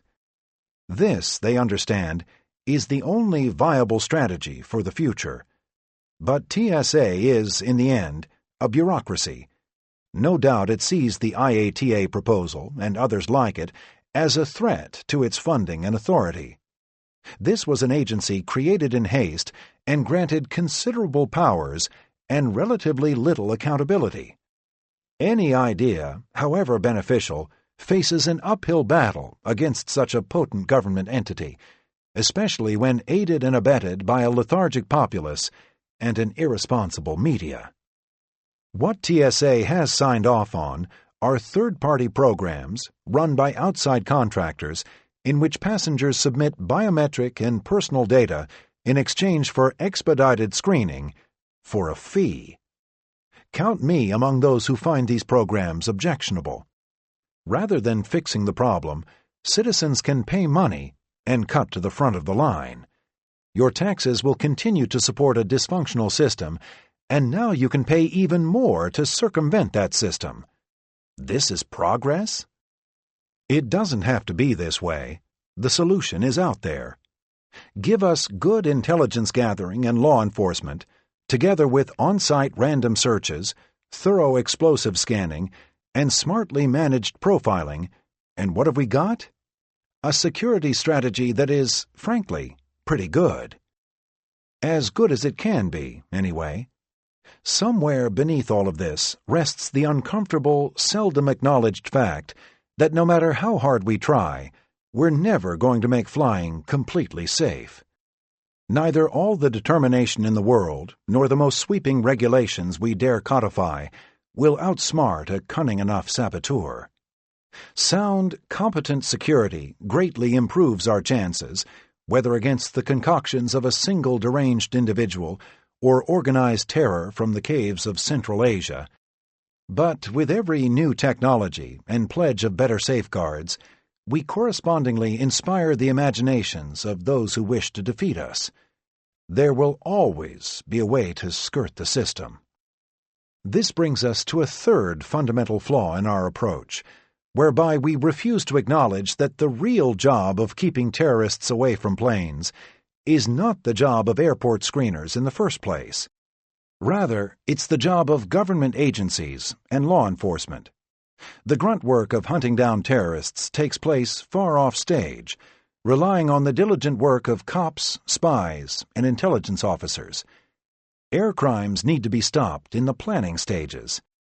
By the time a terrorist gets to the airport, chances are it's too late.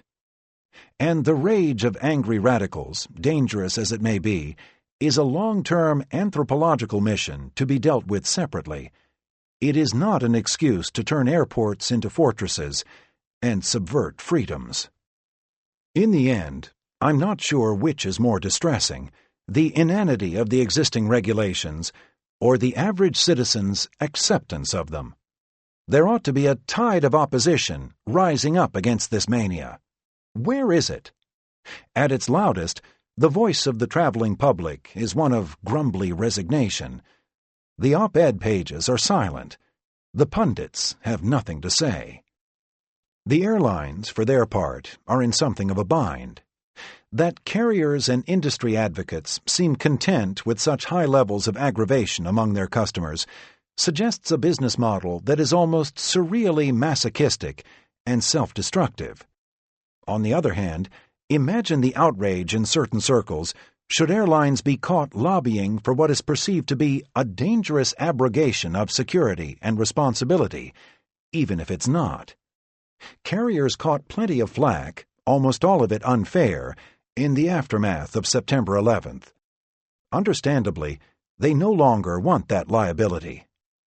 How we got to this point is an interesting study in reactionary politics, fear-mongering, and a disconcerting willingness of the public to accept almost anything, no matter how illogical, inconvenient, or unreasonable, in the name of security. Conned and frightened, what we get is not actual security, but security spectacle. The idea that this spectacle helps travelers to feel better is about its only excuse and is hardly enough justification to keep it funded and running. And although a high percentage of passengers, along with most security experts, would concur that it leaves us no safer and perhaps even increases our risks, there has been little to no protest. In that regard, maybe, we've gotten exactly the system we deserve. In perspective, the golden age of air crimes. 1970. A Pan Am 747 bound for New York is skyjacked after takeoff from Amsterdam. The flight is diverted to Cairo, where all of the 170 occupants are released. Radicals then blow up the plane. 1970. In what were known as the Black September hijackings, 5 jets, including planes belonging to TWA, Pan Am, and Israel's El Al, are commandeered over Europe during a 3-day span by a group called the Popular Front for Liberation of Palestine, PFLP. After all passengers are freed, 3 of the 5 planes are diverted to a remote airstrip in Jordan, rigged with explosives, and blown up. A 4th is flown to Egypt and destroyed there. 1971. A man using the name D.B. Cooper skyjacks and threatens to blow up a Northwest Orient 727 flying from Portland, Oregon to Seattle. Over southwestern Washington, he parachutes out the back of the plane with a hefty ransom and is never seen or heard from again. 1972. A Jat Yugoslav Airlines DC-9 en route from Copenhagen to Zagreb explodes at 33,000 feet. The Ustasha, a.k.a. Croatian National Movement, admits to the bombing. 1972. Explosion aboard a Cathay Pacific jet flying from Bangkok to Hong Kong kills 81 people. A Thai police lieutenant is accused of hiding the bomb to murder his fiancée. 1972. In the arrivals lounge of Lod Airport near Tel Aviv, 3 men from the Japanese Red Army, recruited by the Palestinian PLFP, open fire with machine guns and grenades, killing 26 people and injuring 80. 1973. As passengers board a Pan Am 747 at the airport in Rome, terrorists spray the plane with gunfire and toss grenades into the cabin, killing 30. 1973. 81 perish as an Aeroflot jet explodes over Siberia during an attempted skyjacking. 1974. A TWA 707 flying from Athens to Rome falls into the sea near Greece, the result of an explosive device hidden in a cargo compartment. 1974. A man detonates 2 grenades aboard an Air Vietnam 727 when the crew refuses to fly him to Hanoi. 1976. A Cubana DC-8 crashes near Barbados, killing 73. An anti-Castro exile and 3 alleged accomplices are put on trial, but acquitted for lack of evidence. 1976. Air France Flight 139, bound from Tel Aviv to Athens to Paris, is hijacked by a combined force of PFLP and Revolutionäre Zellen, RZ. The plane is diverted first to Benghazi, Libya, before continuing to Entebbe, Uganda. At Entebbe, 105 hostages are held until the plane is raided by commandos from the Israel Defense Forces. During the raid, 3 passengers, 7 hijackers, 1 Israeli, and approximately 40 Ugandan soldiers are killed. The dead Israeli, Yonatan Netanyahu, was the younger brother of Israeli Prime Minister Benjamin Netanyahu. 1977. Both pilots of a Malaysian airline system, today called Malaysia Airlines 737, are shot by a skyjacker. The plane crashes into a swamp. 1985. The Abu Nidal Group kills 20 people in a pair of coordinated ticket counter assaults at airports in Vienna and Rome. 1985. Shiite militiamen hijacked TWA Flight 847 from Athens to Rome, holding hostages for 2 weeks. The sole casualty is a U.S. Navy diver, who is shot and dumped on the tarmac. All remaining hostages are eventually released, but not before the Israeli government agrees to free more than 700 Shiite prisoners. 1985. An Air India 747 on a service between Toronto and Bombay is bombed over the North Atlantic by Sikh militants. The 329 fatalities remain history's worst single-plane act of terrorism. A second bomb, intended for another Air India 747, detonates prematurely in Tokyo before being loaded. 1986. As TWA Flight 840 descends through 10,000 feet toward Athens, a bomb goes off in the cabin. 4 people are ejected through a tear in the 727's fuselage. 1986. At the airport in Karachi, Pakistan, a Pan Am 747 is preparing for departure when 4 heavily armed members of the Abu Nidal group seize the aircraft. When Pakistani forces storm the plane, the terrorists begin shooting and lobbing grenades. 22 passengers are killed and 150 wounded. Although all 4 terrorists were captured and sent to prison in Pakistan, they were released in 2001. 1987. A Korean Airlines 707 disappears over the Andaman Sea en route from Baghdad to Seoul. One of 2 Koreans suspected of hiding a bomb commits suicide before he's arrested. His accomplice, a young woman, confesses to leaving the device, fashioned from both plastic and liquid explosives, in an overhead rack before disembarking during an intermediate stop. Condemned to death, the woman is pardoned in 1990 by the President of South Korea. 1987. At Los Angeles International Airport, a recently fired ticket agent, David Burke, sneaks a loaded gun past security and boards a Pacific Southwest Airlines PSA jet on its way to San Francisco. During cruise, he breaks into the cockpit, shoots both pilots, then noses the airplane into the ground near Harmony, California, killing all 44 on board. Unbelievable as it might sound, the government's response to this crime was to implement checkpoint security screening not for ground personnel, but instead for pilots and flight attendants. 1988. Pan Am Flight 103 is carrying 259 people when it is destroyed by a bomb blast over the town of Lockerbie, Scotland. One of the most intensive criminal investigations in history brings 2 Libyan operatives, Alamin Khalifa Fahima and Abdelbasit Ali al-Magrahi, to trial in the Netherlands. Fahima is acquitted.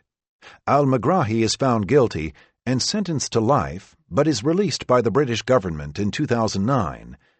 Until you know what, the bombing of Flight 103 represents the worst-ever terrorist attack against a civilian U.S. target.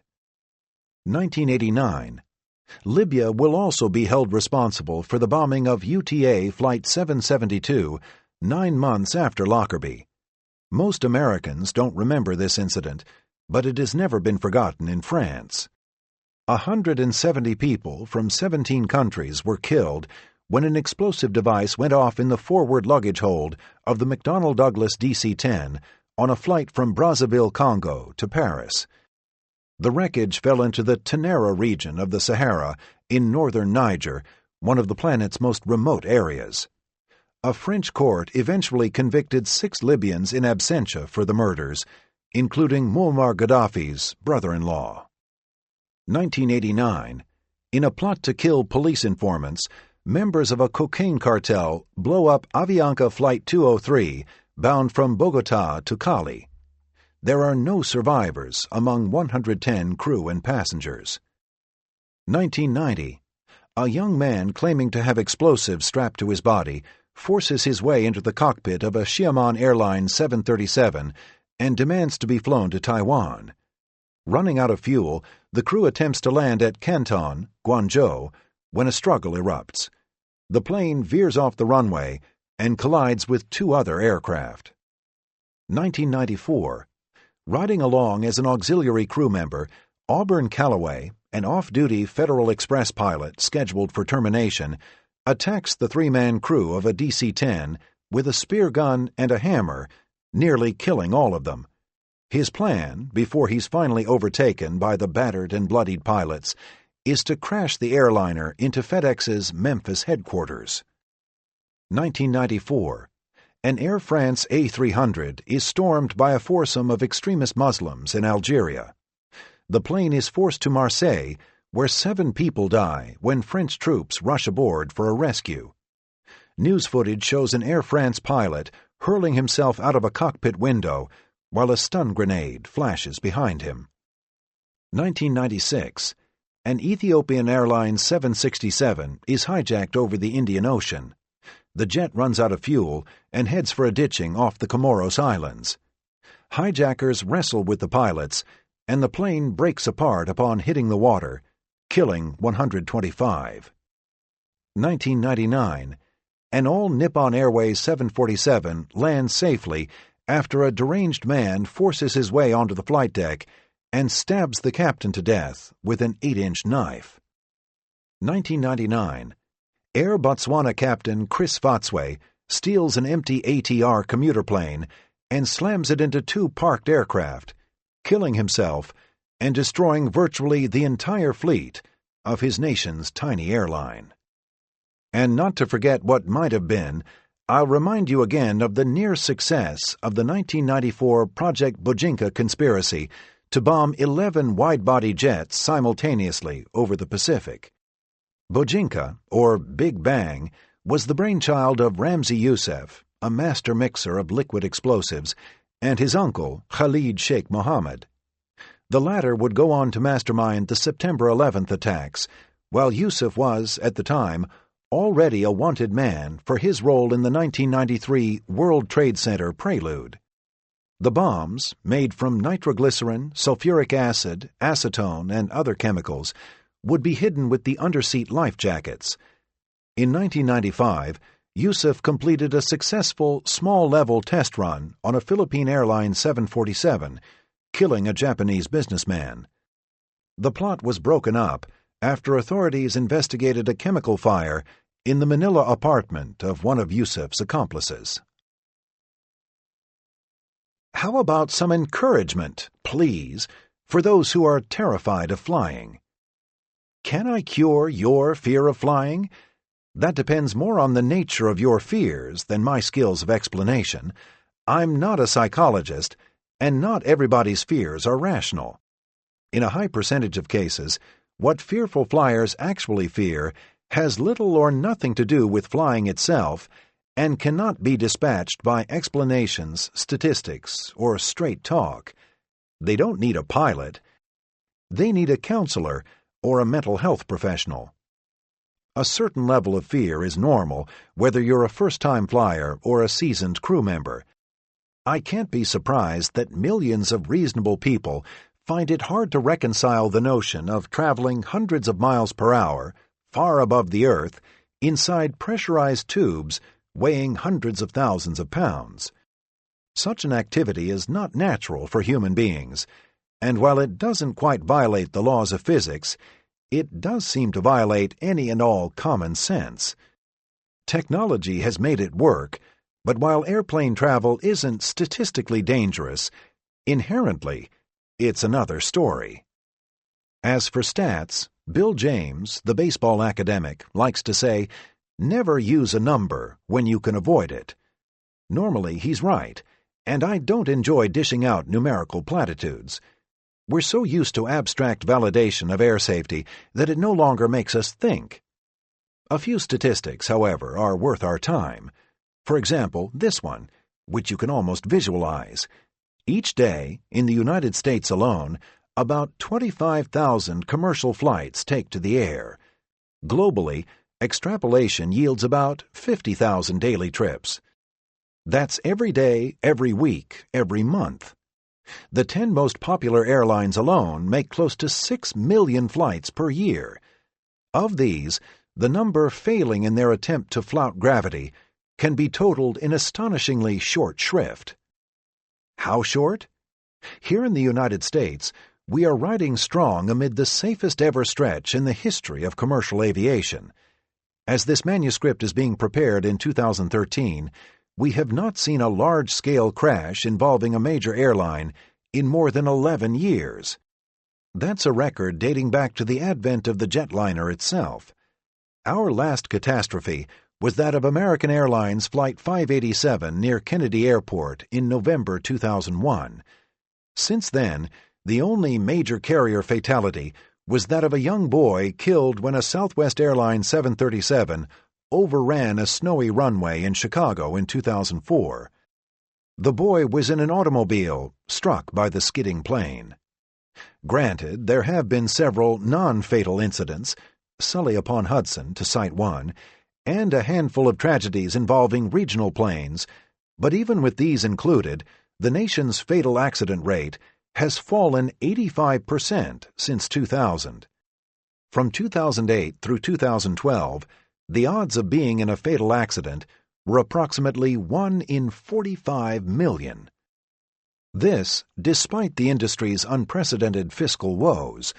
The fallout from September 11th gave us thousands of layoffs and 4 major carrier bankruptcy filings.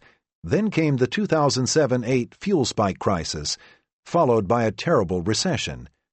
Say what you want of customer service, but even though our largest airlines have been reeling financially, they've remained impeccably safe. Here's more. In a 2003 study published by American Scientist magazine, University of Michigan researchers re-evaluated the old flying versus driving contention. To be as conservative as possible, their technique calculated probabilities based not on kilometers covered, but on numbers of takeoffs and landings, when more than 90% of air crashes occur. And they considered highway data only from rural interstates, one of the safest driving environments.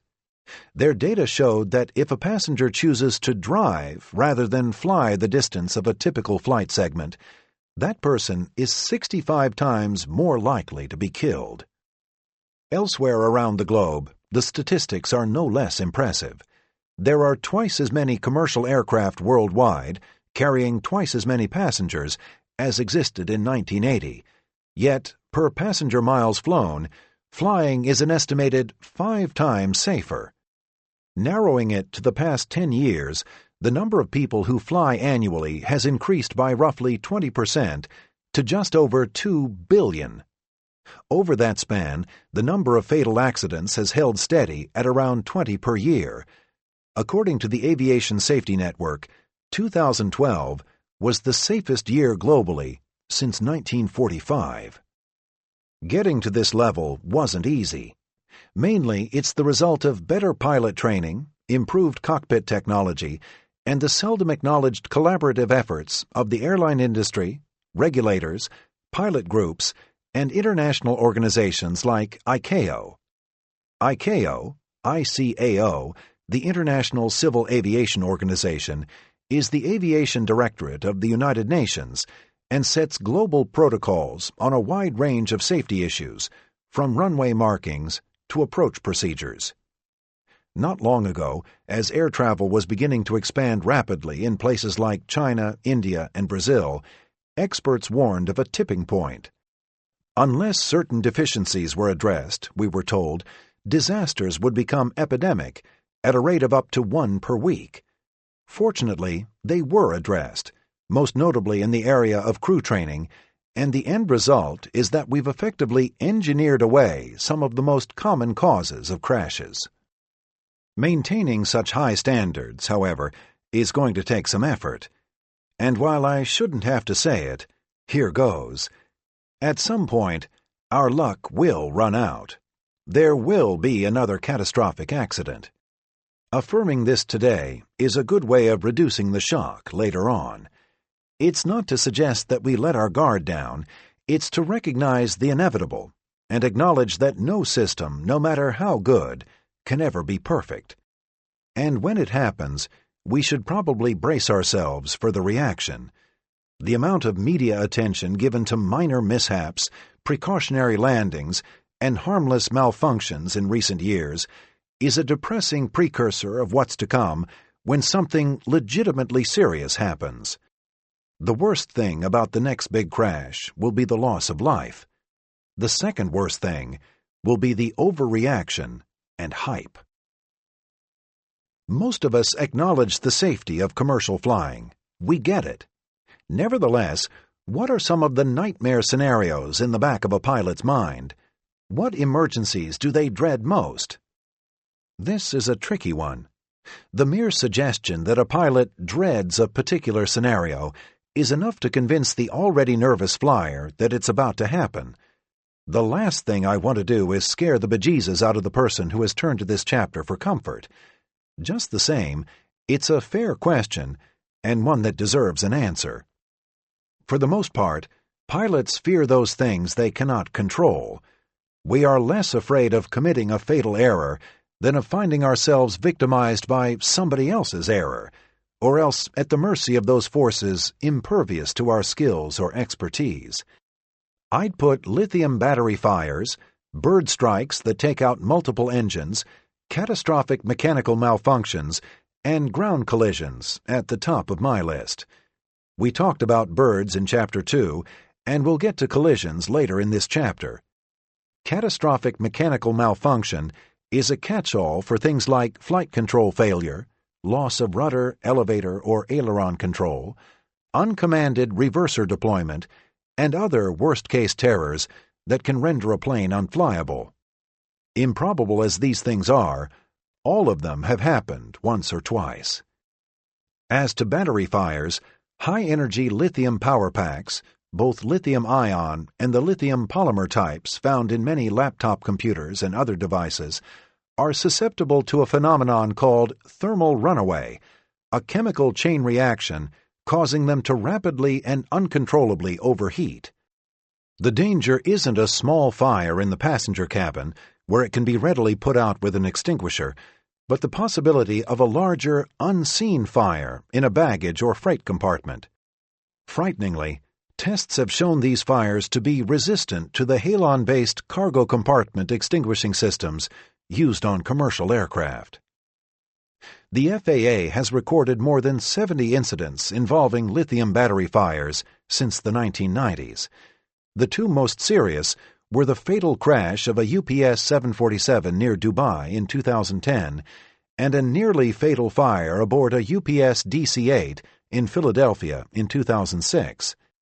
Both blazes are believed to have been touched off by large shipments of lithium batteries. And in 2013, all Boeing 787s were temporarily grounded following a series of lithium battery fires in the plane's electronics bays. The bulk shipment of lithium batteries is now prohibited aboard passenger planes, as is the carriage of loose, i.e., spare batteries in checked baggage. The possibility always remains, however, of a shipment sneaking through. If a lithium fire strikes you as a very small possibility, you're right, it is.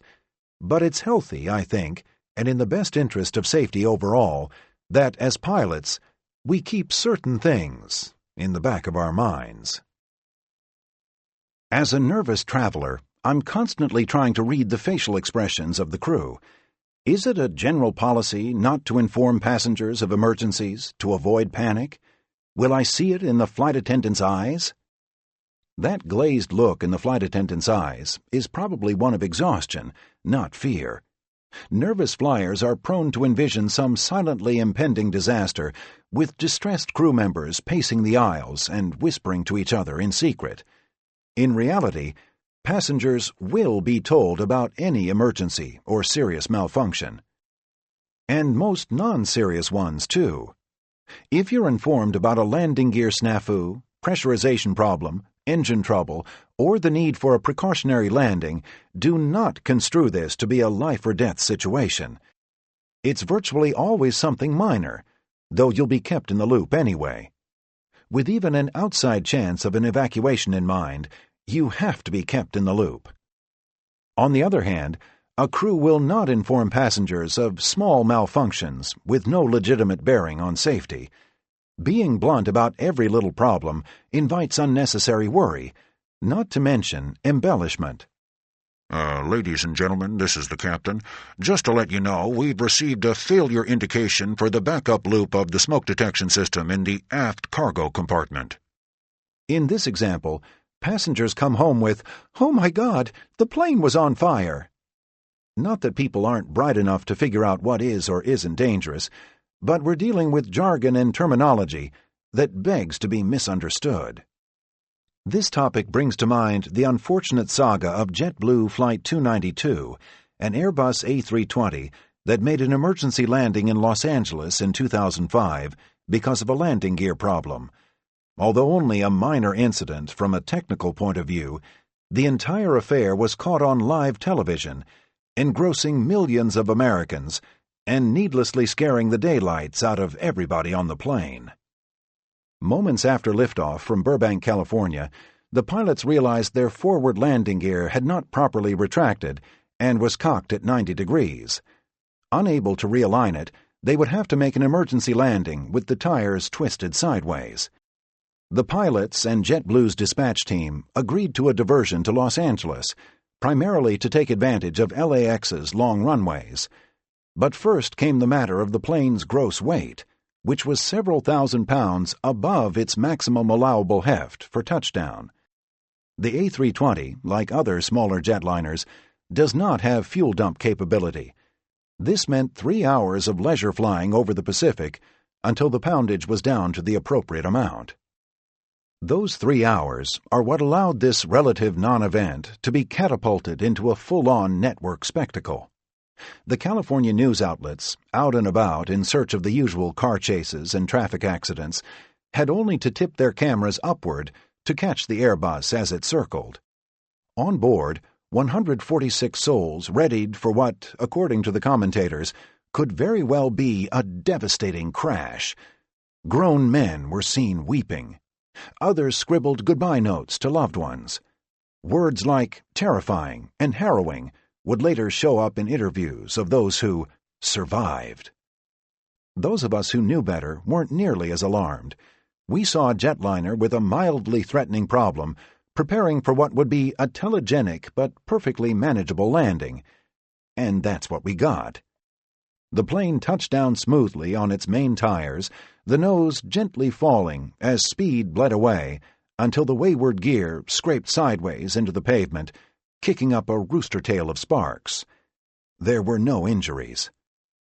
As if the live-action saga hadn't been enough, the media spent the next 3 days choking on its own hype and melodrama, showing slow-motion replays, interviewing passengers, and generally giving JetBlue all the free advertising it could possibly hope for.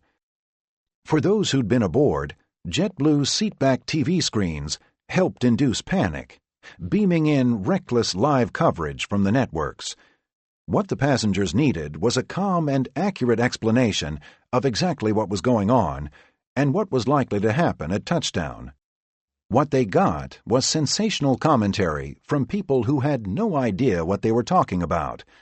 The whole thing set up a weird and distasteful voyeuristic triangle. The terrified and transfixed passengers assumed they were watching themselves, where in truth they were watching us watch them. And all along, there were better things on TV. But assuming such a high level of safety exists, why are the airlines so shy about it? You rarely hear carriers talking about safety. Why not use it to their advantage? As a rule, airlines in America do not use safety as a marketing tool. All employ the word in a vague and general fashion, but seldom with regard to specific programs or innovations. To do so would be, on one hand, statistically manipulative, and on the other hand, a potential form of market suicide, undercutting the presumption of air safety in general, not to mention the humiliation a given carrier would endure should a disaster transpire. For Airline A to sell itself as safer than everyone else, there needs to be a presumption of danger aboard its competitors.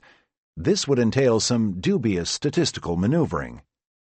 Since the terror attacks of 2001, American Airlines has had one fatal accident.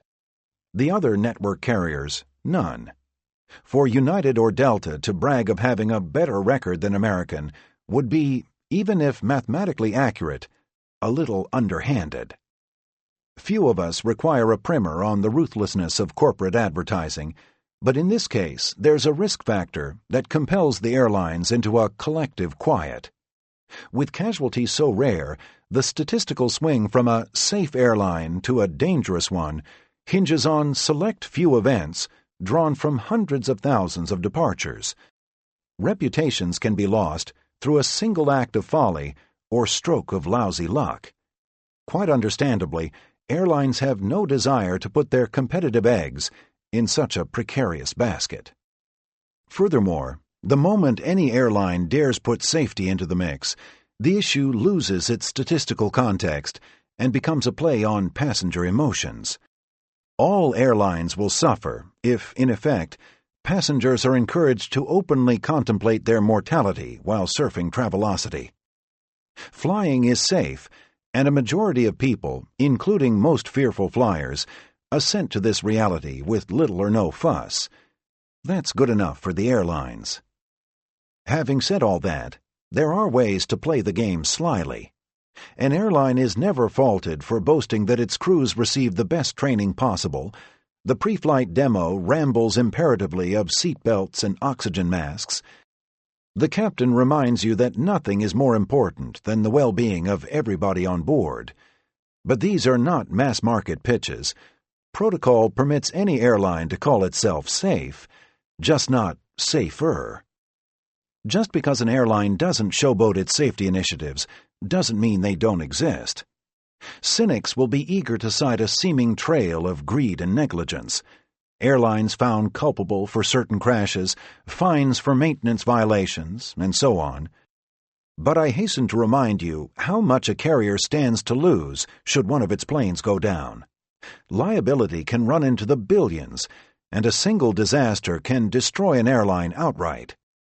Hard as it might be for some of you to accept, to suggest the industry, along with its federal overseers, are playing fast and loose with the lives of the traveling public is a terrible distortion.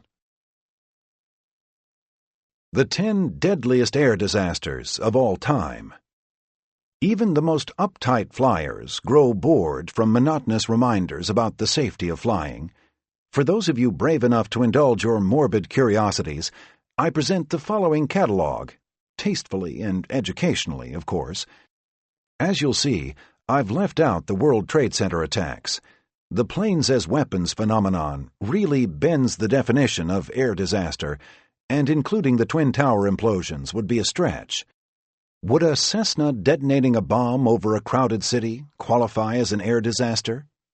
How about the overloaded Russian turboprop that plowed into a crowded market in Zaire in 1996, killing over 300 people, only 2 of whom were on the plane? Where to draw the line is unclear. Perhaps the fairest method is to remove all on-the-ground casualties from crash totals. Until there's a formal consensus, here's the generally accepted list of history's worst crashes. 1. March 27, 1977. 2 chartered Boeing 747s, operated by KLM and Pan Am, collide on a foggy runway at Tenerife, in Spain's Canary Islands, killing 583 people. 61 people survive, all from Pan Am. Confused by instructions, KLM begins its takeoff sans permission and strikes the other jet as it taxis on the active runway. There are several contributing factors, including a blocked radio call that prevents the control tower from realizing KLM's error in time. 2. August 12, 1985. A Japan Airlines 747 crashes near Mount Fuji on a domestic flight, killing 520. The rupture of an aft pressure bulkhead, which had undergone improper repairs following a mishap 7 years earlier, allows a rush of air to destroy the plane's rudder and tail. A JAL maintenance supervisor later commits suicide. The airline's president resigns, accepting formal responsibility, and visits victims' families to offer a personal apology. 3. November 12, 1996. An Ilyushin IL-76 cargo jet from Kazakhstan collides in mid-air with a Saudi 747 near Delhi, India. All 349 aboard both planes are killed.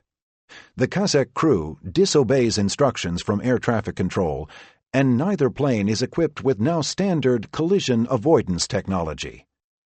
4. March 3, 1974. A THY, Turkish Airlines DC-10, goes down near Orly Airport, killing 346. A faultily latched cargo door bursts from its frame, and the resulting decompression causes the cabin floor to collapse, impairing cables to the rudders and elevators. Out of control, the plane slams into the woods northeast of Paris. McDonnell Douglas, maker of the DC-10, is forced to redesign the cargo door system. 5. June 23, 1985. A bomb planted by a Sikh extremist blows up an Air India 747 on a service between Toronto and Bombay. The plane falls into the sea east of Ireland, killing 329. Canadian investigators cite shortcomings in baggage screening procedures and employee training. 6. August 19, 1980. A Saudi L-1011 bound for Karachi returns to Riyadh, Saudi Arabia, following an in-flight fire just after departure. For reasons never understood, the plane rolls to the far end of the runway after a safe emergency landing and sits with engines running for more than 3 minutes. No evacuation is commenced. Before the inadequately equipped rescue workers can open any doors, all 301 passengers and crew die as a flash fire consumes the cabin. 7. July 3, 1988.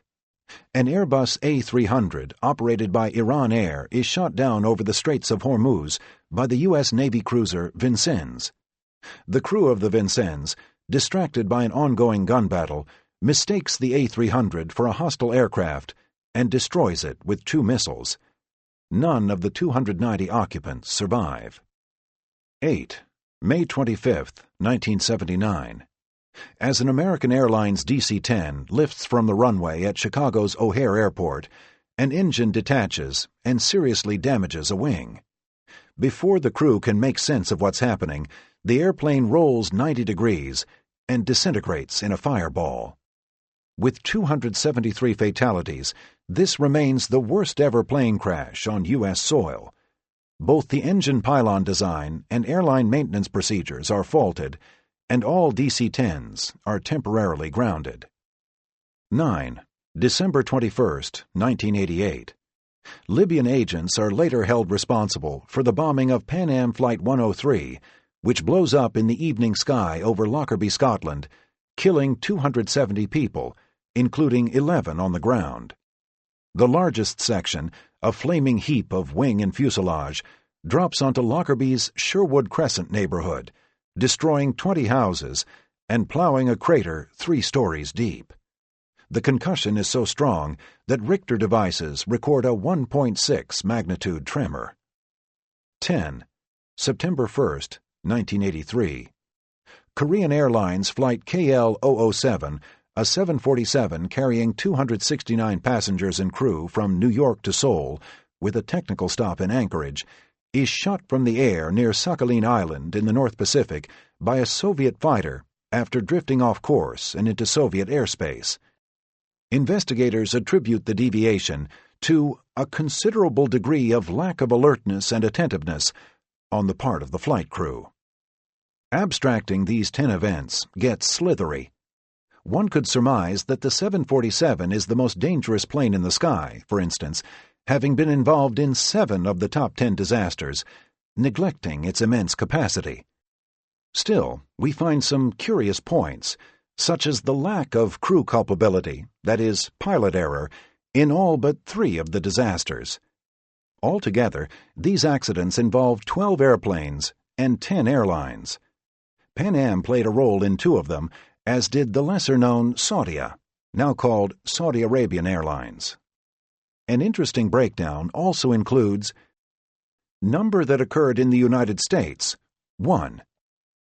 Number that occurred prior to 1974, 0. Number that occurred during the 1970s or 1980s, 9. Number in which pilot error was cited as a direct or contributing cause, 3. Number resulting from terrorist sabotage, 2. Number that were shot down mistakenly, 2. Number that crashed as a result of a mechanical failure or design flaw, 3. Total fatalities, 3,530. Total survivors, 65, 61 from Pan Am at Tenerife and 4 from JAL. Those 3,530 combined fatalities equals about a tenth of the number of people killed each year in automobile accidents in the United States. We in the West occasionally hear of the dangers of flying aboard certain airlines overseas. Are such fears justified? We should start by acknowledging that there is virtually no such thing as a dangerous airline anywhere. Some are safer than others, but even the least safe airline is still very safe. The region of the world with the worst reputation by far is sub-Saharan Africa, where scores of small companies operate without anywhere near the oversight or resources of airlines in the West. But even here, the statistics can be misleading. It's important to make the distinction between mainline African carriers and lower-tier cargo and non-scheduled operators.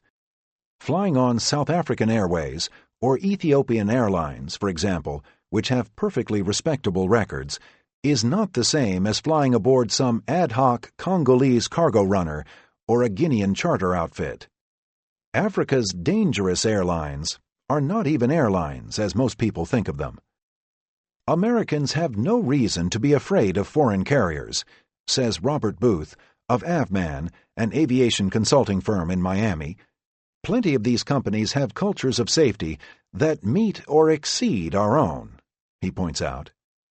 That's a sensible assessment, though some airlines have had a tough time shaking their bad reputations. Russia's Aeroflot, for example.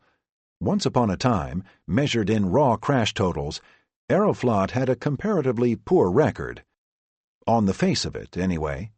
Several asterisks were required, not the least of which was that Aeroflot, in its heydays, was a gigantic entity roughly the size of all U.S. airlines put together, and it engaged in all manner of far-flung operations to outposts as remote as Antarctica.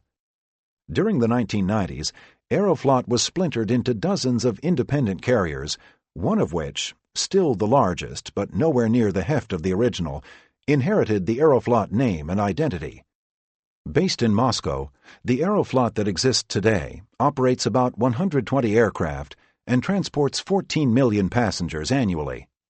Since 1994, it has had only 2 serious accidents, one of them at the hands of a subsidiary. Korean Air is another. In 1999, Korean was put under FAA sanction and had a code-sharing arrangement with Delta temporarily severed after an earlier string of fatal incidents. People still hold this against them, despite the Korean government's ambitious overhaul of its entire air system and despite a sterling critique by ICAO in 2008. It ranked Korea's aviation safety standards, including its pilot training and maintenance, as the highest in the world, beating out more than 100 other countries. Frankly, in certain regions, I'd be more comfortable with a local carrier that knows its territory and the quirks of flying there.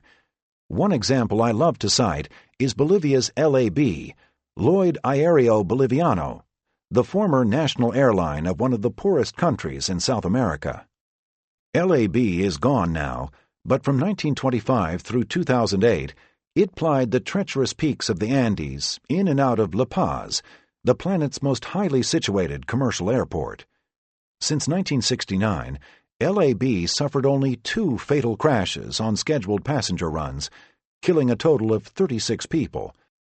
This was not a mainstay airline making thousands of daily flights, but 2 crashes in 34 years amid jagged mountains and the hazards of the high altiplano was exemplary.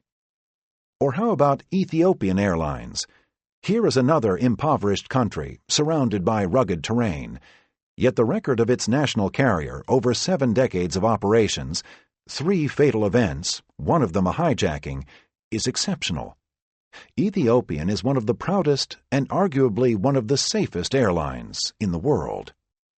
Following is a list of airlines that have gone fatality-free for at least the past 30 years. All qualifying airlines have been in existence since at least 1980. Aer Lingus, Air Berlin, Air Jamaica, now part of Caribbean Airlines, Air Malta, Air Mauritius, Air New Zealand, Air New Guinea, Papua New Guinea, Air Portugal, Air Seychelles, Air Tanzania, All Nippon Airways, Austrian Airlines, Bahamas Air, Cathay Pacific, Cayman Airways, Finnair, Hawaiian Airlines, Iceland Air, Meridiana, Italy, Monarch Airlines, UK, Oman Air, Qantas, Royal Brunei, Royal Jordanian, Syrian Air, Thompson Fly, formerly Britannia Airways, Tunis Air, Tyrolean Airways, Austria. I chose 1980 to best account for the changeover period from older first-generation jets and propliners to what most would consider modern fleets. Most of the companies listed have perfect records predating that year. Several, including Air Jamaica, Oman Air, and Tunis Air, have never recorded a fatality. Allowing for one fatal mishap since 1980 takes in, just for starters, Royal Air Maroc, TACA, and Yemenia. Even the much-maligned Air Afrique, a West African collective that went bust in 2001, listed but a single accident in over 3+ decades of flying. Ghana Airways, another African star until its demise in 2004, had an even cleaner record, marred by a single fatality in 1969.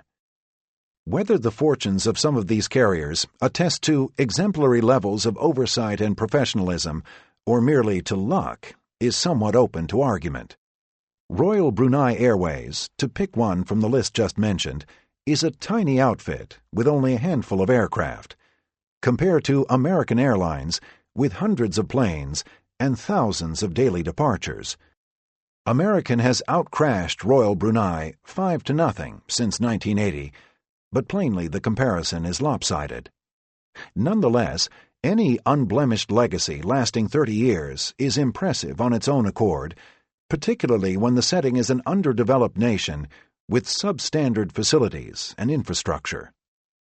In America, the FAA, whose penchant for safety is outdone only by a fondness for annoying acronyms, has come up with the International Aviation Safety Assessment (IASA) program to judge standards of other countries using criteria based on International Civil Aviation Organization guidelines. Classifications are awarded to nations themselves and not to individual airlines. Category 1 status goes to those who meet the mark, and Category 2 to those who do not provide safety oversight of air carrier operators in accordance with the minimum safety standards. Because the categories pertain to countries and not specific companies, and because the restrictions apply unilaterally, IASA has its critics. Category 2 airlines can still operate to and from the United States, but may not add capacity. Yet reciprocal service is unaffected. Robert Booth finds the program's logic flawed. If a country's oversight is supposedly inadequate, how come our airlines can fly there without penalty, but theirs can't fly here? Booth recommends a bilateral capacity freeze to level the field and encourage governments to meet better standards. In 2005, the European Union began compiling its own airline blacklist. Renewed every 3 months, it bans select airlines from various countries, as well as all carriers from some of them, such as Congo, Benin, Equatorial Guinea, Liberia, and Gabon. But, importantly, the vast majority of the forbidden operators are airlines that a typical traveler wouldn't ever fly on in the first place. They consist mainly of marginal cargo outfits, most of them based in West and Central Africa. To give you some idea, the highest-profile names on the blacklist have belonged to Indonesia's national carrier Garuda, North Korea's Air Koryo, and Afghanistan's Ariana.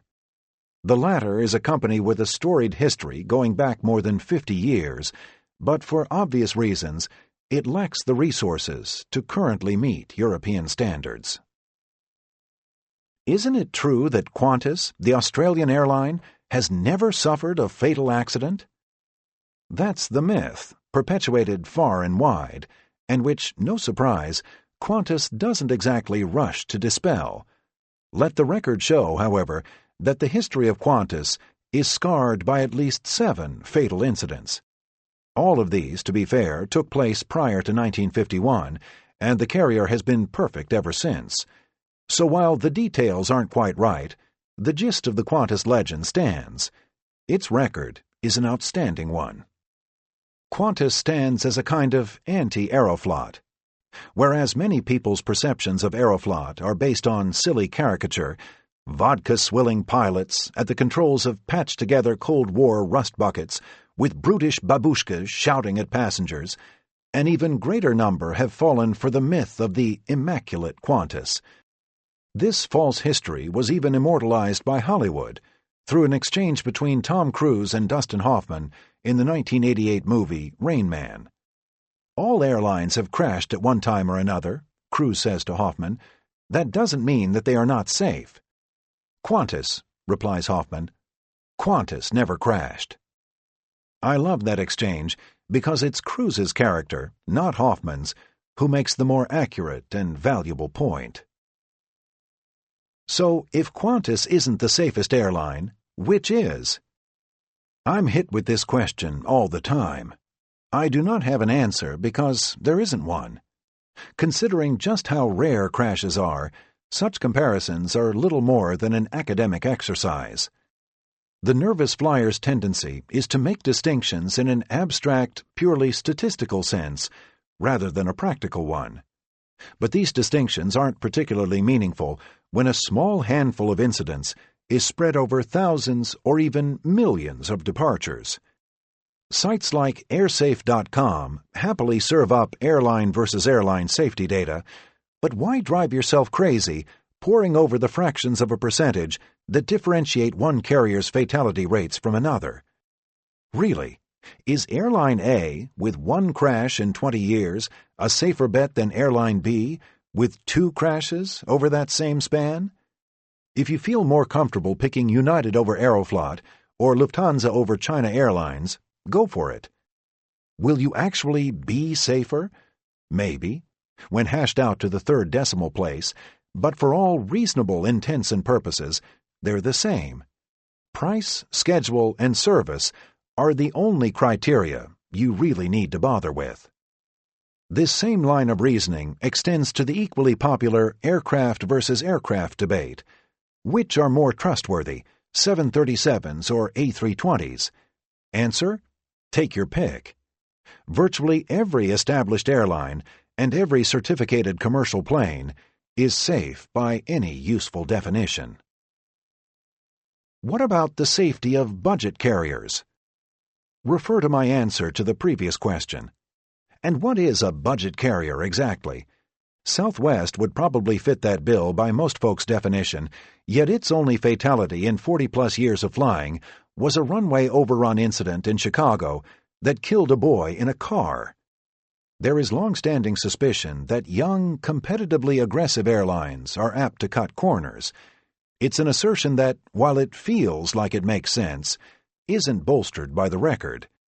In the United States, a 25-year look-back, encompassing every upstart carrier since the industry was deregulated in 1979, from People Express to JetBlue, reveals only a handful of fatal crashes and an overall accident rate in proportion to market share. There are, and always have been, newer and smaller airlines that run highly professional, buttoned-down operations up to the highest possible standards. Others have run looser ships and paid the price. At the same time, some of the world's eldest and most respected carriers have, on occasion, been guilty of deadly malpractice. What happens to pilots involved in mishaps? Do they get rewarded for saving a plane from disaster?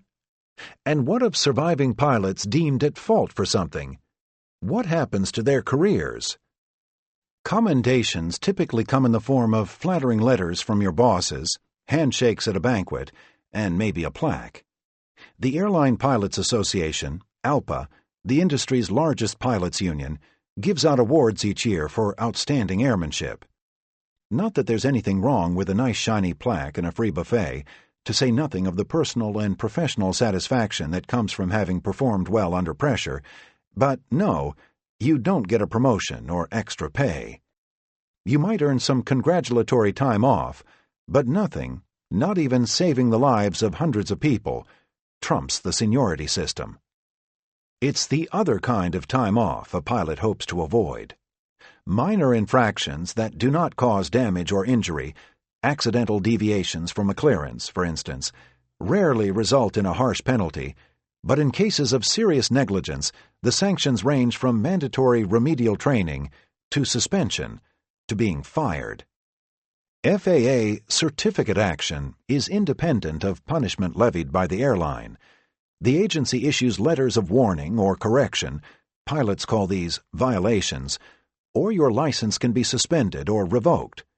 You might get to keep your existing job, but any administrative action on a pilot's record can be a huge, even fatal hindrance if seeking employment later on.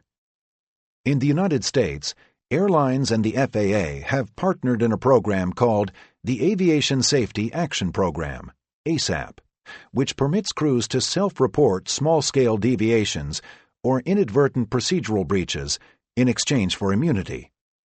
ASAP protects pilots from punitive action and allows airline training departments and regulators to collect and monitor important data. Rather than looking to blame and punish somebody for every infraction, the idea is to spot unsafe trends and deal with them proactively. It's a well-received program with benefits to all vested parties, including passengers, and the concept is spread to other industries, such as medicine and nuclear power. I don't know of any cases in the United States where pilots have faced civil action, as when a doctor is sued for malpractice. Attorneys realize it's the airlines and manufacturers with the deep pockets, not employees. But in many other countries, pilots have been arrested and put on criminal trial for their professional mistakes. One prominent case involved manslaughter charges brought against the captain of a turboprop that crashed in New Zealand in 1995. In 2000, 3 pilots of a Singapore Airlines 747 were taken into police custody in Taiwan after a crash at Taipei's Chiang Kai-shek Airport. They were forced to remain in Taiwan for 2 months, facing up to 5 years in prison on charges of professional negligence. Pilots in Brazil, Italy, and Greece have dealt with similar situations. In 2001, a Japanese crew was interrogated by law enforcement after taking evasive action to avoid an in-flight collision with another aircraft. Several people were injured during the maneuver, and police officers were sent to the cockpit after landing.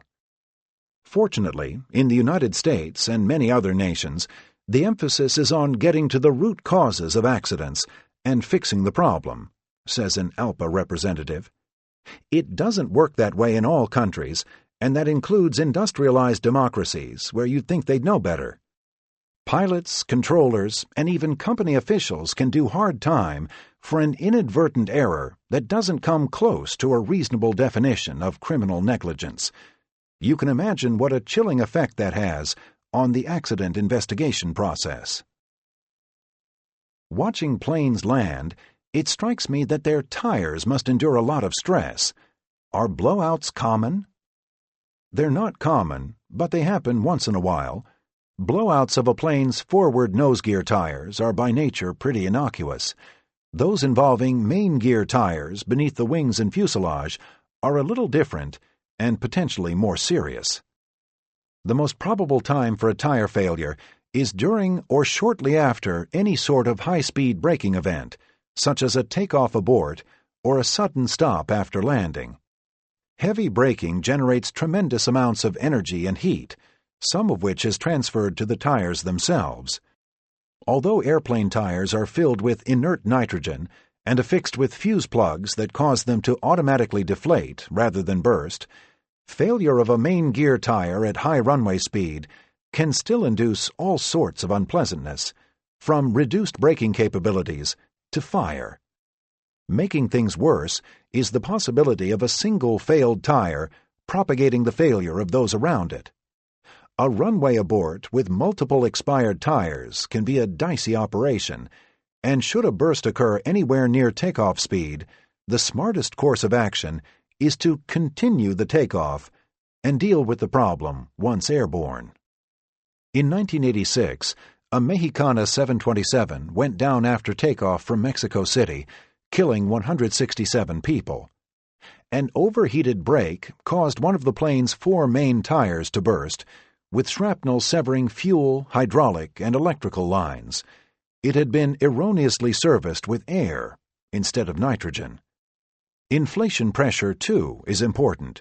A too low tire can generate intense temperatures. In 1991, a Canadian-registered DC-8 crashed in Saudi Arabia, killing 261 people. A single underinflated tire transferred energy to a second one, and both came apart during takeoff. Bits of material then began to burn after gear retraction, spreading fire through the cabin as the plane circled back. And the fiery crash of an Air France Concorde in 2000 was linked to a fuel tank puncture brought on by a burst tire. Though, to be clear, the vast majority of blowouts, even at high speeds, turn out to be harmless. Modern airliners are protected by highly effective anti-skid systems, brake temperature readouts in their cockpits, and wheel-well fire suppression systems in the gear bays. The catastrophes just mentioned involved models now obsolete. One of them was a DC-8, a plane that I'm all too familiar with, having worked aboard a freighter version for the better part of 4 years. Late one night in 1998, we were prepping for takeoff out of Brussels, Belgium, at our highest allowable tonnage, when the ground controllers gave us a long, circuitous route to runway 25R. Rolling along the apron in pre-dawn darkness, we suddenly heard a bang and felt a shudder. A small pothole, we concluded, and kept going, as otherwise the aircraft felt normal. Just as we turned onto the runway and were cleared for takeoff, we heard a second bang, followed rapidly by a third, and then a fourth. And with that, the airplane, all 355,000 pounds of it, seized and wouldn't move. The first noise we'd heard was one of the DC-8's 8 underwing tires violently giving up the ghost. At max weight, and after several sharp turns along the taxiways, it was only a matter of time before the adjacent one met a similar fate. With 2 gone, stress on the remaining 2 sent them popping as well.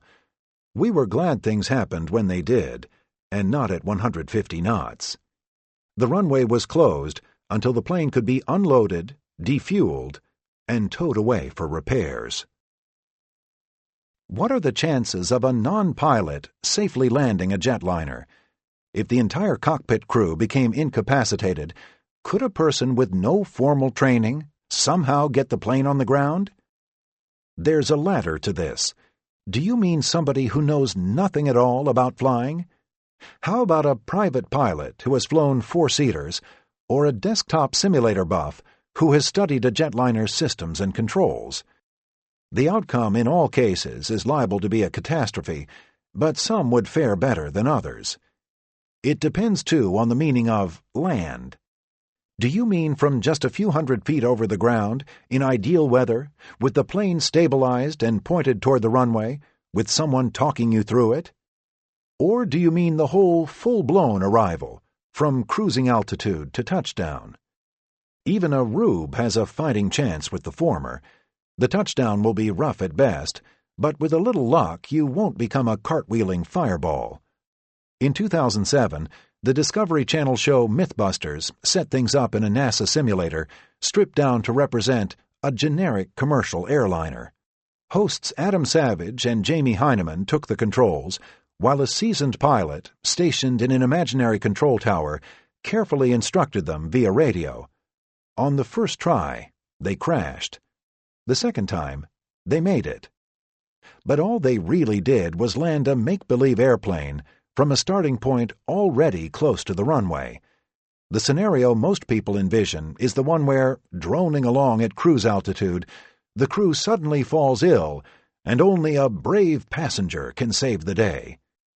He'll strap himself in, and with the smooth coaching of an unseen voice over the radio, try to bring her down. For somebody without any knowledge or training, the chance of success in this scenario is 0. This person would have to be talked from 35,000 feet all the way to the point where an automatic approach could commence, complete with any number of turns, descents, decelerations, and configuration changes, appropriately setting the flaps, slats, and landing gear. I reckon that would be about as easy as dictating organ transplant surgery over the telephone to somebody who has never held a scalpel. It'd be tough even for a private pilot or the most obsessive desktop sim hobbyist. Our would-be hero would have a hard enough time finding the microphone switch and correctly configuring the radio panel, let alone the maneuvering, programming, navigating, and configuring it would take to land safely. A few of you might remember the film Airport 75. A 747 is struck near the flight deck in mid-air by a small propeller plane, and all 3 pilots are taken out. I almost hate to say it, but dangling Charlton Heston from a helicopter and dropping him through the hole in the fuselage wasn't as far-fetched a solution as it might sound. It was about the only way that jumbo jet was getting back to Earth in fewer than 1 billion pieces. The scene where Karen Black, playing a flight attendant, coaxes the crippled jumbo over a mountain range was, if less than technically accurate, useful in demonstrating the difficulty any civilian would have of pulling off even the simplest maneuver. A few years ago, here in New England, after the lone pilot of a Cape Air commuter plane became ill, a passenger took over and performed a safe landing. The TV news had a field day with that one, though the passenger was a licensed private pilot, and the aircraft was only a 10-seat Cessna. Otherwise, there has never been a case where a passenger needed to be drafted for cockpit duty. I guess that means either it never will happen, or it is destined to happen soon, depending how cynical you are about statistics. All right, but what of the hijacker pilots on September 11, 2001? Doesn't their success at steering Boeing 757 and 767 jets into their targets contradict what I've just said and demonstrate that not only can a non-pilot fly, but fly well? No, not really. The hijacker pilots, including Mohammed Atta, were licensed private pilots, and he and at least one other member of the cabal had purchased several hours of jet simulator training. Additionally, they had obtained manuals and instructional videos for the 757 and 767, the planes used in the attacks, openly available from aviation supply shops. In any case, they neither needed nor demonstrated any in-depth technical knowledge or skill. The intent was nothing more than to steer an already airborne jetliner in perfect weather into the side of a building. And their flying along the way, based on radar tracks and telephone calls from passengers, was violent and unstable. Hijacker pilot Hani Hanjour, at the controls of American Flight 77, was a notoriously untalented flyer who never piloted anything larger than a 4-seater. Yet, according to some, he is said to have pulled off a remarkable series of aerobatic maneuvers before slamming into the Pentagon. But when you really look at it, his flying was exceptional only in its recklessness. If anything, his erratic loops and spirals above the nation's capital revealed him to be exactly the shitty pilot he by all accounts was. To hit the building squarely, he needed a bit of luck, and he got it. Striking a stationary object, even a large one with 5 beckoning sides, at high speed and at a steep descent angle is very difficult. To make the job easier, he came in obliquely, tearing down light poles as he roared across the Pentagon's lawn. If he'd flown the same profile 10 times, 7 of them he'd probably have tumbled short of the target or overflown it entirely. Maybe this is a crazy question, but why don't commercial planes carry parachutes for each passenger? Granted, a novice skydiver would be risking life and limb, but it's a better option than hitting the ground at 400 miles per hour. Ignoring for a moment the issues of cost and weight and the likelihood of killing yourself as you leap from a plane with no prior experience, consider the nature of aviation disasters. They tend to occur with little warning and usually during takeoff or landing, meaning that chutes would seldom be helpful. Normal skydiving takes place under tightly controlled parameters. To even entertain the idea of jumpers making it safely to the ground from a passenger jet, the plane would need to be in very stable flight and at a low enough speed and altitude, yet high enough for a chute to properly deploy. How many times in the history of civil aviation has a crew known for certain that a serious crash was imminent, yet still had enough time and control to prepare for a coordinated mass evacuation? One that comes to mind, maybe, is the 1985 Japan Airlines catastrophe. After a bulkhead rupture and a rudder failure, the Boeing 747 floundered about for several minutes before going down near Mount Fuji. Had chutes been aboard, we can speculate that some of the passengers may have survived. A few single-engine private planes have built-in parachutes for use in certain emergencies, such as engine failure over rough terrain. I know what you're thinking. Imagine that crippled JAL 747 floating to the ground under a giant chute. But that type of accident was highly atypical, and the size and weight of jetliners would make any commercial application extraordinarily difficult. With the skies as crowded as they are, how grave is the danger of a mid-air collision? Airplanes do, on occasion, breach the confines of one another's space. Usually this is a brief, tangential transgression. Almost always the mistake is caught, and safeguards are in place to minimize any hazard. Pilots are required to read back all assigned headings and altitudes, for example. As a backup, airliners today carry onboard anti-collision technology. Linked into the cockpit transponder, Traffic Collision Avoidance System, TCAS, pronounced TCAS, gives pilots a graphic on-screen representation of nearby aircraft. If certain thresholds of distance and altitudes are crossed, TCAS will issue progressively ominous oral and visual commands. If two aircraft continue climbing toward each other, their units work together, vocalizing a loudly imperative climb instruction to one and descend to another. In 1978, a Pacific Southwest Airlines 727 collided with a Cessna while preparing to land at San Diego. In 1986, an Aeromexico DC-9 plunged into a Los Angeles suburb after hitting a Piper that had strayed, sans permission, into restricted airspace. 10 years later, a Saudi Arabian 747 was struck by a Kazakh cargo jet over India. Tragedies all, but these accidents occurred when TCAS was not yet standard equipment and when air traffic control protocols were not as sharp as they are today. Through technology and training, the threat of mid-air collisions has been greatly reduced.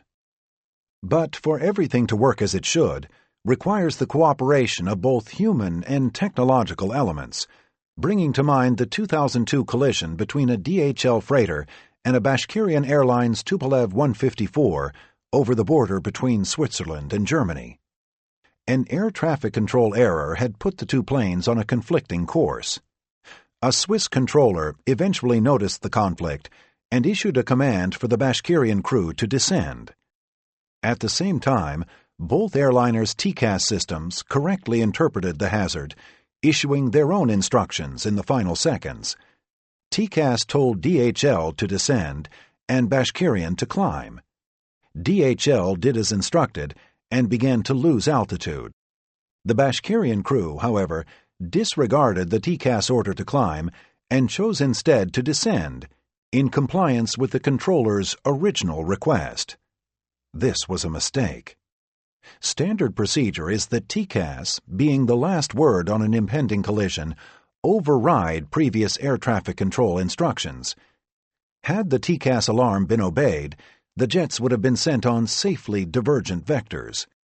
Instead, they descended directly into one another, killing 71 people. An even worse catastrophe happened over the Amazon in 2006. A Boeing 737 collided with an Embraer executive jet. The latter managed a safe emergency landing, but the Boeing plunged into the forest, killing everybody on the plane. The investigation revealed a chain of procedural mistakes made by Brazilian controllers, compounded by evidence that the executive jet's TCAS system may have been switched off inadvertently. But what of dangers here in the United States, home to the world's most crowded airspace? Isn't our air traffic control system outmoded and much of its equipment obsolete? Aren't improvements badly needed? To some extent, yes, and with more planes in the air than ever before, the terminal area, airspace in and around airports where collisions are most likely to occur, has never been busier. At the same time, a need for air traffic control improvements does not imply that the system is rickety and rife with collision hazards. Measured year to year, the rate of airspace incursions in the United States occasionally spikes. While this can sound scary, only the rarest incursion is the sort of close call that should make people nervous. Overall, our record is an excellent one, and a testament to the reliability of our air traffic control system, clunky and maligned as it is. What about collision hazards on the ground? Chances are you've come across one or more recent stories about the rise in so-called runway incursions at airports across America. That's a euphemism for when a plane or other vehicle erroneously enters or crosses a runway without permission from air traffic control, setting up a collision hazard. The vast majority of incursions are minor transgressions, but the numbers are going up, and a handful of incidents have resulted in genuine near misses. The problem isn't the volume of planes per se, but the congested environments in which many of them operate. LaGuardia, Boston, and JFK are among airports that were laid out decades ago for a fraction of today's capacity. Their crisscrossing runways and lacework taxiways are inherently more hazardous than the parallel and staggered layouts seen at newer airports. That does not imply that these locations are unsafe, but they present challenges both for crews and air traffic controllers, particularly during spells of low visibility. The FAA has been working fast and furious on new programs and technologies to reduce the number of mistakes and/or mitigate the consequences when they occur. These include an upgrade of tarmac markings and mandatory anti-incursion training programs for pilots and controllers. Under testing are improved runway and taxiway lighting systems and an emerging satellite-based technology known as Cockpit Display of Traffic Information, CDTI, that will provide pilots with a detailed view of surrounding traffic both aloft and during ground operations. And a growing number of airports are outfitted with sophisticated radar that tracks not only planes in the air, but those on runways and taxiways. Those are all good ideas, but the FAA has a habit of over-engineering complicated fixes to simple problems. There will be no magic technological bullet. At heart, this is a human factors issue. The FAA's most valuable contribution to the problem might be something they've already done: stirred up awareness. When it comes right down to it, the best way to prevent collisions is for pilots and controllers to always be conscious of their possibility.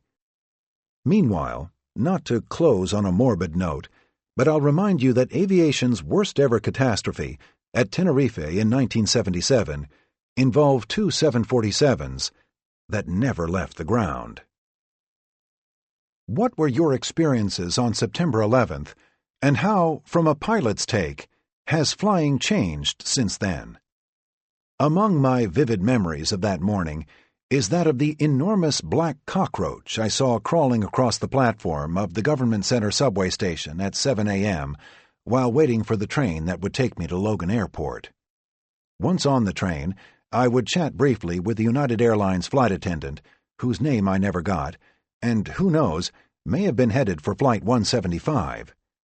I was on my way to Florida, where I'd be picking up a work assignment later that day. My airplane took off only seconds after American's Flight 11. I had watched it back away from Gate 25 at Logan's Terminal B and begin to taxi. About halfway to Florida, we started descending. Because of a security issue, our captain told us, we, along with many other airplanes, would be diverting immediately. Pilots are polished pros when it comes to dishing out euphemisms, and this little gem would be the most laughable understatement I'd ever heard a comrade utter. Our new destination was Charleston, South Carolina. I figured a bomb threat had been called in. My worry was not of war and smoldering devastation. My worry was being late for work. It wasn't until I joined a crowd of passengers in Charleston clustered around a TV in a concourse restaurant that I learned what was going on. I'm watching the video of the second airplane, shot from the ground in a kind of 21st century Zapruder film. The picture swings left and picks up the United 767 moving swiftly. The plane rocks, lifts its nose, and like a charging, very angry bull making a run at a fear-frozen matador, drives itself into the very center of the South Tower. The airplane vanishes. For a fraction of a second, there is no falling debris, no smoke, no fire, no movement. Then, from within, you see the white-hot explosion and spewing expulsion of fire and matter. To me, had the planes crashed, blown up, and reduced the upper halves of those buildings to burned-out hulks, the whole event would nonetheless have clung to the realm of believability. Had the towers not actually fallen, I suspect our September 11th hangover, which rages to this day, might not have been so prolonged. It was the collapse, the groaning implosions, and the pyroclastic tornadoes whipping through the canyons of Lower Manhattan that catapulted the event from ordinary disaster to historical infamy. As I stand awestruck in this shithole airport restaurant in South Carolina, the television shows the towers of the World Trade Center. They are not just afire, not just shedding debris and pouring out oil-black smoke. They are falling down. The sight of those ugly, magnificent towers collapsing onto themselves is the most sublimely terrifying thing I have ever seen. And pilots, like firefighters, police officers, and everyone else whose professions had been implicated, had no choice but to take things, well, personally. 4 on-duty crews were victims. They were disrespected in the worst way, killed after their beloved machines were stolen from under them and driven into buildings. John Oganowski comes to mind, the good guy captain of American 11. Of the thousands of people victimized that day, Captain Oganowski was figuratively, if not literally, the first of them. He lived in my home state. His funeral made the front pages, where he was eulogized for his philanthropic work with local Cambodian immigrants. Maybe it's melodramatic to say I felt a direct bond or kinship with these 8 men, but I did feel an underlying and wrenching empathy. In the 10-second bursts it took them to fall, I knew something about the business of flying planes would be different. It's hyperbole to speak of the world, or for that matter, flying, having been changed forever, but yes, for sure, things are different now, albeit for reasons we don't always own up to. More than any clash of civilizations, the real and lasting legacy of Muhammad Atta is something more mundane: tedium. Think about it. The long lines, searches, and pat-downs, the color-coded alerts, the litany of inconvenient rules and protocols we're now forced to follow, all of this meaningless pomp in the name of security. Of all of modern life's rituals, few are marinated in boredom as much as air travel. Flying is what we call it. How misleading. We don't fly so much as we sit and stand around for interminable amounts of time. And most distressing of all, we seem to be okay with this. The terrorists have won, goes the refrain, and perhaps that's true. It isn't quite what they hoped to win, but they've won it nevertheless.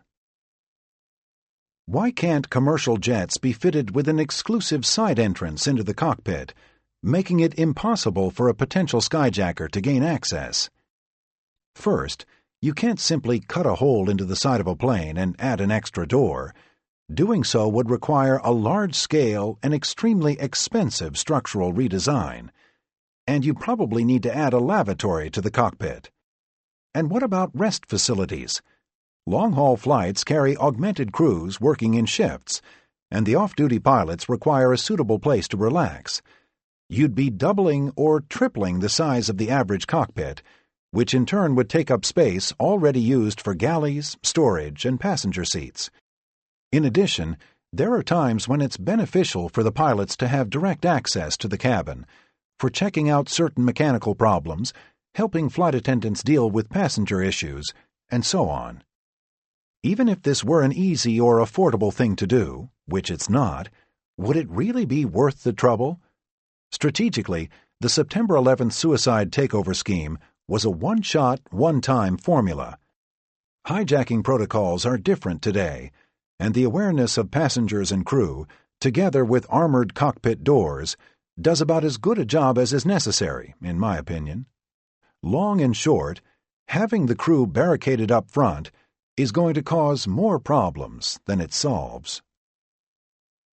How worried should we be about shoulder-launched missiles?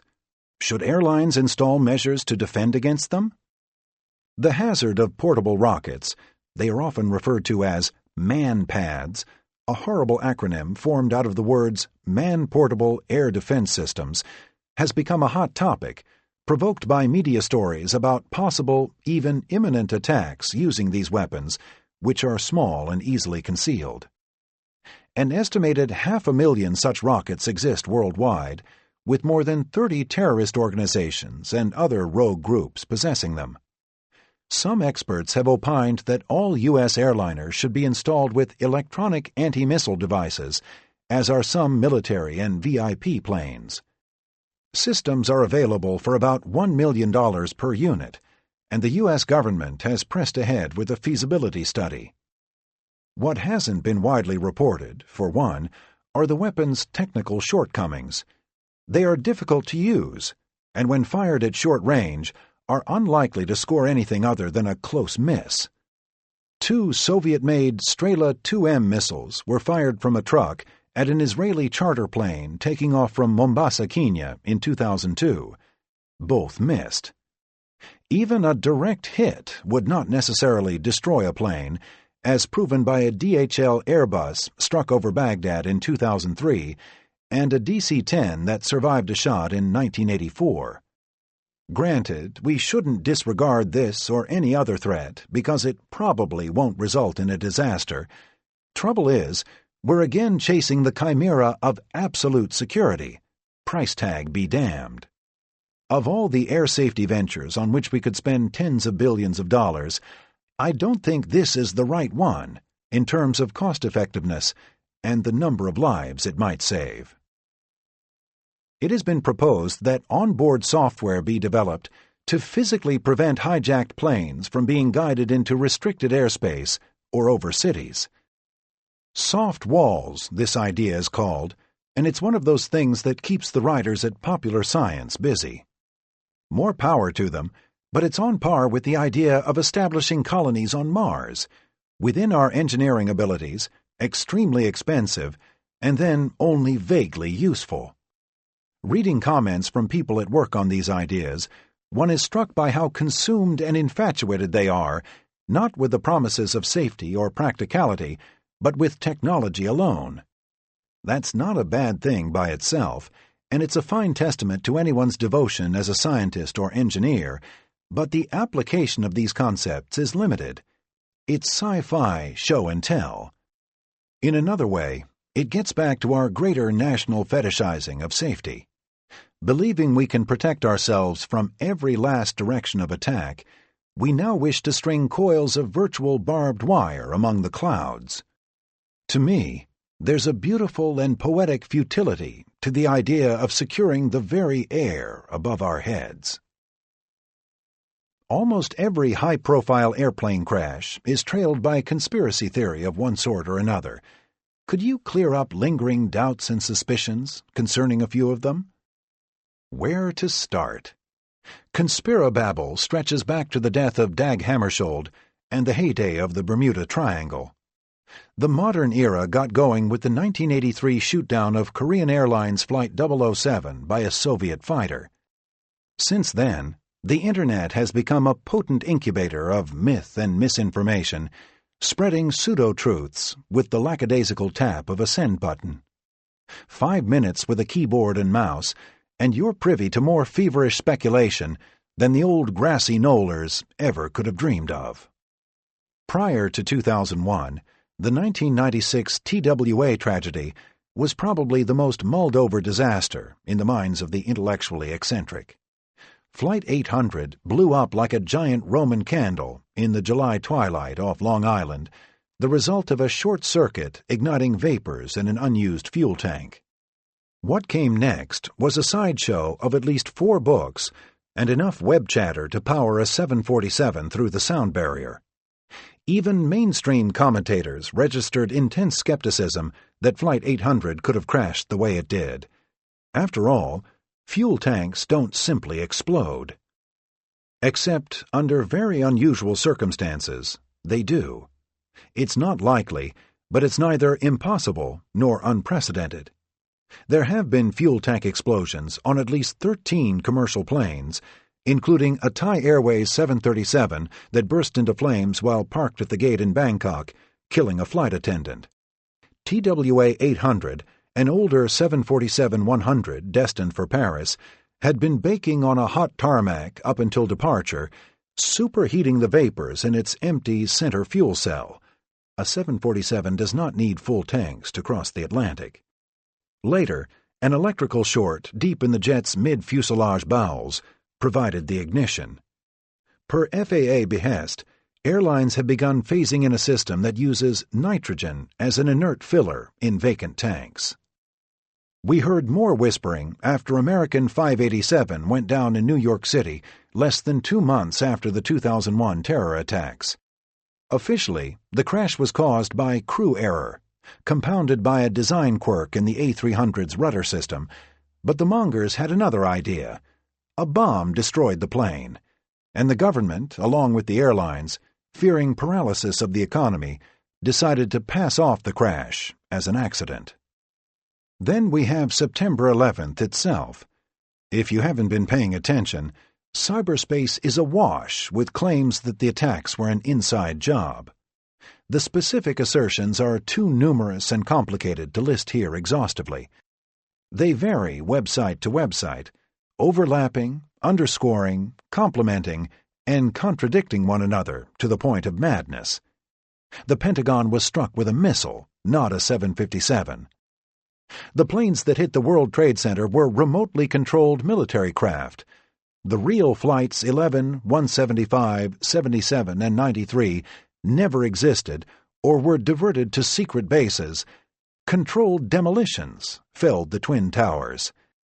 And so on.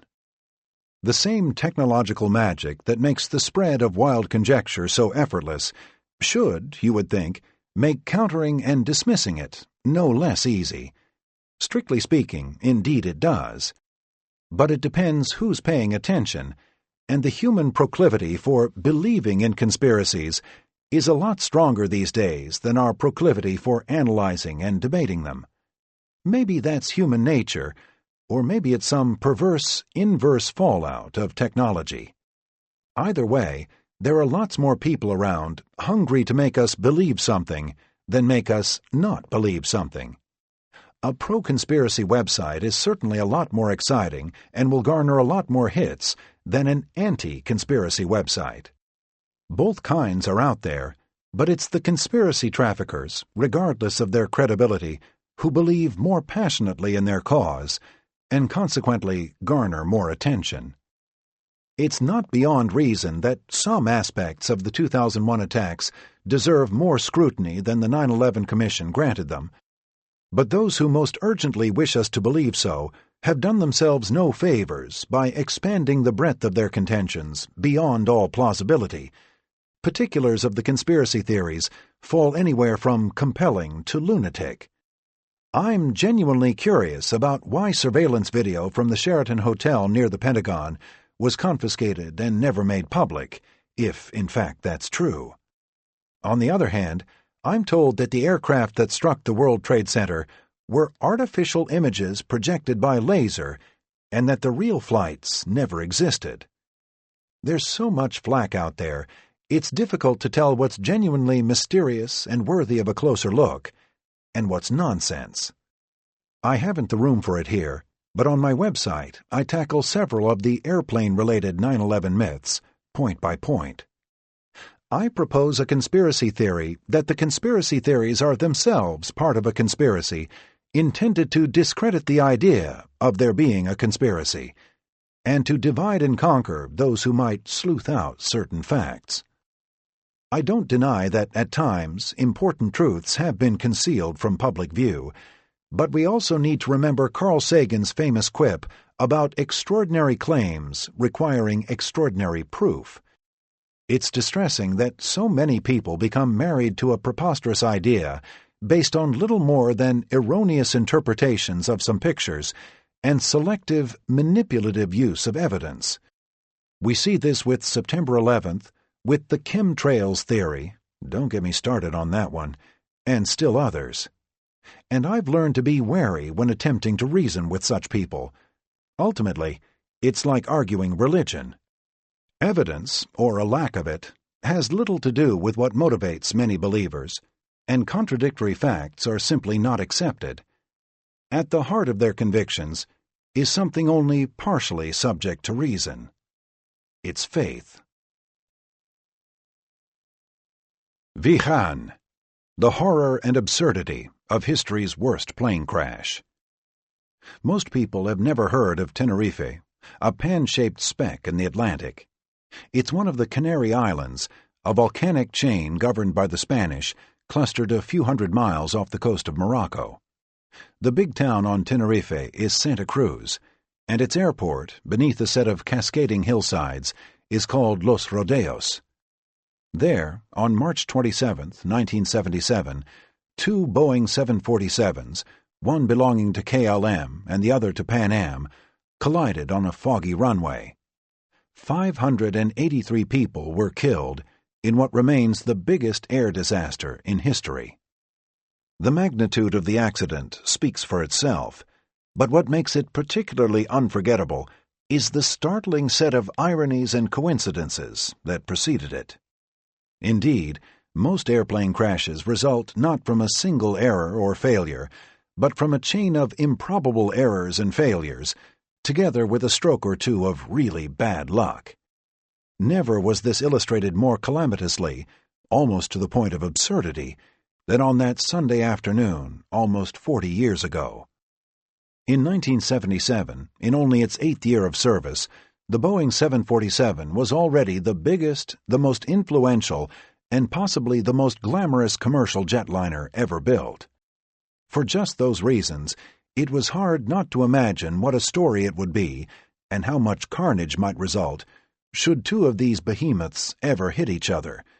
Really, though, what were the chances of that? A Hollywood script, if there ever was one. Imagine you're there. Both of the 747s at Tenerife are charters. Pan Am has come from Los Angeles after a stopover in New York, KLM from its home base in Amsterdam. As it happens, neither plane is supposed to be on Tenerife. They were scheduled to land at Las Palmas, on the nearby island of Gran Canary, where many of the passengers were on their way to meet cruise ships. After a bomb planted by Canary Island separatists exploded in the Las Palmas airport flower shop, they diverted to Los Rodeos, along with several other flights, arriving around 2 p.m. The Pan Am aircraft, registered N736PA, is no stranger to notoriety. In January 1970, this very same plane completed the inaugural commercial voyage of a 747 between New York's Kennedy Airport and London Heathrow. Somewhere on its nose is the dent from a champagne bottle. White with a blue window stripe, it wears the name Clipper Victor along the forward fuselage. The KLM 747, also blue and white, is named the Rhine. Let's not forget the airlines themselves. Pan Am, the most storied franchise in the history of aviation, requires little introduction. KLM, for its part, is the oldest continuously operating airline in the world, founded in 1919 and highly regarded for its safety and punctuality. The KLM captain, Jacob Van Zatten, whose errant takeoff role will soon kill nearly 600 people, including himself, is the airline's top 747 instructor pilot and a KLM celebrity. If passengers recognize him, it's because his confident, square-jawed visage stares out from KLM's magazine ads. Later, when KLM executives first get word of the crash, they will attempt to contact Van Zatten in hopes of sending him to Tenerife to aid in the investigation team. The normally lazy Los Rodeos is packed with diverted flights. The Rhine and Clipper Victor sit adjacent to each other at the southeast corner of the apron, their wingtips almost touching. Finally, at around 4 o'clock, Las Palmas begins accepting traffic again. Pan Am is quickly ready for departure, but the lack of room and the angle at which the jets face each other requires that KLM begin to taxi first. The weather is fine until just before the accident, and if not for KLM requesting extra fuel at the last minute, both would be on their way sooner. During the delay, a heavy blanket of fog swoops down from the hills and envelops the airport. That fuel also means extra weight, affecting how quickly the 747 is able to become airborne. For reasons you'll see in a moment, that will be critical. Because of the tarmac congestion, the normal route to runway 30 is blocked. Departing planes will need to taxi down on the runway itself. Reaching the end, they'll make a 180-degree turn before taking off in the opposite direction. This procedure, rare at commercial airports, is called a back taxi. At Tenerife in '77, it will put two 747s on the same runway at the same time, invisible not only to each other, but also to the control tower. The airport has no ground tracking radar. KLM taxis ahead and onto the runway, with the Pan Am Clipper ambling several hundred yards behind. Captain Van Zatten will steer to the end, turn around, and then hold in position until authorized for takeoff. Pan Am's instructions are to turn clear along a left-side taxiway to allow the other plane's departure. Once safely off the runway, Pan Am will report so to the tower. Unable to differentiate the taxiways in the low visibility, the Pan Am pilots miss their assigned turnoff. Continuing to the next one is no big problem, but now they're on the runway for several additional seconds. At the same time, having wheeled into position at the end, Van Zatten comes to a stop. His first officer, Klaas Meurs, takes the radio and receives the air traffic control route clearance. This is not a takeoff clearance, but rather a procedure outlining turns, altitudes, and frequencies for use once airborne.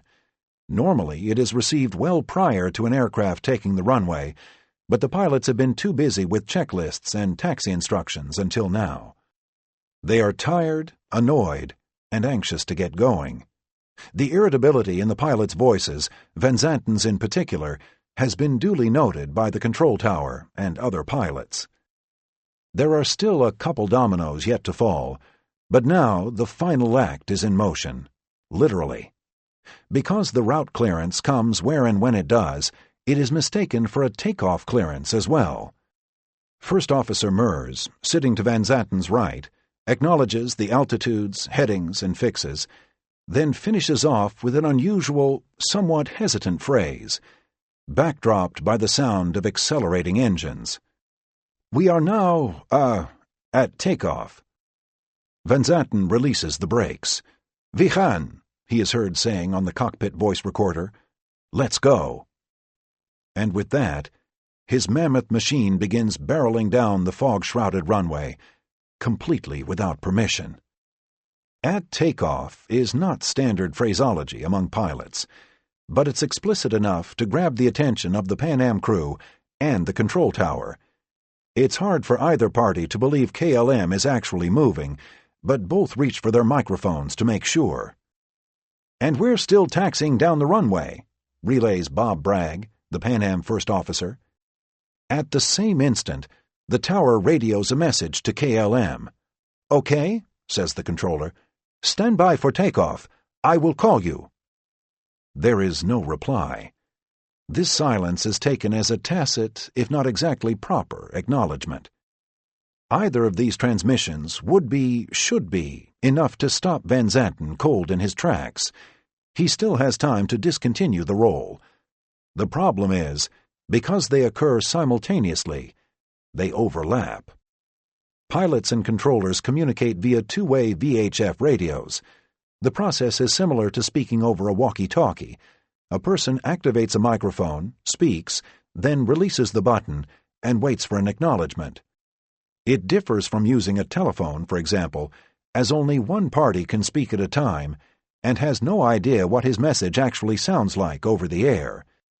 If two or more microphones are clicked at the same instant, the transmissions cancel each other out, delivering a noisy occlusion of static or a high-pitched squeal called a heterodyne. Rarely are heterodynes dangerous, but at Tenerife, this is the last straw. Van Zanten hears only the word "okay," followed by a 5-second squeal. He keeps going. 10 seconds later, there is one final exchange, clearly and maddeningly audible on the post-crash tapes. "Report when runway clear," the tower says to Pan Am. "We'll report when we're clear," acknowledges Bob Bragg. Focused on the takeoff, Van Zanten and his first officer apparently miss this, but the second officer, sitting behind them, does not. Alarmed, with their plane now racing forward at 100 knots, he leans forward. "Is he not clear?" he asks. "That Pan American?" "Oh, yes," Van Zanten answers emphatically. In the Pan Am cockpit, nose to nose with the still unseen, rapidly approaching interloper, there's a growing sense that something isn't right. "Let's get the fuck out of here," Captain Victor Grubb says nervously. A few moments later, the lights of the KLM 747 emerge out of the grayness, dead ahead, 2,000 feet away, and closing fast. "There he is!" cries Grubbs, shoving the thrust levers to full power. "Look at him! God damn, that son of a bitch is coming!" He yanks the plane's steering tiller, turning left as hard as he can, toward the grass at the edge of the runway. "Get off! Get off! Get off!" shouts Bob Bragg. Van Zanten sees them, but it's too late. Attempting to leapfrog, he pulls back on the elevators, dragging his tail along the pavement for 70 feet in a hail of sparks. He almost makes it, but just as his plane breaks ground, its undercarriage and engines slice into the ceiling of the Victor, instantly demolishing its midsection and setting off a series of explosions. Badly damaged, the Rhine settles back to the runway, skids hard on its belly for another 1,000 feet, and is consumed by fire before a single one of its 248 occupants can escape. Remarkably, of 396 passengers and crew aboard the Pan Am Jumbo, 61 of them survived, including all 5 people in the cockpit, the 3-man crew, and 2 off-duty employees, riding in the jump seats. Over the past few years, I've been fortunate enough to meet 2 of those Pan Am survivors and hear their stories firsthand. I say that nonchalantly, but this is probably the closest I've ever come to meeting, for lack of a better term, a hero. Romanticizing the fiery deaths of 583 people is akin to romanticizing war, but there's a certain mystique to the Tenerife disaster, a gravity so strong that shaking these survivors' hands produced a feeling akin to that of a little kid meeting his favorite baseball player. These men were there, emerging from the wreckage of what, for some of us, stands as an event of mythic proportions. One of those survivors was Bob Bragg, the Pan Am first officer. I met him in Los Angeles on the set of a documentary being made for the 30th anniversary of the accident. It was Bragg who had uttered, "And we're still taxiing down the runway," 7 easy words that should have saved the day, but instead were lost forever in the shriek and crackle of a blocked transmission. Just thinking about it gives me the chills. But there's nothing dark about Bob Bragg, nothing that, on the surface, feels moored to the nightmare of 77. He's one of the most easygoing people you'll ever meet. Gray-haired, bespectacled, and articulate, he looks and sounds like what he is, a retired airline pilot. God knows how many times he's recounted the collision to others. He speaks about the accident with a practiced ease, in a voice of modest detachment, as if he'd been a spectator watching from afar. You can read all the transcripts, pore over the findings, watch the documentaries 100 times over. Not until you sit with Bob Bragg and hear the unedited account, with all of the strange and astounding details that are normally missing, do you get a full sense of what happened. The basic story is well known. It's the ancillaries that make it moving and surreal. Bragg describes the initial impact as little more than a bump and some shaking. All 5 men in the cockpit, located at the forward end of the 747's distinctive upper deck hump, saw the KLM jet coming and had ducked. Knowing they'd been hit, Bragg instinctively reached upward in an effort to pull the fire handles, a set of 4 overhead-mounted levers that cut off the supply of fuel, air, electricity, and hydraulics running to and from the engines. His arm groped helplessly. When he looked up, the roof was gone. Turning around, he realized that the entire upper deck had been sheared off at a point just aft of his chair. He could see all the way aft to the tail, 200 feet behind him. The fuselage was shattered and burning. He and Captain Grubbs were alone in their seats, on a small, fully exposed perch, 35 feet above the ground. Everything around them had been lifted away like a hat. The second officer and jump seat stations, their occupants still strapped in, were hanging upside down through what seconds earlier was the ceiling of the first-class cabin. There was no option other than to jump. Bragg stood up and hurled himself over the side. He landed in the grass 3 stories below, feet first, and miraculously suffered little more than an injured ankle. Grubbs followed, and he too was mostly unharmed. The others from the cockpit would unfasten their belts and shimmy down the sidewalls to the main cabin floor before similarly leaping to safety. Once on the ground, they faced a deafening roar. The plane had been pancaked into the grass, but because the cockpit control lines were severed, the engines were still running at full power. It took several moments before the motors began coming apart. Bragg remembers one of the engine's huge forward turbofans detaching from its shaft, falling forward onto the ground with a thud. The fuselage was engulfed by fire. A number of passengers, most of them seated in forward portions of the cabin, had made it onto the craft's left wing and were standing at the leading edge about 20 feet off the ground. Bragg ran over, encouraging them to jump. A few minutes later, the plane's center fuel tank exploded, propelling a plume of flames and smoke 1,000 feet into the sky.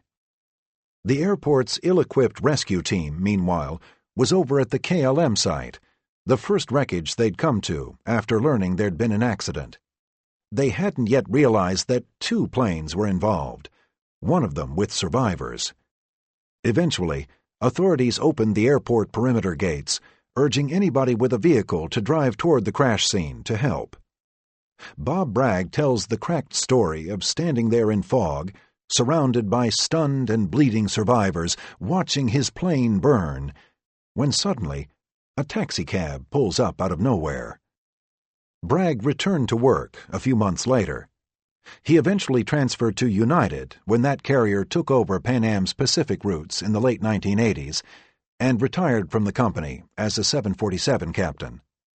He lives in Virginia with his wife Dorothy. Captain Grubbs has since passed away, as has Second Officer George Warnes. During the documentary shoot, I traveled with Bob Bragg and the producers to the aircraft storage yards at Mojave, California, where he was interviewed alongside a mothballed 747 describing that incredible leap from the upper deck. A day earlier, using a flight deck mock-up, director Phil Desjardins filmed a reenactment of the Tenerife collision, with a trio of actors sitting in as the KLM crew. To provide the actors with a helpful demo, it was suggested that Bob Bragg and I get inside the mock-up and run through a practice takeoff. Bragg took the captain's seat, and I took the first officer's seat. We read through a makeshift checklist and went through the motions of a simulated takeoff. That's when I looked across, and all of a sudden it hit me. Here's Bob Bragg, lone surviving pilot of Tenerife, sitting in a cockpit, pretending to be Jacob Van Zanten, whose error made the whole thing happen. Surely Bragg wanted no part of this dreary karma, and I hadn't the courage to make note of it out loud, assuming it hadn't already dawned on him. But I could barely keep the astonishment to myself. One more creepy irony in a story so full of them. Closing note. On the 30th anniversary of the crash, a memorial was dedicated overlooking the Tenerife airport, honoring those who perished there. The sculpture is in the shape of a helix, a spiral staircase, the builders describe it. A symbol of infinity. Maybe, but I'm disappointed that the more obvious physical symbolism is ignored. Early Model 747s, including both of those in the crash, were well known for the set of spiral stairs connecting their main and upper decks. In the minds of millions of international travelers, that stairway is something of a civil aviation icon. How evocative and poetically appropriate for the memorial, even if the designers weren't thinking that way. 7. The airlines we love to hate. The yin and yang of airline identity. 1. Logos and liveries. There was a time, not terribly long ago, when the logo of Pan American World Airways was one of the most recognized commercial trademarks in the world. There was nothing remarkable about the symbol, a fissured blue and white globe reminiscent of a basketball, but it worked. The globe appeared in the 1950s and endured for almost half a century, right to Pan Am's final breath in 1991. Aspects of the airline's identity would change over the years, but through it all, the blue ball persevered. Had Pan Am survived, I suspect that globe would still be around. Since the dawn of civil aviation, airlines have been devising and revising what they believe to be meaningful identities. As explored by author Keith Lovegrove in his superb volume Airline, Identity, Design, and Culture, the logo represents only a slice of this overall branding process, which takes place on a score of fronts, from cabin interiors to crew attire to the color of maintenance vehicles. But it's the logo, the trademark, the company emblem, reproduced on everything from stationery to boarding passes, that encapsulates identity in a single vital aesthetic mark. Everything else revolves around this. Many of the most renowned airline insignia incorporate national symbols or cultural associations: the shamrock of Aer Lingus, the Qantas kangaroo, the green cedar of MEA, Lebanon, the Thai Airways lotus. Subtler adaptations include Malaysia Airlines' indigenous kite design or the calligraphic brushstroke of Hong Kong's airline, Cathay Pacific. But while symbolism is optional, simplicity is a must. It has been said that the true test of a logo is this: can it be remembered and sketched, freehand and with reasonable accuracy, by a young child? Think of the Apple. Pan Am's basketball fits this criterion beautifully, as does Lufthansa's crane, the Air New Zealand Kourou, and many others. They're dignified, unpretentious, and unencumbered, and for exactly those reasons are able to cultivate recognition the world over. Maybe they need a tweaking or two over time, but the template of such trademarks, the really good ones, remains essentially timeless. And if you've got something like that, you dispense with it at your peril. Among the most deplorable branding moves ever made was American Airlines' decision in 2013 to abandon its venerable AA logo. With its proud cross-winged eagle, this was one of the most distinctive and enduring icons in all of aviation. Created by Massimo Vignelli in 1967, it always looked modern. Its successor is almost too ugly to be described, a vertical bar of red and blue, bisected by what's supposed to be an eagle's beak. Symbolically lifeless and hideous to boot, it looks like a linoleum knife cutting through a shower curtain. No less disappointing was the elimination of the Tsurumaru, the red and white crane motif worn by Japan Airlines. Since 1960, every JAL aircraft featured what was possibly the most elegant airline logo ever conceived, a stylized depiction of the crane lifting its wings into the circular suggestion of the Japanese rising sun. Beginning in 2002, this ageless symbol succumbed to what had to be the most regrettable makeover in industry history, replaced by an oversized blood-red blob, a rising splotch, oozing across the tail fin. It was a terrible decision on aesthetic merits alone, and still worse, considering the crane's cultural importance in Japan. Apparently, enough people complained, however, and the Tsurumaru has since been resurrected. Bringing it back was an unusual move, marking one of the very few times an airline has reverted to a prior logo, but JAL couldn't have made a wiser decision. American, are you listening? Not that you can't retain the outlines of a classic logo and still manage to ruin it, as demonstrated in recent years by several airlines that couldn't leave well enough alone. Take the case of cargo giant UPS. The original United Parcel Service emblem showed a bow-tied box set atop a heraldic-style badge. The work of Paul Rand, a legendary design guru who also did logos for Westinghouse and IBM, it was a wonderful heart-and-soul manifestation of the company's core mission, delivering packages. Its replacement is a singularly bland, almost militaristic modernization. The box and string have been deposed, swapped for a meaningless gold slash mark. If we didn't know better, UPS could be a bank or insurance company. It's the worst thing we've seen in the shipping business since the U.S. Postal Service came up with that monsterized eagle head. A similar tragedy struck at Northwest Airlines several years ago. You might remember the carrier's circular NW symbol, worn in white atop the bright red tail. Unveiled in 1989, this was a work of genius. It was an N. It was a W. It was a compass pointing toward the northwest.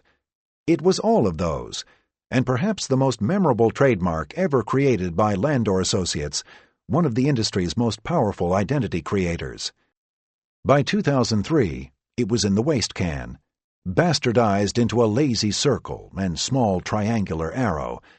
Past tense, and good for that.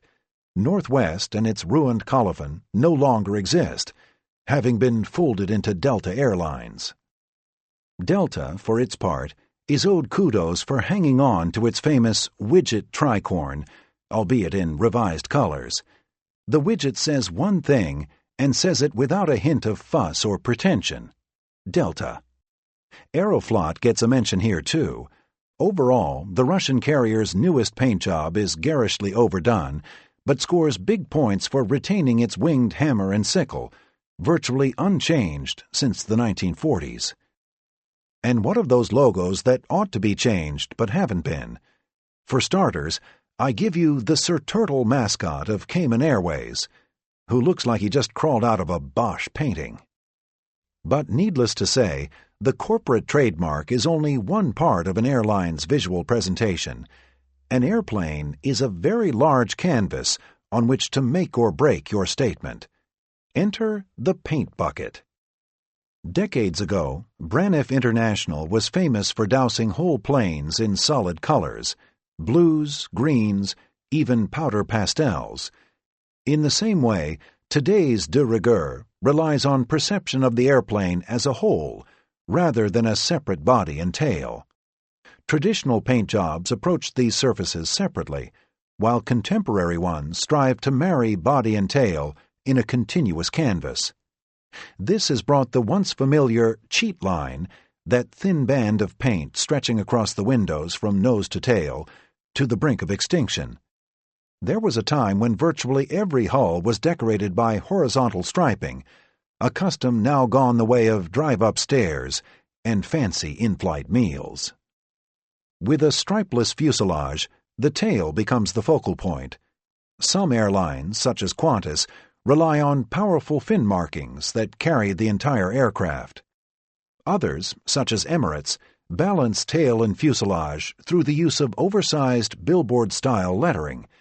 Still others go for a flying warehouse extreme, an empty white expanse with few details aside from a capriciously placed title. But the dominant theme in liveries these days is one of motion.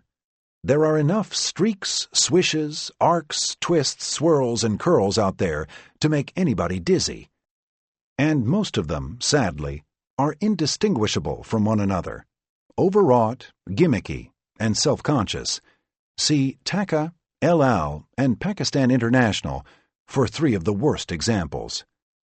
The lowest common denominator of brand identity is something I call the generic, meaningless swoosh thing, says Amanda Collier, a graphic design veteran. According to Collier, the generic, meaningless swoosh thing is what happens when any corporation tries to develop a new look. The managers will talk about wanting something that shows their company is forward-thinking and in motion, and no fewer than 3 of them will reference Nike, inventors of the original swoosh. The creative types smile, nod, secretly stab themselves with their X-Acto knives. And as a result, there are fewer lasting impressions. Airplanes blur together in a palette of motion-themed anonymity. Somewhere is a vending machine.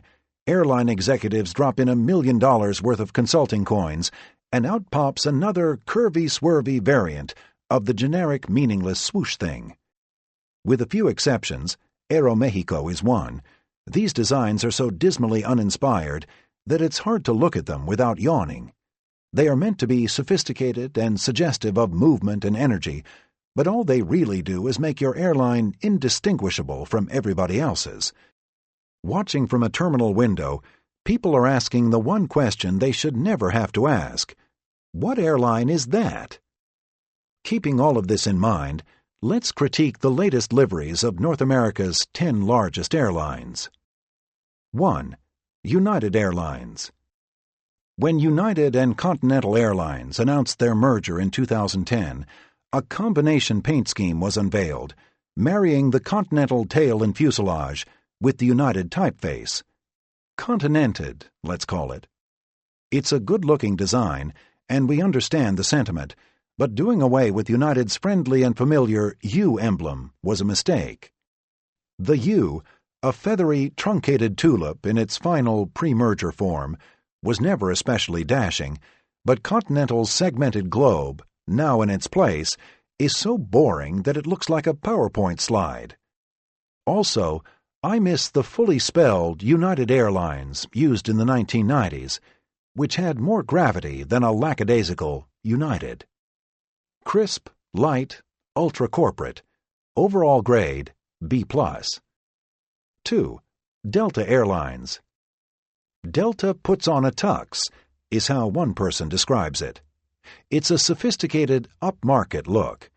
The typeface is very handsome, as is the newly textured widget up on the tail, now in a 2-tone red, an apparent nod to Northwest, which became part of Delta in 2010. The drawback is the anemic fuselage and its scrawny blue understripe. A bolder bottom, maybe with some red accenting, would put it over the top. Tight, confident, stylish. Overall grade, B. 3. American Airlines. One of the few vintage holdouts, American hadn't changed its colors in 40 years, hanging tough with its polished silver body, Gothic tailbird, and tricolor cheat. It was never anything beautiful, but give them credit for bucking 4 decades of design fads. American's new look, launched in 2013, manages to be boring and garish at the same time. As already discussed, the real crime was forsaking the ageless AA logo. I can live with the piano key tail and the gray typeface, but killing off that trademark was unforgivable. Tragic, ruinous, patriotic. Overall grade, D-. 4. Southwest Airlines. The old Southwest used lengthwise fillets of red and orange, topped with a peculiar khaki that the airline called desert gold. It was homely as hell, but it was unassuming and geographically correct. Having expanded far afield, the airline's look, if not its name, was thought too parochial, and so it has been, refreshed. Refreshed to the point that a Southwest jet looks like an amusement park ride, or an overly rich dessert concocted by a hungry child. The roof of every plane is a cotton candy purple, delineated from a neon red underside by a nose-to-tail ribbon of yellow. Even the cowls and wheel hubs have been splashed with confection. Who signed off on this? Next time, hide the peyote. Exuberant, profuse, may rot your teeth. Overall grade, F. 5. U.S. Airways. Until a few years ago, U.S. Airways had one of the best schemes in the sky, with its smoky, post-apocalyptic gray and smart red accenting. The current design was unveiled in 2005 after the merger with America West, and attempted to incorporate motifs from both carriers. The flag and font are U.S. Airways, the lightly sprayed fuselage jags are America West, the feeling is Walmart. Couldn't they just have given everybody a watch? The tuck-under at the nose is especially frivolous and ugly. Down-market, cheap, contrived. Overall grade, D. Note, we'll be seeing fewer of these as U.S. Airways merges with American. 6. Air Canada.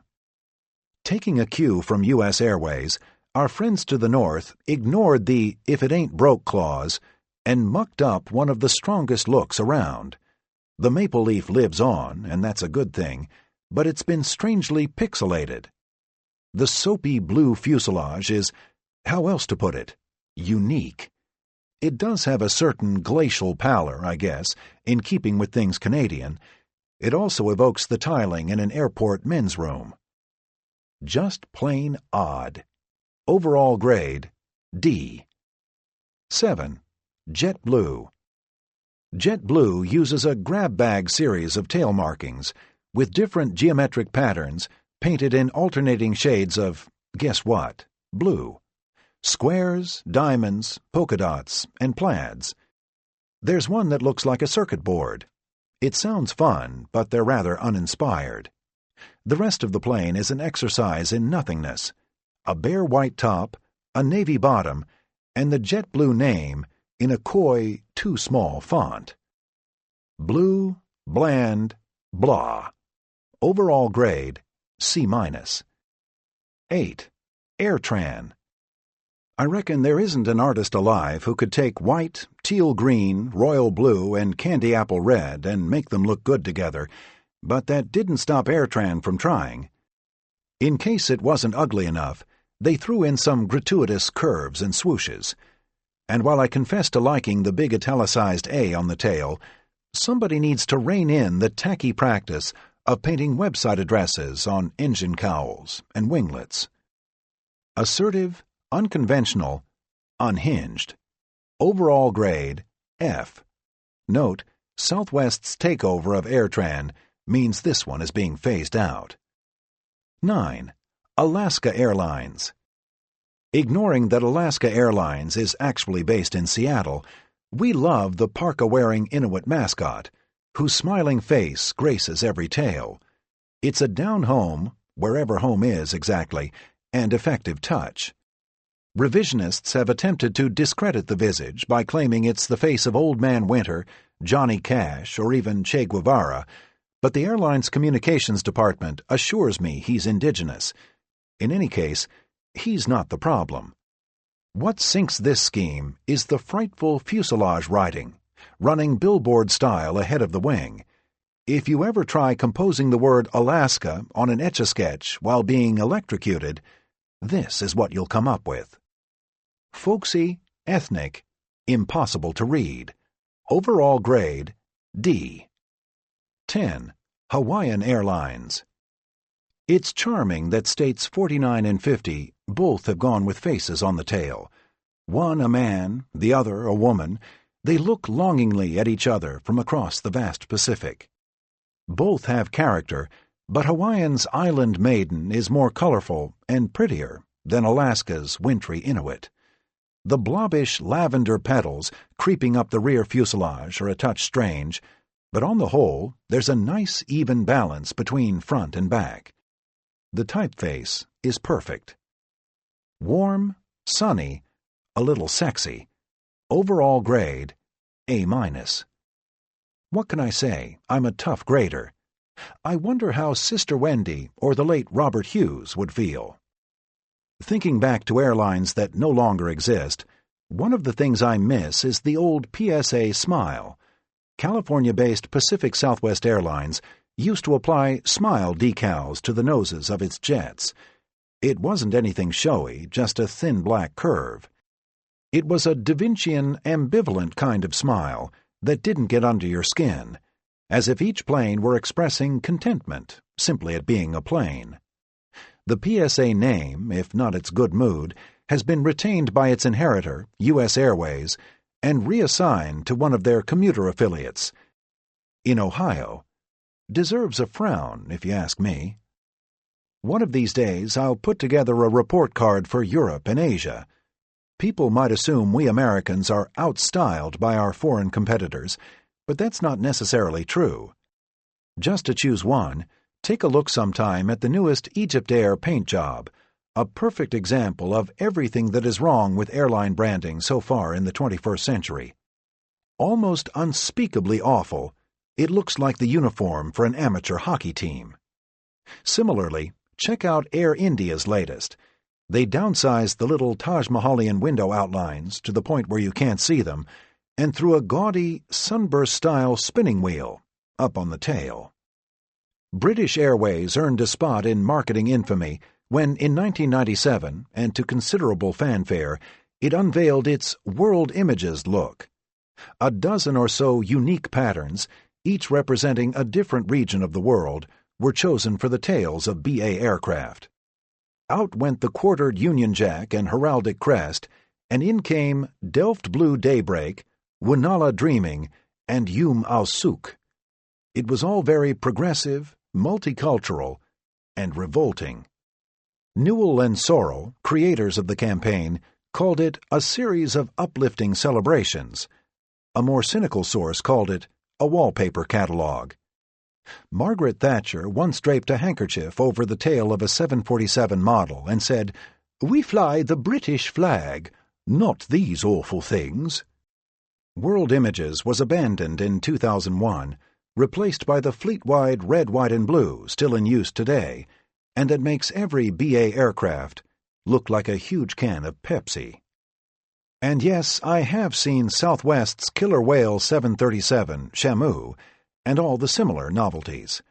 Jetliner hulls have been painted up to commemorate everything from ethnic identity to the Olympics. One of the more distinguished was an Aborigine-inspired Qantas 747 called Nalanji Dreaming. By the mid-1990s, this concept finally crossed an inevitable threshold, with carriers leasing out their exteriors to paying advertisers in the style of a Manhattan bus. Ryanair exploits this to boorish excess, as did the now-defunct Western Pacific Airlines, the Colorado-based operator whose LogoJet 737s advertised, among other things, hotel casinos and car rental companies. Fox TV paid to have one of those 737s done up to promote The Simpsons, with Marge's blue beehive riding up the tail. Western Pacific went bust around the time that The Simpsons finally became unwatchable. 1996 was the last tolerable season, and billboard schemes have remained, for now, the exception and not the rule. Here's hoping it stays that way. 2. Names, slogans, and salt packets. Truth is, all the graphic design genius in the world will go straight into the lav when offset by a poorly chosen moniker. Branding is a lot more than visual impressions. It's about sound as well, the raw intonation of an airline's name, and those things it evokes or implies. For the most impossible collection of tongue twisters, look no further than Russia, home to the likes of Adigeya Avia, Avia Lieso Ochrana, Avia Obshemosh, and Halaktirka Avia Kompania. And those are the short ones. The longest have been safely locked away into abbreviations and acronyms. KMPO is all you need to know. But if you insist, it's Kazanska Modorostroitelnaya Proizvodstvnaya Objedinenia, which is also the sound a person makes when gargling aquarium gravel. Not to be outdone, there's an airline in Kazakhstan called Zhezkazan Zhezair. There are 5 Z's in that name. If you're not sure how to pronounce it, a loud sneeze should be a close enough approximation. The prevalent trend these days is a fondness for ultra-quirky, should I say fun, monikers. We've had Zoom, Jazz, Click Air, Go Fly, Wizz Air. Enough already. Sure, it freshens things up, but can you really buy a ticket on something called BMI Baby, a regional branch of British carrier BMI, and still feel good about yourself in the morning? The idea, I think, is to personify the ease and affordability of modern air travel. That's fine, except that it also undercuts whatever shred of dignity the experience retains. Similarly, we presume the intent of Click Air is to evoke the sound one makes while conveniently booking his or her ticket online. Logical, but still annoying. Hungary's low-cost entrant Wizz Air also reminds us of a sound, though probably not the one they have in mind. Meanwhile, regional conglomerate Mesa Air Group, whose huge fleet of regional jets and turboprops provides codeshare service for several majors, is having success with an alter ego it formed about 5 years ago. Capitalizing on a certain spirit of the times, the Mesa spin-off is dubbed, here it comes now, Freedom Airlines. Ugh. I met a Freedom Airlines pilot once at Kennedy Airport. He looked about 17, and I was trying to figure out which company he flew for. I couldn't make sense of the star-spangled logo on his ID badge, so I asked him. "I fly for Freedom," he said. I wasn't sure if he was answering my question or making a political statement. I wanted to put my arm on his shoulder. We all do, son. We all do. Speaking of double meanings, nobody will ever outdo the hilarity of Taiwan's now-defunct U-Land Airlines, which before it was shuttered, for safety violations no less, seemed to take the concept of the discount carrier to a whole new level. And let's not forget the nervy confidence of Russia's Crass Air, always just an H away from infamy. Call me old-fashioned, but I've always been partial to the more thoughtful and symbolic names, those that evoke the imagery, history, or culture of their nations. Take Garuda, for instance, the national carrier of Indonesia. Borrowed from ancient Sanskrit, Garuda is the name of an eagle common to Buddhist and Hindu mythology, and one of Hinduism's animal god trinity. It's a little perplexing in that Indonesia is the world's most populous Muslim country, but let's not bicker lest it be switched to Air Indonesia. Likewise, Avianca is a gorgeous word. Air Colombia would be awful. Iberia is pleasantly rich compared to, say, Spanish Airways, and Alitalia has a much prettier ring than Air Italy. If you insist on directly invoking your homeland, please do it with a bit of flair. Royal Air Maroc or Royal Jordanian are acceptable examples. Even Aeromexico has a pleasant flow to it. Qantas, by the way, is not the name of an indigenous Australian marsupial. It's an acronym for Queensland and Northern Territory Aerial Service, founded in 1920. In 1992, an airline called Kiwi International was started up by a band of ex-Eastern pilots operating out of Newark. No strangers to failure, Kiwi's founders tempered their upstart optimism with an ironic twist, calling their airline after a bird that can't fly. In New Zealand, a different Kiwi International launched services between Auckland and Australia. The second Kiwi was, if nothing else, more geographically correct, its flightless namesake an icon of that country, but in both cases the name had a clever mocking of fate quality. Alas, neither was successful for very long. You could say they asked for it. Certain airlines cling to labels they've literally outgrown. 35 years ago, Southwest was an intrastate operator confined to the boundaries of Texas. Northwest is gone now, but it retained its homey geographic association right to the end. Not an easy task, considering the convolution of compass points that constituted that airline. Known as Northwest Orient at the time, it merged with Republic Airlines in 1985. Republic was itself the amalgam of North Central Airlines, Southern Airways, and Hughes Air West. But wait a minute, isn't there a Republic out there today? Indeed there is, which brings us to the annoying phenomenon of airline name recycling. The existing Republic, one of the biggest regional carriers in the United States, is of no relation to the original. They've merely resurrected the name, using the Airways suffix in place of airlines.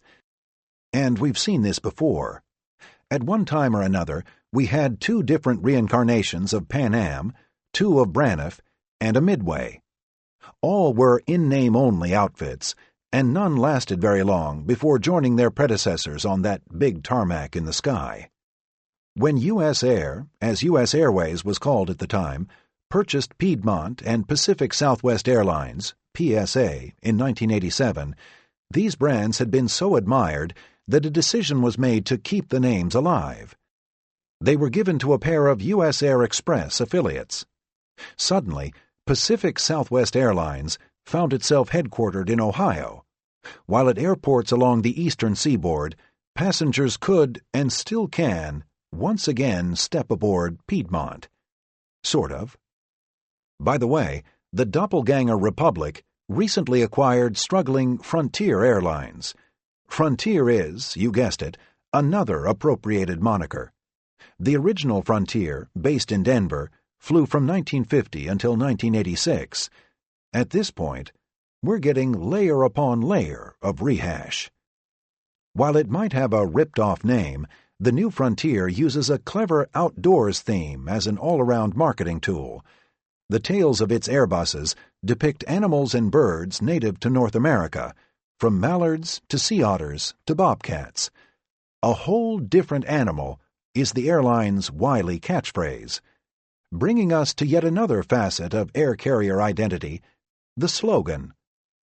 As with logos or liveries, a slogan needn't be particularly ingenious to be successful, but the right combo of sentiment and lyric rhythm go a long way. We like you too, JetBlue tells its customers. A bit presumptuous, maybe, but a capable tag for just that reason. Korean Air's Excellence in Flight is another of my favorites. It's pleasantly succinct and has a canny double meaning, without the pandering, we-do-it-all-for-you sentiments we expect from airlines. We've heard some classics over the years. United scored big with the touchy-feely warmth of Fly the Friendly Skies, while Pan Am's The World's Most Experienced Airline pretty much said it all. KLM's The Reliable Dutch Airline excelled in its plain-spoken modesty. At Braniff, the most image-conscious airline of all time, it was coming through with flying colors, perfectly apropos considering Braniff's rainbow-painted fleet. On the other hand, Eastern once billed itself the Wings of Man, which was definitely over the top, as is British Airways' use of the world's favorite airline. I suppose BA was under pressure to devise something with one of those cute British spellings that so charm Americans, but technically, measured by boardings, it's the world's 21st favorite airline. Other unfortunate campaigns include at least two from Delta Airlines, whose affable "Delta is ready when you are" was nixed for the gross vapidity of "good goes around," which sounded like the pitch for a Diet Cola. An earlier slogan was, "We get you there." Passengers don't anticipate much from airlines anymore, but talk about the nadir of lowered expectations. If nothing else, be coherent. Stepping into the cabins of SAS, Scandinavian Airline System, one is prone to notice the immaculate furnishings and tasteful, understated colors. All very Scandinavian, you could say, except for the period a few years ago when SAS chose to include a scattering of bizarrely rendered English slogans as part of its decor. "There are 3 ways to travel," announced a placard near the forward boarding door. "In an armchair, in your imagination. Welcome to the 3rd. What's that now? Later, when your meal arrived, the tray included conjoined packets of salt and pepper, upon which was written, "The color of snow, the taste of tears, the enormity of oceans." Ah, what better for those quiet moments at 37,000 feet than the existential musing of the Scandinavian salt poet? And finally, advertising. We have come a long, long way since the old National Airlines Fly Me campaign of the early 1970s. "I'm Lorraine," a seductively posed flight attendant would say to the camera. "Fly me to Orlando." Braniff had a similar pitch, called The Airstrip, showing attractive young flight attendants changing uniforms mid-flight to the sound of suggestive music. But possibly the most memorable airline commercial I ever saw, if not entirely for the intended reasons, was the 1989 Winking Eye spot from British Airways.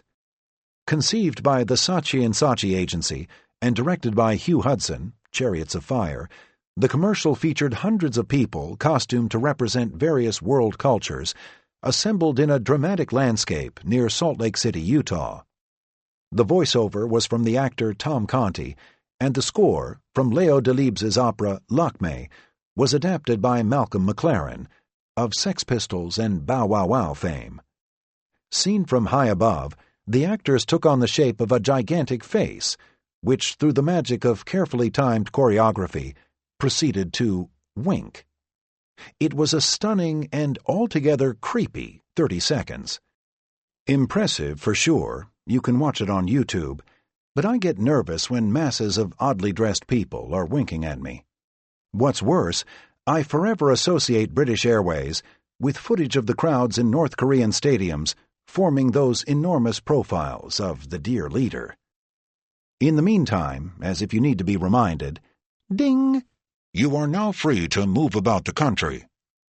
Southwest's TV tag, with its signature chime, is a brilliant evocation of the discount carrier's key to success: affordable fares for everybody. Unfortunately, after hearing it for the 5,000th time, it becomes grating enough to send any sensible person scurrying to a competitor. How about some thoughts on the service standards of U.S. airlines compared to those overseas? It's no secret that U.S. carriers have a lot of catching up to do, as shown year after year in passenger surveys and industry awards. Almost everywhere, Asia, Europe, South America, even Africa, U.S. carriers are heartily outclassed by their foreign competitors.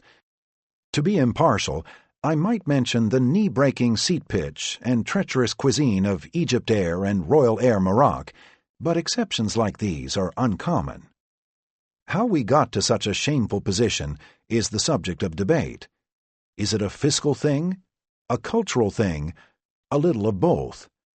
It has been a long, hard slide, and most folks agree that it began at or around the moment President Jimmy Carter attached his signature to the Airline Deregulation Act of 1979. From that moment on, it was a race to the bottom, with competitive chaos inspiring a battle so fierce that, from the airline's perspectives, undercutting the competition became more important than pleasing customers. By 2001, the few remaining extravagances were curtailed in the battening down that began after September 11th. In my opinion, There's something systemic at hand that transcends the bottom line. It is easy to assume that with a fall-off in profits comes a fall-off in the quality of your product. But what we have today is the nadir of a prolonged decline that was ongoing even through the mid-1990s, the airline's most profitable period in history. Overseas, in the meantime, even financially struggling companies are, for the most part, able to uphold their good reputations. For them, profitability and customer service are not zero-sum variables. It has reached a point where an economy-class seat in a foreign market is often on a par with a first-class seat in the U.S. domestic market. I can vouch for that. My recent experiences aboard Korean Air, Emirates, Cathay Pacific, Turkish Airlines, Thai Airways, and LAN Peru, all in economy, were as good or better than many first-class segments I've flown within the United States. What made them so was a combination of things tangible and intangible, both physical comforts and onboard staff who were exceptionally attentive. We'll get to the latter in a moment. The former included things like extra-wide personal video screens with a comfortable headset, retractable footrests, seat-back USB connections, contoured tray tables, amenities kits, and full meals even on short flights. Cathay Pacific's long-haul planes have those shell-style economy seats mentioned earlier that even when fully reclined do not interfere with the person behind you. In Thai Airways economy, hot towels are handed out before takeoff. They're not the cotton facecloth version like you'd get up front, but more of a heavy tissue, dispensed from a microwavable box. It's a nice touch, and one that couldn't cost more than a few dollars per flight. And every airplane was immaculately clean, from the seat pockets to the lavatories. None of those things, you'll notice, was especially luxurious. Honestly, in light of how inexpensive fares are, together with the razor-thin margins our airlines are forced to work with, luxury is out of the question. And that's all right. What the airlines haven't quite figured out yet is that satisfactory service doesn't have to be elaborate. The average passenger doesn't expect to be pampered. What he or she expects and deserves are convenience, respectful employees, and a modicum of comfort. Nobody is lobbying for a return to the prissy pretensions found aboard planes in decades past. In the premium cabins, you've earned the right to some grandiloquent fun, if that's your thing, after handing over $7,000 for a sleeper seat to London or Tokyo, but a backpacking college kid in row 45 is not interested in living out a bourgeois fantasy of the 1940s. He is not covetous of a velvet-cloth cheese cart or a fussily presented plate of grilled salmon with braised fennel and leeks. What he yearns for is a clean, halfway comfortable space to sit in, something to watch or listen to, maybe a sandwich, and for God's sake, an occasional bottle of water. And something else, too. Workers who are polite and professional. While it may sound hackneyed, it's also patently true that passenger allegiance is ultimately earned or squandered not through material comforts, but through the attitude and dedication of your employees. I'll never say that anybody else's job in this mad business is an easy one, but if airline workers as a group cannot muster the necessary levels of commitment, then something is systematically wrong and needs to be fixed before any of the rest will matter. Extra legroom, on-demand video, and free drinks are much appreciated, it's true, but they're all for naught when you're dying of thirst in the middle of an overnight flight with trash on your table from a meal that was served 3 time zones ago because the flight attendants have spent the last 5 hours reading magazines in the galleys and ignoring the passengers. Or when a gate agent takes your boarding pass without so much as making eye contact. What I remember most about those flights aboard Korean, Cathay, Emirates, and the others was the attentiveness of the onboard crew. For the full duration of the flight attendants were constantly coming up and down the aisles, asking if passengers needed water, coffee, juice, or anything else. It is worth mentioning that in an industry where the average is 6 weeks, Singapore Airlines flight attendants endure 5 months of schooling. That is considerably longer than pilot training at most carriers. I am not suggesting that Singapore's model is a reasonable target for a U.S. major. It's not. For any U.S. airline, hoping to emulate the Singapores of the world would be at best quixotic and at worst financially ruinous. But the deeper point is that an airline's most valuable service asset is the professionalism, grace, and courtesy of its staff. End of story. And here's some advice. If you're going to do something, don't be half-assed about it. The smallest touches can leave an impression. If you're going to have pillows on your aircraft, they should be useful pillows. Flying across the Atlantic on Air France, economy-class riders get a comfortable feather pillow wrapped in attractive fabric. It's neither a significant nor expensive item, but it's a nice one, and you remember it. On an American carrier, assuming there are pillows at all, they tend to be flimsy wedges of foam about the size of a slice of bread, with coverings that tear apart like tissue. Thanks for nothing. Or, if you're going to offer gratis cocktails, be dignified about it. Don't, as I heard one airline do, precede the meal service with a stern-sounding public address announcement reminding people that your generosity extends to one and one only beverage per passenger. That's about as tacky as it gets. The problem isn't the one-drink rule itself, but the idea of scolding people about it, as if they were children. So, which airlines are tops exactly? Let's see what Skytrax says. Skytrax is a prestigious air travel advisory group that ranks carriers on a scale of 1 to 5 stars. Currently, only 6 airlines meet the group's strict criteria for 5-star status, awarded only to those at the forefront of product and service delivery excellence, often setting trends to be followed by other airlines. They are, alphabetically, Asiana Airlines, South Korea; Cathay Pacific, Hong Kong; Hainan Airlines, China; Malaysia Airlines; Qatar Airlines; Singapore Airlines. Dropping down a notch, 32 carriers managed to hit 4-star status. This is where you'll find most of the mainstay Asians and Europeans: Air France, Emirates, British Airways, Lufthansa, JAL, Korean, Qantas, Thai, Turkish, and South African Airways. Plus a few surprises, such as Kazakhstan's Air Astana, Oman Air, and Canada's tiny Porter Airlines. The sole U.S. finisher is JetBlue. That's a stretch if you ask me, but for some reason, JetBlue always winds up getting its tails kissed. The rest of the Americans are found in the 3-star category, having achieved a satisfactory standard of core product across most travel categories, but poor or less consistent standards of staff service, product quality, in selected onboard or airport features. This is the biggest group by far.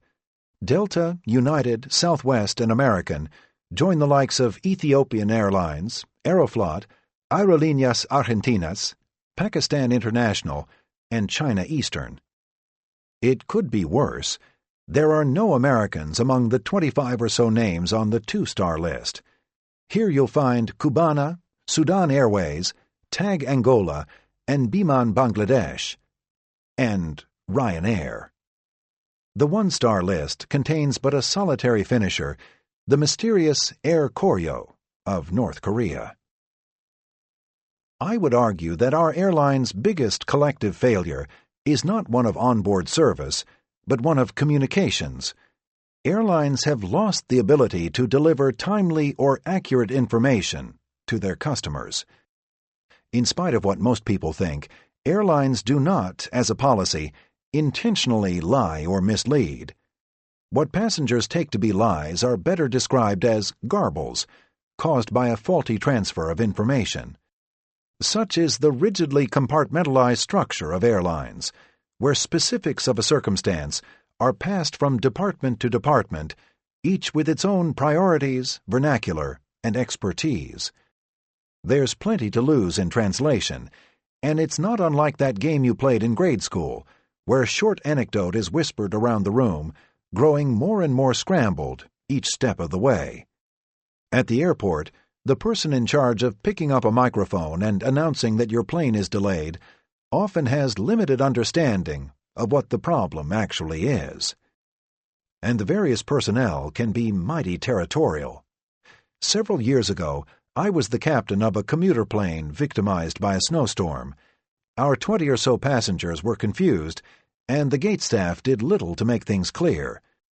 So, there in the boarding lounge, I asked for people's attention and began to explain what was happening.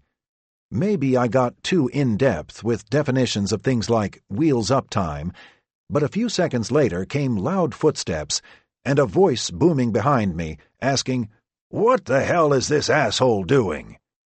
It was the station manager, and he didn't take kindly to a pilot usurping the role of airport customer service. No matter the reasons, time and time again, and against their best interests, airlines fail at getting the truth out, and that's a problem. Not only does it violate the common-sense protocols of customer service, it also allows rumors, myths, and conspiracy theories to flourish unchecked. It stokes anger and distrust, and it aids and abets the fears of anxious flyers. Airlines have a terrible habit of responding to anomalies, be it a minor schedule disruption or something more serious, in one of two ways, either with total silence, or perhaps worse, resorting to hideous oversimplifications. The result is nearly total lack of respect from the public. People dislike airlines and don't believe anything they say, partly because they never actually say anything, or when they do, it's condescending or even terrifying. A flight is canceled because it's too hot to fly. A crew aborts a landing because a plane crossed in front of us. In Flagstaff, Arizona, one day, counterstaff informed a group of delayed passengers that volunteers were needed to give up their seats. When passengers asked why, they were told, "We need to lighten the load. The plane has been having problems, and we're afraid one of the engines might cut out." Of all frontline employees, pilots are potentially the most valuable for soothing anxieties and explaining the nuances of abnormal situations. Unfortunately, thanks to fears over liability, much of this potential is squandered. Pilots are wary of saying the wrong thing, of being blamed, punished, or otherwise called to the carpet should something be misconstrued or taken from context. It's true that people write letters and threaten lawsuits over the damnedest things, but really, this is an airline culture and training problem. Too often, the emphasis is on how not to communicate, which phrases never to say, which terms and scary-sounding buzzwords to avoid. The result is a tendency to say as little as possible, a default policy of evasive simplification.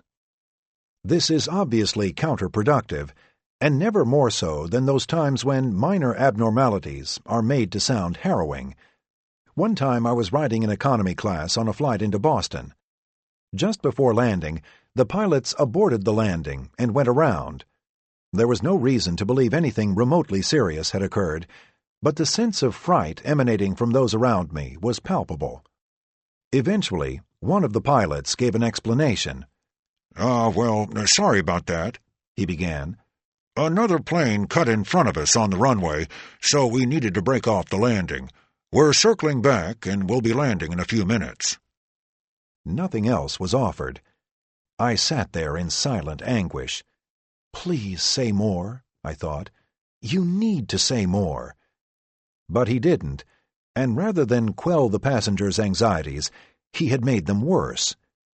"A plane cut in front of us?" came a raised voice from a few rows down, followed by nervous laughter. A college kid sitting diagonally from me was visibly shaken. Later that evening, no doubt, he'd be regaling friends with the harrowing tale of his near miss, which it was not. The go-around was the result of a simple spacing issue, not a near miss at all, but a maneuver performed well in advance of one. Indeed, to avoid a near miss. Carriers in general could do a better job of communicating, admits one airline spokesperson. In fact, you might say it's difficult to over-communicate. Admittedly, however, there's the proverbial can of worms when it comes to full disclosure. Lawsuits can arise from what appear to be harmless, even helpful, remarks or actions, and there's little benefit to overwhelming people with the arcana of aircraft operations. Layering things in technical mumbo-jumbo can leave people suspicious and shaking their heads. If you try to get too technical about something, adds the spokesperson, it can come across as serious when it's actually routine. My sense is that most customers would like to have timely updates about a delay and a general, honest sense of what caused it. Beyond that, I don't think drilling down into a lot of details adds much. He may have a point. When those aboard JetBlue Flight 292 were faced with a stuck undercarriage and an impending emergency landing back in 2005, the crew made every effort to let customers know they were in very little danger. Yet rather than accept this, according to some who were there, many passengers assumed the pilots were lying. I receive letters all the time from people accusing airline staff of falsifying the truth of supposedly life-threatening situations. However wrong, it's a notion that's deeply ingrained. Perhaps at the heart of the matter, though, is the simple fact that carriers pay little penalty for acting as their own worst enemies. Fostering and reinforcing skewed perceptions of air travel has little effect on their balance sheets. Profitability is another issue altogether, but planes remain full, and a majority of people, intellectually if not emotionally, grasp that flying is safe. Why stir the pot? Which are the largest airlines? It depends how you measure it. The easiest method is just to tally up the number of passengers carried in a year. The trouble is, this neglects the scope of an airline's network, the number of cities it serves, how far it flies, etc. A second calculation uses what are known as available seat kilometers, ASK. This is the total number of seats an airline has for sale, multiplied by the total number of kilometers it flies. ASKs are often called ASMs, using miles in lieu of kilometers. A 777 flying from New York to London is good for approximately 1,200,000 ASKs. A 757 going from LAX to Chicago is worth about 450,000. Larger planes on longer routes, in other words, are worth more than smaller planes on shorter routes, though an airline can make up the difference by operating more flights. The problem with ASKs is that they include empty seats. A 400-seat 747 scores more ASKs than a 200-seat 767 over the same route, but what if the latter is full while the 747 is empty? A third metric is the Revenue Passenger Kilometer, or RPK. These are basically ASKs corrected for occupancy, or load factor, as it's called in the business. One passenger traveling 1 kilometer equals 1 RPK.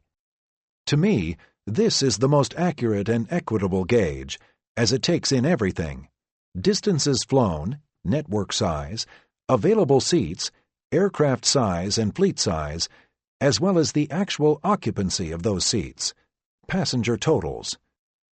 At the moment, Delta is the world's largest carrier in terms of both passengers boarded, 164 million annually, and RPKs, 310 billion.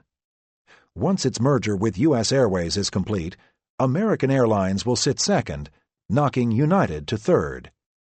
As we go down the list, those measuring techniques can make a big difference. Emirates is now the world's 5th biggest carrier in RPKs, yet fails to crack the top 20 in passengers. Ryanair holds 6th place in passengers, but doesn't make the top 25 in RPKs. The 10 largest airlines in the world, ranked by RPKs. 1. Delta Airlines. 2. American Airlines, includes U.S. Airways. 3. United Airlines. 4. Southwest Airlines. 5. Emirates. 6. Lufthansa. 7. Air France. 8. China Southern. 9. Qantas. 10. Cathay Pacific. With respect to Southwest, is it not amazing that the number 4 airline, number 3 in passengers, is one without a single wide-body jet or a single route beyond U.S. borders? Carriers swap places year to year, and by the time you're listening to this, it's not out of the question that another merger will have occurred. Nevertheless, the previous list is apt to look roughly the same for the foreseeable future. Note, the list deducts KLM's data from that of Air France. The companies merged in 2004, but have kept separate operational structures, with independent fleets and employee groups. It's tempting to think of the biggest airline as the one with the most aircraft, but capacity differences make this unreasonable. American Eagle has more planes than half the names on that top 10 list, but every one of them is a regional jet. For the record, the American-U.S. Airways combo places first, with about 960 jetliners, followed by Delta at 715. China Southern's 368 aircraft represent the largest fleet outside the United States. The numbers change as planes are bought, sold, mothballed, and retired, but as with RPKs, the field looks pretty much the same year to year. The largest all-wide-body carriers are Emirates, Cathay Pacific, and Singapore Airlines. The smallest plane in these airlines' fleets is the Airbus A330. Currently, fewer than a dozen airlines worldwide are able to claim membership in what I call the Six-Continent Club, providing scheduled service to at least one destination in each of North and South America, Europe, Asia, Africa, and Australia. At the moment, Delta and United are the U.S. representatives, alongside Emirates, British Airways, South African Airways, Singapore Airlines, Qatar Airways, Korean Air, and Etihad Airways. In terms of total number of countries served, Turkish Airlines is the winner. Turkish is a much bigger player than people realize. Its service is top-notch, and its network now extends to 95 countries, more than any other airline in the world. Size is one thing, profitability something else. Here are the 10 best-performing airlines as of publication time, measured in net profit. 1. Japan Airlines. 2. Air China. 3. China Southern. 4. Delta Airlines. 5. United. 6. China Eastern. 7. Ryanair. 8. Cathay Pacific. 9. Aeroflot. 10. Emirates. Plenty of stars on that list, but not many stars and stripes. To be fair, American carriers do earn periodic profits, but we seem to have a much harder and inconsistent time of it. The reasons for this would require an entire book of its own to conclusively discuss. Competitive environment, state ownership and subsidies, and the price of labor all play a role. Of the aforementioned airlines, not all of them are privately run, which brings up the issue of governments providing tax breaks, subsidies, and other favors for airlines they sometimes own outright. Consider the words of Tim Clark, president of Dubai-based Emirates, which has quickly become one of the fastest-growing and most profitable airlines in the world. The Dubai government's progressive and unrelenting policy support for aviation is at the heart of this steady, long-term growth, Clark said at an industry luncheon in 2012. The U.S. government, for its part, does much to hinder and handicap its own commercial aviation infrastructure, but we're foolish to go searching overseas for answers. The real problem isn't between U.S. airlines and those in other countries. It's between the U.S. airlines themselves.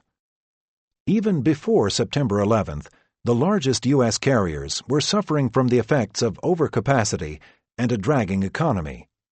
Then came the toxic ramifications of terrorism and war, unprecedented spikes in the price of fuel, and a pummeling recession. Between 2001 and 2012, United, Delta, Northwest, American, and U.S. Airways all declared bankruptcy, the latter twice. Losses were in the billions, layoffs in the tens of thousands. For the most part, that bleeding has stopped. But while the entrenched old-timers were left to shed costs, reshape their business models, and return to profitability, a decade-long process that ultimately resulted in 3 mega-mergers, opportunistic low-cost carriers, LCCs, like JetBlue, Southwest, Spirit, and AirTran, seized the opportunity.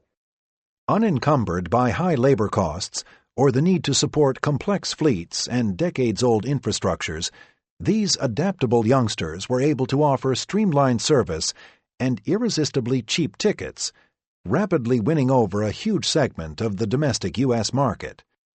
The proliferation of the low-cost carriers, more than any other factor, has radically transformed the competitive dynamic. And this isn't just a U.S. phenomenon. See Europe, where low-cost carriers like Ryanair and EasyJet are giving mainstay carriers a literal run for their money. The Brazilian airline Gol now carries more people annually than British Airways. The ever-expanding AirAsia carries more people than Singapore Airlines, Thai, or Korean Air. Other low-cost carriers have sprung up in Australia, Kuwait, Hungary, Mexico, Canada, and Slovakia, just to name a few. For the legacies, one survival tactic has been the outsourcing of routes to regional jet operators. RJs today are responsible for a whopping 53% of all domestic departures in the United States. At first, their deployment tended to mirror that of their predecessor turboprops, commuter planes we used to call them, going hub and spoke on routes 300 miles or shorter. But larger, second-generation regional jets proved able to capitalize on longer runs, previously the sole domain of Airbuses and Boeings. Whether Chicago-Peoria or Chicago-New York, regional planes are profitable across a wide swath of markets. At any large airport today, legacy jets sit tethered to the gate, looking wounded and worried. All around them maneuver nimble packs of regional jets and low-cost carriers, either circling voraciously or going happily about their business, depending how you see it. Has intense competition not provided an upside for the consumer, however? Passengers have reaped the benefit of dirt-cheap tickets, for one. As I mentioned in this book's introduction, in 1939, it cost the equivalent of over $6,000 for a round-trip ticket between New York and France. As recently as the 1970s, flying from New York to Hawaii cost nearly $3,000. On my bookshelf at home is an old American Airlines ticket receipt. It's a flea market find dating from 1946. That year, somebody named James Connors paid $334 to fly each direction between Ireland and New York.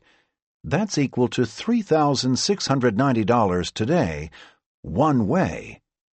In 2013, you can pick up an off-season round trip on that route for less than $600.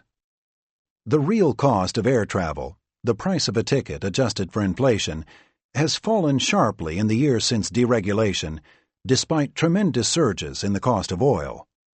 Between 2005 and 2010, with airlines struggling and fuel prices soaring, the average economy class fare was the cheapest it had ever been. Things have changed little as we move into the next decade, even when factoring in those add-on fees passengers so despise. Amenities and customer service aren't what they used to be, but what do you expect when profit margins come down to a few pennies per passenger?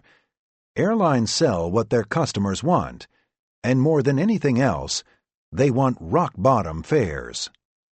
If flying seems expensive, one factor might be the myriad of taxes added to your fare. There's a domestic flight segment tax, a security surcharge, a passenger facility charge, a jet fuel tax, international departure and arrival taxes, customs fees, and those are just some of them. The U.S. government adds 17 unique taxes and fees to airline tickets, accounting for a quarter or more of the total cost of a ticket, depending on fare. On a $300 round trip, they add up to about $60. Percentage-wise, these taxes are often more than double those carried by tobacco, firearms, or alcohol, products carrying so-called sin taxes meant to dissuade use.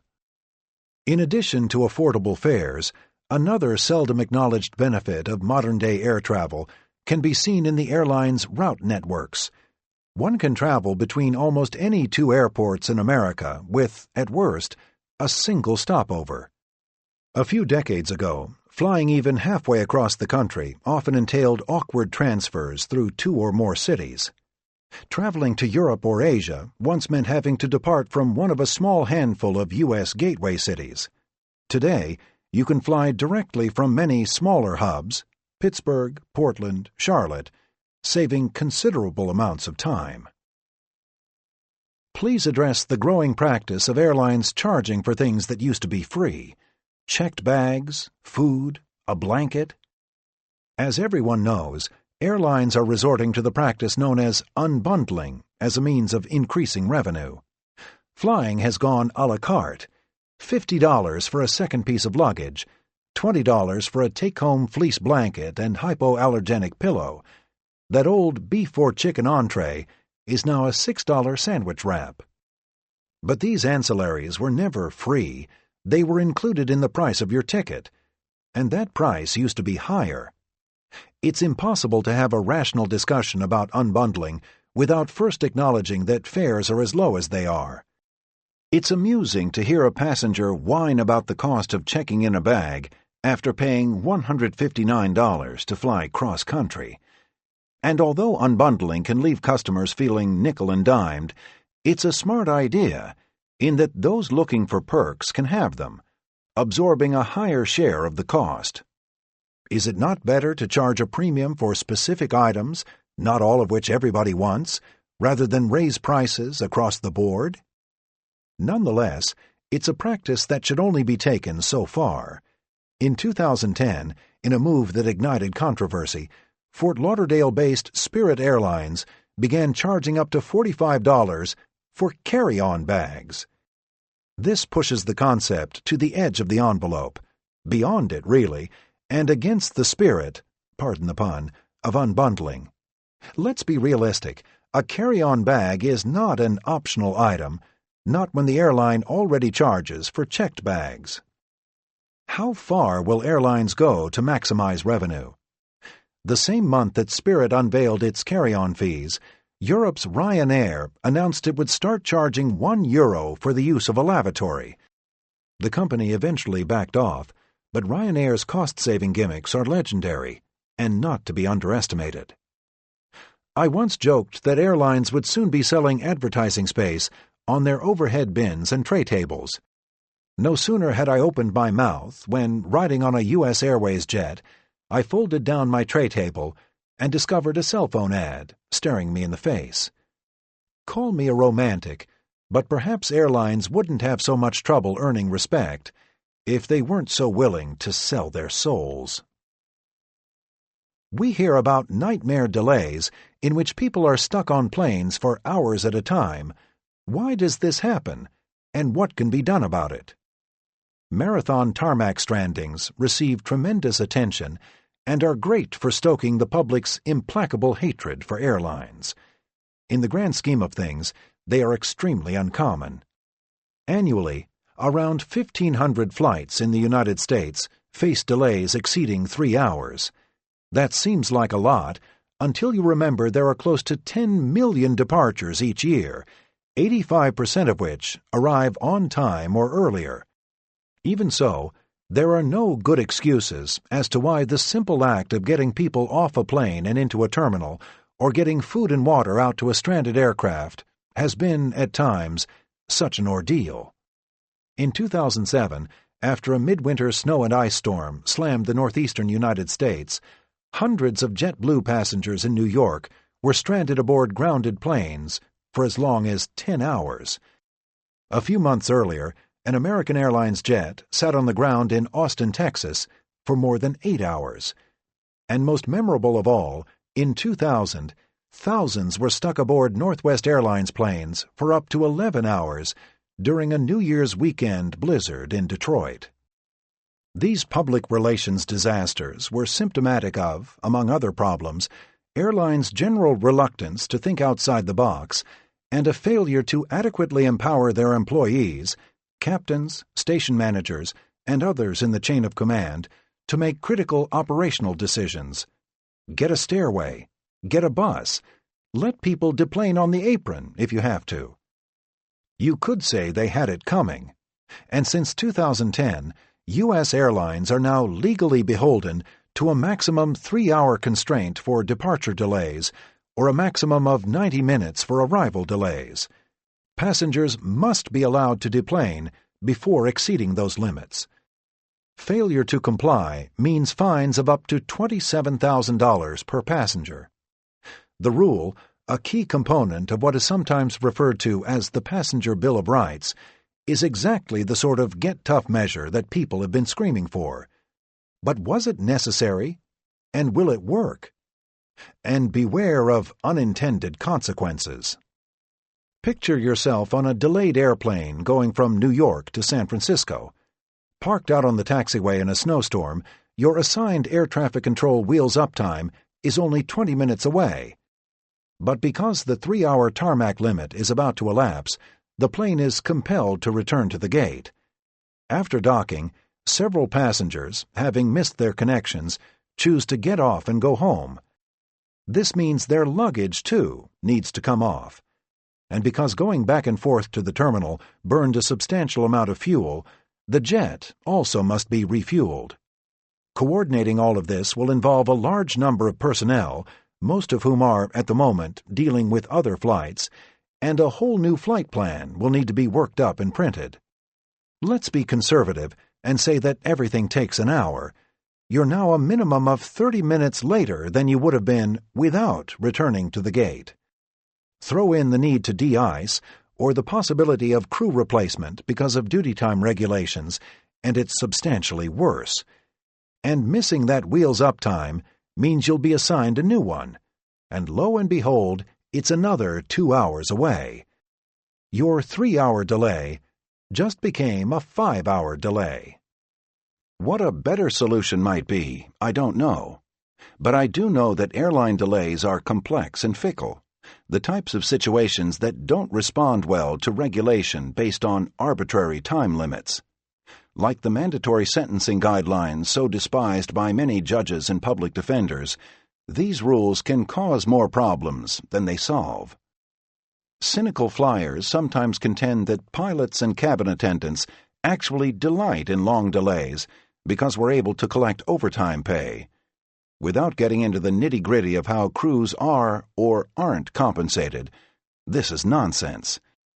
If you're envisioning a pair of pilots up there in the cockpit, rubbing their hands and making that annoying cash register sound, believe me, that's not what's happening. We don't enjoy these situations any more than you do. Unfortunately, we are more or less at the mercy of staff overseeing and coordinating things, often from afar. Short of declaring an emergency, something for which he'd need to answer both to the FAA and his superiors, the captain cannot unilaterally decide to let people off the airplane and out onto a taxiway or an icy apron. Neither can he simply drive the plane up to the terminal and open the doors. As for the idea of passengers taking matters into their own hands and initiating their own evacuation, as is sometimes suggested, I reckon that half of them would wind up breaking their legs or clobbering themselves with their carry-ons as they plummet down the escape slides. Those slides can be 2 stories tall, and they are very steep. They are not designed with convenience in mind.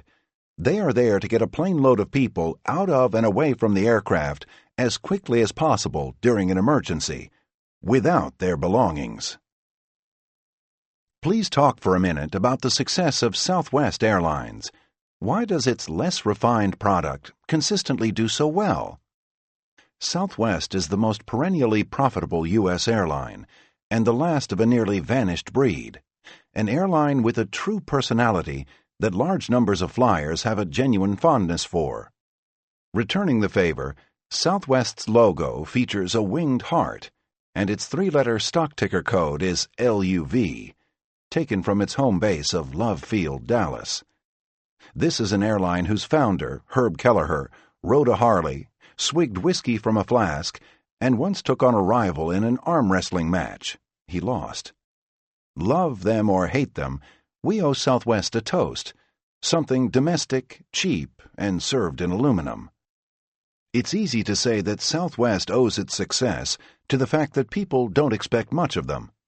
The airline is nothing if not unpretentious, having mastered the art of get-what-you-pay-for satisfaction. But of the things people do expect, the airline delivers almost every time, and that, more than anything, is what wins them such loyalty. Specifically, customers appreciate its first-come, first-served seating policy, the upbeat tenor of its staff, and its flexible ticketing and refund policies. To describe Southwest's mojo in 3 words, you might go with these: easy, friendly, and above all else, predictable. On that last point, its competitors can be all over the place. One flight is pleasant, the next is awful. Remember, too, that in most people's minds, the air travel experience is measured curbside to curbside, not takeoff to landing. Southwest reaps the advantage of not only how it flies, but where. Aiming off-center in many markets, it allows customers to savor the logistical ease of a Manchester, Islip, or Providence instead of the hectic snarls of a Boston, Newark, or LaGuardia.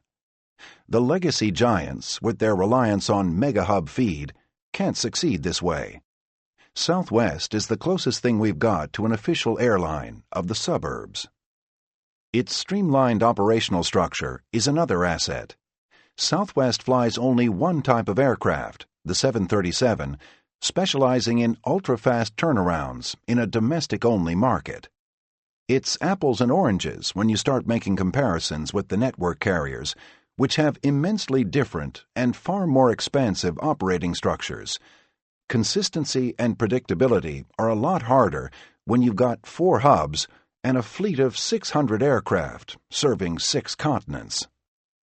Southwest has always bristled at the idea of adapting its model beyond American borders, and probably smartly so. Cheap tickets, high frequencies, and all-economy services don't lend themselves to long-distance operations and foreign accents. Just ask Freddie Laker. The inimitable Sir Freddie, who passed away in 2006, was a high school dropout who showed the same kind of entrepreneurial panache that would later make Richard Branson famous. Both received knighthoods. He launched the Laker Airways SkyTrain between London and New York in 1977.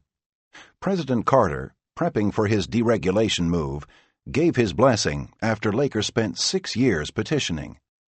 Although people stood in line for hours to buy a $236 round trip, the SkyTrain's margins were microscopic and its success short-lived. People Express and Tower Air were 2 others that tried and failed in the no-frills, long-haul arena. If Southwest Airlines represents, for better or worse, the Walmartification of flight, then what can we say of Hooters Air? Yes, I'm talking about the restaurant, which for a time was flying a foursome of leased Boeings out of a base in Myrtle Beach. Operations have since ceased, but the venture deserves a posthumous mention, if for no other reason than to savor one of those only in America sighs. The first Hooters Air joke I heard was this: in the unlikely event of a water landing, your flight attendant may be used as a flotation device. 2 token Hooters girls, loaned from the chain's franchises, were strategically carried on every flight. Their aircraft were set up with blue leather seats and generous legroom. The company called it Club Class, which is a brand once used by British Airways for its business class.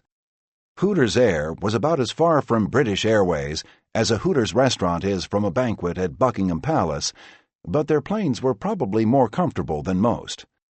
Hooters Air reported large numbers of passengers requesting aisle seats and claimed this was for the scenery.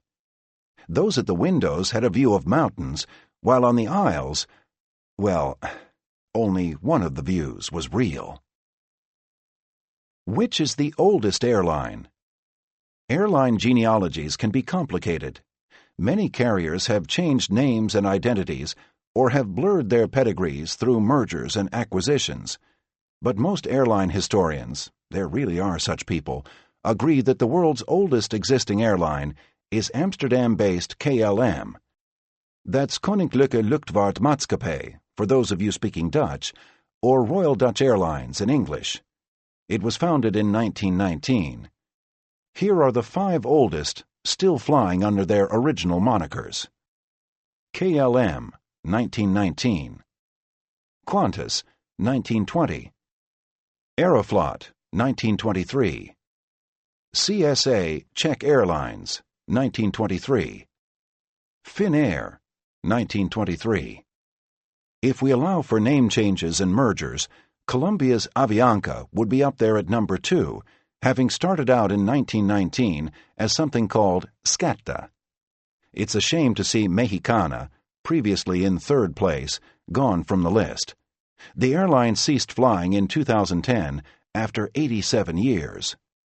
If you're surprised that places like Mexico, Colombia, Russia, or Australia have such a long aviation heritage, remember that rugged terrain, lack of roads, and vast distances made these countries natural spots for aviation to take hold. In the United States, Delta is the eldest, harking to 1928. With all this talk of code sharing between airlines, what exactly is a code share? Code sharing is the widespread practice whereby an airline sells seats under its own name on another carrier's airplane. It's a way for partner airlines to share passengers and revenue. The financial intricacies of these arrangements isn't something we have room to get into, and from the flyer's perspective, it's not important. What is important is knowing which airline you're actually flying on. Waiting in a concourse in Boston one night, a man walked up to me in a state of obvious fluster, trying to find his gate. He was traveling on Qantas, he told me. I asked to see his ticket, which sure enough was emblazoned with that airline's familiar red kangaroo. The problem here is that Qantas doesn't fly to Boston, and never has, despite lighted signs and announcements on the airport bus to the contrary. No, I explained, you're looking for American.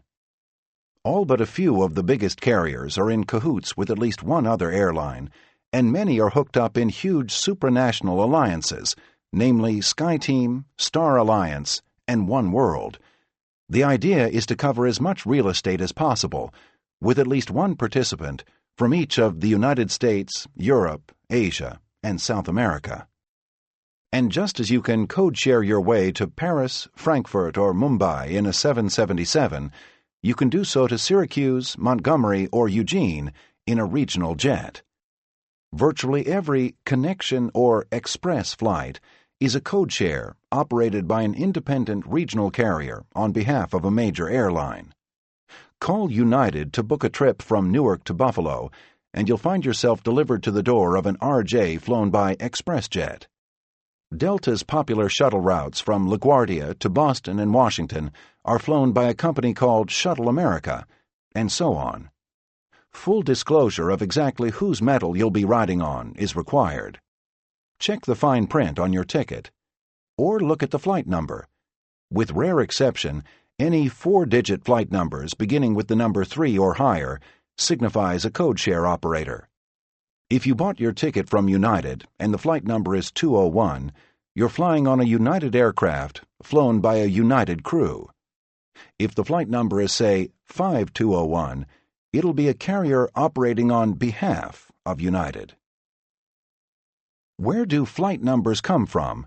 Is there any rhyme or reason to them? Ordinarily, flights going eastbound are assigned even numbers. Those headed westbound get odd numbers. Another habit is giving lower 1- or 2-digit numbers to an airline's more prestigious long-distance routes.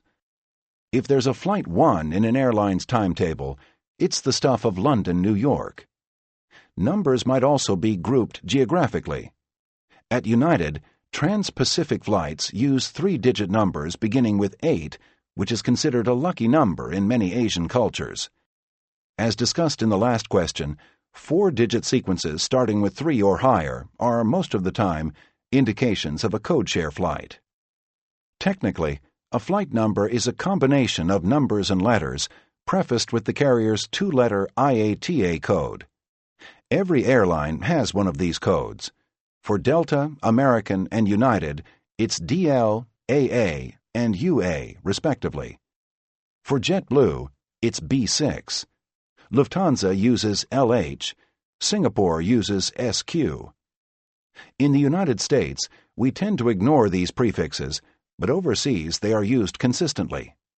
In Europe or Asia, the airport departure screen might show, for instance, flights LH-105 or TG-207. That's Lufthansa and Thai Airways. When filling in your immigration forms before landing, you should use the full designator where it asks for the flight number. Flight numbers along a given route can remain unchanged for many years. American's morning departure from Boston to Los Angeles had been Flight AA-11 as far back as the 1960s. That ended on September 11, 2001.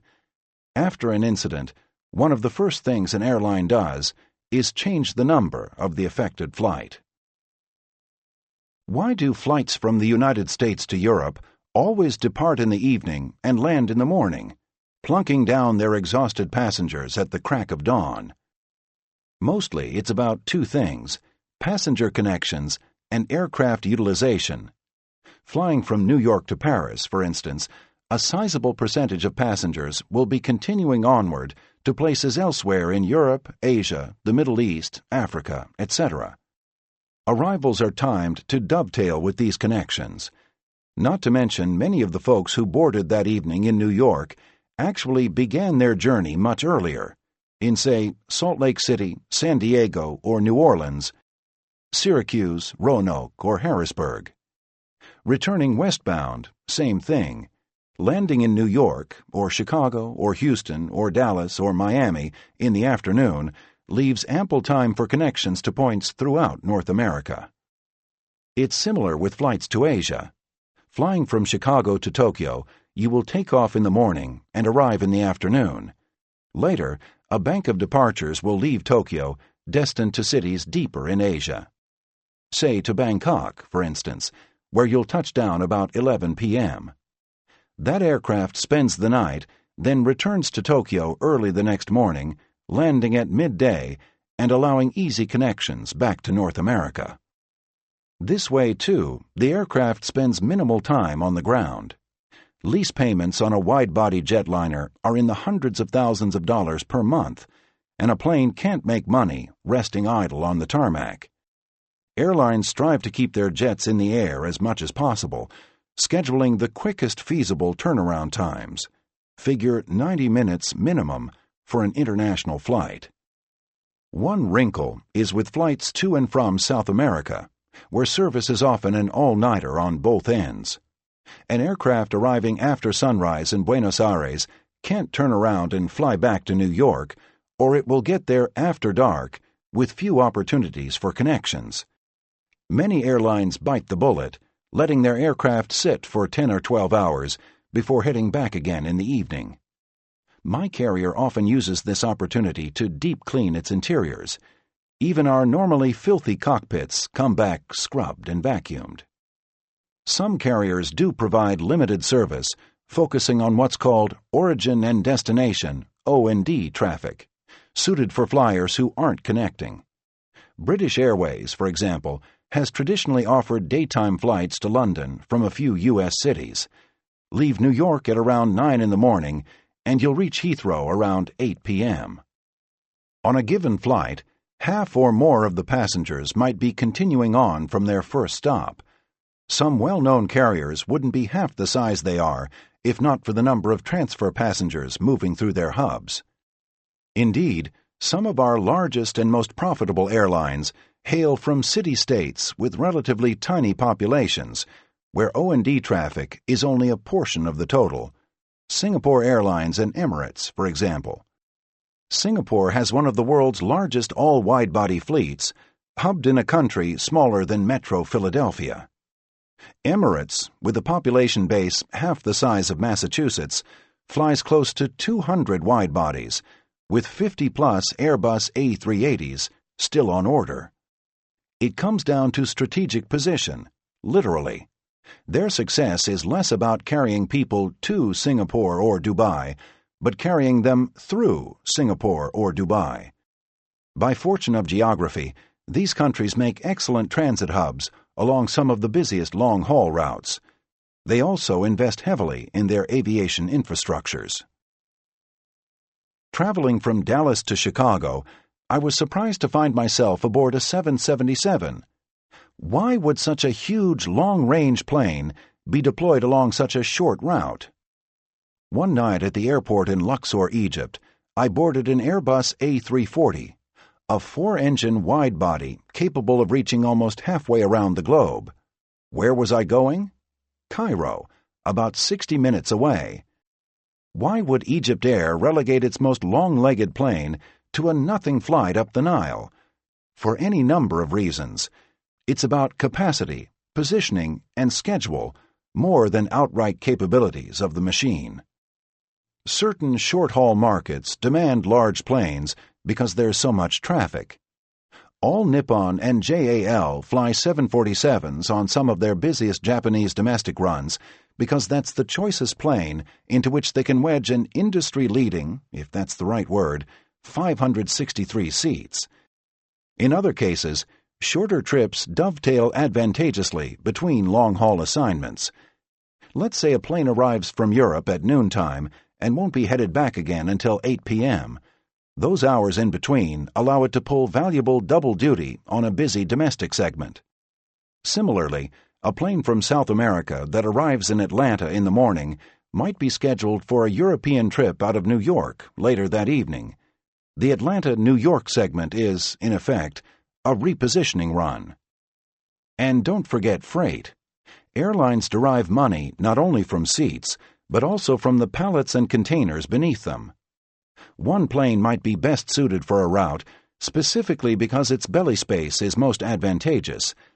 A 747 has 6,000 cubic feet of cargo space, in addition to 400 seats on the main deck.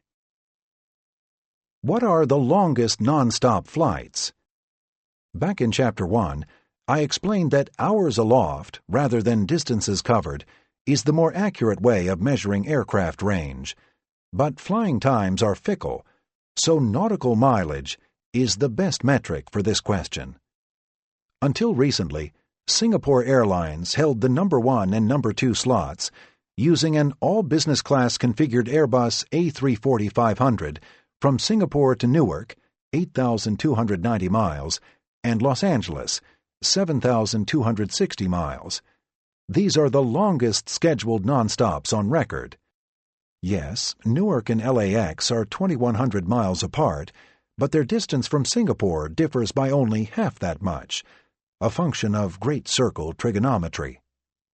They were discontinued in 2013, however, and the baton passed to Qantas and its 7,455-mile nonstop between Sydney and Dallas-Fort Worth. The following list is subject to change as airlines revise their schedules, but here are the longest scheduled passenger flights at press time, measured in nautical miles. Bring a favorite book, preferably this one, and leave your circadian rhythms at home. 1. Sydney-Dallas, 7,455, Qantas. 2. Atlanta-Johannesburg, 7,335, Delta. 3. Dubai-Los Angeles, 7,245, Emirates. 4. Manila-Toronto, 7,145, Philippine Airlines. 5. Dubai-Houston, 7,095, Emirates. 6. Dubai, San Francisco, 7,040, Emirates. 7.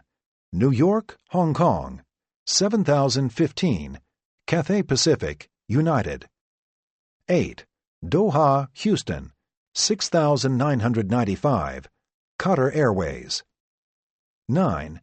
Dubai, Dallas, 6,990, Emirates. 10. New York, Johannesburg, 6,925, South African Airways. Notice that 3 of the top 10 are flights between Texas and the Middle East. That's oil for you. Quaint seem the days, 40 or so years ago, when Pan Am executives sat in their Park Avenue skyscraper, scratching their heads over ways to make a 747 reach Tokyo without refueling. Thanks to aircraft like the 777 and A340, almost any 2 commercial air markets in the world are linkable in a single fell swoop. We haven't just closed the technological gap, we've closed the imagination gap as well. One holdout, at just under 10,000 nautical miles, is London-Sydney, called the Grail Route in some circles. Using a 747-400, Qantas once tinkered with this elusive prize and discovered it could, under optimum conditions, make the run without having to pit stop. But this was so pushing the envelope that it proved a real teeth-chatterer for the carrier's crews and dispatchers, who were forced to juggle the logistics of fuel, weather, and diversion planning with utmost attention and accuracy. Not to mention it being untenable for advertising. Qantas to London, non-stop, sometimes. Boeing 777LR once made an 11,600-mile promotional flight, and on paper would seem capable of handling the journey. But just because a plane can do such things in a publicity stunt doesn't mean it can do them in regular scheduled service. You have ETOPS restrictions, extended-range operational legalities for twin-engine planes to deal with, local airspace constraints, wind patterns, seasonal weather variations, and so on, all affecting flight times. And that 2 cities can be connected means little to an airline unless there is an exploitable market to justify connecting them. London-Sydney is not the longest possible flight, but it may be the longest possible flight guaranteed to provide a steady supply of passengers. More formidable pairings are at least conceivable, should demand exist. The most intriguing of these are Sao Paulo-Tokyo, Auckland-London, and Buenos Aires-Tokyo, all clocking in at a shade under 10,000 nautical miles. Shattering the 10,000 frontier, Buenos Aires-Seoul, anyone? Remains, let's just say, a long-haul long shot. My personal record for time spent on a plane is a relatively modest 14 hours and 46 minutes aboard South African Airways Flight SA-202 from JFK to Johannesburg in May 2000. SAA uses an A340 on that route today, but it was a 747 at the time. I know the flight was exactly 14 hours and 46 minutes long because there was a digital timer bolted to the bulkhead, triggered by retraction of the landing gear, to provide a minute-by-minute update. Watching the hours tick by seemed a tortuous proposition until a certain passenger was bold enough to tape a piece of paper over the clock. I flew aboard an airplane that had a name painted near its nose.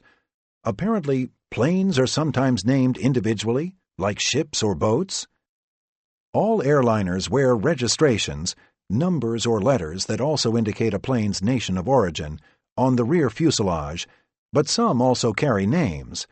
If a plane has been christened in honor of a place, person, or thing, look for titles on the forward fuselage. I'm quite fond of this practice. It makes flying a touch less impersonal and a touch more dignified. And any airline that bothers to name its planes, I feel, is one that takes its mission to heart. Turkish Airlines names its spotless Boeings and Airbuses after Anatolian cities. You can ride aboard the Konya, the Goreme, or the Isparta. Flying Virgin Atlantic, which styles itself a bit more provocatively, You might have a seat on the Tubular Belle, the Barbarella, or maybe the Varga Girl. You can ride the St. Patrick to Dublin on Aer Lingus, no surprise there, or you can try your luck on a Syrian Air 747 called Arab Solidarity. For a while, Air Namibia was flying a 747 named Velvitia, homage to a strange desert succulent that grows in the Namibian wilds and can live for centuries. On that 15-hour South African Airways flight to Johannesburg that I described earlier, I rode the Durban, then the Bloemfontein on my return, cities in South Africa. If unsure, I needed only to check the wooden plaque near the upper deck stairs, emblazoned with a crest and scroll. I thought the plaque added an elegant ocean liner sort of touch. I miss the Austrian carrier Lauda Air, now part of Austrian Airlines, which remembered artists and musicians, with the Gustav Klimt, the Miles Davis, and a 737 named Frank Zappa. KLM is probably the closest in terms of creativity. Cities, birds, authors, and explorers all have their namesake blue and white Boeing, while the airline's MD-11s are named for famous women, including the Florence Nightingale, the Marie Curie, and the Audrey Hepburn. On the other hand, enough already with JetBlue's insufferable too cute riffs on the color blue. I don't advocate hurling tomatoes at Airbuses, but here are some deserving targets. I can live with Idlewild Blue and even Betty Blue, but That's What I Like About Blue, Fancy Meeting Blue Here, or Bippity Boppity Blue are too much to take. What was I just saying about dignity? Some years back, United named several jets in honor of its highest mileage frequent flyers. Imagine not getting an upgrade on the very plane with your name on its nose.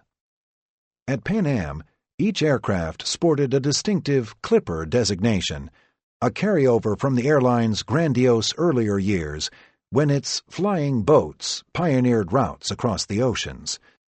There were nautical references, sea serpent, mermaid, gem of the ocean, including a particular fascination with waves, crest of the wave, dashing wave, wild wave. There were nods to Greek and Roman mythology, Jupiter, Mercury, Argonaut, and the inevitable heaping of faux inspirational piffle, Empress of the Skies, Glory of the Skies, Freedom. A few of them made you wonder if Juan Tripp and his boys weren't tippling too much scotch in the boardrooms over on Park Avenue. Water Witch? Neptune's Car? Nonpareil? Young Brander? Turns out those were taken from old sailing vessels. When Pan Am 103 was blown up over Scotland in 1988, the only part to remain somewhat intact was the forward fuselage, from the nose to roughly the first set of cabin doors. It was crushed when it landed, on its side, but it still looked like a piece of an airplane, which is more than you can say for the rest of the jet. This piece was widely photographed and became a news icon in the days and weeks that followed. There it was, on the front of every newspaper and on the cover of Time and Newsweek, and it is easily found on the Internet today. The photo shows detritus and debris everywhere, wires and scraps of metal, all surrounding this impossibly still dignified chunk of a Boeing 747, dead as a doornail. There's the blue stripe, the paint barely scratched. And there, just above the oval cabin windows, in frilly blue lettering, you can still read clearly the words, Clipper, Maid of the Seas. How to Speak Airline, a glossary for travelers. The experience of air travel is unique in that people subject themselves to a long string of mostly anonymous authorities.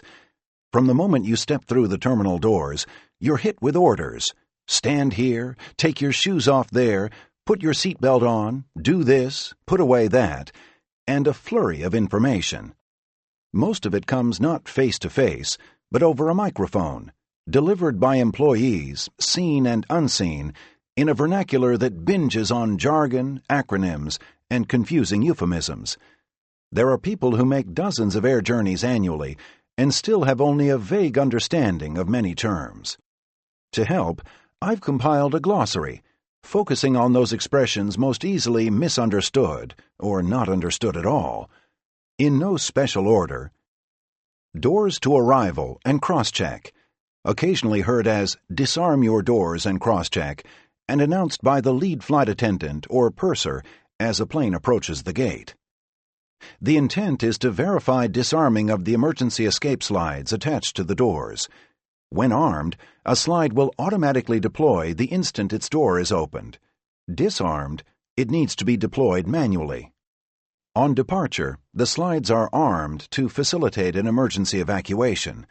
You might hear this as doors to automatic. Upon docking, they're disarmed to keep them from billowing into the boarding tunnel or onto the apron during servicing. Cross-check is a generic term used by pilots and flight attendants, meaning that one person has verified the task of another.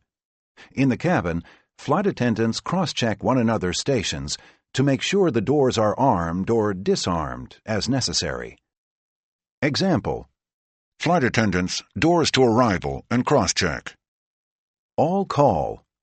Often part of the arming-disarming procedure, this is a request that each flight attendant reports via intercom from his or her station, a sort of flight attendant conference call. Example: Flight attendants, doors to arrival, cross-check, and all call. Last-minute paperwork. Everything is buttoned up and the flight is ready for pushback. Then comes the wait for last-minute paperwork, which winds up taking half an hour. Usually it's something to do with the weight and balance record, a revision to the flight plan, or waiting for the maintenance guys to deal with a write-up and get the logbook in order. Example: We're just finishing up some last-minute paperwork and should be underway shortly. Flight deck. The cockpit. First officer, also co-pilot. The first officer is second in command on the flight deck. He or she sits on the right and is fully qualified to operate the aircraft in all stages of flight, including takeoffs and landings, and does so in alternating turns with the captain. Flight level. There's a technical definition of flight level, but I'm not going to bore you with it. Basically, this is a fancy way of telling you how many thousands of feet you are above sea level. Just add a couple of zeros. Flight level 330 is 33,000 feet. Example: We've now reached our cruising altitude of flight level 330. I'll go ahead and turn off the seatbelt sign. Holding pattern. A racetrack-shaped course flown during weather or traffic delays. Published holding patterns are depicted on aeronautical charts, but one can be improvised almost anywhere. Ground stop. This is when departures to one or more destinations are curtailed by air traffic control, usually due to a traffic backlog. Example: Sorry, folks, but there's a ground stop on all flights headed south from here. EFC time. The expect further clearance, EFC time, sometimes called a release time, is the point at which a crew expects to be set free from a holding pattern or exempted from a ground stop. Example: Good news, we've been given an EFC time of 30 minutes after the hour. Wheels up time. Similar to the EFC time, except it refers to the point when a ground-stopped plane is expected to be fully airborne. The crew must plan to be at or near the runway as close to this time as possible. Area of weather. Typically thunderstorms or a zone of heavy precipitation. Example: Due to an area of weather over New Jersey, we'll be turning southbound toward Philadelphia. Air pocket. Colloquial for a transient jolt of turbulence. Final approach. For pilots, an airplane is on final approach when it has reached the last straight-in segment of the landing pattern, that is, aligned with the extended center line of the runway, requiring no additional turns or maneuvering. Flight attendants speak of final approach on their own more general terms in reference to the latter portion of the descent. Example: Ladies and gentlemen, we are now on our final approach into Miami. The full upright and locked position. Upright. tampering with, disabling, or destroying. Tampering with. Example: Federal law prohibits tampering with, disabling, or destroying a lavatory smoke detector. The off position. Off. Deplane. Deplane is used to describe the opposite of boarding an aircraft. There are those who feel the root plane should not be used as a verb, fearing a chain reaction of abominable copycats. Imagine decar for getting out of your car, or debed for waking up. In fact, dictionaries date deplane to the 1920s, and while it's not the slickest sounding word, I'm known to employ it myself. Like stewardess, it's a term of occasional convenience. There are a few snappy, PA-friendly options with the same useful meaning. Disembark is the most elegant one available, and it's rather clumsy. Example: Please remember to take all of your belongings before deplaning. Deadhead. A deadheading pilot or flight attendant is one repositioning as part of an on-duty assignment. This is not the same as commuting to work or engaging in personal travel. Equipment. An airplane. Is there not something strange about the refusal to call the focal object of the entire industry by its real name? Example: Due to an equipment change, departure for Heathrow is delayed 3 hours. Direct flight. Technically, a direct flight is a routing along which the flight number does not change. It has nothing to do with whether the plane stops. This is a carryover from the days when flights between major cities routinely made intermediate stops, sometimes several of them. Most airline staff are smart enough to realize that if a passenger asks if a flight is direct, he or she wants to know if it stops, but check the fine print when booking. Non-stop. That's the one that doesn't stop. Gatehouse. An idiosyncratic way of saying the gate area or boarding lounge. Gatehouse has a folksy touch that I really like. They should use it more often. Example: If there is a passenger Patrick Smith in the gatehouse, please approach the podium. Pre-board. This one, on the other hand, has no charm. It means to board, except to board first. Example: We would now like to pre-board those passengers requiring special assistance. Final and immediate boarding call. A flamboyant way of telling slow-moving passengers to get their asses in gear. It provides more urgency than just final call or last call. In range. This is a common gatehouse announcement during delays when the plane you're waiting to board hasn't yet landed. Somewhere around the start of descent, the pilots will send an electronic in-range message to let everybody know they'll be arriving shortly. How shortly is tough to tell, as the message is sent prior to any low-altitude sequencing and assumes no inbound taxi congestion. What they're giving you at the gate is a best-case time for boarding. As a rule of thumb, add 20 minutes. Example: The flight is called in range, and we expect to begin boarding in approximately 40 minutes. Ramp. Ramp refers to the aircraft and ground vehicle movement areas closest to the terminal, the aircraft parking zones and surrounds. In the early days of aviation, many aircraft were amphibious seaplanes or float planes. If a plane wasn't flying, it was either in the water or on the ramp. Example: We're sorry, your suitcase was crushed by a 747 out on the ramp. Alley. A taxiway or passageway between terminals or ramps. Example: It'll be just a second, folks. We're waiting for another aircraft to move out of the alley. Apron. Similar to ramp, this is basically an expanse of tarmac that is not a runway or taxiway, areas where planes park or are otherwise serviced. Tarmac. A portmanteau for tar penetration macadam, a highway surfacing material patented in Britain in 1901. Eventually, it came to mean any sort of asphalt or blacktop. You hear it in reference to airports all the time, even though almost no ramp, apron, runway, or taxiway is actually surfaced with the stuff. Real tarmac becomes soft in hot weather and would turn to mush under the wheels of a heavy jet. I think of Paul Weller's invocation of sticky black tarmac in the gorgeous jam song, That's Entertainment. Like many words, it has outgrown its specificity, and there are linguistic traditionalists who are bothered by this. I am not one of them. At this time, now, or presently. This is air travel's signature euphemism. Example: At this time, we ask that you please put away all electronic devices. Do, an irritating emphatic, otherwise with no grammatical justification.